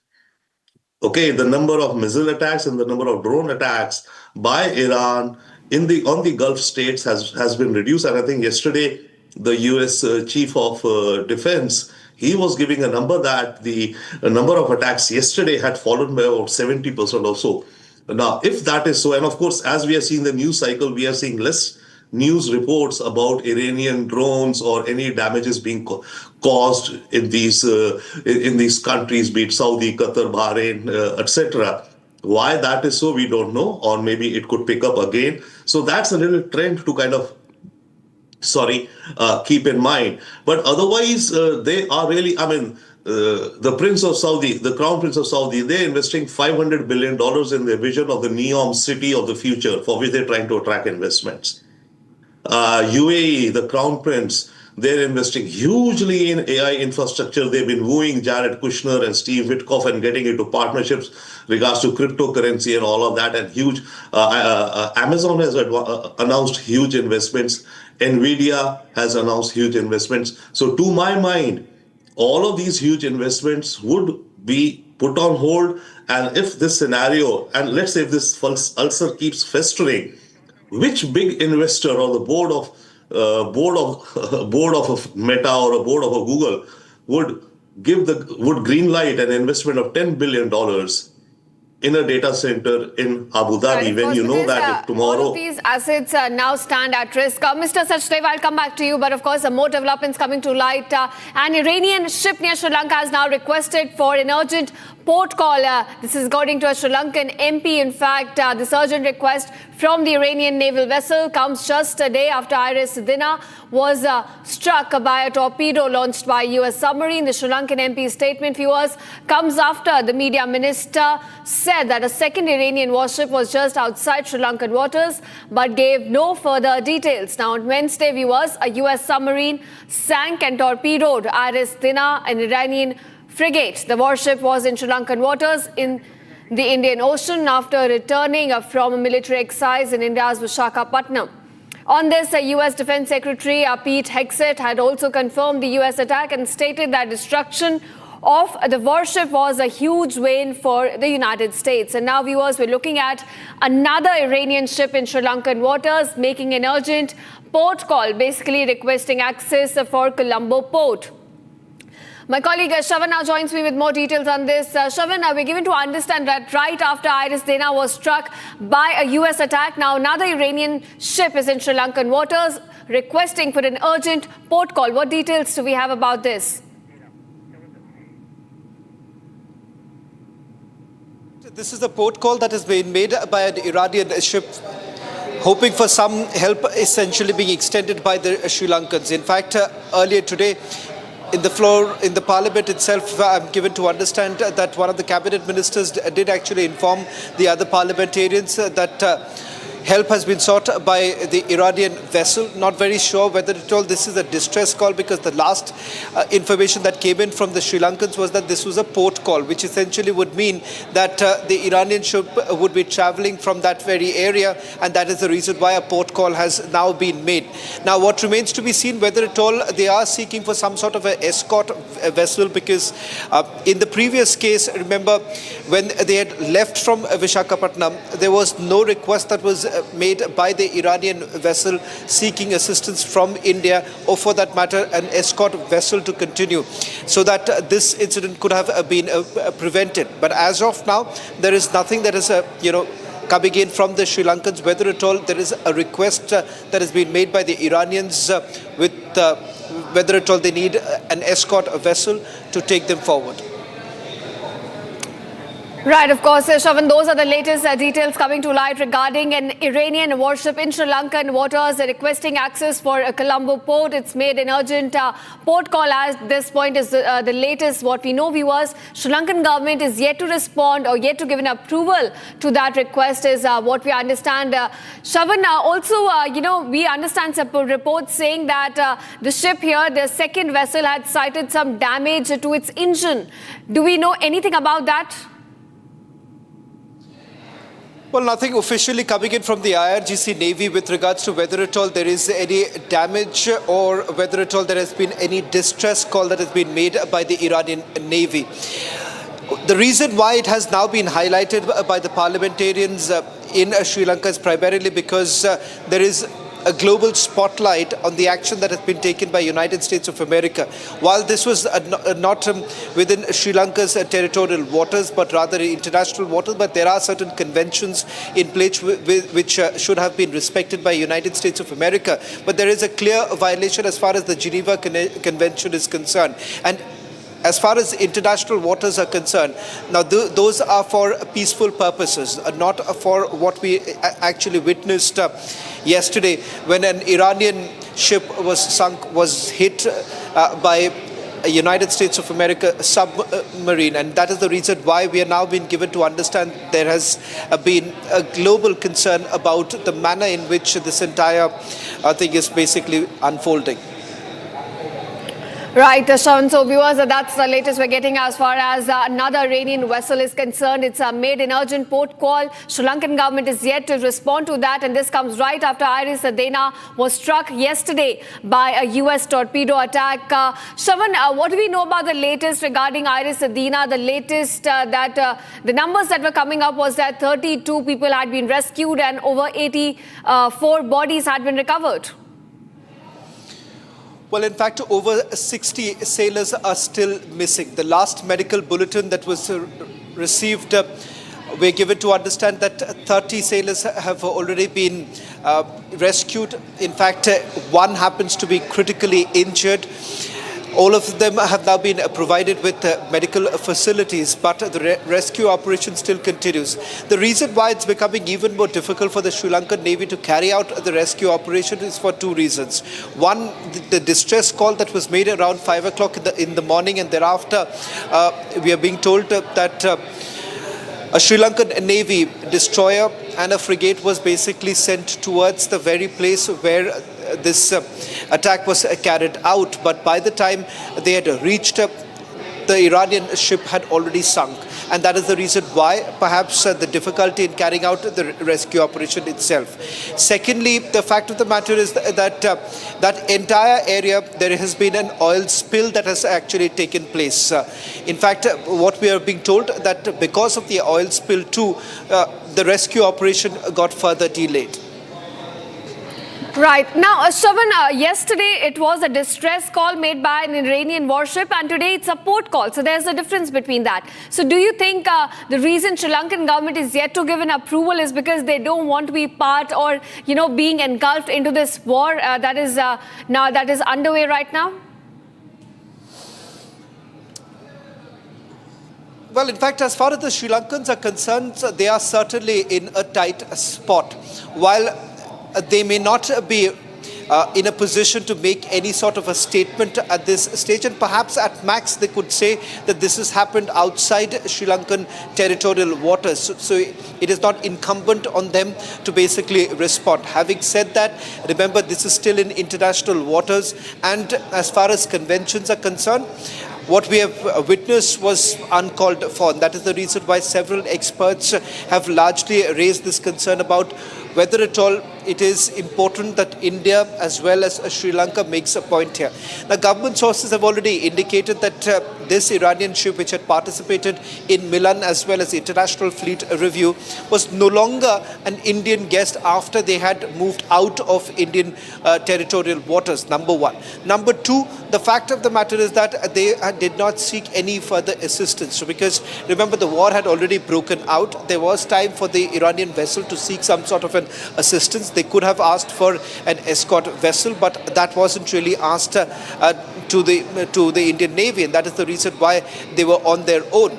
And as far as the action of the Israelis as well as Americans are concerned, now this was an American attack that was carried out. The Americans claim that this is the first such submarine hit since World War II. That in itself is something that should be contested, because there have been, including Iris Dana, this is the fourth such submarine attack that has taken place in the last few decades. Now, so it's important to highlight the following: that one, it has been heavily criticized, the action of the Americans, and the second aspect is whether at all, as per the convention, they should have actually carried out a rescue operation or not. Right. So when on this attack today, in fact, it was Iranian foreign minister that made a statement that U.S. will bitterly regret the action that it took in the Indian Ocean regarding the attack on Iris Dana. So we're certainly looking at escalation from Iranian side as well. All right, viewers, in fact, we'll come back to those developments, but right now slipping into a very short commercial break. We'll coming back to you with more updates on as and these developments take place in West Asia. Coming up on the other side, the latest attack reported by the U.S. in the Indian Ocean. The war now reaches India's doorstep.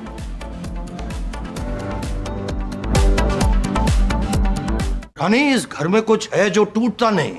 ये pillar कभी नहीं टूटेगा। Rungta steel TMT से बना। रुंगटा नहीं तो घर strong नहीं। रुंगटा स्टील टीएमटी बार एकदम solid.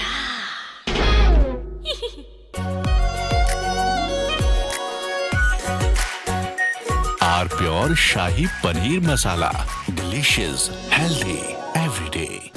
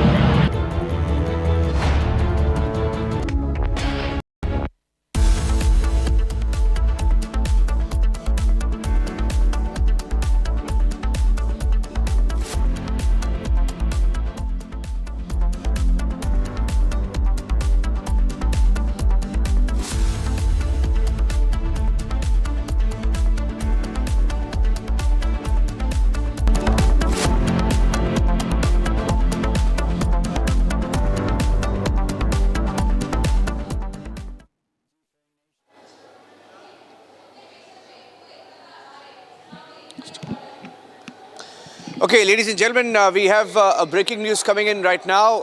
As we monitor the situation in Sri Lanka, you had an Iranian naval vessel, IRS Dana, which was attacked, torpedoed by a U.S. submarine last night.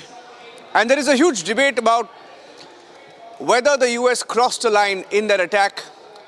And even in Sri Lanka, there is a huge debate on whether a second vessel that made a port call should be allowed or not. I have with me right now, joining us on the broadcast, a politician from Sri Lanka. His name is Senthil Tondaman. Senthil Tondaman is the president of the Ceylon Workers' Congress. He's also the former governor of the Eastern Province in Sri Lanka and has been the former chief minister of the Uva Province. Senthil, thank you for joining us here on Republic TV. First of all, how is Sri Lanka viewing this attack by US right off its coast in Gal? Good evening to you all. So still now, we are not in a position to confirm you that it's an attack by US, because it's the US and their associates should confirm that it's done by them, and they have to give their feedback on it. Actually, it has not happened on Sri Lankan waters, inside our territorial waters. It has happened on the international waters. So we, as a country and as a sovereign country, we always seem to be things that only through dialogue, proper dialogue, I think, you can get a good solution.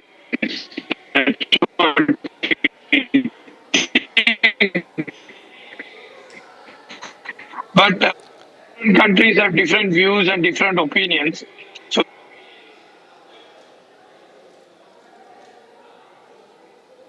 I'm just losing the audio there, Mr. Tondaman.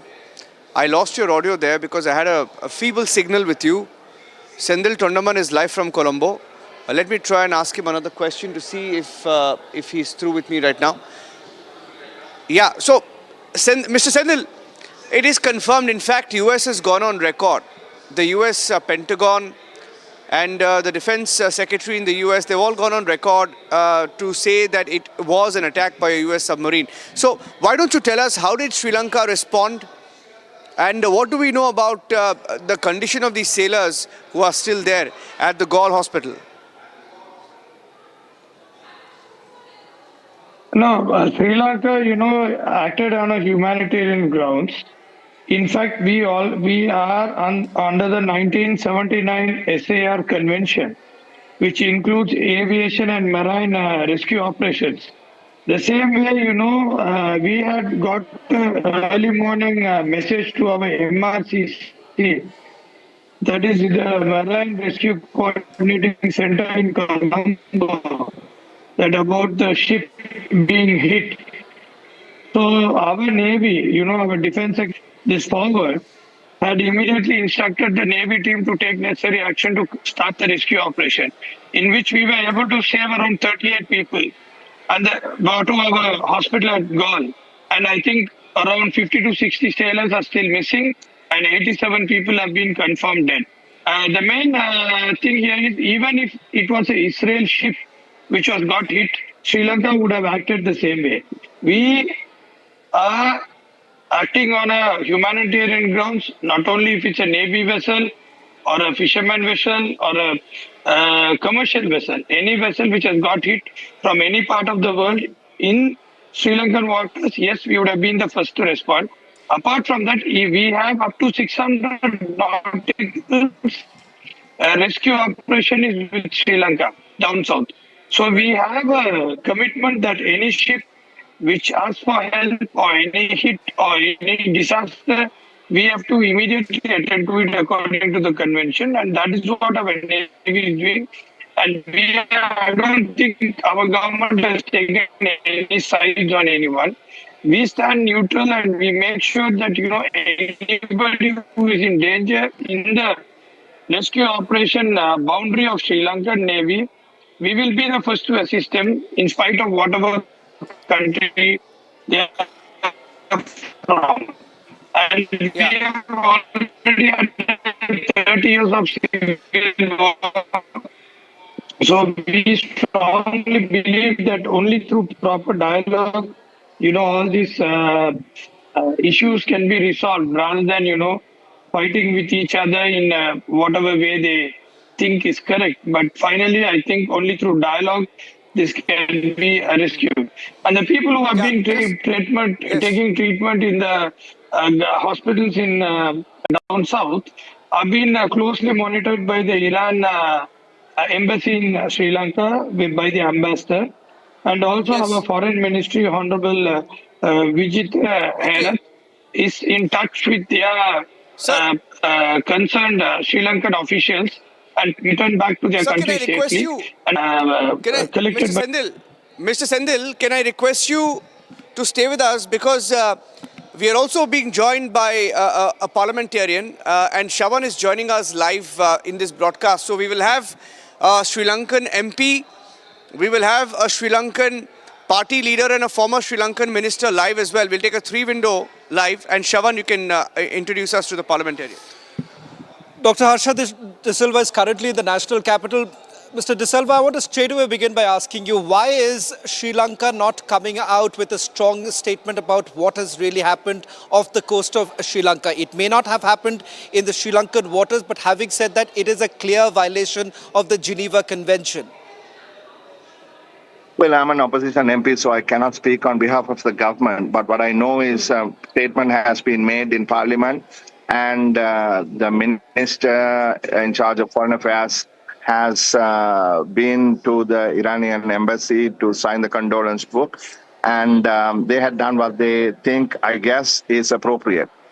But the leader of the opposition has taken on the government. Your leader of the opposition has categorically pointed out that perhaps the government of the day should take a strong position, because if this is happening in the Indian Ocean region, it is in our backyard. And the fact of the matter is this, that the United Nations the U.S. has basically carried out a unilateral action without taking Sri Lanka, or for that matter India, into account. Well, this has happened outside our territorial waters. We only control 12 nautical miles of sovereign territory, sovereign ocean. And this is within our EEZ, but also within our rescue zone, search and rescue zone. So we have attended to what we had to do in terms of humanitarian involvement. Dr. De Silva, it does appear that the Sri Lankans are under some sort of a pressure, because if you do not come out with a strong statement right now, you have another Iranian vessel which is moving through Sri Lankan waters right now, and I'm given to understand a port call has been made, and if at all the CENTCOM, the United States of America's Central Command, feels the need, they can carry out yet another attack. Well, I mean, it is a responsibility of the government. I'm sorry, I cannot be speaking on behalf of the government in this at this moment. The Minister of Foreign Affairs is here at this location at the Raisina in Delhi, and I'm sure he's in touch with the President and others necessary to, do what is the most responsible thing to do.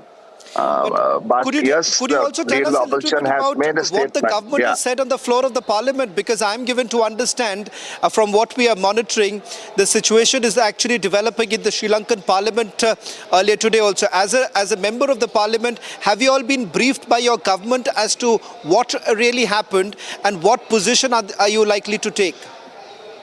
Yes, I have been here in Delhi, so I was not in Parliament during the course of the day. But I know that the government did make a statement on the second ship as well, and has informed the members of Parliament that they are attending to the matter. I am not exactly sure what they are doing because I'm here, they are there.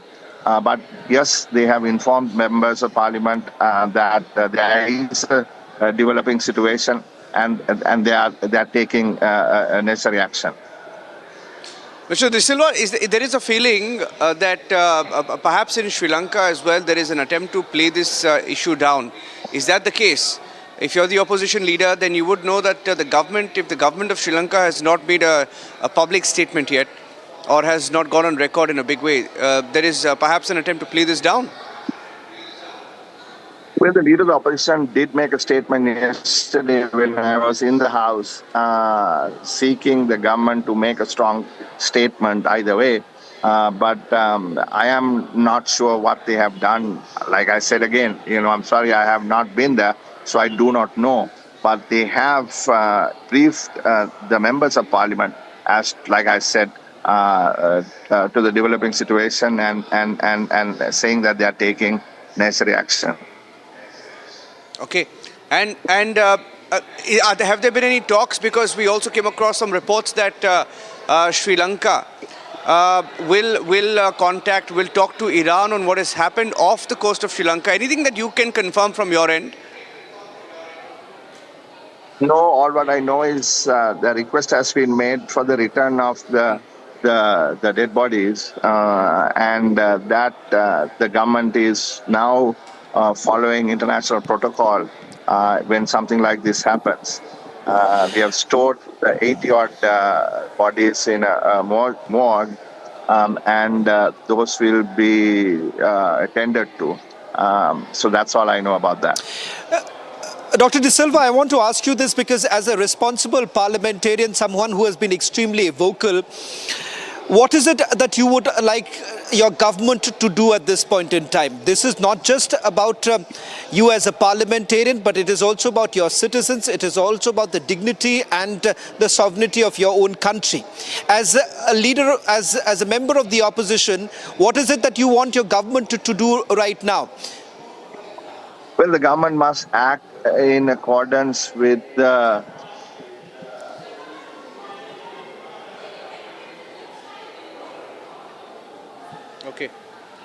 of our country, our nation, our people. And if that is threatened in any way, then they got to act on that. And I am hopeful that the government would not act arbitrarily or irresponsibly or irrationally. They would take everything into consideration, talk to the relevant people, and ensure that that the people of our country is safe.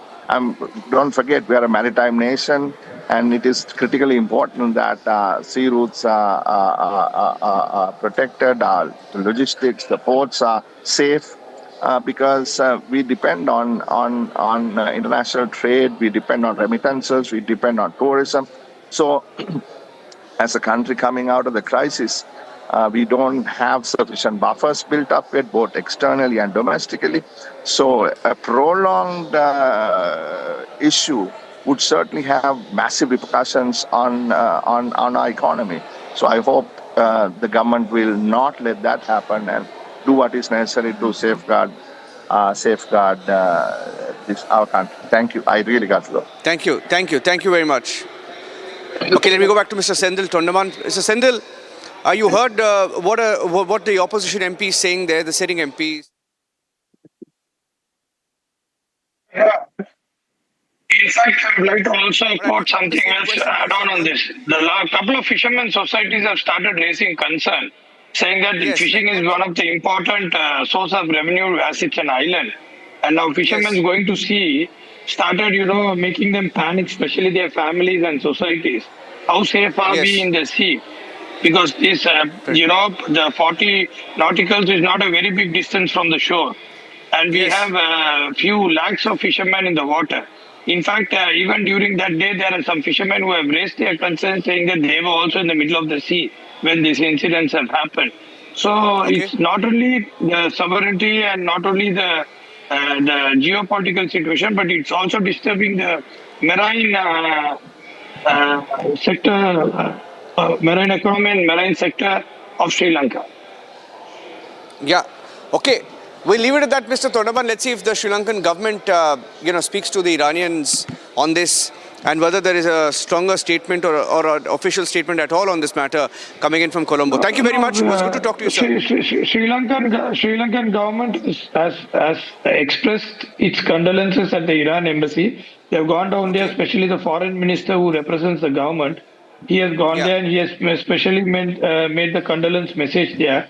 That shows that, the Sri Lankans are standing with the Iranian at this moment, at this time of the condolence. And they're very keen that they should settle through dialogue rather than, making it more and more worse, which is not only going to affect Iran and Israel over there, it has started even affecting Asian countries, which is an example of this incident. So we hope that these kinds of incidents doesn't happen in a peace-loving places like Sri Lanka right now, where these things don't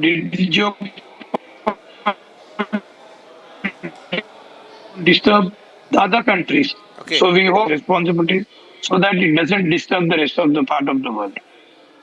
Okay, sir. Thank you for joining us on this broadcast. I look forward to talking to you again. Thank you you very much. Thank you. Okay, back to you for now.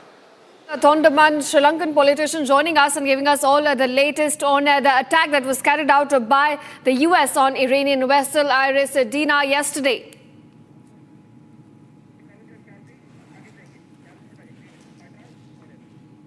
And now, viewers, as the Gulf War escalates, what is also increasing is the number of casualties on both the fronts and strains on the global economy.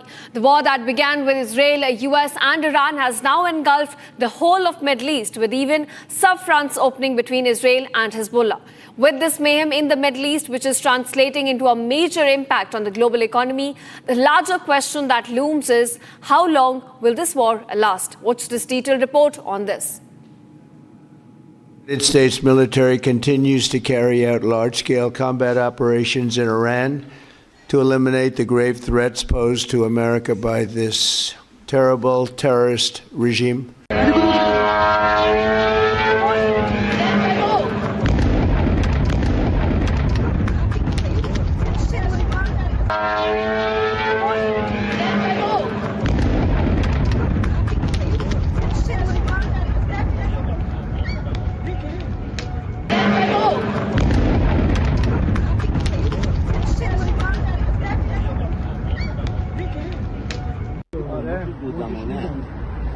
الان مترو رد میشم این چیه اونجا چیه ولی دیگه از این ما اگر ویدیو خوبی داریم Well, most of the people we had in mind are dead. So, you know, we had some in mind from that group that is dead. And now we have another group, they may be dead also, based on reports. So I guess you have a third wave coming in. Pretty soon we're not going to know anybody.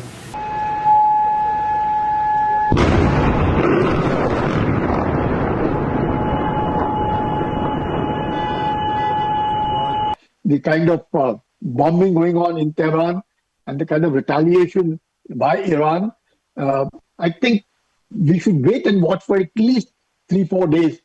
Mustaba has now taken over as the new Supreme Commander, almost in lines of his father in his thinking. And a person who has lost his father, mother, wife, daughter, everyone in this entire bombing there. And he has been appointed as the Supreme Commander, who himself was once responsible for Basij, and also the IRGC is committed to him. In that context, much of diplomacy may not really work now. And with this, the kind of bombing going on in Tehran and the kind of retaliation by Iran, I think we should wait and watch for at least 3-4 days before either does Iran capitulate, which again may be difficult, but not totally ruled out, primarily because Iran is now on its end of its resources. They are on commercial drones, small drones, big drones. The number of missiles have reduced much. Anybody might say they've kept some as reserves. I don't think so. Iran has shot whatever it had and may have kept about 10-15%, but that's not likely to cause very huge difference, one. Second, some earthquake kind of a thing being noticed 10 kilometers down. One doesn't really know what that earthquake actually involves. चमकी चाट से क्या बना है? Sandwich लस्सी और छाछ हर घूंट में चमकी चाट अब बताओ स्वाद आया? असली स्वाद सिर्फ चंकी चाट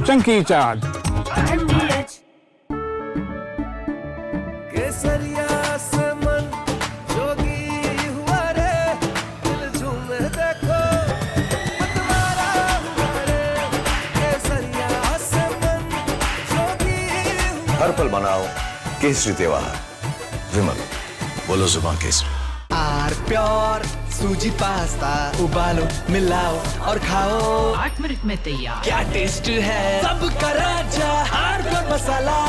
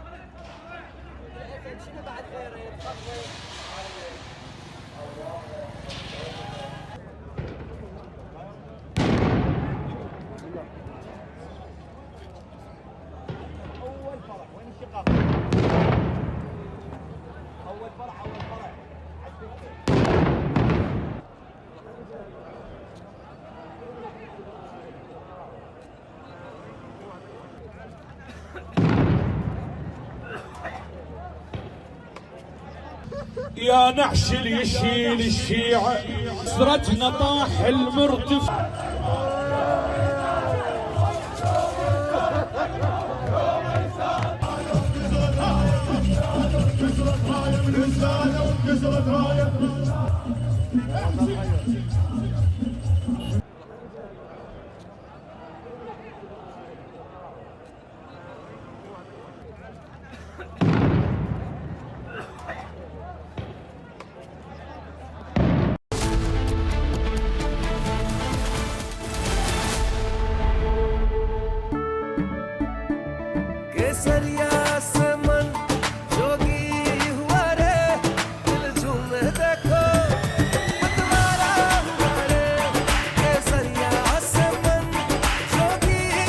हर पल मनाओ केसरी त्योहार।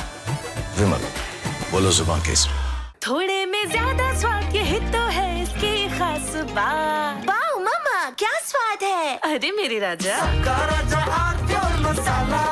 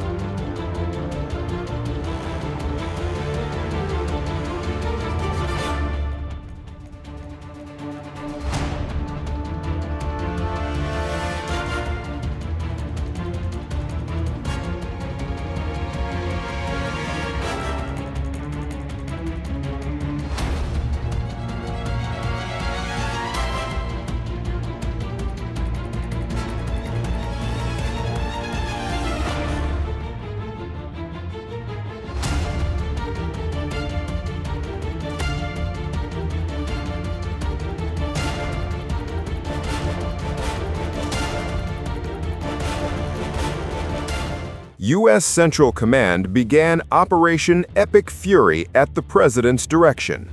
The goal was to dismantle Iran's security structure and remove imminent threats.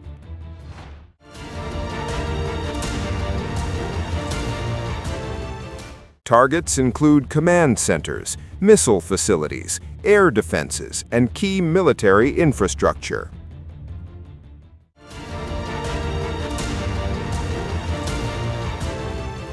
From stealth bombers to missile defense systems, the U.S. deployed air, naval, and surveillance power across the region.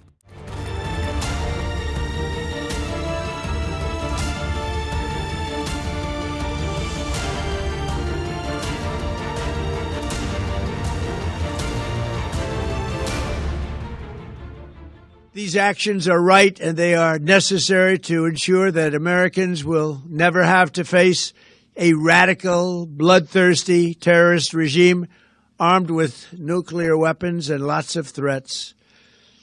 For almost 50 years, these wicked extremists have been attacking the United States while chanting the slogan, "Death to America" or "Death to Israel," or both. They are the world's #1 state sponsor of terror.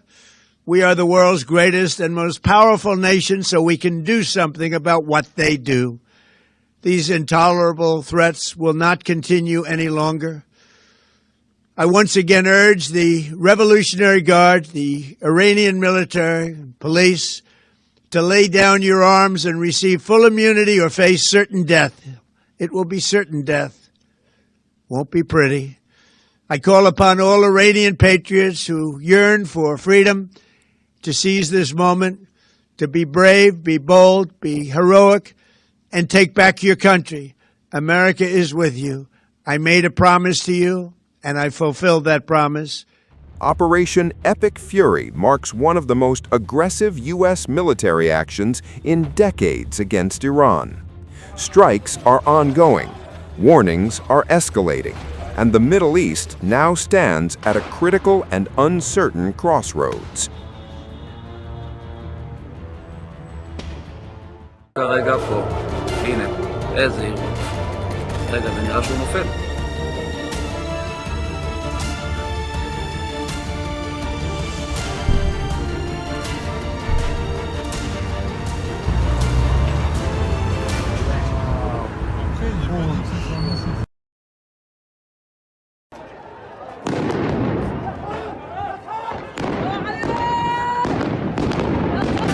There are a swathe of people in our country, Admiral Tripathi, who today want to do something. They may not be wearing the uniform, and I believe that they want to help the country achieve the target you want. We created 2 standing task forces each under 2-star officers. So we said, you go out to the industry, you go out to the defense ecosystem, and you cull out what is it that it is useful to us. And therefore, we can then engage with you. All those who are working in the defense ecosystem and you've got any technology which you think is useful, could be useful for us, please reach out to us.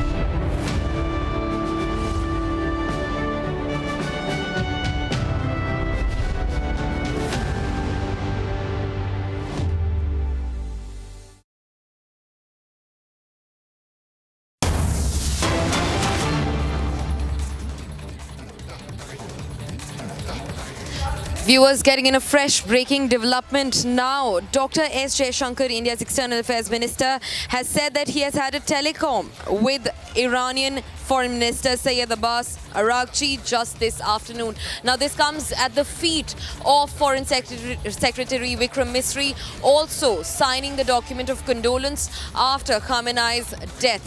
This is the first time that India's Foreign Secretary Vikram Misri broke silence over the matter and signed the document of condolence at the Iranian embassy in New Delhi.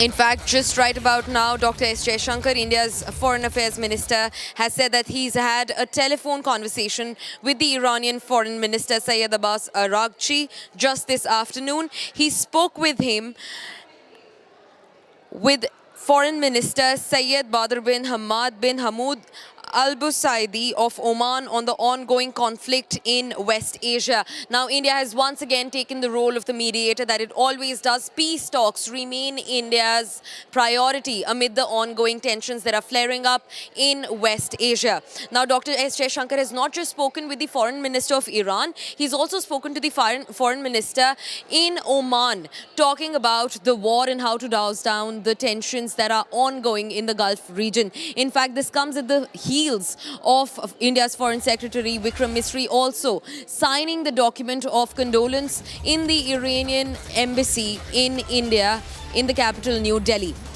That's the latest that we're learning in. And the Foreign Minister, S. Jaishankar, has in fact given out a statement saying that he's in touch with both Iranian and Oman foreign ministers to douse down the tensions that have gripped West Asia, starting with the conflict that arose between Israel and Iran and quickly turned into a war, which is now in its 6th day. That's the latest that we're learning in.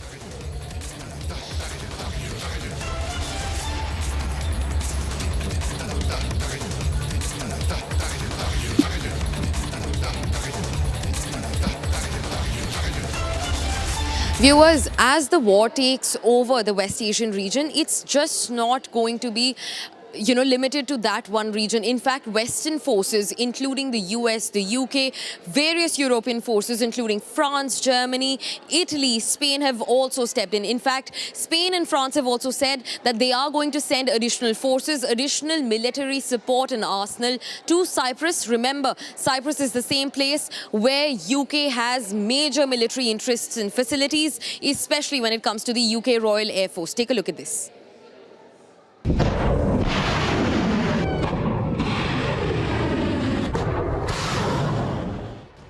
The war in West Asia is now entering a new phase, and Europe is beginning to move military assets closer to the conflict zone. Spain, which had earlier called for diplomacy, is now preparing for a military deployment. The Spanish Defense Ministry says Madrid will send a naval frigate to Cyprus. The warship will join a French aircraft carrier group along with naval ships from Greece. The deployment will position European naval forces in the eastern Mediterranean. Just miles from the escalating conflict zone, Cyprus has now become a key strategic hub as Western allies position forces around the widening war. UK's Royal Air Force base on the island was attacked earlier. As the conflict deepens and military deployments increase, the West Asia war is now drawing more global powers closer to the front lines.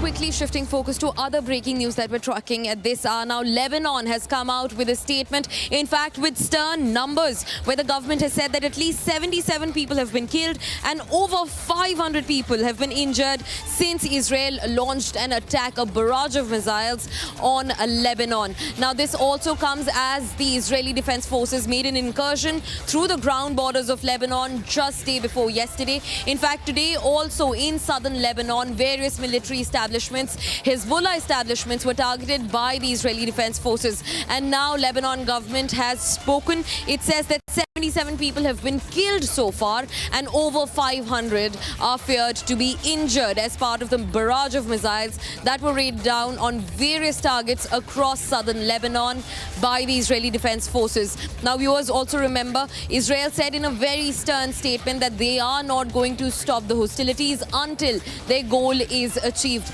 They are going after Hezbollah, and just day before yesterday, when the border incursion on ground was being made, the southern Lebanon border was also stranded by the Lebanese military. They pulled back as the IDF made its advancements into the southern Lebanon territories. And now the government of Lebanon has said that 77 people have been killed so far, with injuries, the number of injured spanning across 500 people.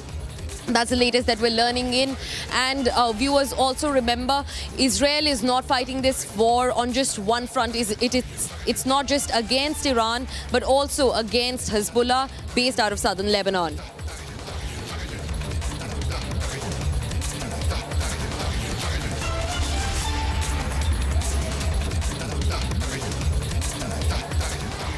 Viewers, now shifting focus and tracking other developments. Now the war is not just limited to ground and air, it's in fact also shown its signs in the Indian Ocean. Now just yesterday, an Iranian Navy frigate was under attack after a US submarine torpedoed it and struck the Iranian frigate. In fact, 90 soldiers have been killed so far near the Sri Lankan borders and the Sri Lankan coasts. In fact, today also, the Iranian Navy's another frigate made an urgent port call with the Sri Lankan Navy, asking to take shelter at the Sri Lankan port in the wake of the constant U.S. Israel attacks on Iranian frigates in the waters near the Sri Lankan ports. Take a look at this.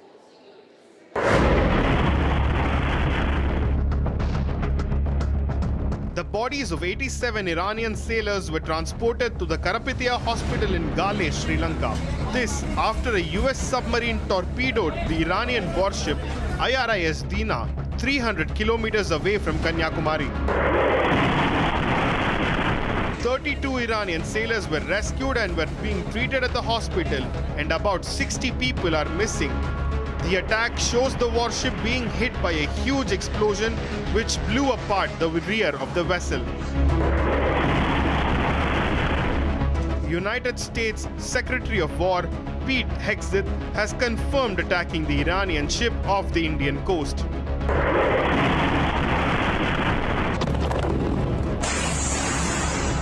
Turns out the regime who chanted death to America and death to Israel was gifted death from America and death from Israel. This is not a so-called regime change war, but the regime sure did change, and the world is better off for it. Take a look at what Iran's response to this is. Hours after the incident, the Iranian envoy to India also spoke exclusively to Republic. Absolutely, we prefer the peace. And unfortunately, they showed open hostility. This is very important. The warship IRIS Dina was heading back to Iran from an eastern Indian port after completing a joint naval exercise in Visakhapatnam. While doing search operation, we found people floating on the floating in the water and rescued them. And later on, subsequently, when we inquired them, we found that those people are belonging to the Iranian ship, and we understood that they need prompt medical attention, and we swiftly transferred them to the Karapitiya Teaching Hospital, and right now they are undergoing medical treatment. So we still continuing the search and rescue operation in that particular area. With the strike taking place close to India's maritime zone, the widening conflict is right at our doorstep. As more nations get drawn into the crisis, the Indian Ocean is fast emerging as the next flashpoint in an expanding war. Viewers, now quickly shifting focus to another breaking development that we're tracking now. About 23,000 Indian seafarers are stuck across waters in the Gulf region. Now, as the Middle East conflict disrupts maritime routes, about 23,000 Indians are estimated to be stranded across the Gulf region. This also indicates a worsening crisis that has now skyrocketed crude prices. Now, remember, lots of Indians working across the Gulf region in the waters, seafarers from different organizations, including especially commercial organizations, shipments that are involved in shipment of oils. And with the major oil routes now standing disrupted, at least 23,000 Indian seafarers are estimated to be stranded across the Gulf region. The crisis now stems from US and Israeli strikes on Iran, which Washington also claims is to obliterate Tehran's nuclear and ballistic missile programs. In response, Iran has retaliated, bringing the entire region's waters to a standstill, making it a war zone. And now 23,000 Indian seafarers are stuck in these waters as we speak.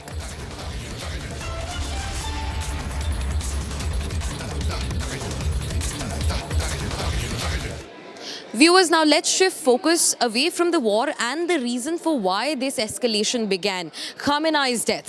In Iran, in the capital city of Tehran, you can see a sea of people out on the streets protesting the death of the supreme leader, Ayatollah Khamenei. In fact, in the middle of all of this, take a look at what is happening on the streets in Tehran, in Iran.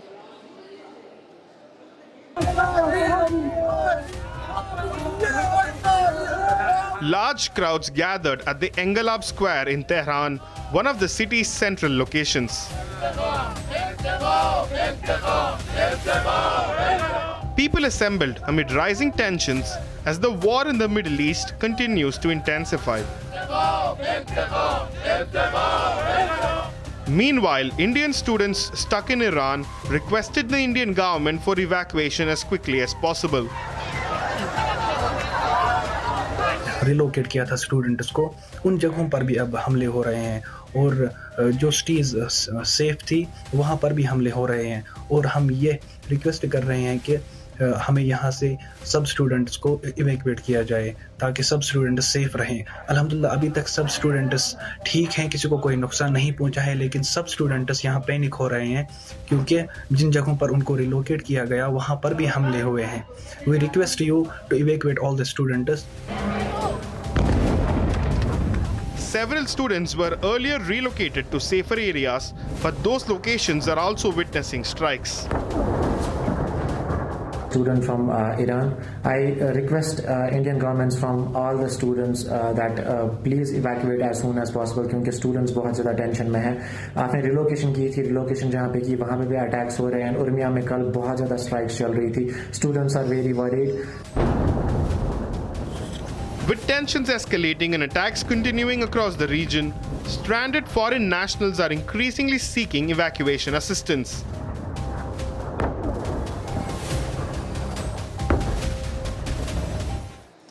Viewers, now, as per President Donald Trump, this is a war that US has led. In fact, he was the one, he says, who actually spoke to Israel and asked them to enter the war with US as one. But let's take a look at what's unfolding inside Washington at US politics pedestals. Now, a uniform-clad, also a member of the Green Party Senate, Brian McGinnis, was tackled by the Capitol Police when he raised his voice against US's intervention in a war that he said belongs to Israel. Now, the question is not just about US entering the war, but also what is it that US is losing. But in between all of this scuffle, as the Capitol Police was pushing him out, we can see another person from the Senate getting up and trying to tackle McGinnis.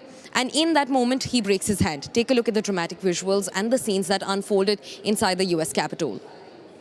What's the fight for Israel? Oh my God. Okay. All right.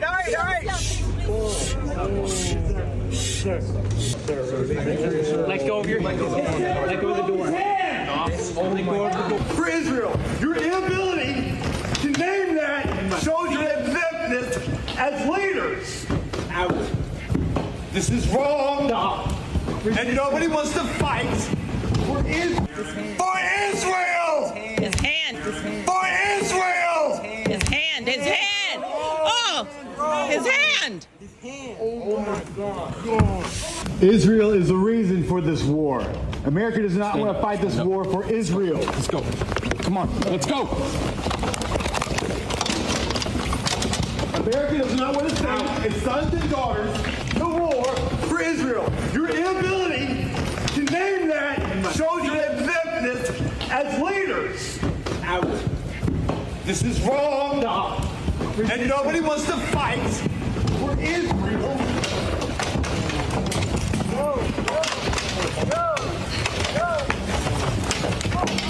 A reminder to all our Commandant, please stand up as a Marine and stand up for America. No one wants to fight for Israel. Wants to fight for Israel. His hand. Oh my God.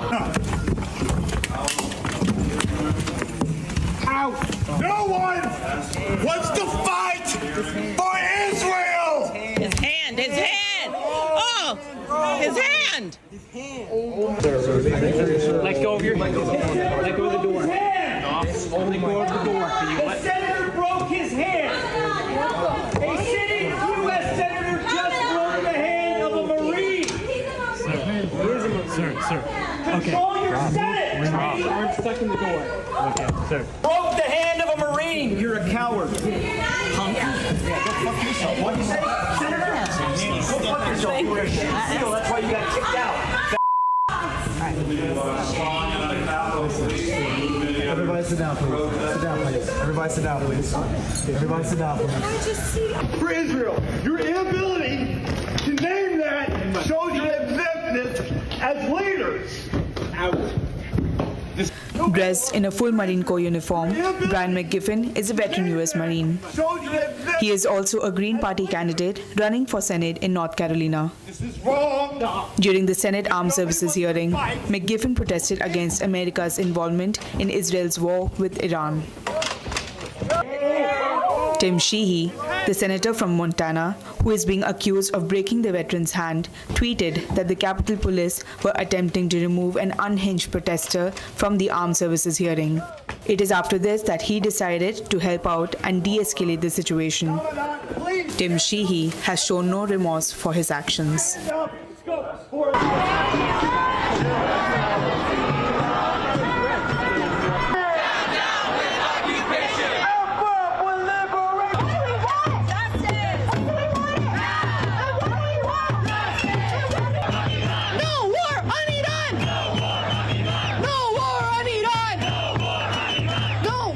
Pete Hegseth says another war in the Middle East is just getting started.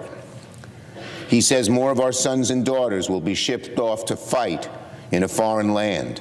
More of our taxpayer dollars will be wasted abroad instead of invested at home. Hegseth also said, quote, "We are accelerating, not decelerating." Hegseth said, more bombers and more fighters are arriving just today. What is Hegseth talking about? Are we putting boots on the ground? Are we depleting our strategic munition reserves? Is there a time limit or limit to our engagement in Iran? How many parents watch their kids ship off and fight and die in Iraq and Afghanistan? How many sleepless nights did families have over the last 20 years worried about their loved ones? How many headlines did we watch over the decades of troops getting shot down, of convoys being attacked, of wounded soldiers returning home forever scarred by the horrors of war? How many billions of dollars were wasted? How much anguish and suffering and grief did America endure? What's the fight for Israel?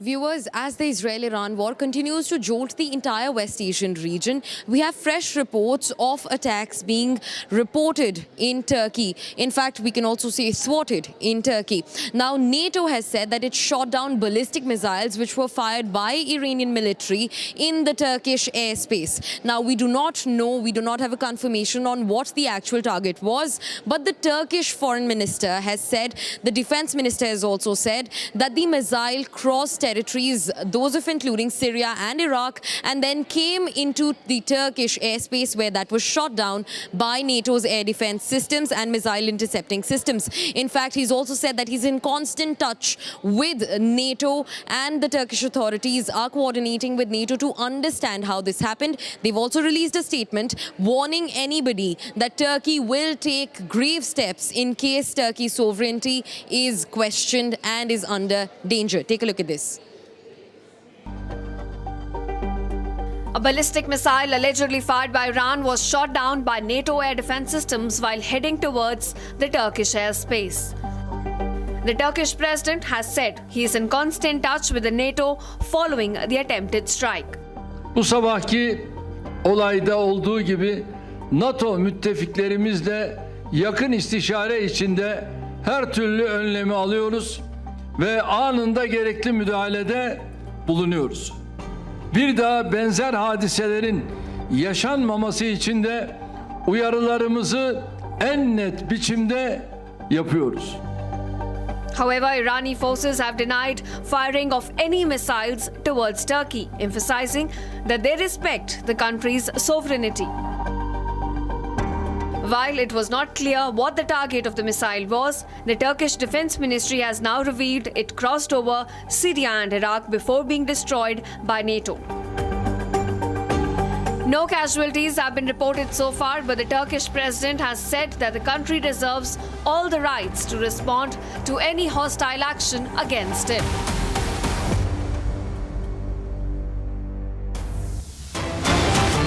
Viewers, now quickly shifting focus to another breaking development that we're tracking from Azerbaijan. Now, just earlier today, we showed you the visuals of the Azerbaijan International Airport being in complete shambles because of Iranian drone strikes. We have further details into the matter. In fact, various drones also fell across the runways at the airport. In fact, the impact was so huge that these runways have been made dysfunctional because of the drone strikes. In fact, the asphalt on the surface of these runways has been completely damaged, completely eroded, and that alone tells you what the capability of a drone strike can look like. In fact, various drones rained down in various areas of the airport, including the main airport building, and now we're also learning, these are the visuals on your screens of the runway that has been completely damaged and destroyed because of a drone strike from the Iranian military. Now remember, Iran since day one is hell-bent on getting the entire Gulf region into the war. They are sucking the region in the war one by one. Today, Azerbaijan was under attack. Their international airport,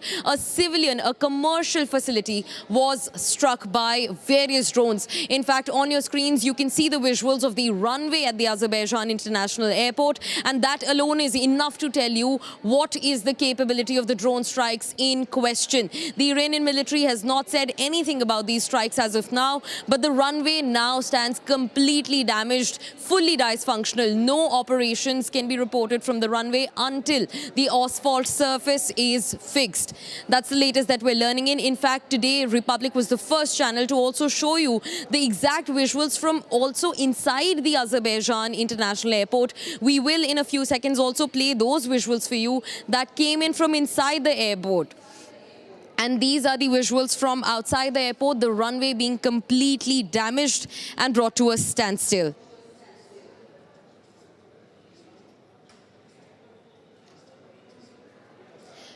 Viewers, now we're shifting focus to look at the stories from a closer lens. This entire war is about aggression between militaries, but who comes in between? Who is the one who is facing the most amount of losses? It is the civilians on both sides. Look at these accounts of various civilians from different areas with just one thing to say.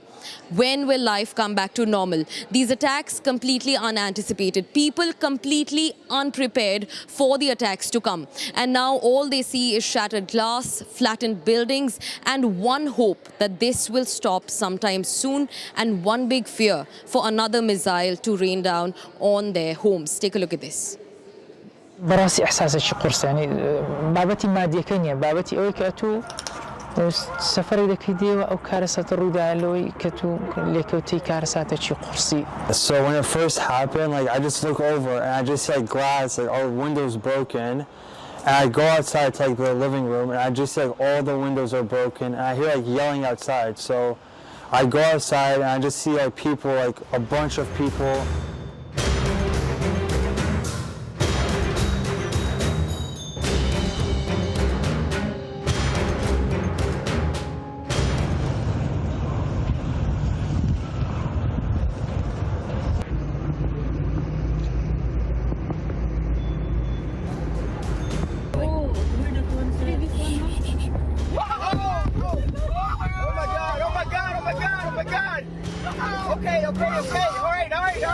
براسي إحساسي قرص يعني بابتي مادية كنيا بابتي أوي كأتو سفري ذاك ديوا أو كارثة الرودة لوي كتو لكوتي كارثة تشي قرصي أو زنجي كهيز ده صلاة نا تدا ببسي نا لانين نا هوكارين هر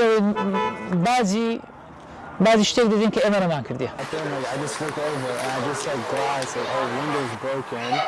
And I go outside to the living room and I just like all the windows are broken. And I hear like yelling. So when it first happened, like I just look over and I just like glass, like all windows broken. And I go outside to like the living room and I just like all the windows are broken. And I hear like yelling outside. So I go outside and I just see like people, like a bunch of people. Later I found out there was a drone right there and it was caught in the power lines. So that's why like the explosion wasn't as bad as it could have been. Like it could have been worse. 2:45 a.m. to one of the loudest things I've ever heard of in my life. There's an explosion. And so I quickly jump up and I woke up around 2:45 a.m. to one of the loudest bangs I've ever heard of in my life. It was an explosion. And so I quickly jump up and I see like all my windows are broken. And so then I go outside and I just see like a bunch of people, like 20-30 men, soldiers, who are just, you know, looking for something. I don't know what it is.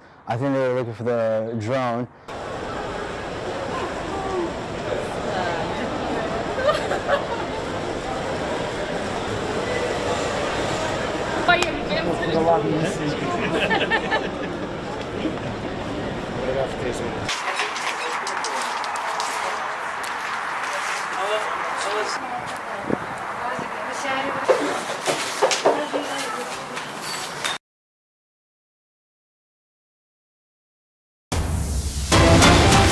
Now let's quickly shift focus to a big twist that we're unraveling in the entire war.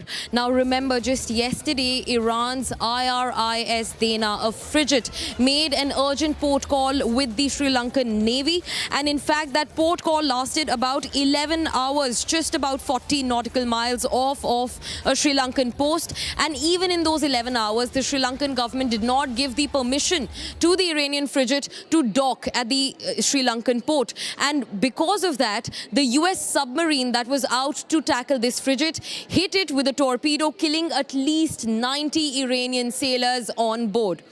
Now, viewers, it's very important to understand that an urgent port call is made in a dire situation where a ship or a naval vessel needs shelter from an attack or an adversity. And that also was not given. Now, this question is being held up in the Sri Lankan parliament. And important questions like these are being asked by the SGP MP, Mujibur Rahman, who questioned the parliament regarding the IRIS Dana, the frigate, which was attacked by a U.S. submarine just yesterday. A torpedo that went slashing through the frigate and killed about 90 Iranian sailors aboard. Now remember, today Iran and Sri Lanka are in talks for the repatriation of the bodies of these sailors. However, this frigate made a call for an urgent porting with Sri Lankan government, which went unanswered for 11 hours as this frigate remained stranded just about 40 nautical miles from the Sri Lankan port. That's the latest that we're picking up.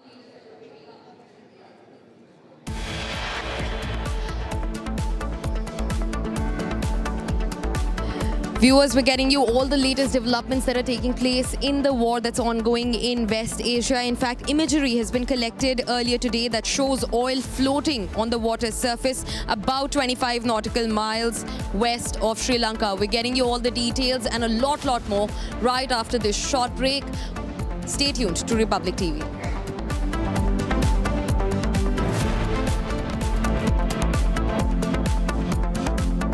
चमकी चाट से क्या बना है? आलू चाट या fruit चाट, स्वाद बनाए चमकी चाट। क्या बात है? स्वादिष्ट पकोड़े और फरसान, अरे चमकी चाट है इसकी जान। असली स्वाद सिर्फ चमकी चाट। केसरिया से मन जोगी हुआ रे, दिल झूमे देखो मतवारा हुआ रे। केसरिया से मन जोगी हर पल मनाओ केसरी त्योहार। विमल, बोलो जुबान केसरी।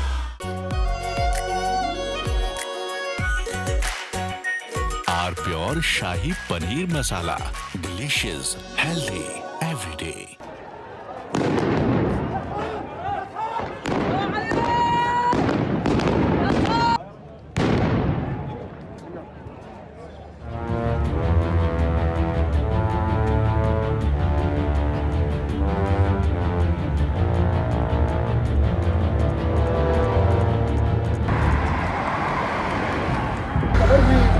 قبل التصفية.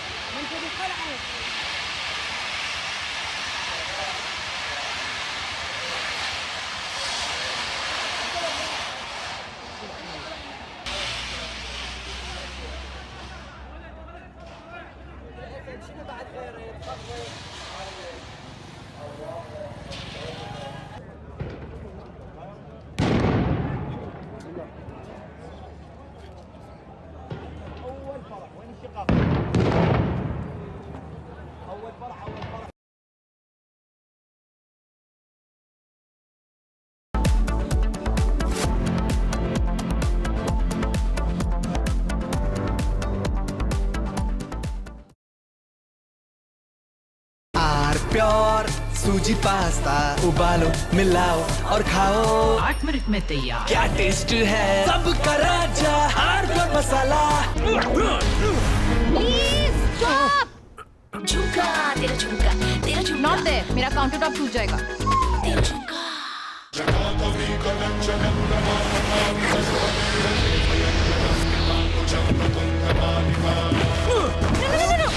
मेरी चिमनी टूट जाएगी। What are you doing? रानी, इस घर में कुछ है जो टूटता नहीं। ये पिलर कभी नहीं टूटेगा। रुंगटा स्टील TMT से बना। रुंगटा नहीं तो घर स्ट्रॉन्ग नहीं। रुंगटा स्टील TMT बार एकदम सॉलिड। प्यास बुझाए ठंडक लाए सबको भाए जीरा से MDH का जलजीरा जीरा से। जीरा से असली रिफ्रेशिंग, असली स्वाद, असली मजा।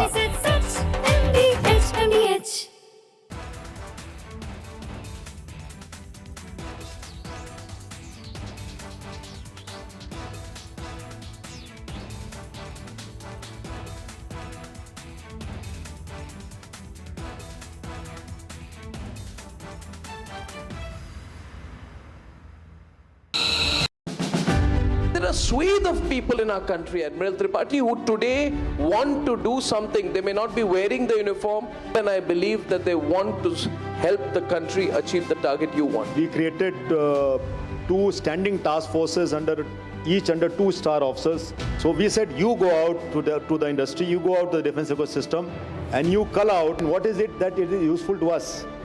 And therefore, we can then engage with you. All those who are working in the defense ecosystem and you've got anything, any technology which you think is useful, could be useful for us, please reach out to us.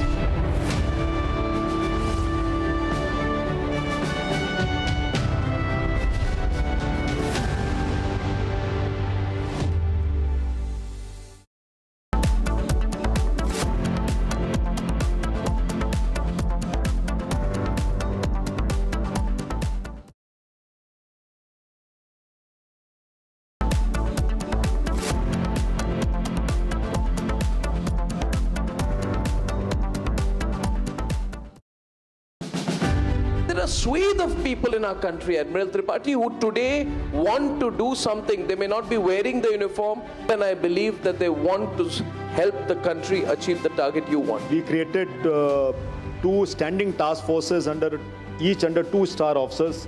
So we said, you go out to the industry, you go out to the defense ecosystem, and you cull out what is it that is useful to us. And therefore, we can then engage with you. All those who are working in the defense ecosystem and you've got anything, any technology which you think is useful, could be useful for us, please reach out to us.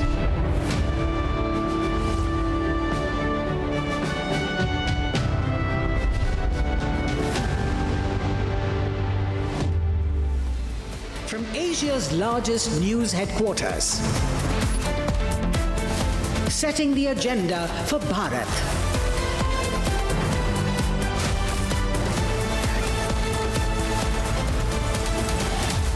You're watching Republic.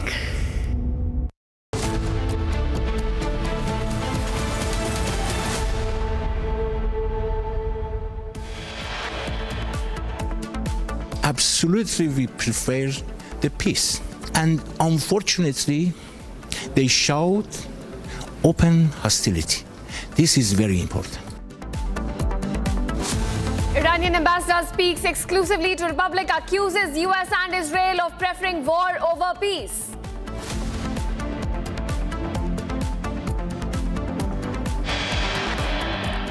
IRGC claims to have struck a U.S. oil tanker near northern Persian Gulf.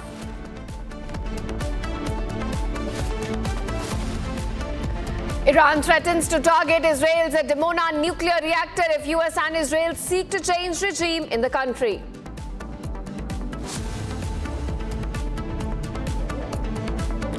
Iran says U.S. and Israel miscalculated. Iran claims to have inflicted very serious damage on both the countries.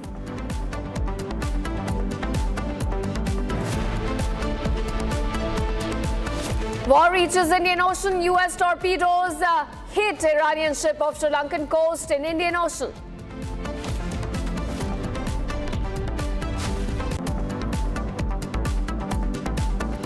Nitish Kumar confirms the Rajya Sabha entry, files and nomination papers while being accompanied by Home Minister Amit Shah and BJP Chief Nitin Nabeen.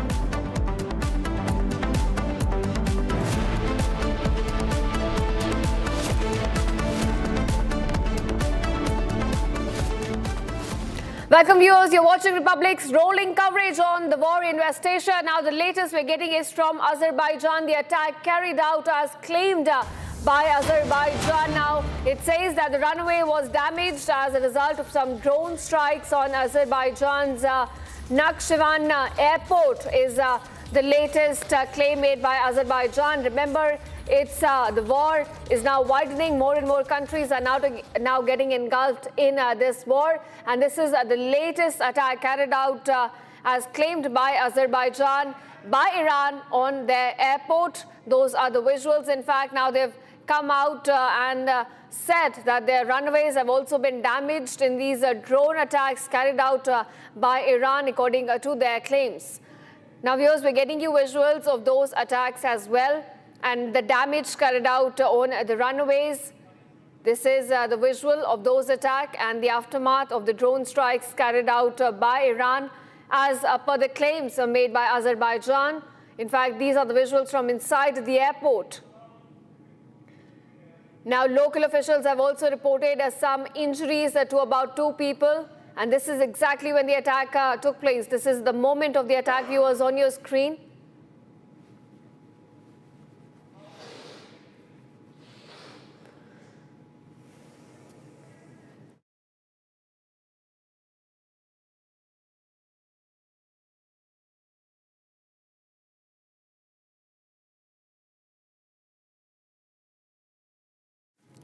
All right, viewers, those are the visuals on your screen from Azerbaijan. This is where the attack was carried out as claimed by Azerbaijan by Iranian drones. And these are the visuals that show you the damage caused by those drone attacks. Some runways, and now Azerbaijan says, have been damaged in these attacks. And this is, in fact, the visual of the runway, which was damaged in the attack carried out by Iran as claimed by Azerbaijan. Now, viewers, what we're looking at on day 6 is more and more countries are now getting engulfed into this war. First, it was the Gulf states, then European countries had to enter, and now we're looking at an attack on Azerbaijan.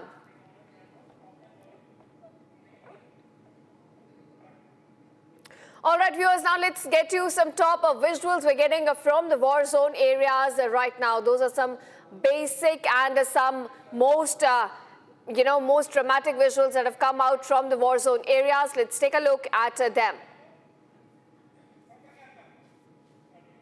In fact, starting with, so these are the attacks carried out by Iranian drones near the airport, Nakhchivan airport in Azerbaijan. These are the first visuals, viewers, we're getting on your screen. This is where drones have hit the airport terminal. Several more drones also hit other places. Another drone, in fact, hit Shekarabad village school. So those are the visuals of those attacks carried out. Now, this is the second visual on your screen. All right, viewers, we've got breaking news coming in. In fact, Prime Minister Modi has now spoken to French President Emmanuel Macron today. He says, we discussed our shared concerns over the evolving situation in West Asia and the need for a return to dialogue and diplomacy. Prime Minister says we will continue to engage closely and coordinate efforts towards the early restoration of peace and stability in the region. So Prime Minister Modi has been engaging with Gulf leaders as well, and right now he's spoken to French President Emmanuel Macron. He's discussed the evolving situation in the Middle East. He says we will continue to engage closely and coordinate towards effort that lead to restoration of peace and stability in Middle East. In fact, he also says we discussed our shared concerns over the evolving situation in the Middle East and the need for all the warring parties to return to dialogue and diplomacy. So that's the latest statement coming in from Prime Minister. He's already been engaging with the Gulf leaders, and just now we've got some updates regarding his conversation with the French leader Emmanuel Macron. He says he's discussed about the evolving situation in the Middle East. He's also laid out his concerns that how India is now batting for diplomacy for all the warring parties to go back to dialogue and to ensure that there is a restoration of peace and stability in the region. Both the leaders also talked about their shared concerns as the war continues to escalate in West Asia, and we're looking at Prime Minister Modi now holding a conversation with the French President Emmanuel Macron, both the leaders discussing their shared concerns. So viewers, that's the latest we're getting as far as the call between Indian Prime Minister Narendra Modi and French President Emmanuel Macron goes. Both the leaders have now discussed their shared concerns regarding the war in West Asia. And now viewers, amid the escalating conflict in the Middle East, tensions are rising inside Tehran as large crowds gather at Inqilab Square following the death of their supreme leader Ayatollah Ali Khamenei. Now at the same time, Indian students stranded in Iran say that the situation on the ground is becoming increasingly dangerous, with several areas once considered safe now witnessing attacks as well. Take a look at this exclusive report from inside Tehran that tells you about the ground situation.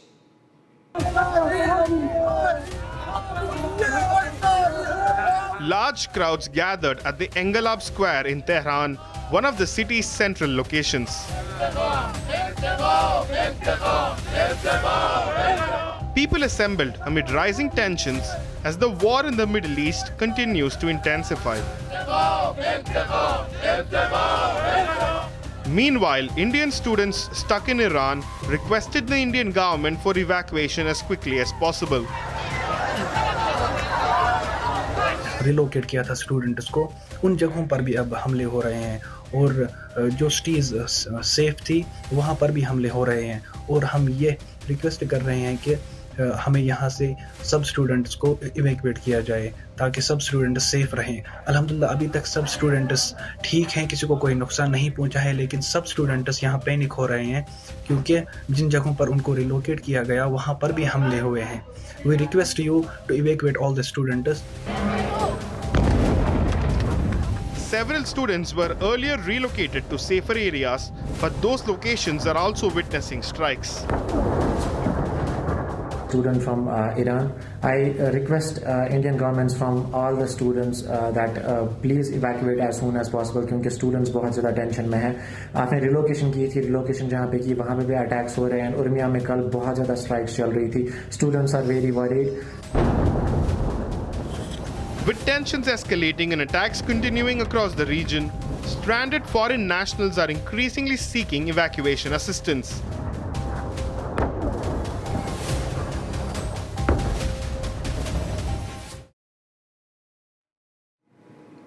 And now viewers, the war in West Asia is no longer just escalating. It is now approaching India's strategic neighborhood. Just a few nautical miles into the Indian Ocean, a U.S. submarine has struck an Iranian warship off the southern coast of Sri Lanka. The vessel, identified as Iranian frigate Iris Dina, was returning to Iran from an eastern Indian port when it was hit. Now, dozens of sailors are feared dead. In fact, over 84 bodies have been recovered from the waters.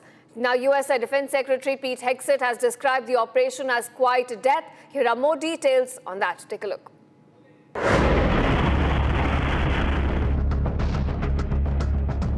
bodies of 87 Iranian sailors were transported to the Karapitiya hospital in Gale, Sri Lanka. This after a US submarine torpedoed the Iranian warship IRIS Dina 300 kilometers away from Kanyakumari. 32 Iranian sailors were rescued and were being treated at the hospital, and about 60 people are missing.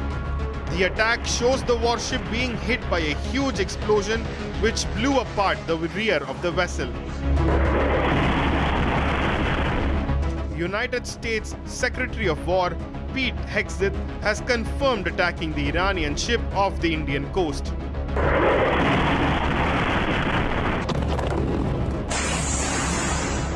Turns out the regime who chanted death to America and death to Israel was gifted death from America and death from Israel. This is not a so-called regime change war, but the regime sure did change, and the world is better off for it. Take a look at what Iran's response to this is. Hours after the incident, the Iranian envoy to India also spoke exclusively to Republic. Absolutely, we prefer the peace. And unfortunately, they showed open hostility. This is very important. The warship IRIS Dina was heading back to Iran from an eastern Indian port after completing a joint naval exercise in Visakhapatnam. While doing search operation, we found people floating on the floating in the water and rescued them. And later on, subsequently, when we inquired them, we found that those people are belonging to the Iranian ship, and we understood that they need prompt medical attention, and we swiftly transferred them to the Karapitiya Teaching Hospital, and right now they are undergoing medical treatment. So we still continue in the search and rescue operation in that particular area. With the strike taking place close to India's maritime zone, the widening conflict is right at our doorstep. As more nations get drawn into the crisis, the Indian Ocean is fast emerging as the next flashpoint in an expanding war. And now we are civilians are near targeted zones in Erbil, Baghdad and other areas describe terrifying ordeals. Homes shaking violently from explosions, shattered glass everywhere and thick smoke, the smell of gunpowder and the constant fear of more strikes. One victim captured the devastation simply saying, "All I see are broken windows," a poignant symbol of lives affected by the ongoing war. Now viewers, this comes after Iran launched retaliatory missile and drone attacks across the Middle East, including US military sites in Iraq. Take a look at this detailed report. براسي إحساس الشقرس يعني بابتي مادية كنية بابتي أوي كأتو سفري لك هدية أو كارثة الرودة لوي كأتو لكوتي كارثة شقرسي. So when it first happened, like I just look over and I just see like glass, like all windows broken. And I go outside to like the living room and I just see like all the windows are broken and I hear like yelling outside. So I go outside and I just see like people, like a bunch of people.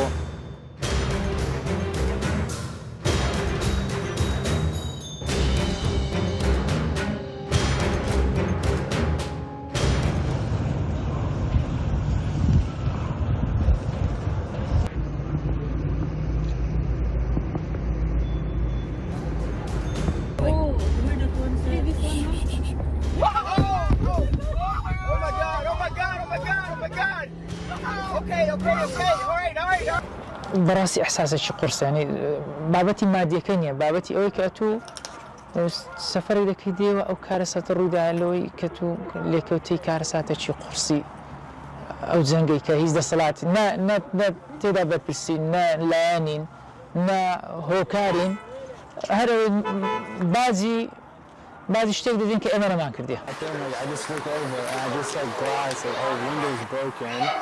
And I go outside to like the living room and I just like all the windows are broken. And I hear like yelling. So when it first happened, like I just look over and I just see like glass, like all windows broken. And I go outside to like the living room and I just see like all the windows are broken. And I hear like yelling outside. So I go outside and I just see like people, like a bunch of people. Later I found out there was a drone right there and it was caught in the power lines. So that's why like the explosion wasn't as bad as it could have been. Like it could have been worse. 2:45 a.m.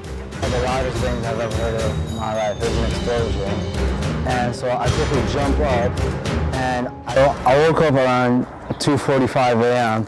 to one of the loudest bangs I've ever heard of in my life. It was an explosion, and so I quickly jump up, and I see like all my windows are broken, and so then I go outside, and I just see like a bunch of people, like 20, 30 men, soldiers, who are just looking for something. I don't know what it is. I think they were looking for the drone.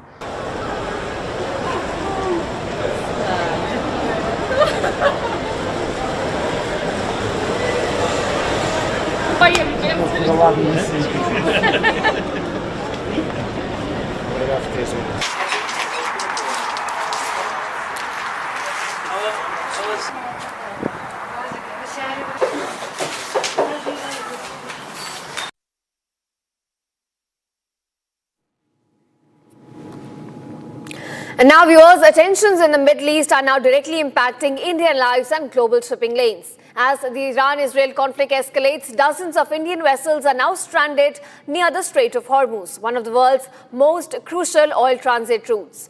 Now, to give you some numbers, 36 Indian flagged ships are currently struck across the Persian Gulf. This as Iran moves to block the Strait of Hormuz following the U.S. and Israeli strikes on its military and nuclear sites. These vessels include 6 crude oil tankers, 10 LPG carriers, 1 LNG carrier, 3 container ships and 2 bulk cargo vessels. They're carrying vital energy and commercial cargo.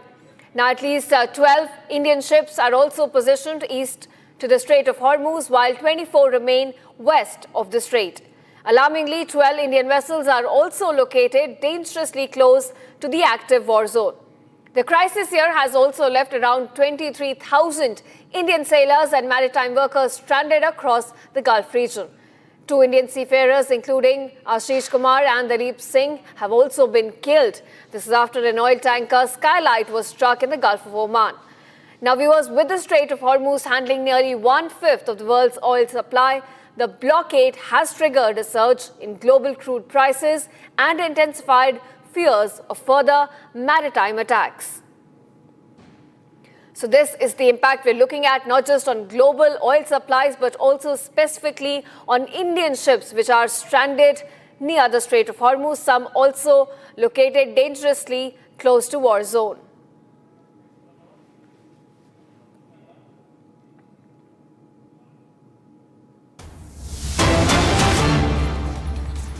All right, viewers, now also getting some breaking news. Heavy destruction has now been reported in Khurramabad, Iran, following the U.S. Israeli strikes. We're getting you visuals and you can see the extensive damage that has been caused by the U.S. and Israeli strikes on Khurramabad in Iran. You're looking at rescue operations underway. People are taking the injured to some hospitals to get some treatment, but this is the aftermath of the fresh wave of attacks carried out by the U.S. and Israel in Khurramabad. Let's take a look at those visuals.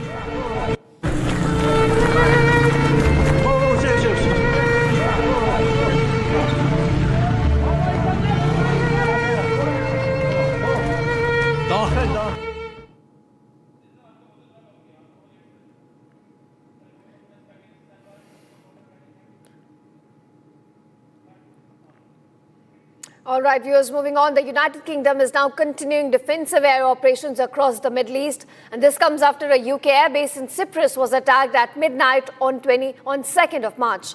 Now, however, the Ministry of Defense has confirmed that Shahid-like drone was in fact not launched from Iran. Nevertheless, the United Kingdom is sending in more reinforcements to strengthen the defense of Cyprus. More details about the extent of UK's involvement in the war in the coming report. Take a look.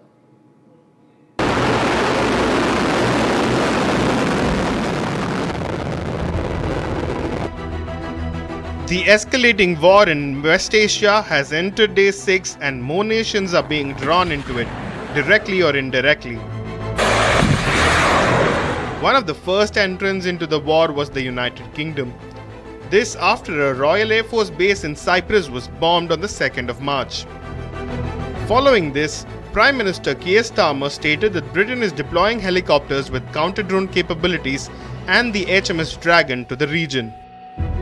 The ship was seen in the dry dock of the Portsmouth harbour in southern England, preparing for its deployment.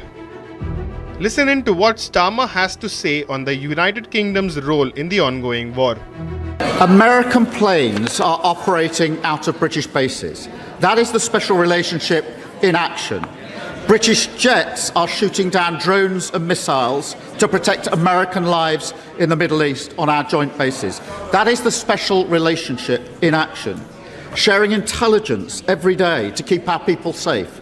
That is the special relationship in action. Hanging on to President Trump's latest words is not the special relationship. However, on the 4th of March, the British Ministry of Defence said that the drone that attacked the airbase in Cyprus was not launched from Iran. The statement further said Royal Navy Wildcat choppers will be arriving in Cyprus soon. Meanwhile, RAF Typhoon and F-35B jets are also maintaining defensive air positions in the region. The United Kingdom has also allowed US bombers to use its bases to attack targets in Iran. Starmer has re-emphasized that his priority is the protection of UK nationals. We need to act, therefore, with clarity, with purpose, and with a cool head. The protection of UK nationals is our number one priority. And we're taking action to reduce the threat, with planes in the sky in the region, intercepting incoming strikes, deploying more capability to Cyprus, and allowing US planes to use UK bases to take out Iran's capability to strike. What I was not prepared to do on Saturday was for the UK to join a war unless I was satisfied there was a lawful basis and a viable, thought-through plan. That remains my position. However, as per reports that quote official sources, Britain has not ruled out joining in future strikes against Iranian ballistic missile launch sites. As a result, the United Kingdom's role in the war might drastically increase in the coming days as the war in the Middle East shows no signs of dying down.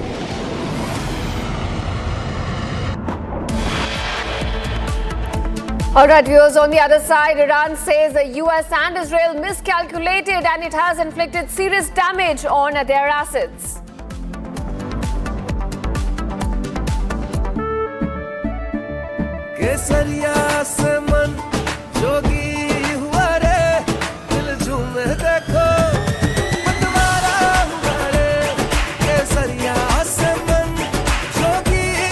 हर पल मनाओ केसरी त्योहार विमल बोलो जुबान Kesari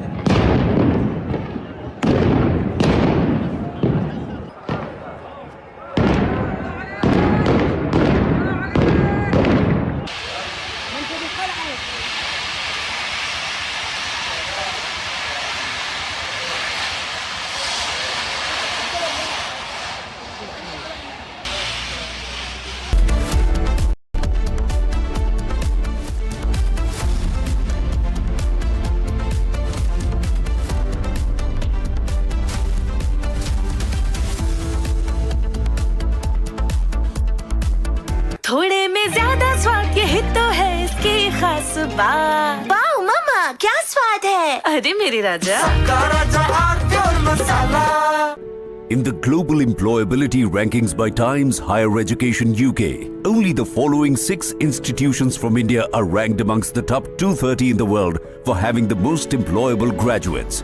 IIT Delhi, IISc Bangalore, IIT Bombay, IIM Ahmedabad, IIT Kharagpur and Amity University. चमकी चाट से क्या बना है? आलू चाट या फ्रूट चाट? स्वाद बढ़ाए चमकी चाट। क्या बात है? स्वादिष्ट पकोड़े और बरसान, अरे चंकी चाट है इसकी जान। असली स्वाद सिर्फ चंकी चाट।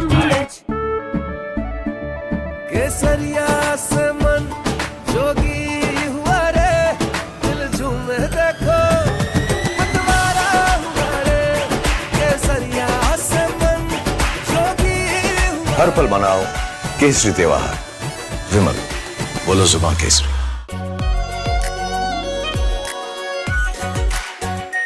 Are pure shahi paneer masala, delicious, healthy every day.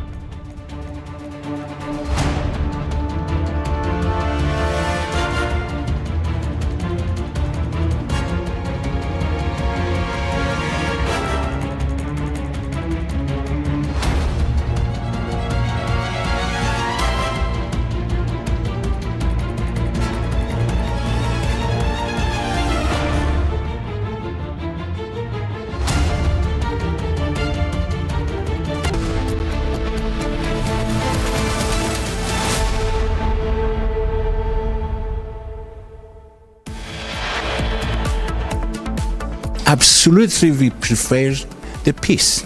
And unfortunately, they showed open hostility. This is very important. Iranian ambassador speaks exclusively to Republic TV, accuses United States of America and Israel of preferring war over peace. IRGC claims to have struck United States of America oil tanker near the northern Persian Gulf.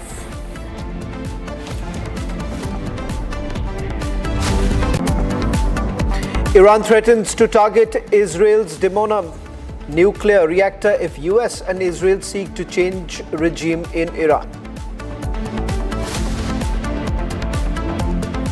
Iran says US and Israel miscalculated. Iran claims to have inflicted serious damage. War reaches Indian Ocean. US torpedoes Iranian ship off the Sri Lankan coast in Indian Ocean.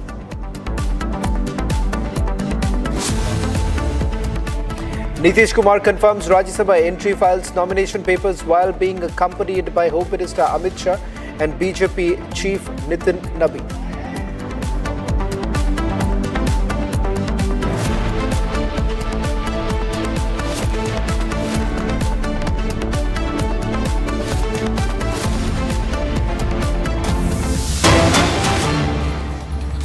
Getting in some breaking news right now with a claim that has been made by the Iranian Revolutionary Guard that they've shot down an American F-16 Strike Eagle fighter over the southwestern borders. In fact, this is the claim that has been refuted by the Americans, saying that these are rumors that are basically doing the rounds. But the IRGC has put out an official claim that an F-15 has been struck. In fact, these are pictures that have been put out by the Iranians, where they're essentially saying that an F-15 has been struck. Satellite imagery coming in of Azerbaijan that has also been hit. In fact, Azerbaijan says that they've intercepted ballistic missiles. Just a quick wrap of what we know so far in terms of how things have panned out in the last 24 hours. In fact, we have seen multiple sites that have been targeted by the Iranians. As far as the missiles that have been intercepted over UAE, 128 ballistic missiles have been intercepted so far. In fact, getting in some more details with regards to the attack that has been carried out by the Iranian, where the attack by the Iranian drones that have been carried out in Azerbaijan. In fact, this is a response that is now coming in from Azerbaijan, where they've condemned the act, saying this is a disgusting terrorist act, and stated that those who carried it out should be held accountable. In fact, Azerbaijani armed forces were basically instructed to prepare and implement retaliatory measures after this attack. All units of the Azerbaijani armed forces have been put on high alert. Now, in fact, these are the latest images now coming in of the attack that has taken place. In fact, Iranians haven't really put out an official claim with regards to whether at all this was a ballistic missile that was fired by them.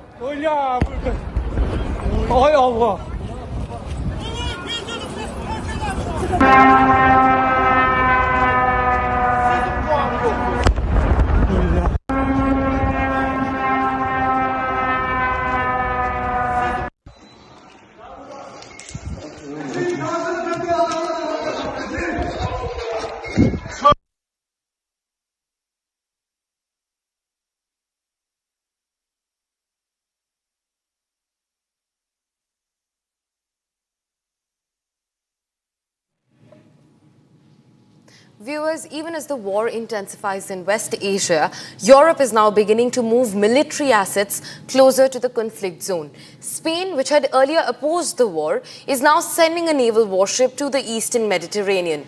The Spanish Defense Ministry says the deployment will place its forces alongside a French aircraft carrier and Greek naval ships near Cyprus. Here's a report, take a look.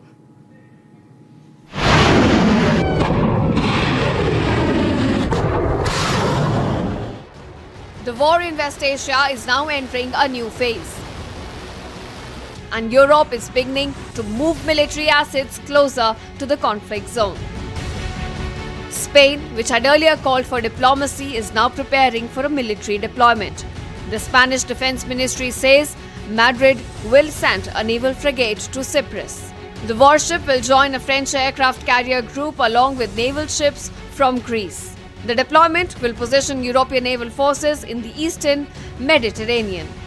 Just miles from the escalating conflict zone, Cyprus has now become a key strategic hub as Western allies position forces around the widening war. UK's Royal Air Force base on the island was attacked earlier. As the conflict deepens and military deployments increase, the West Asia war is now drawing more global powers closer to the front lines.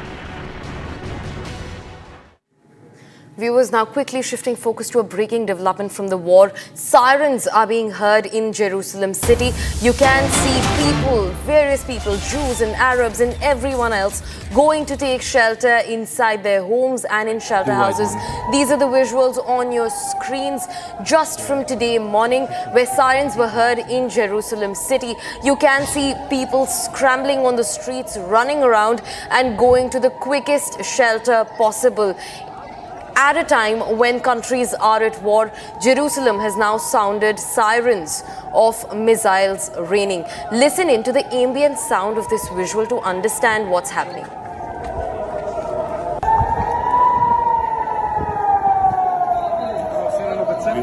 Too wide, man. Picture the people also.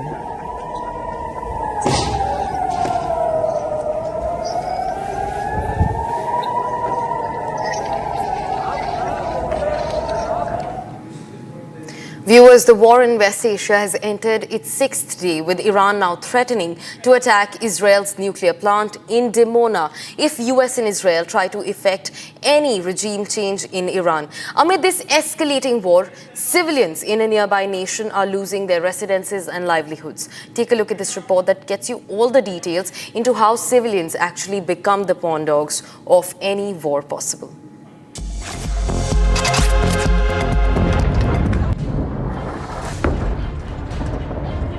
The war in West Asia is showing no signs of slowing down.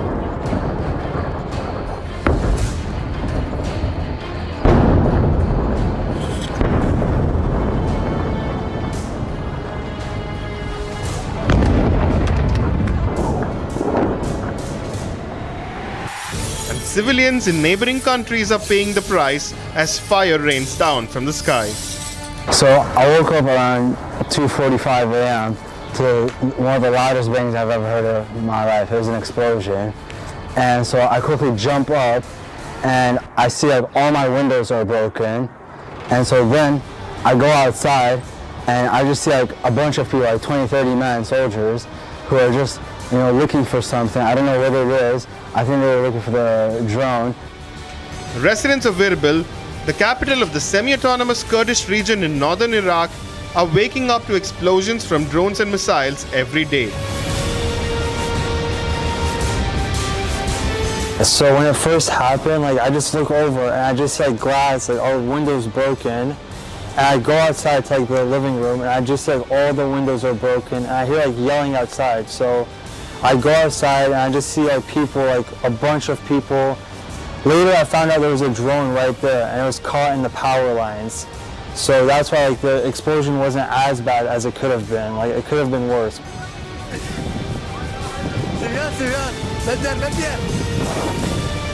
The drones and missiles are destroying residences and public infrastructure in the Gulf nations, and Iraq, being closest to the epicenter of the war, is bearing the brunt. Boom! Yo! No! Boom! Yo! Viewers, shifting focus to another breaking development, this time that we're tracking from Lebanon. Now, the Prime Minister of Lebanon is demanding that all individuals connected to the IRGC not only be arrested, but also expelled back to Iran. In fact, in addition, the Lebanese government has cancelled visa-free entry for Iranian citizens, requiring them to now obtain a visa before entering Lebanon. A complete flip in the earlier script of this war that began just 6 days back. Now, the Prime Minister of Lebanon is demanding that all individuals connected to the IRGC be arrested and also expelled back to Iran. This is huge. Now, remember, viewers, it comes in between the skirmish of Hezbollah standing with Iran, standing to defend Iran against Israeli and US aggression. And now, Hezbollah, that actually operates out of southern Lebanon, is stranded because the Lebanese government has said no more to these activities. In fact, this also comes as Israel trespassed the borders of southern Lebanon just day before yesterday and entered their territory. Today also drone strikes were reported at military establishments in Lebanon and even Hezbollah establishments. And now the Prime Minister of Lebanon has demanded that all individuals that are connected to the IRGC be arrested and expelled back to Iran. In fact, in addition, the Lebanese government has also cancelled visa-free entry for Iranian citizens, requiring them to now obtain a visa legally before entering the Lebanese territory. This comes as a complete flip in the ongoing war. Viewers, now doesn't take a genius to understand that in any war, in any military aggression between two players, the people who actually get caught in between are the unarmed civilians, both sides of the borders. Now, civilians near the targeted zones in Erbil, Baghdad and other areas describe the terrifying ordeals. Homes shaking violently from explosions, shattered glass everywhere, thick smoke and the smell of gunpowder and the constant fear of more strikes. One victim captured the devastation simply by saying, All I see are broken windows, a very poignant symbol of lives upended by war, with windows blown out by blast waves from nearby hits on bases that host the US forces. This comes after Iran launched retaliatory missile and drone strikes across the West Asian region, including on US military sites in Iraq, but also civilian and commercial establishments. Take a look. إحساسي قرص يعني بابتي مادية كنية بابتي أوي كأتو سفري دكي ديوا أو كارثة الرودة لوي كتو ليكوتي كارثة شي قرصي. So when it first happened, like I just look over and I just see like glass, like our windows broken, and I go outside to like the living room and I just see like all the windows are broken and I hear like yelling outside. So I go outside and I just see like people, like a bunch of people.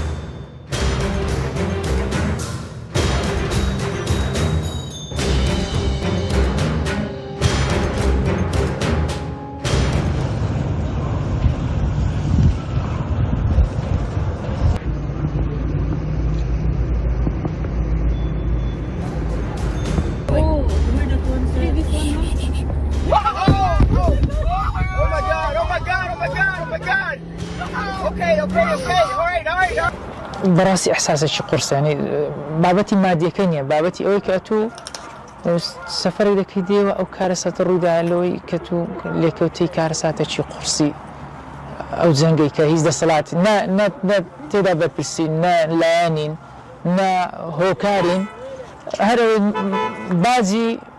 بعضی شتێک دەدەین کە ئێمە نەمان کردی. I just look over and I just like glass, like all windows broken, and I go outside to the living room and I just like all the windows are broken and I hear like yelling. So when it first happened, like I just look over and I just see like glass, like all windows broken, and I go outside to like the living room and I just see like all the windows are broken and I hear like yelling outside. So I go outside and I just see like people, like a bunch of people.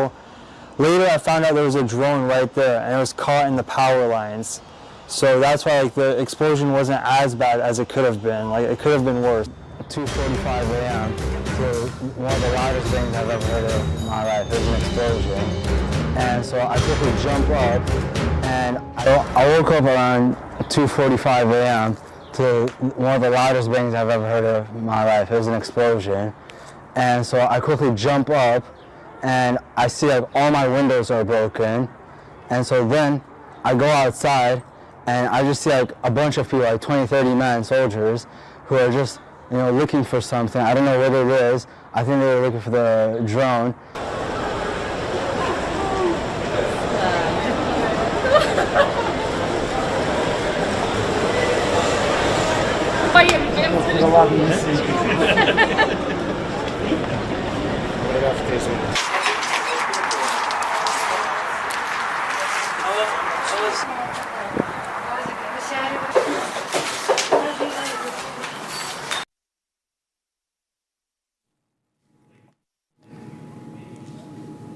Viewers, now quickly shifting focus, continuing with what we were discussing, the civilians being caught between the war.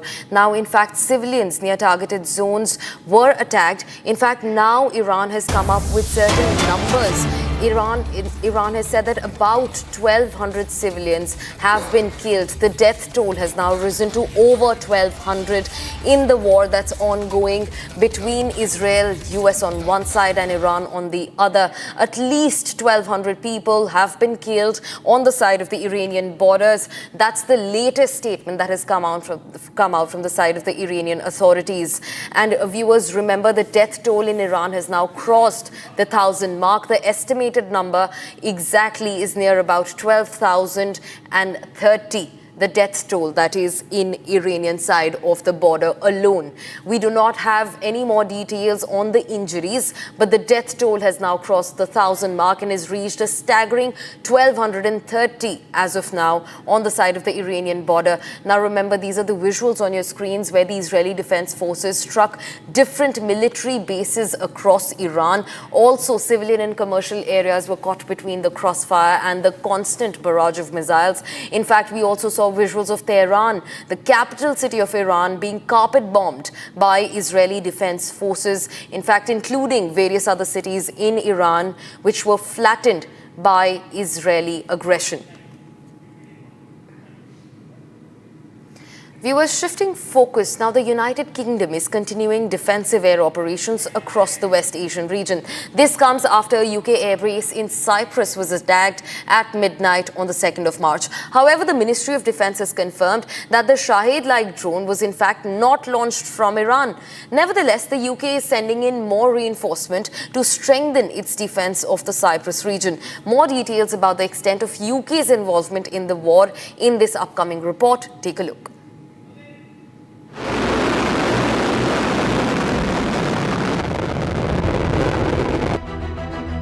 The escalating war in West Asia has entered day 6 and more nations are being drawn into it, directly or indirectly. One of the first entrants into the war was the United Kingdom. This after a Royal Air Force base in Cyprus was bombed on the 2nd of March. Following this, Prime Minister Keir Starmer stated that Britain is deploying helicopters with counter-drone capabilities and the HMS Dragon to the region. The ship was seen in the dry dock of the Portsmouth harbour in southern England, preparing for its deployment. Listen in to what Starmer has to say on the United Kingdom's role in the ongoing war. American planes are operating out of British bases. That is the special relationship in action. British jets are shooting down drones and missiles to protect American lives in the Middle East on our joint bases. That is the special relationship in action. Sharing intelligence every day to keep our people safe. That is the special relationship in action. Hanging on to President Trump's latest words is not the special relationship. However, on the 4th of March, the British Ministry of Defense said that the drone that attacked the airbase in Cyprus was not launched from Iran. The statement further said Royal Navy Wildcat choppers will be arriving in Cyprus soon. Meanwhile, RAF Typhoon and F-35B jets are also maintaining defensive air positions in the region. The United Kingdom has also allowed US bombers to use its bases to attack targets in Iran. Starmer has re-emphasized that his priority is the protection of UK nationals. We need to act, therefore, with clarity, with purpose, and with a cool head. The protection of UK nationals is our number one priority. And we're taking action to reduce the threat, with planes in the sky in the region, intercepting incoming strikes, deploying more capability to Cyprus, and allowing US planes to use UK bases to take out Iran's capability to strike. What I was not prepared to do on Saturday was for the UK to join a war unless I was satisfied there was a lawful basis and a viable, thought-through plan. That remains my position. However, as per reports that quote official sources, Britain has not ruled out joining in future strikes against Iranian ballistic missile launch sites. As a result, the United Kingdom's role in the war might drastically increase in the coming days as the war in the Middle East shows no signs of dying down.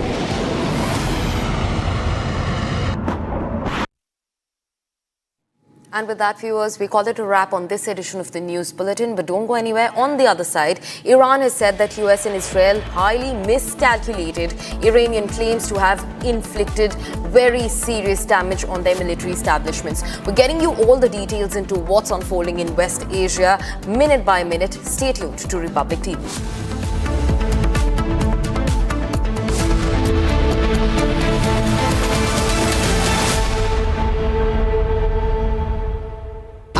Pure सूजी pasta उबालो मिलाओ और खाओ 8 minute में तैयार क्या taste है सबका राजा हार्डकोर मसाला यानी इस घर में कुछ है जो टूटता नहीं ये पिलर कभी नहीं टूटेगा रुंगटा स्टील TMT से बना रुंगटा नहीं तो घर स्ट्रॉन्ग नहीं रुंगटा स्टील TMT बार एकदम सॉलिड प्यास बुझाए ठंडक लाए सबको भाए जीरा से MDH का जलजीरा जीरा से जीरा से असली रिफ्रेशिंग असली स्वाद असली मजा MDH केसरिया से मन जोगी हुआ रे दिल झूमे देखो मतवारा हुआ रे केसरिया से मन जोगी हर पल मनाओ केसरी त्योहार विमल बोलो जुबान केसरी। थोड़े में ज्यादा स्वाद ये तो है इसकी खास बात। वाओ मामा क्या स्वाद है। अरे मेरे राजा सबका राजा आरती और मसाला।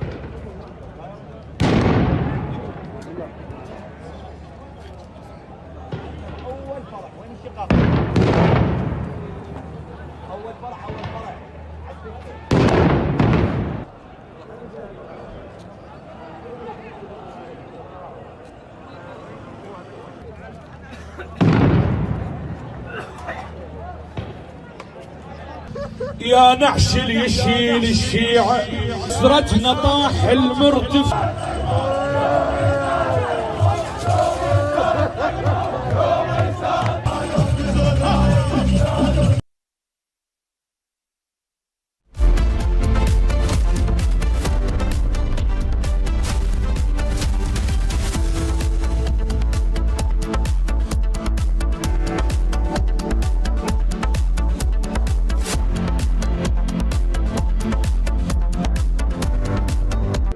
In the global employability rankings by Times Higher Education UK, only the following 6 institutions from India are ranked amongst the top 230 in the world for having the most employable graduates. IIT Delhi, IISc Bangalore, IIT Bombay, IIM Ahmedabad, IIT Kharagpur and Amity University. चमकी चाट से क्या बना है? Sandwich लस्सी और छाछ हर घूंट में चमकी चाट। ड्राई फ्रूट और दही बड़े। चमकी चाट से स्वाद बढ़े। असली स्वाद सिर्फ चमकी चाट। अनीस घर में कुछ है जो टूटता नहीं। ये पिलर कभी नहीं टूटेगा। रुंगटा स्टील TMT से बना। रुंगटा नहीं तो घर स्ट्रॉन्ग नहीं। रुंगटा स्टील TMT बार एकदम सॉलिड।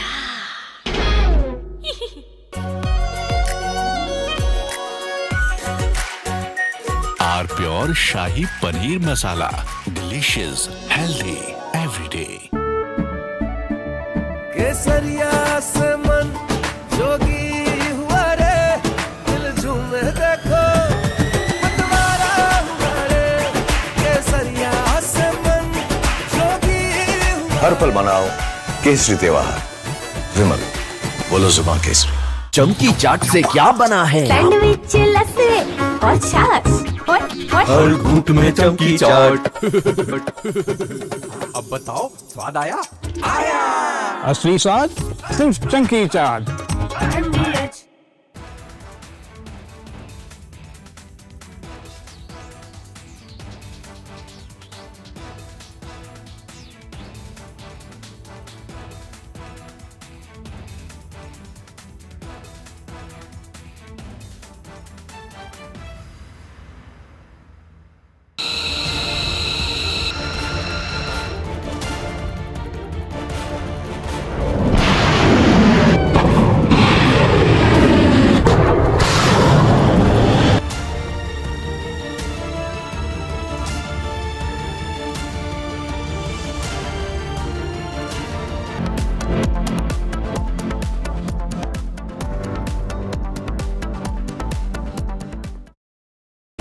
प्योर सूजी पास्ता उबालो मिलाओ और खाओ 8 मिनट में तैयार। क्या टेस्ट है सबका राजा hardcore masala.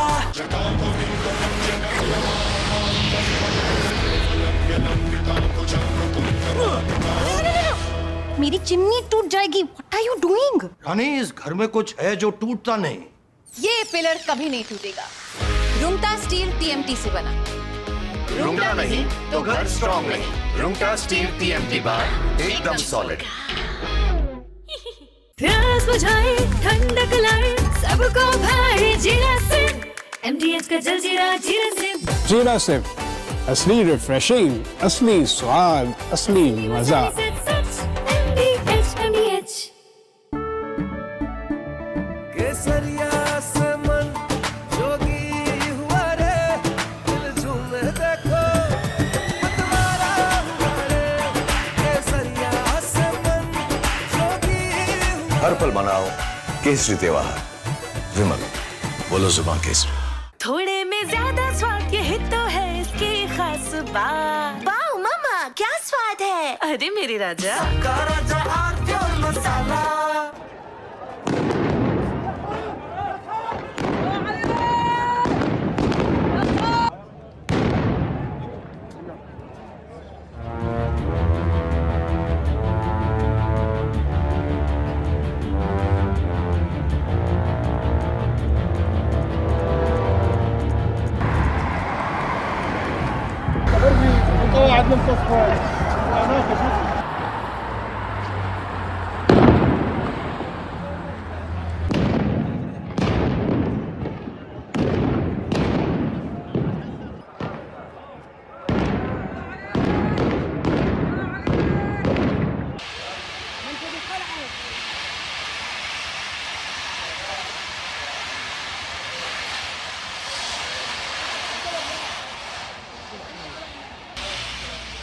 Largest news headquarters, setting the agenda for Bharat.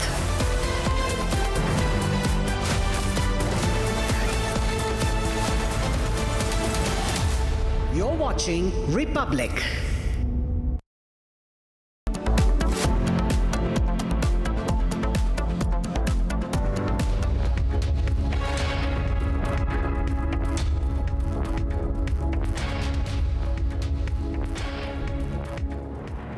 Hello and welcome. You're watching our special coverage. The war in Middle East has entered the 6th day. Far from over. In fact, the military conflict has only widened, with Iran now daring United States of America that if it continues, that they are not going to leave any stone unturned. Let me take you through the headlines we're tracking at this.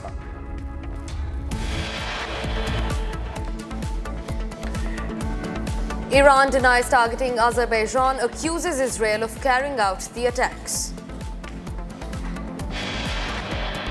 Iran maintains chokehold over the Strait of Hormuz, says it is closed for U.S. ally vessels. U.S. Israeli strikes raise 12,000-seat indoor sports complex in Tehran.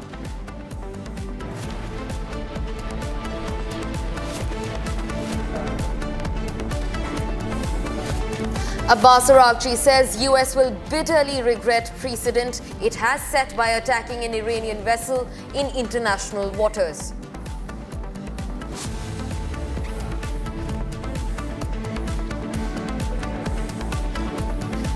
Iran threatens to target Israel's Dimona nuclear reactor if U.S. and Israel seek to change regime in Iran.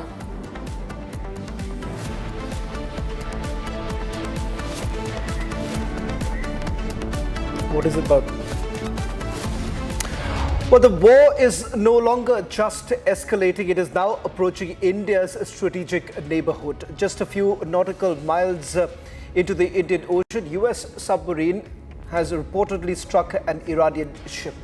In fact, it turns out that it is the same Iranian ship which had participated in International Fleet Review and on the invitation of the Indian Navy also participated in a multilateral exercise called the Miller. On its way back home, that's when the Iranian vessel was struck by a submarine of United States of America. Questions essentially being raised about the strike that has taken place in international waters. Now, as per the Geneva Convention, it happens to be a clear violation. In fact, as we speak, Several sailors have already been rescued by the Sri Lankan Navy, but no official statement yet being released by the Sri Lankans.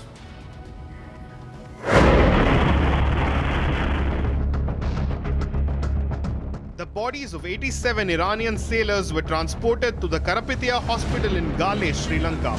This after a U.S. submarine torpedoed the Iranian warship IRIS Dina 300 kilometers away from Kanyakumari. 32 Iranian sailors were rescued and were being treated at the hospital, and about 60 people are missing. The attack shows the warship being hit by a huge explosion which blew apart the rear of the vessel. United States Secretary of War Pete Hegseth has confirmed attacking the Iranian ship off the Indian coast.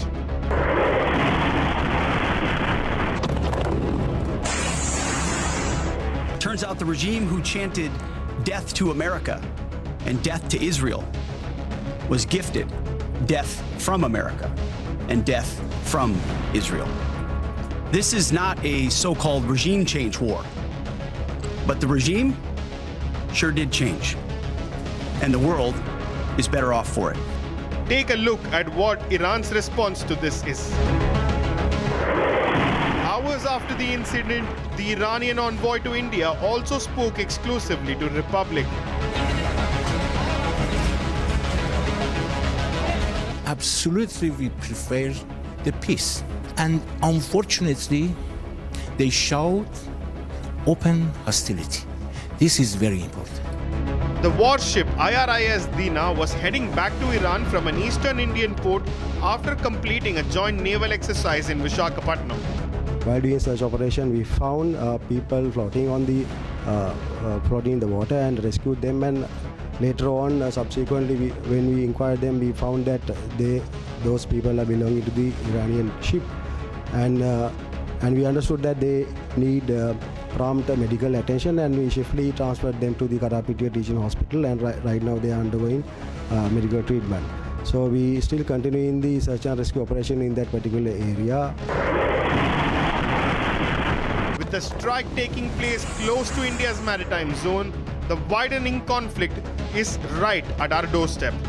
As more nations get drawn into the crisis, the Indian Ocean is fast emerging as the next flashpoint in an expanding war. Viewers, now keeping on to the tensions in West Asia, UK continues its air defense in West Asian regions. Now, this comes just 2 days after Cyprus was struck. In fact, it houses some of the most vital military bases and facilities of the United Kingdom Royal Air Force. Well, in fact, Yesu, United Kingdom finds itself in a tight spot, with the Israelis now calling UK Prime Minister as one of the weakest leader. This comes after a joint statement that was issued by United Kingdom and a few other countries. But the position that has essentially been taken by the United Kingdom seems to have now irked not only the Israelis, but also the Americans. In fact, they've also said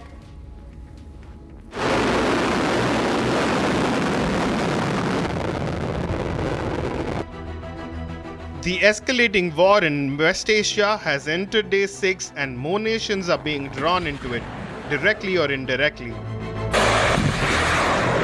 One of the first entrants into the war was the United Kingdom. This after a Royal Air Force base in Cyprus was bombed on the 2nd of March. Following this, Prime Minister Keir Starmer stated that Britain is deploying helicopters with counter-drone capabilities and the HMS Dragon to the region. The ship was seen in the dry dock of the Portsmouth harbour in southern England, preparing for its deployment. Listen in to what Starmer has to say on the United Kingdom's role in the ongoing war. American planes are operating out of British bases. That is the special relationship in action. British jets are shooting down drones and missiles to protect American lives in the Middle East on our joint bases. That is the special relationship in action. Sharing intelligence every day to keep our people safe. That is the special relationship in action. Hanging on to President Trump's latest words is not the special relationship. However, on the 4th of March, the British Ministry of Defense said that the drone that attacked the airbase in Cyprus was not launched from Iran. The statement further said Royal Navy Wildcat choppers will be arriving in Cyprus soon. Meanwhile, RAF Typhoon and F-35B jets are also maintaining defensive air positions in the region. The United Kingdom has also allowed US bombers to use its bases to attack targets in Iran. Starmer has re-emphasized that his priority is the protection of UK nationals. We need to act, therefore, with clarity, with purpose, and with a cool head. The protection of UK nationals is our #1 priority. And we're taking action to reduce the threat with planes in the sky in the region, intercepting incoming strikes, deploying more capability to Cyprus, and allowing US planes to use UK bases to take out Iran's capability to strike. What I was not prepared to do on Saturday was for the UK to join a war unless I was satisfied there was a lawful basis and a viable, thought-through plan. That remains my position. However, as per reports that quote official sources, Britain has not ruled out joining in future strikes against Iranian ballistic missile launch sites. As a result, the United Kingdom's role in the war might drastically increase in the coming days as the war in the Middle East shows no signs of dying down.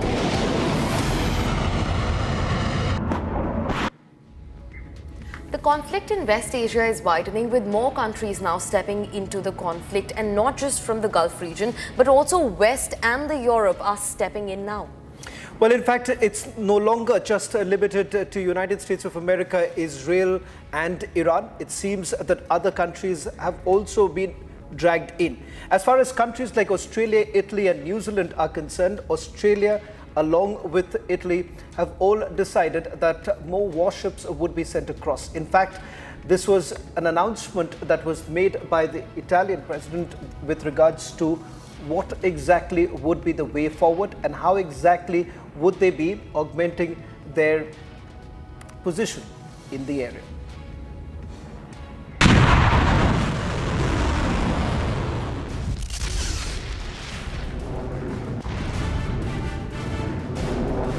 Global concern is mounting as the conflict between Israel and Iran threatens to expand beyond the region.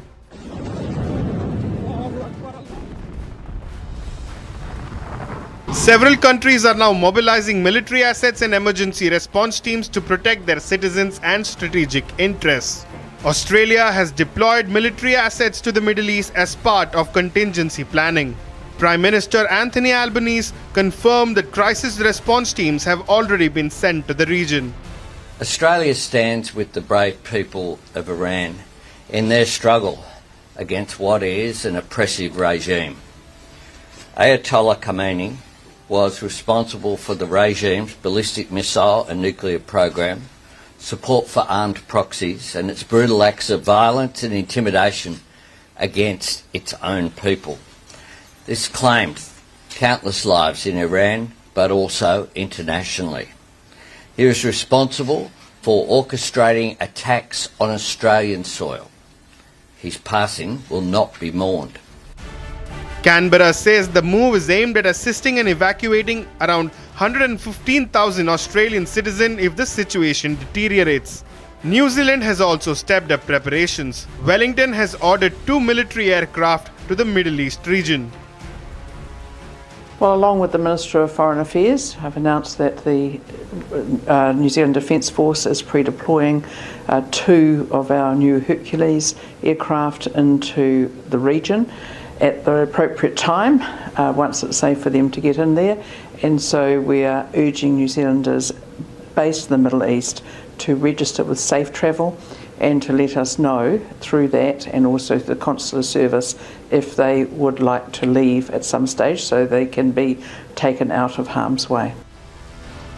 Italy is also addressing the possibility of sending anti-drone defense systems to the region. Meanwhile, European nations are strengthening defenses in the Mediterranean. Britain, France and Greece have deployed air defenses forces to Cyprus after drones targeted the Raf Akturi base on the island. With multiple countries now moving troops, aircraft and defense systems into the region, fears are growing that the Middle East crisis could transform into a much wider international conflict.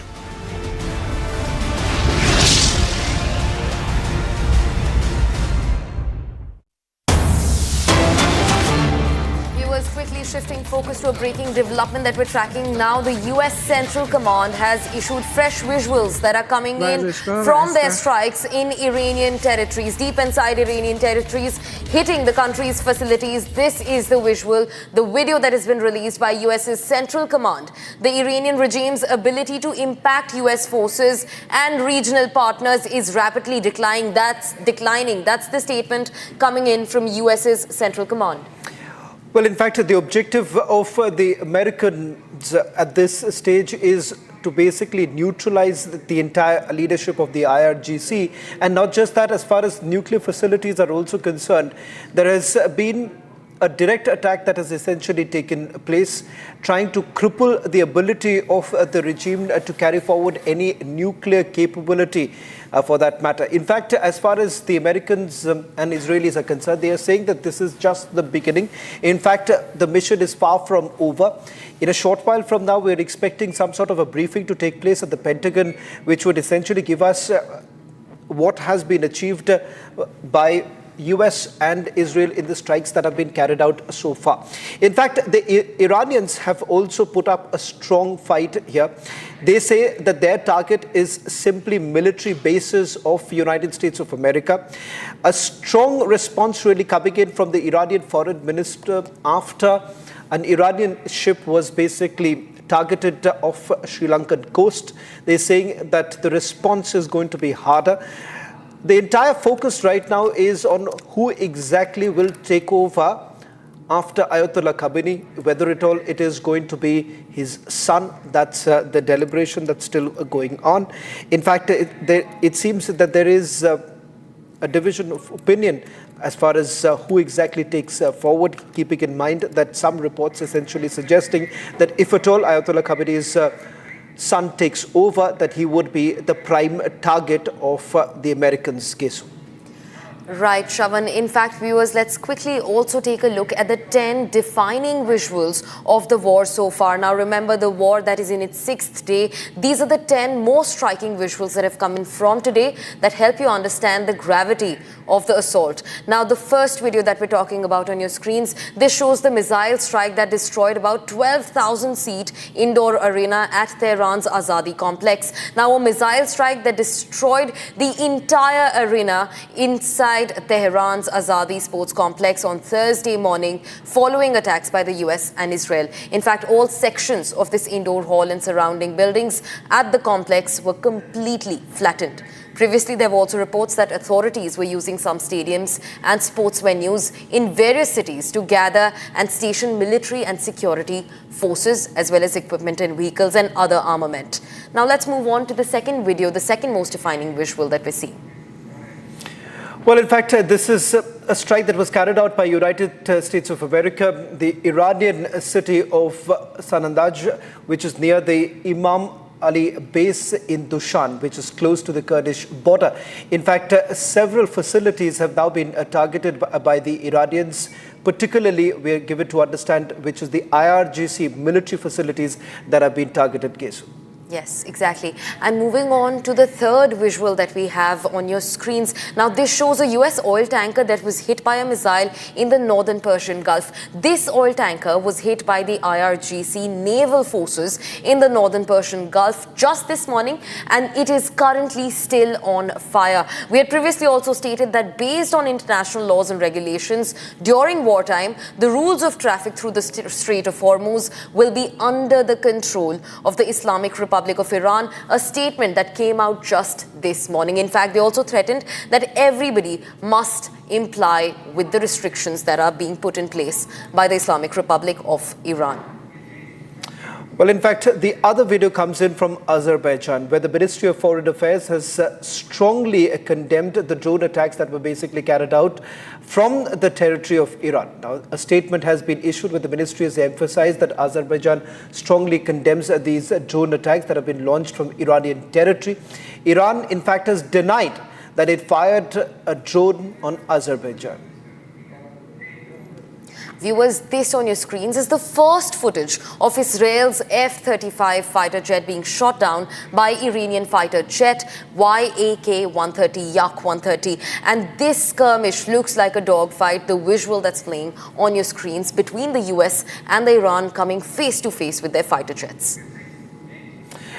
Fire continues to blaze in Fujairah oil depot in the UAE. The focus has largely been on various ports that have now been targeted by the Iranians. And in fact, it turns out that in the Strait of Hormuz itself, only vessels that are now being allowed to move is essentially coming in from China and Russia. All countries, United States of America as well as Europe, have completely been barred from making any movement in the Strait of Hormuz.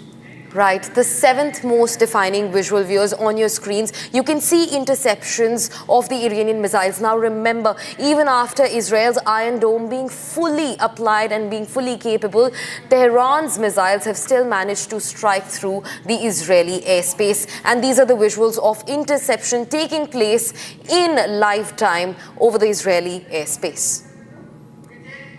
Well, let's now take you through this image coming in where the spokesperson from the Israeli military says that it's Air Force. In fact, this is the ballistic missiles that have been fired is what we are given to understand. And this is coming in from Qom in Iran, where they say that a spokesperson from the Israeli military has said that the Air Force has destroyed a ballistic missile platform that had been preparing to launch an attack. Now, in fact, the IDF has essentially harped on the fact that they are basically striking those facilities which have been preparing to strike Israel and the neighboring countries.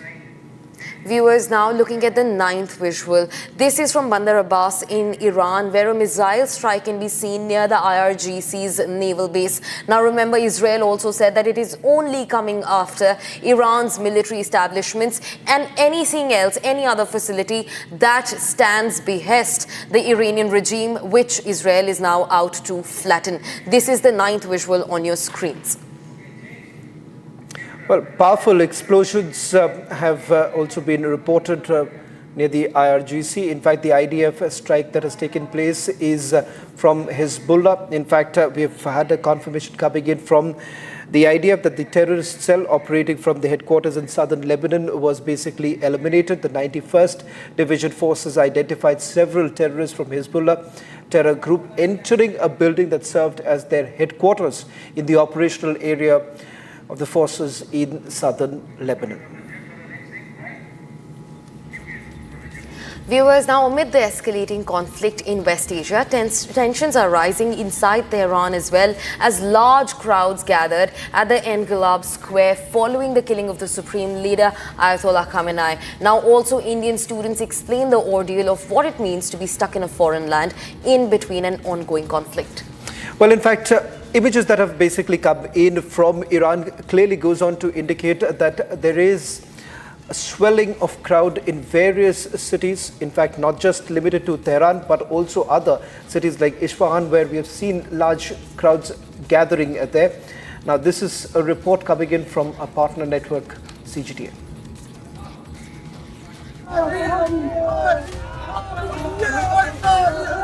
Large crowds gathered at the Engelab Square in Tehran, one of the city's central locations.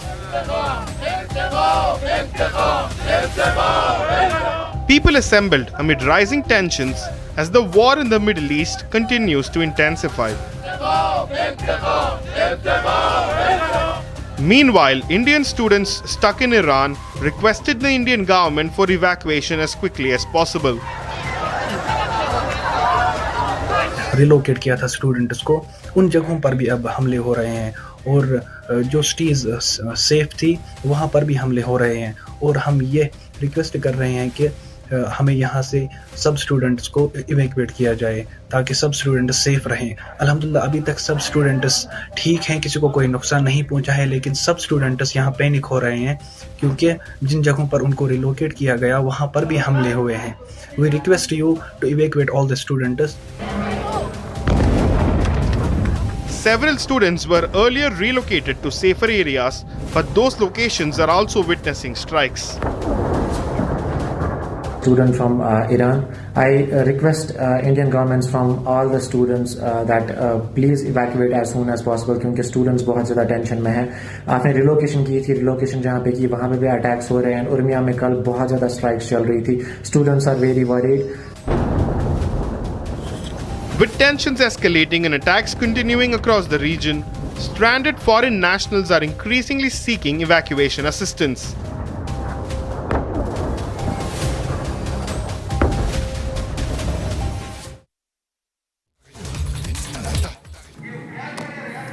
Viewers, now as the war in West Asia continues to snowball, we're getting you minute-to-minute updates into what's happening next.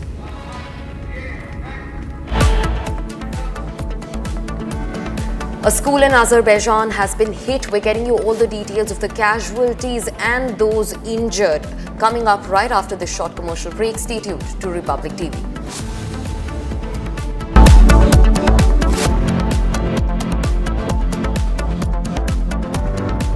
Co-powered by Century Ply Club Prime. Raho befikar.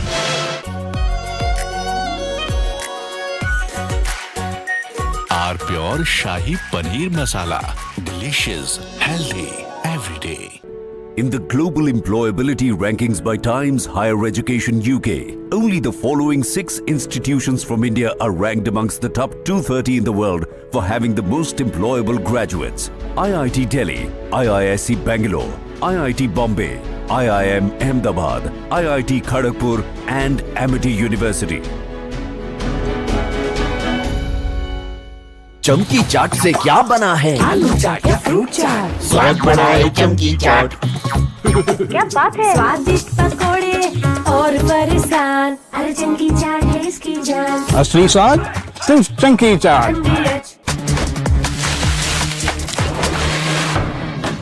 अरे tension किस बात की? Century प्रोवुड का premium plus है ना, low emission है, high density है, water resistant भी, टर्माइट एंड बोरो रेजिस्टेंट भी है। यानी ये है जहाँ नो टेंशन वहाँ। Premium plus by Century Prowood. R pure सूजी पास्ता उबालो, मिलाओ और खाओ, 8 मिनट में तैयार। क्या टेस्ट है, सबका राजा आर प्योर मसाला।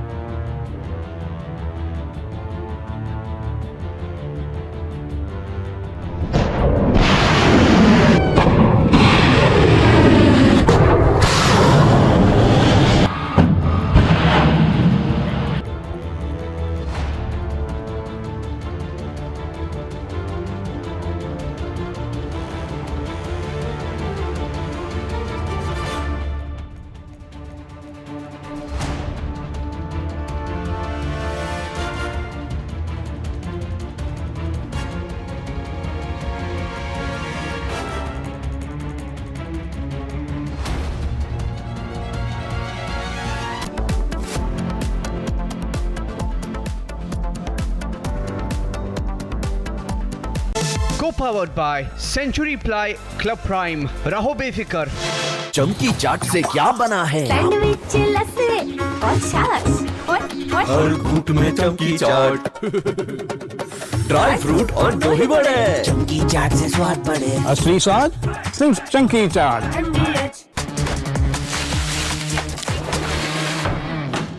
अरे टेंशन किस बात की? सेंचुरी प्रोवुड का प्रीमियम प्लस है ना, लो एमिशन है, हाई डेंसिटी है, वाटर रेजिस्टेंट भी, टर्माइट एंड बोरो रेजिस्टेंट भी है। यानी ये है जहां नो टेंशन वहां। Premium plus by Century Prowood. थोड़े में ज्यादा स्वाद, ये तो है इसकी खास बात। वाओ मामा क्या स्वाद है, अरे मेरे राजा। Please stop. झुमका तेरा झुमका तेरा झुमका नॉट देयर, मेरा काउंटर टॉप टूट जाएगा। तेरा झुमका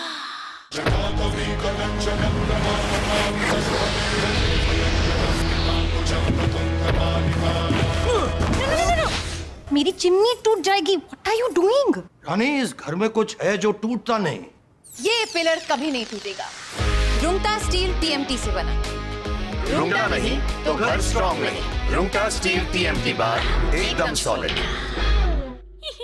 प्यास बुझाए ठंडक लाए सबको भाई जीरा से एमडीएच का जलजीरा जीरा से। जीरा सिर्फ असली रिफ्रेशिंग, असली स्वाद, असली मजा।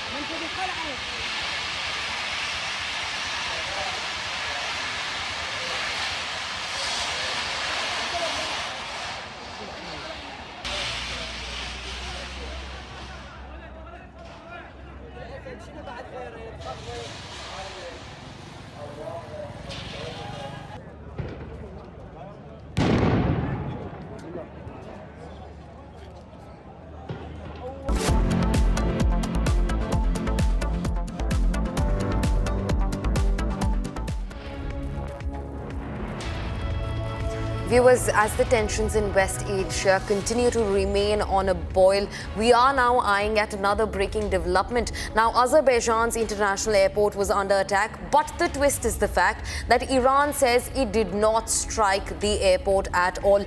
In fact, Iran has blamed Israel for attacking Azerbaijan's airport. In fact, the attack was so lethal, multiple drones rained down on the international airport, with some actually hitting the runway so hard that the asphalt surface was completely damaged, and the airport has now been left dysfunctional. Take a look at this.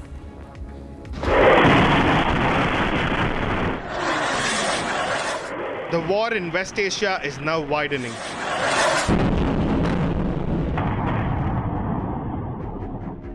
Azerbaijan says Iranian drones and missiles has struck the territory inside the Nakhchivan Autonomous Republic. The attack hit Nakhchivan International Airport, located barely 10 kilometers from the Iranian border. Videos show flames and thick black smoke rising near the terminal building as emergency crews rush to the site. According to Azerbaijani sources, one drone struck the airport terminal while others fell nearby, including in Sekharabad village. Azerbaijan's foreign ministry has strongly condemned the attack, saying the drones were launched from Iranian territory and calling it a violation of international law. Authorities said 2 civilians were injured, though local health officials have reported no fatalities so far. For now, Azerbaijan has announced that it is preparing response measures following the drone strikes. Azerbaijan has also summoned the Iranian ambassador, warning that it reserves the right to take appropriate response measures. As the Iran-Israel conflict intensifies, the strike in Azerbaijan raises fears that the war could drag more countries into the crisis. We were shifting focus to another breaking development, tracking from the same area in Azerbaijan. Now an attack has been reported on a school in Azerbaijan. In fact, in the same area as the international airport, an Iranian drone struck near school building in Azerbaijan. And in the video, you can even hear children screaming moments after the impact hit the ground. Take a listen in to the ambience sound.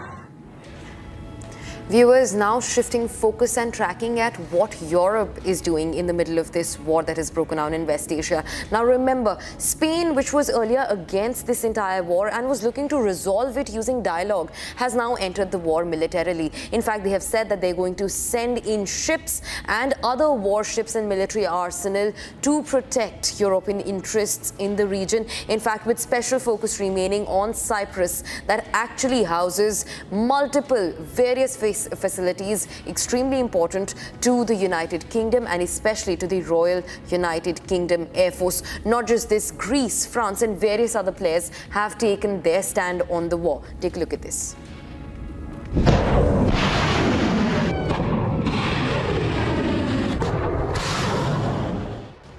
The war in West Asia is now entering a new phase, and Europe is beginning to move military assets closer to the conflict zone. Spain, which had earlier called for diplomacy, is now preparing for a military deployment. The Spanish Defense Ministry says Madrid will send a naval frigate to Cyprus. The warship will join a French aircraft carrier group along with naval ships from Greece. The deployment will position European naval forces in the eastern Mediterranean. Just miles from the escalating conflict zone, Cyprus has now become a key strategic hub as Western allies position forces around the widening war. UK's Royal Air Force base on the island was attacked earlier. As the conflict deepens and military deployments increase, the West Asia war is now drawing more global powers closer to the front lines. Viewers, now let's take a look at the top 10 defining visuals of this war, which has now entered its day 6. Now on your screens is the first visual, which is from Azerbaijan, the same place that we were talking about. A school was hit, an international airport was also hit. In fact, the runway was hit so bad that it's left dysfunctional for now. This is an Iranian drone which fell and was intercepted right when it met the ground.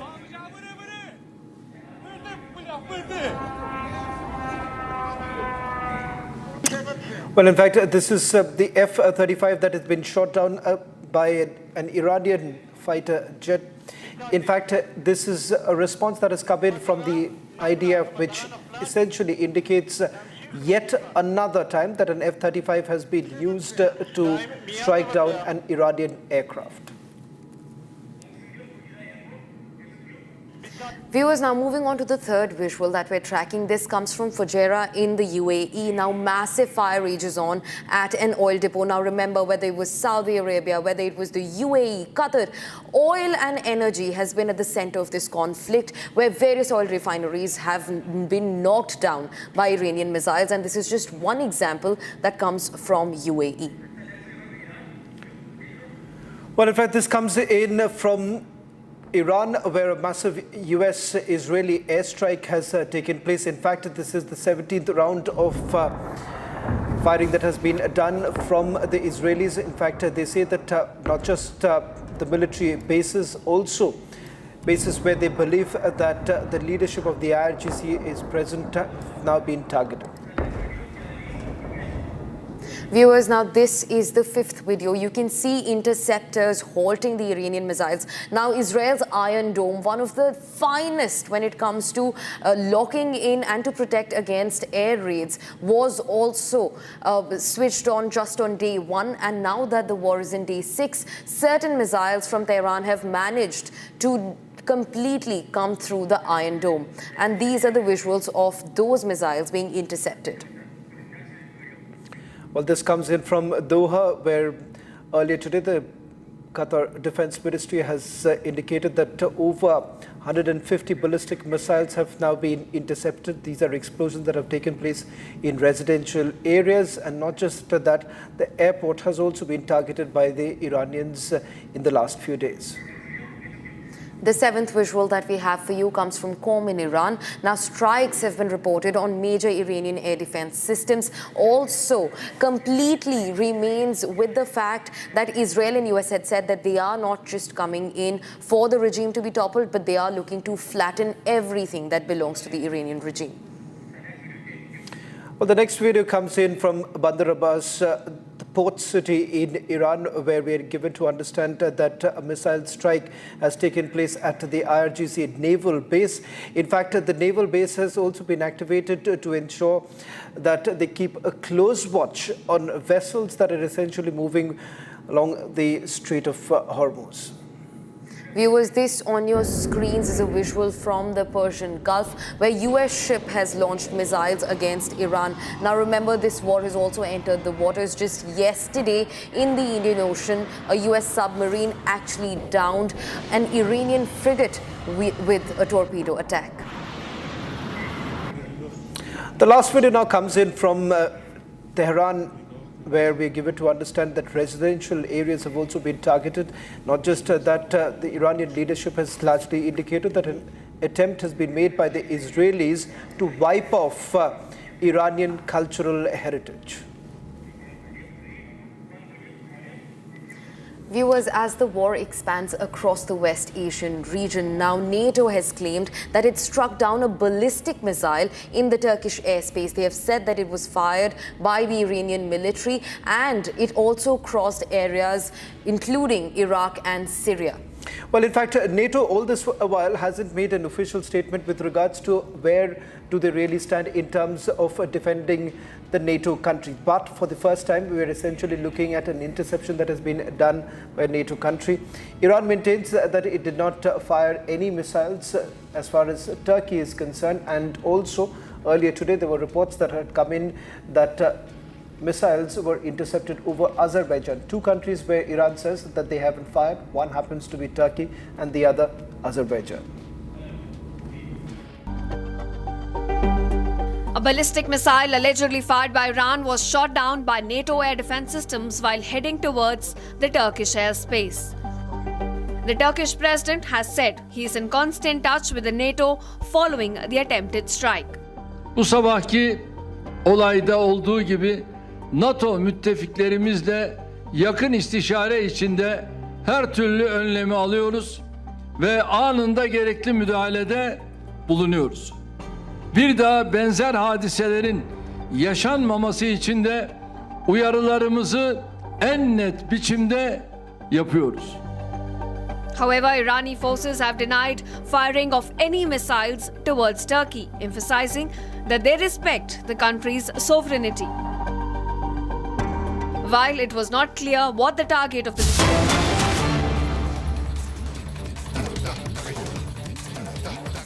right plan for our economy. As the Chancellor said on Tuesday, we're sticking to that plan so we can cut energy bills and help keeping families with the cost of living and helping them. We also have the right plan for our energy supplies, building up clean British energy like never before, decreasing our dependence on volatile international markets, and creating the energy security and independence that we need.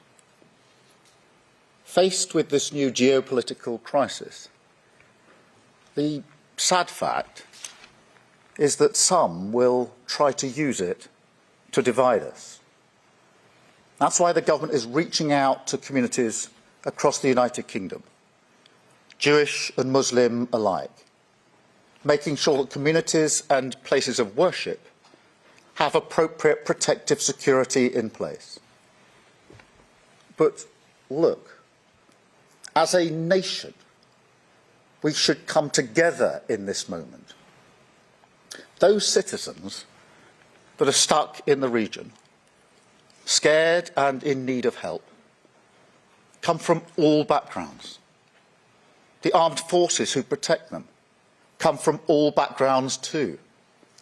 We are united by our common humanity and our love of this country. This conflict could continue for some time. So I want you to know that your government is resolute in our response, at home and abroad. We will do everything we can to protect British lives, uphold British values, and safeguard the national interest. Thank you. And now I'll take some questions.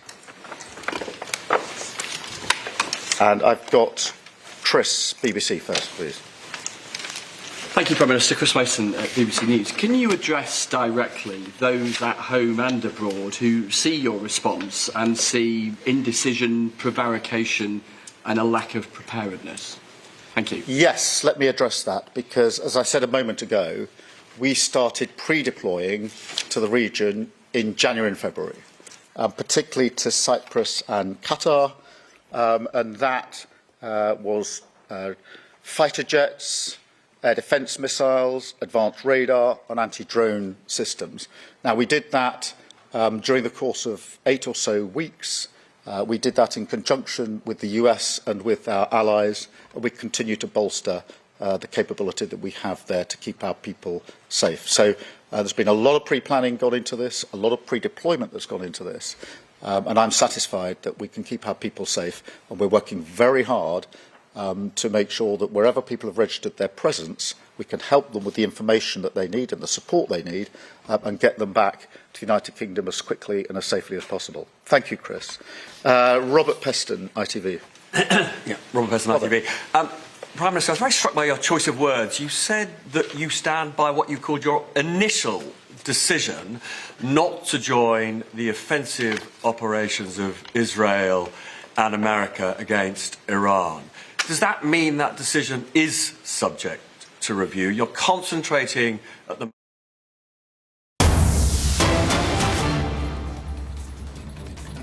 Getting in some more breaking news now. West Bengal Governor C.V. Anand Bose has resigns after 3.5 years in office. This is a statement that has been issued by the Lok Bhavan.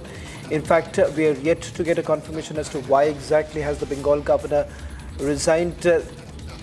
In fact, this comes at a time when C.V. Anand Bose, in fact, has been at loggerheads with the Chief Minister of West Bengal, Mamata Banerjee. In fact, time and again, we have seen the Lok Bhavan essentially being accused by the sitting Chief Minister that it has become a political office. These were some of the allegations that C.V. Anand Bose had to face while he was the governor of West Bengal. In fact, this is after 3.5 years that he has been in office. Let me also bring in my colleague Kishale, who's joining us from the Bangla newsroom. Kishale, any reason that has been cited by the Lok Bhavan as to why exactly has the Bengal governor resigned? Well, Shawan, as of yet, no reasons have been cited. Only we are getting to know from Lok Bhavan sources that some personal reasons are there for which the governor has decided to resign from his post in West Bengal. Now, governor is right now in Delhi. C.V. Anand Bose is in New Delhi right now. And he has also, according to sources, met Amit Shah this time during his visit. However, with the breaking news is right now, West Bengal Governor C.V. Anand Bose has resigned from his post just a month before the elections to begin. And also, we are getting to know that he has cited personal reasons for this resignation that he has already submitted. Now, we know that the West Bengal governor, as you were rightly pointing out, Shawan, was at loggerhead with the Chief Minister Mamata Banerjee, and he has been pointing out how democracy has been again and again attacked and destroyed in West Bengal. That is what he has been saying. In a lot of cases, he personally went to meet the victims who were in fact targeted by the TMC goons, according to the BJP. So we saw the governor also stood by political violence victims. So now this same person has resigned. C.V. Anand Bose has decided to resign from his post, and now he has cited personal reasons for it. We have to look for further information. Right, Kishle, thanks very much for joining us on that. In fact, viewers, with that, we're shifting focus to a quick breaking development that we're tracking at this hour. Now, a powerful explosion has been heard at the ammunition depot, which belongs to the Iranian army in Bushehr, which is a port city in southern Iran. Now, the conflict in West Asia is widening, with strikes and counterstrikes being exchanged between Israel and Iran. And in the latest, Iranian army's ammunition dump has been hit. Look at the visuals on your screens. Huge plumes of smoke going up in the air. Remember, this is not any residential or commercial building or even a general military establishment. This is an ammunition depot of the Iranian army. This will not just cost the Iranian army in terms of their armament that could be deployed in the war, but also safeguards Israel's interests. Well, in fact, we're also getting in some more breaking news right now. We'll try and put this out in a short while from now. I'm given to understand that the Indian Navy has also stepped in as far as the rescue operation of IRS Dana. In fact, we're trying to get in more details right now. We'll try and see if we can quickly put this out. I've just been told that Indian Navy is now participating in the search and rescue operation of IRS Dana. And in fact, this is after the distress call that was received. Now, this is the big news coming in that the ship, which was basically operating 20 nautical miles west of Valley in the SAR region under Sri Lankan responsibility, Indian Navy has also carried out its SAR efforts, commencing with a long-range maritime patrol aircraft, which has been put into place. We'll try and put this out in a short while from now, while we stay with these images that are coming in from Iran. That's a big news coming in. Indian Navy has joined the rescue operation in Sri Lanka. That's the big news coming in, and these are the details. In fact, we'll see if we can just quickly put this out, because as I understand, it seems that there have been multiple deployments that have also been done. While we stay with these images coming in from Iran, we'll see if we can put this breaking news coming in. The breaking news with regards to Indian Navy. Now, this, as you see on your screens, these are powerful explosions that have taken place in Bushehr. On your screens right now, we're hoping that to put out the details here, Indian Navy has joined the rescue operations here.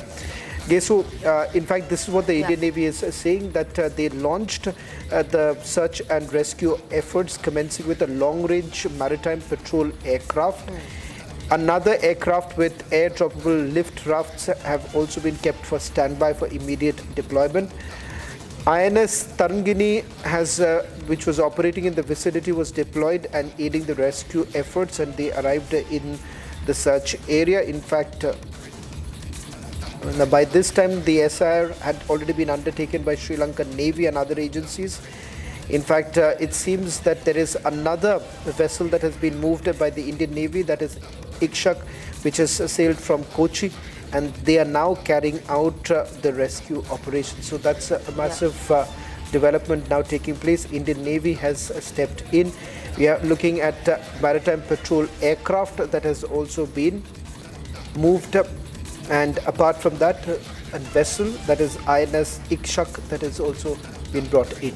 Indian naval ship Tarangini and Ikshak now stepping in for the rescue of IRIS Dena, Iranian naval frigate that was shot down by a US submarine torpedo just yesterday in the waters of the Indian Ocean off of a coast near Sri Lanka. Now remember, India was hosting the frigate for a naval show just a day before it was shot down and sliced from between using a US submarine torpedo.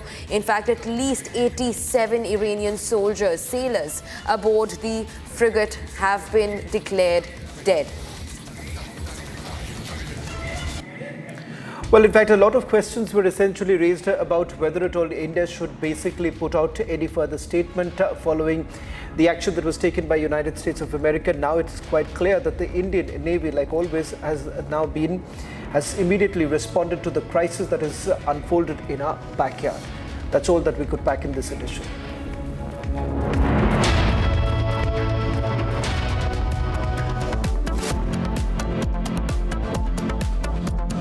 Co-powered by Century Ply Club Prime. Raho befikar.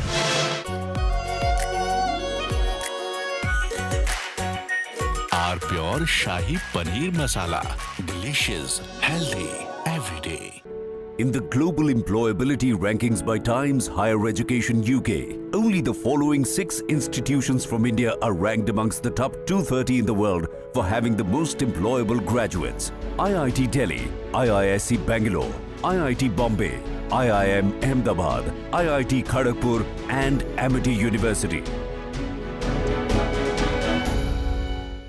चमकी चाट से क्या बना है? Sandwich लस्सी और छाछ हर घूंट में चमकी चाट। अब बताओ स्वाद आया? आया। असली स्वाद सिर्फ चमकी चाट।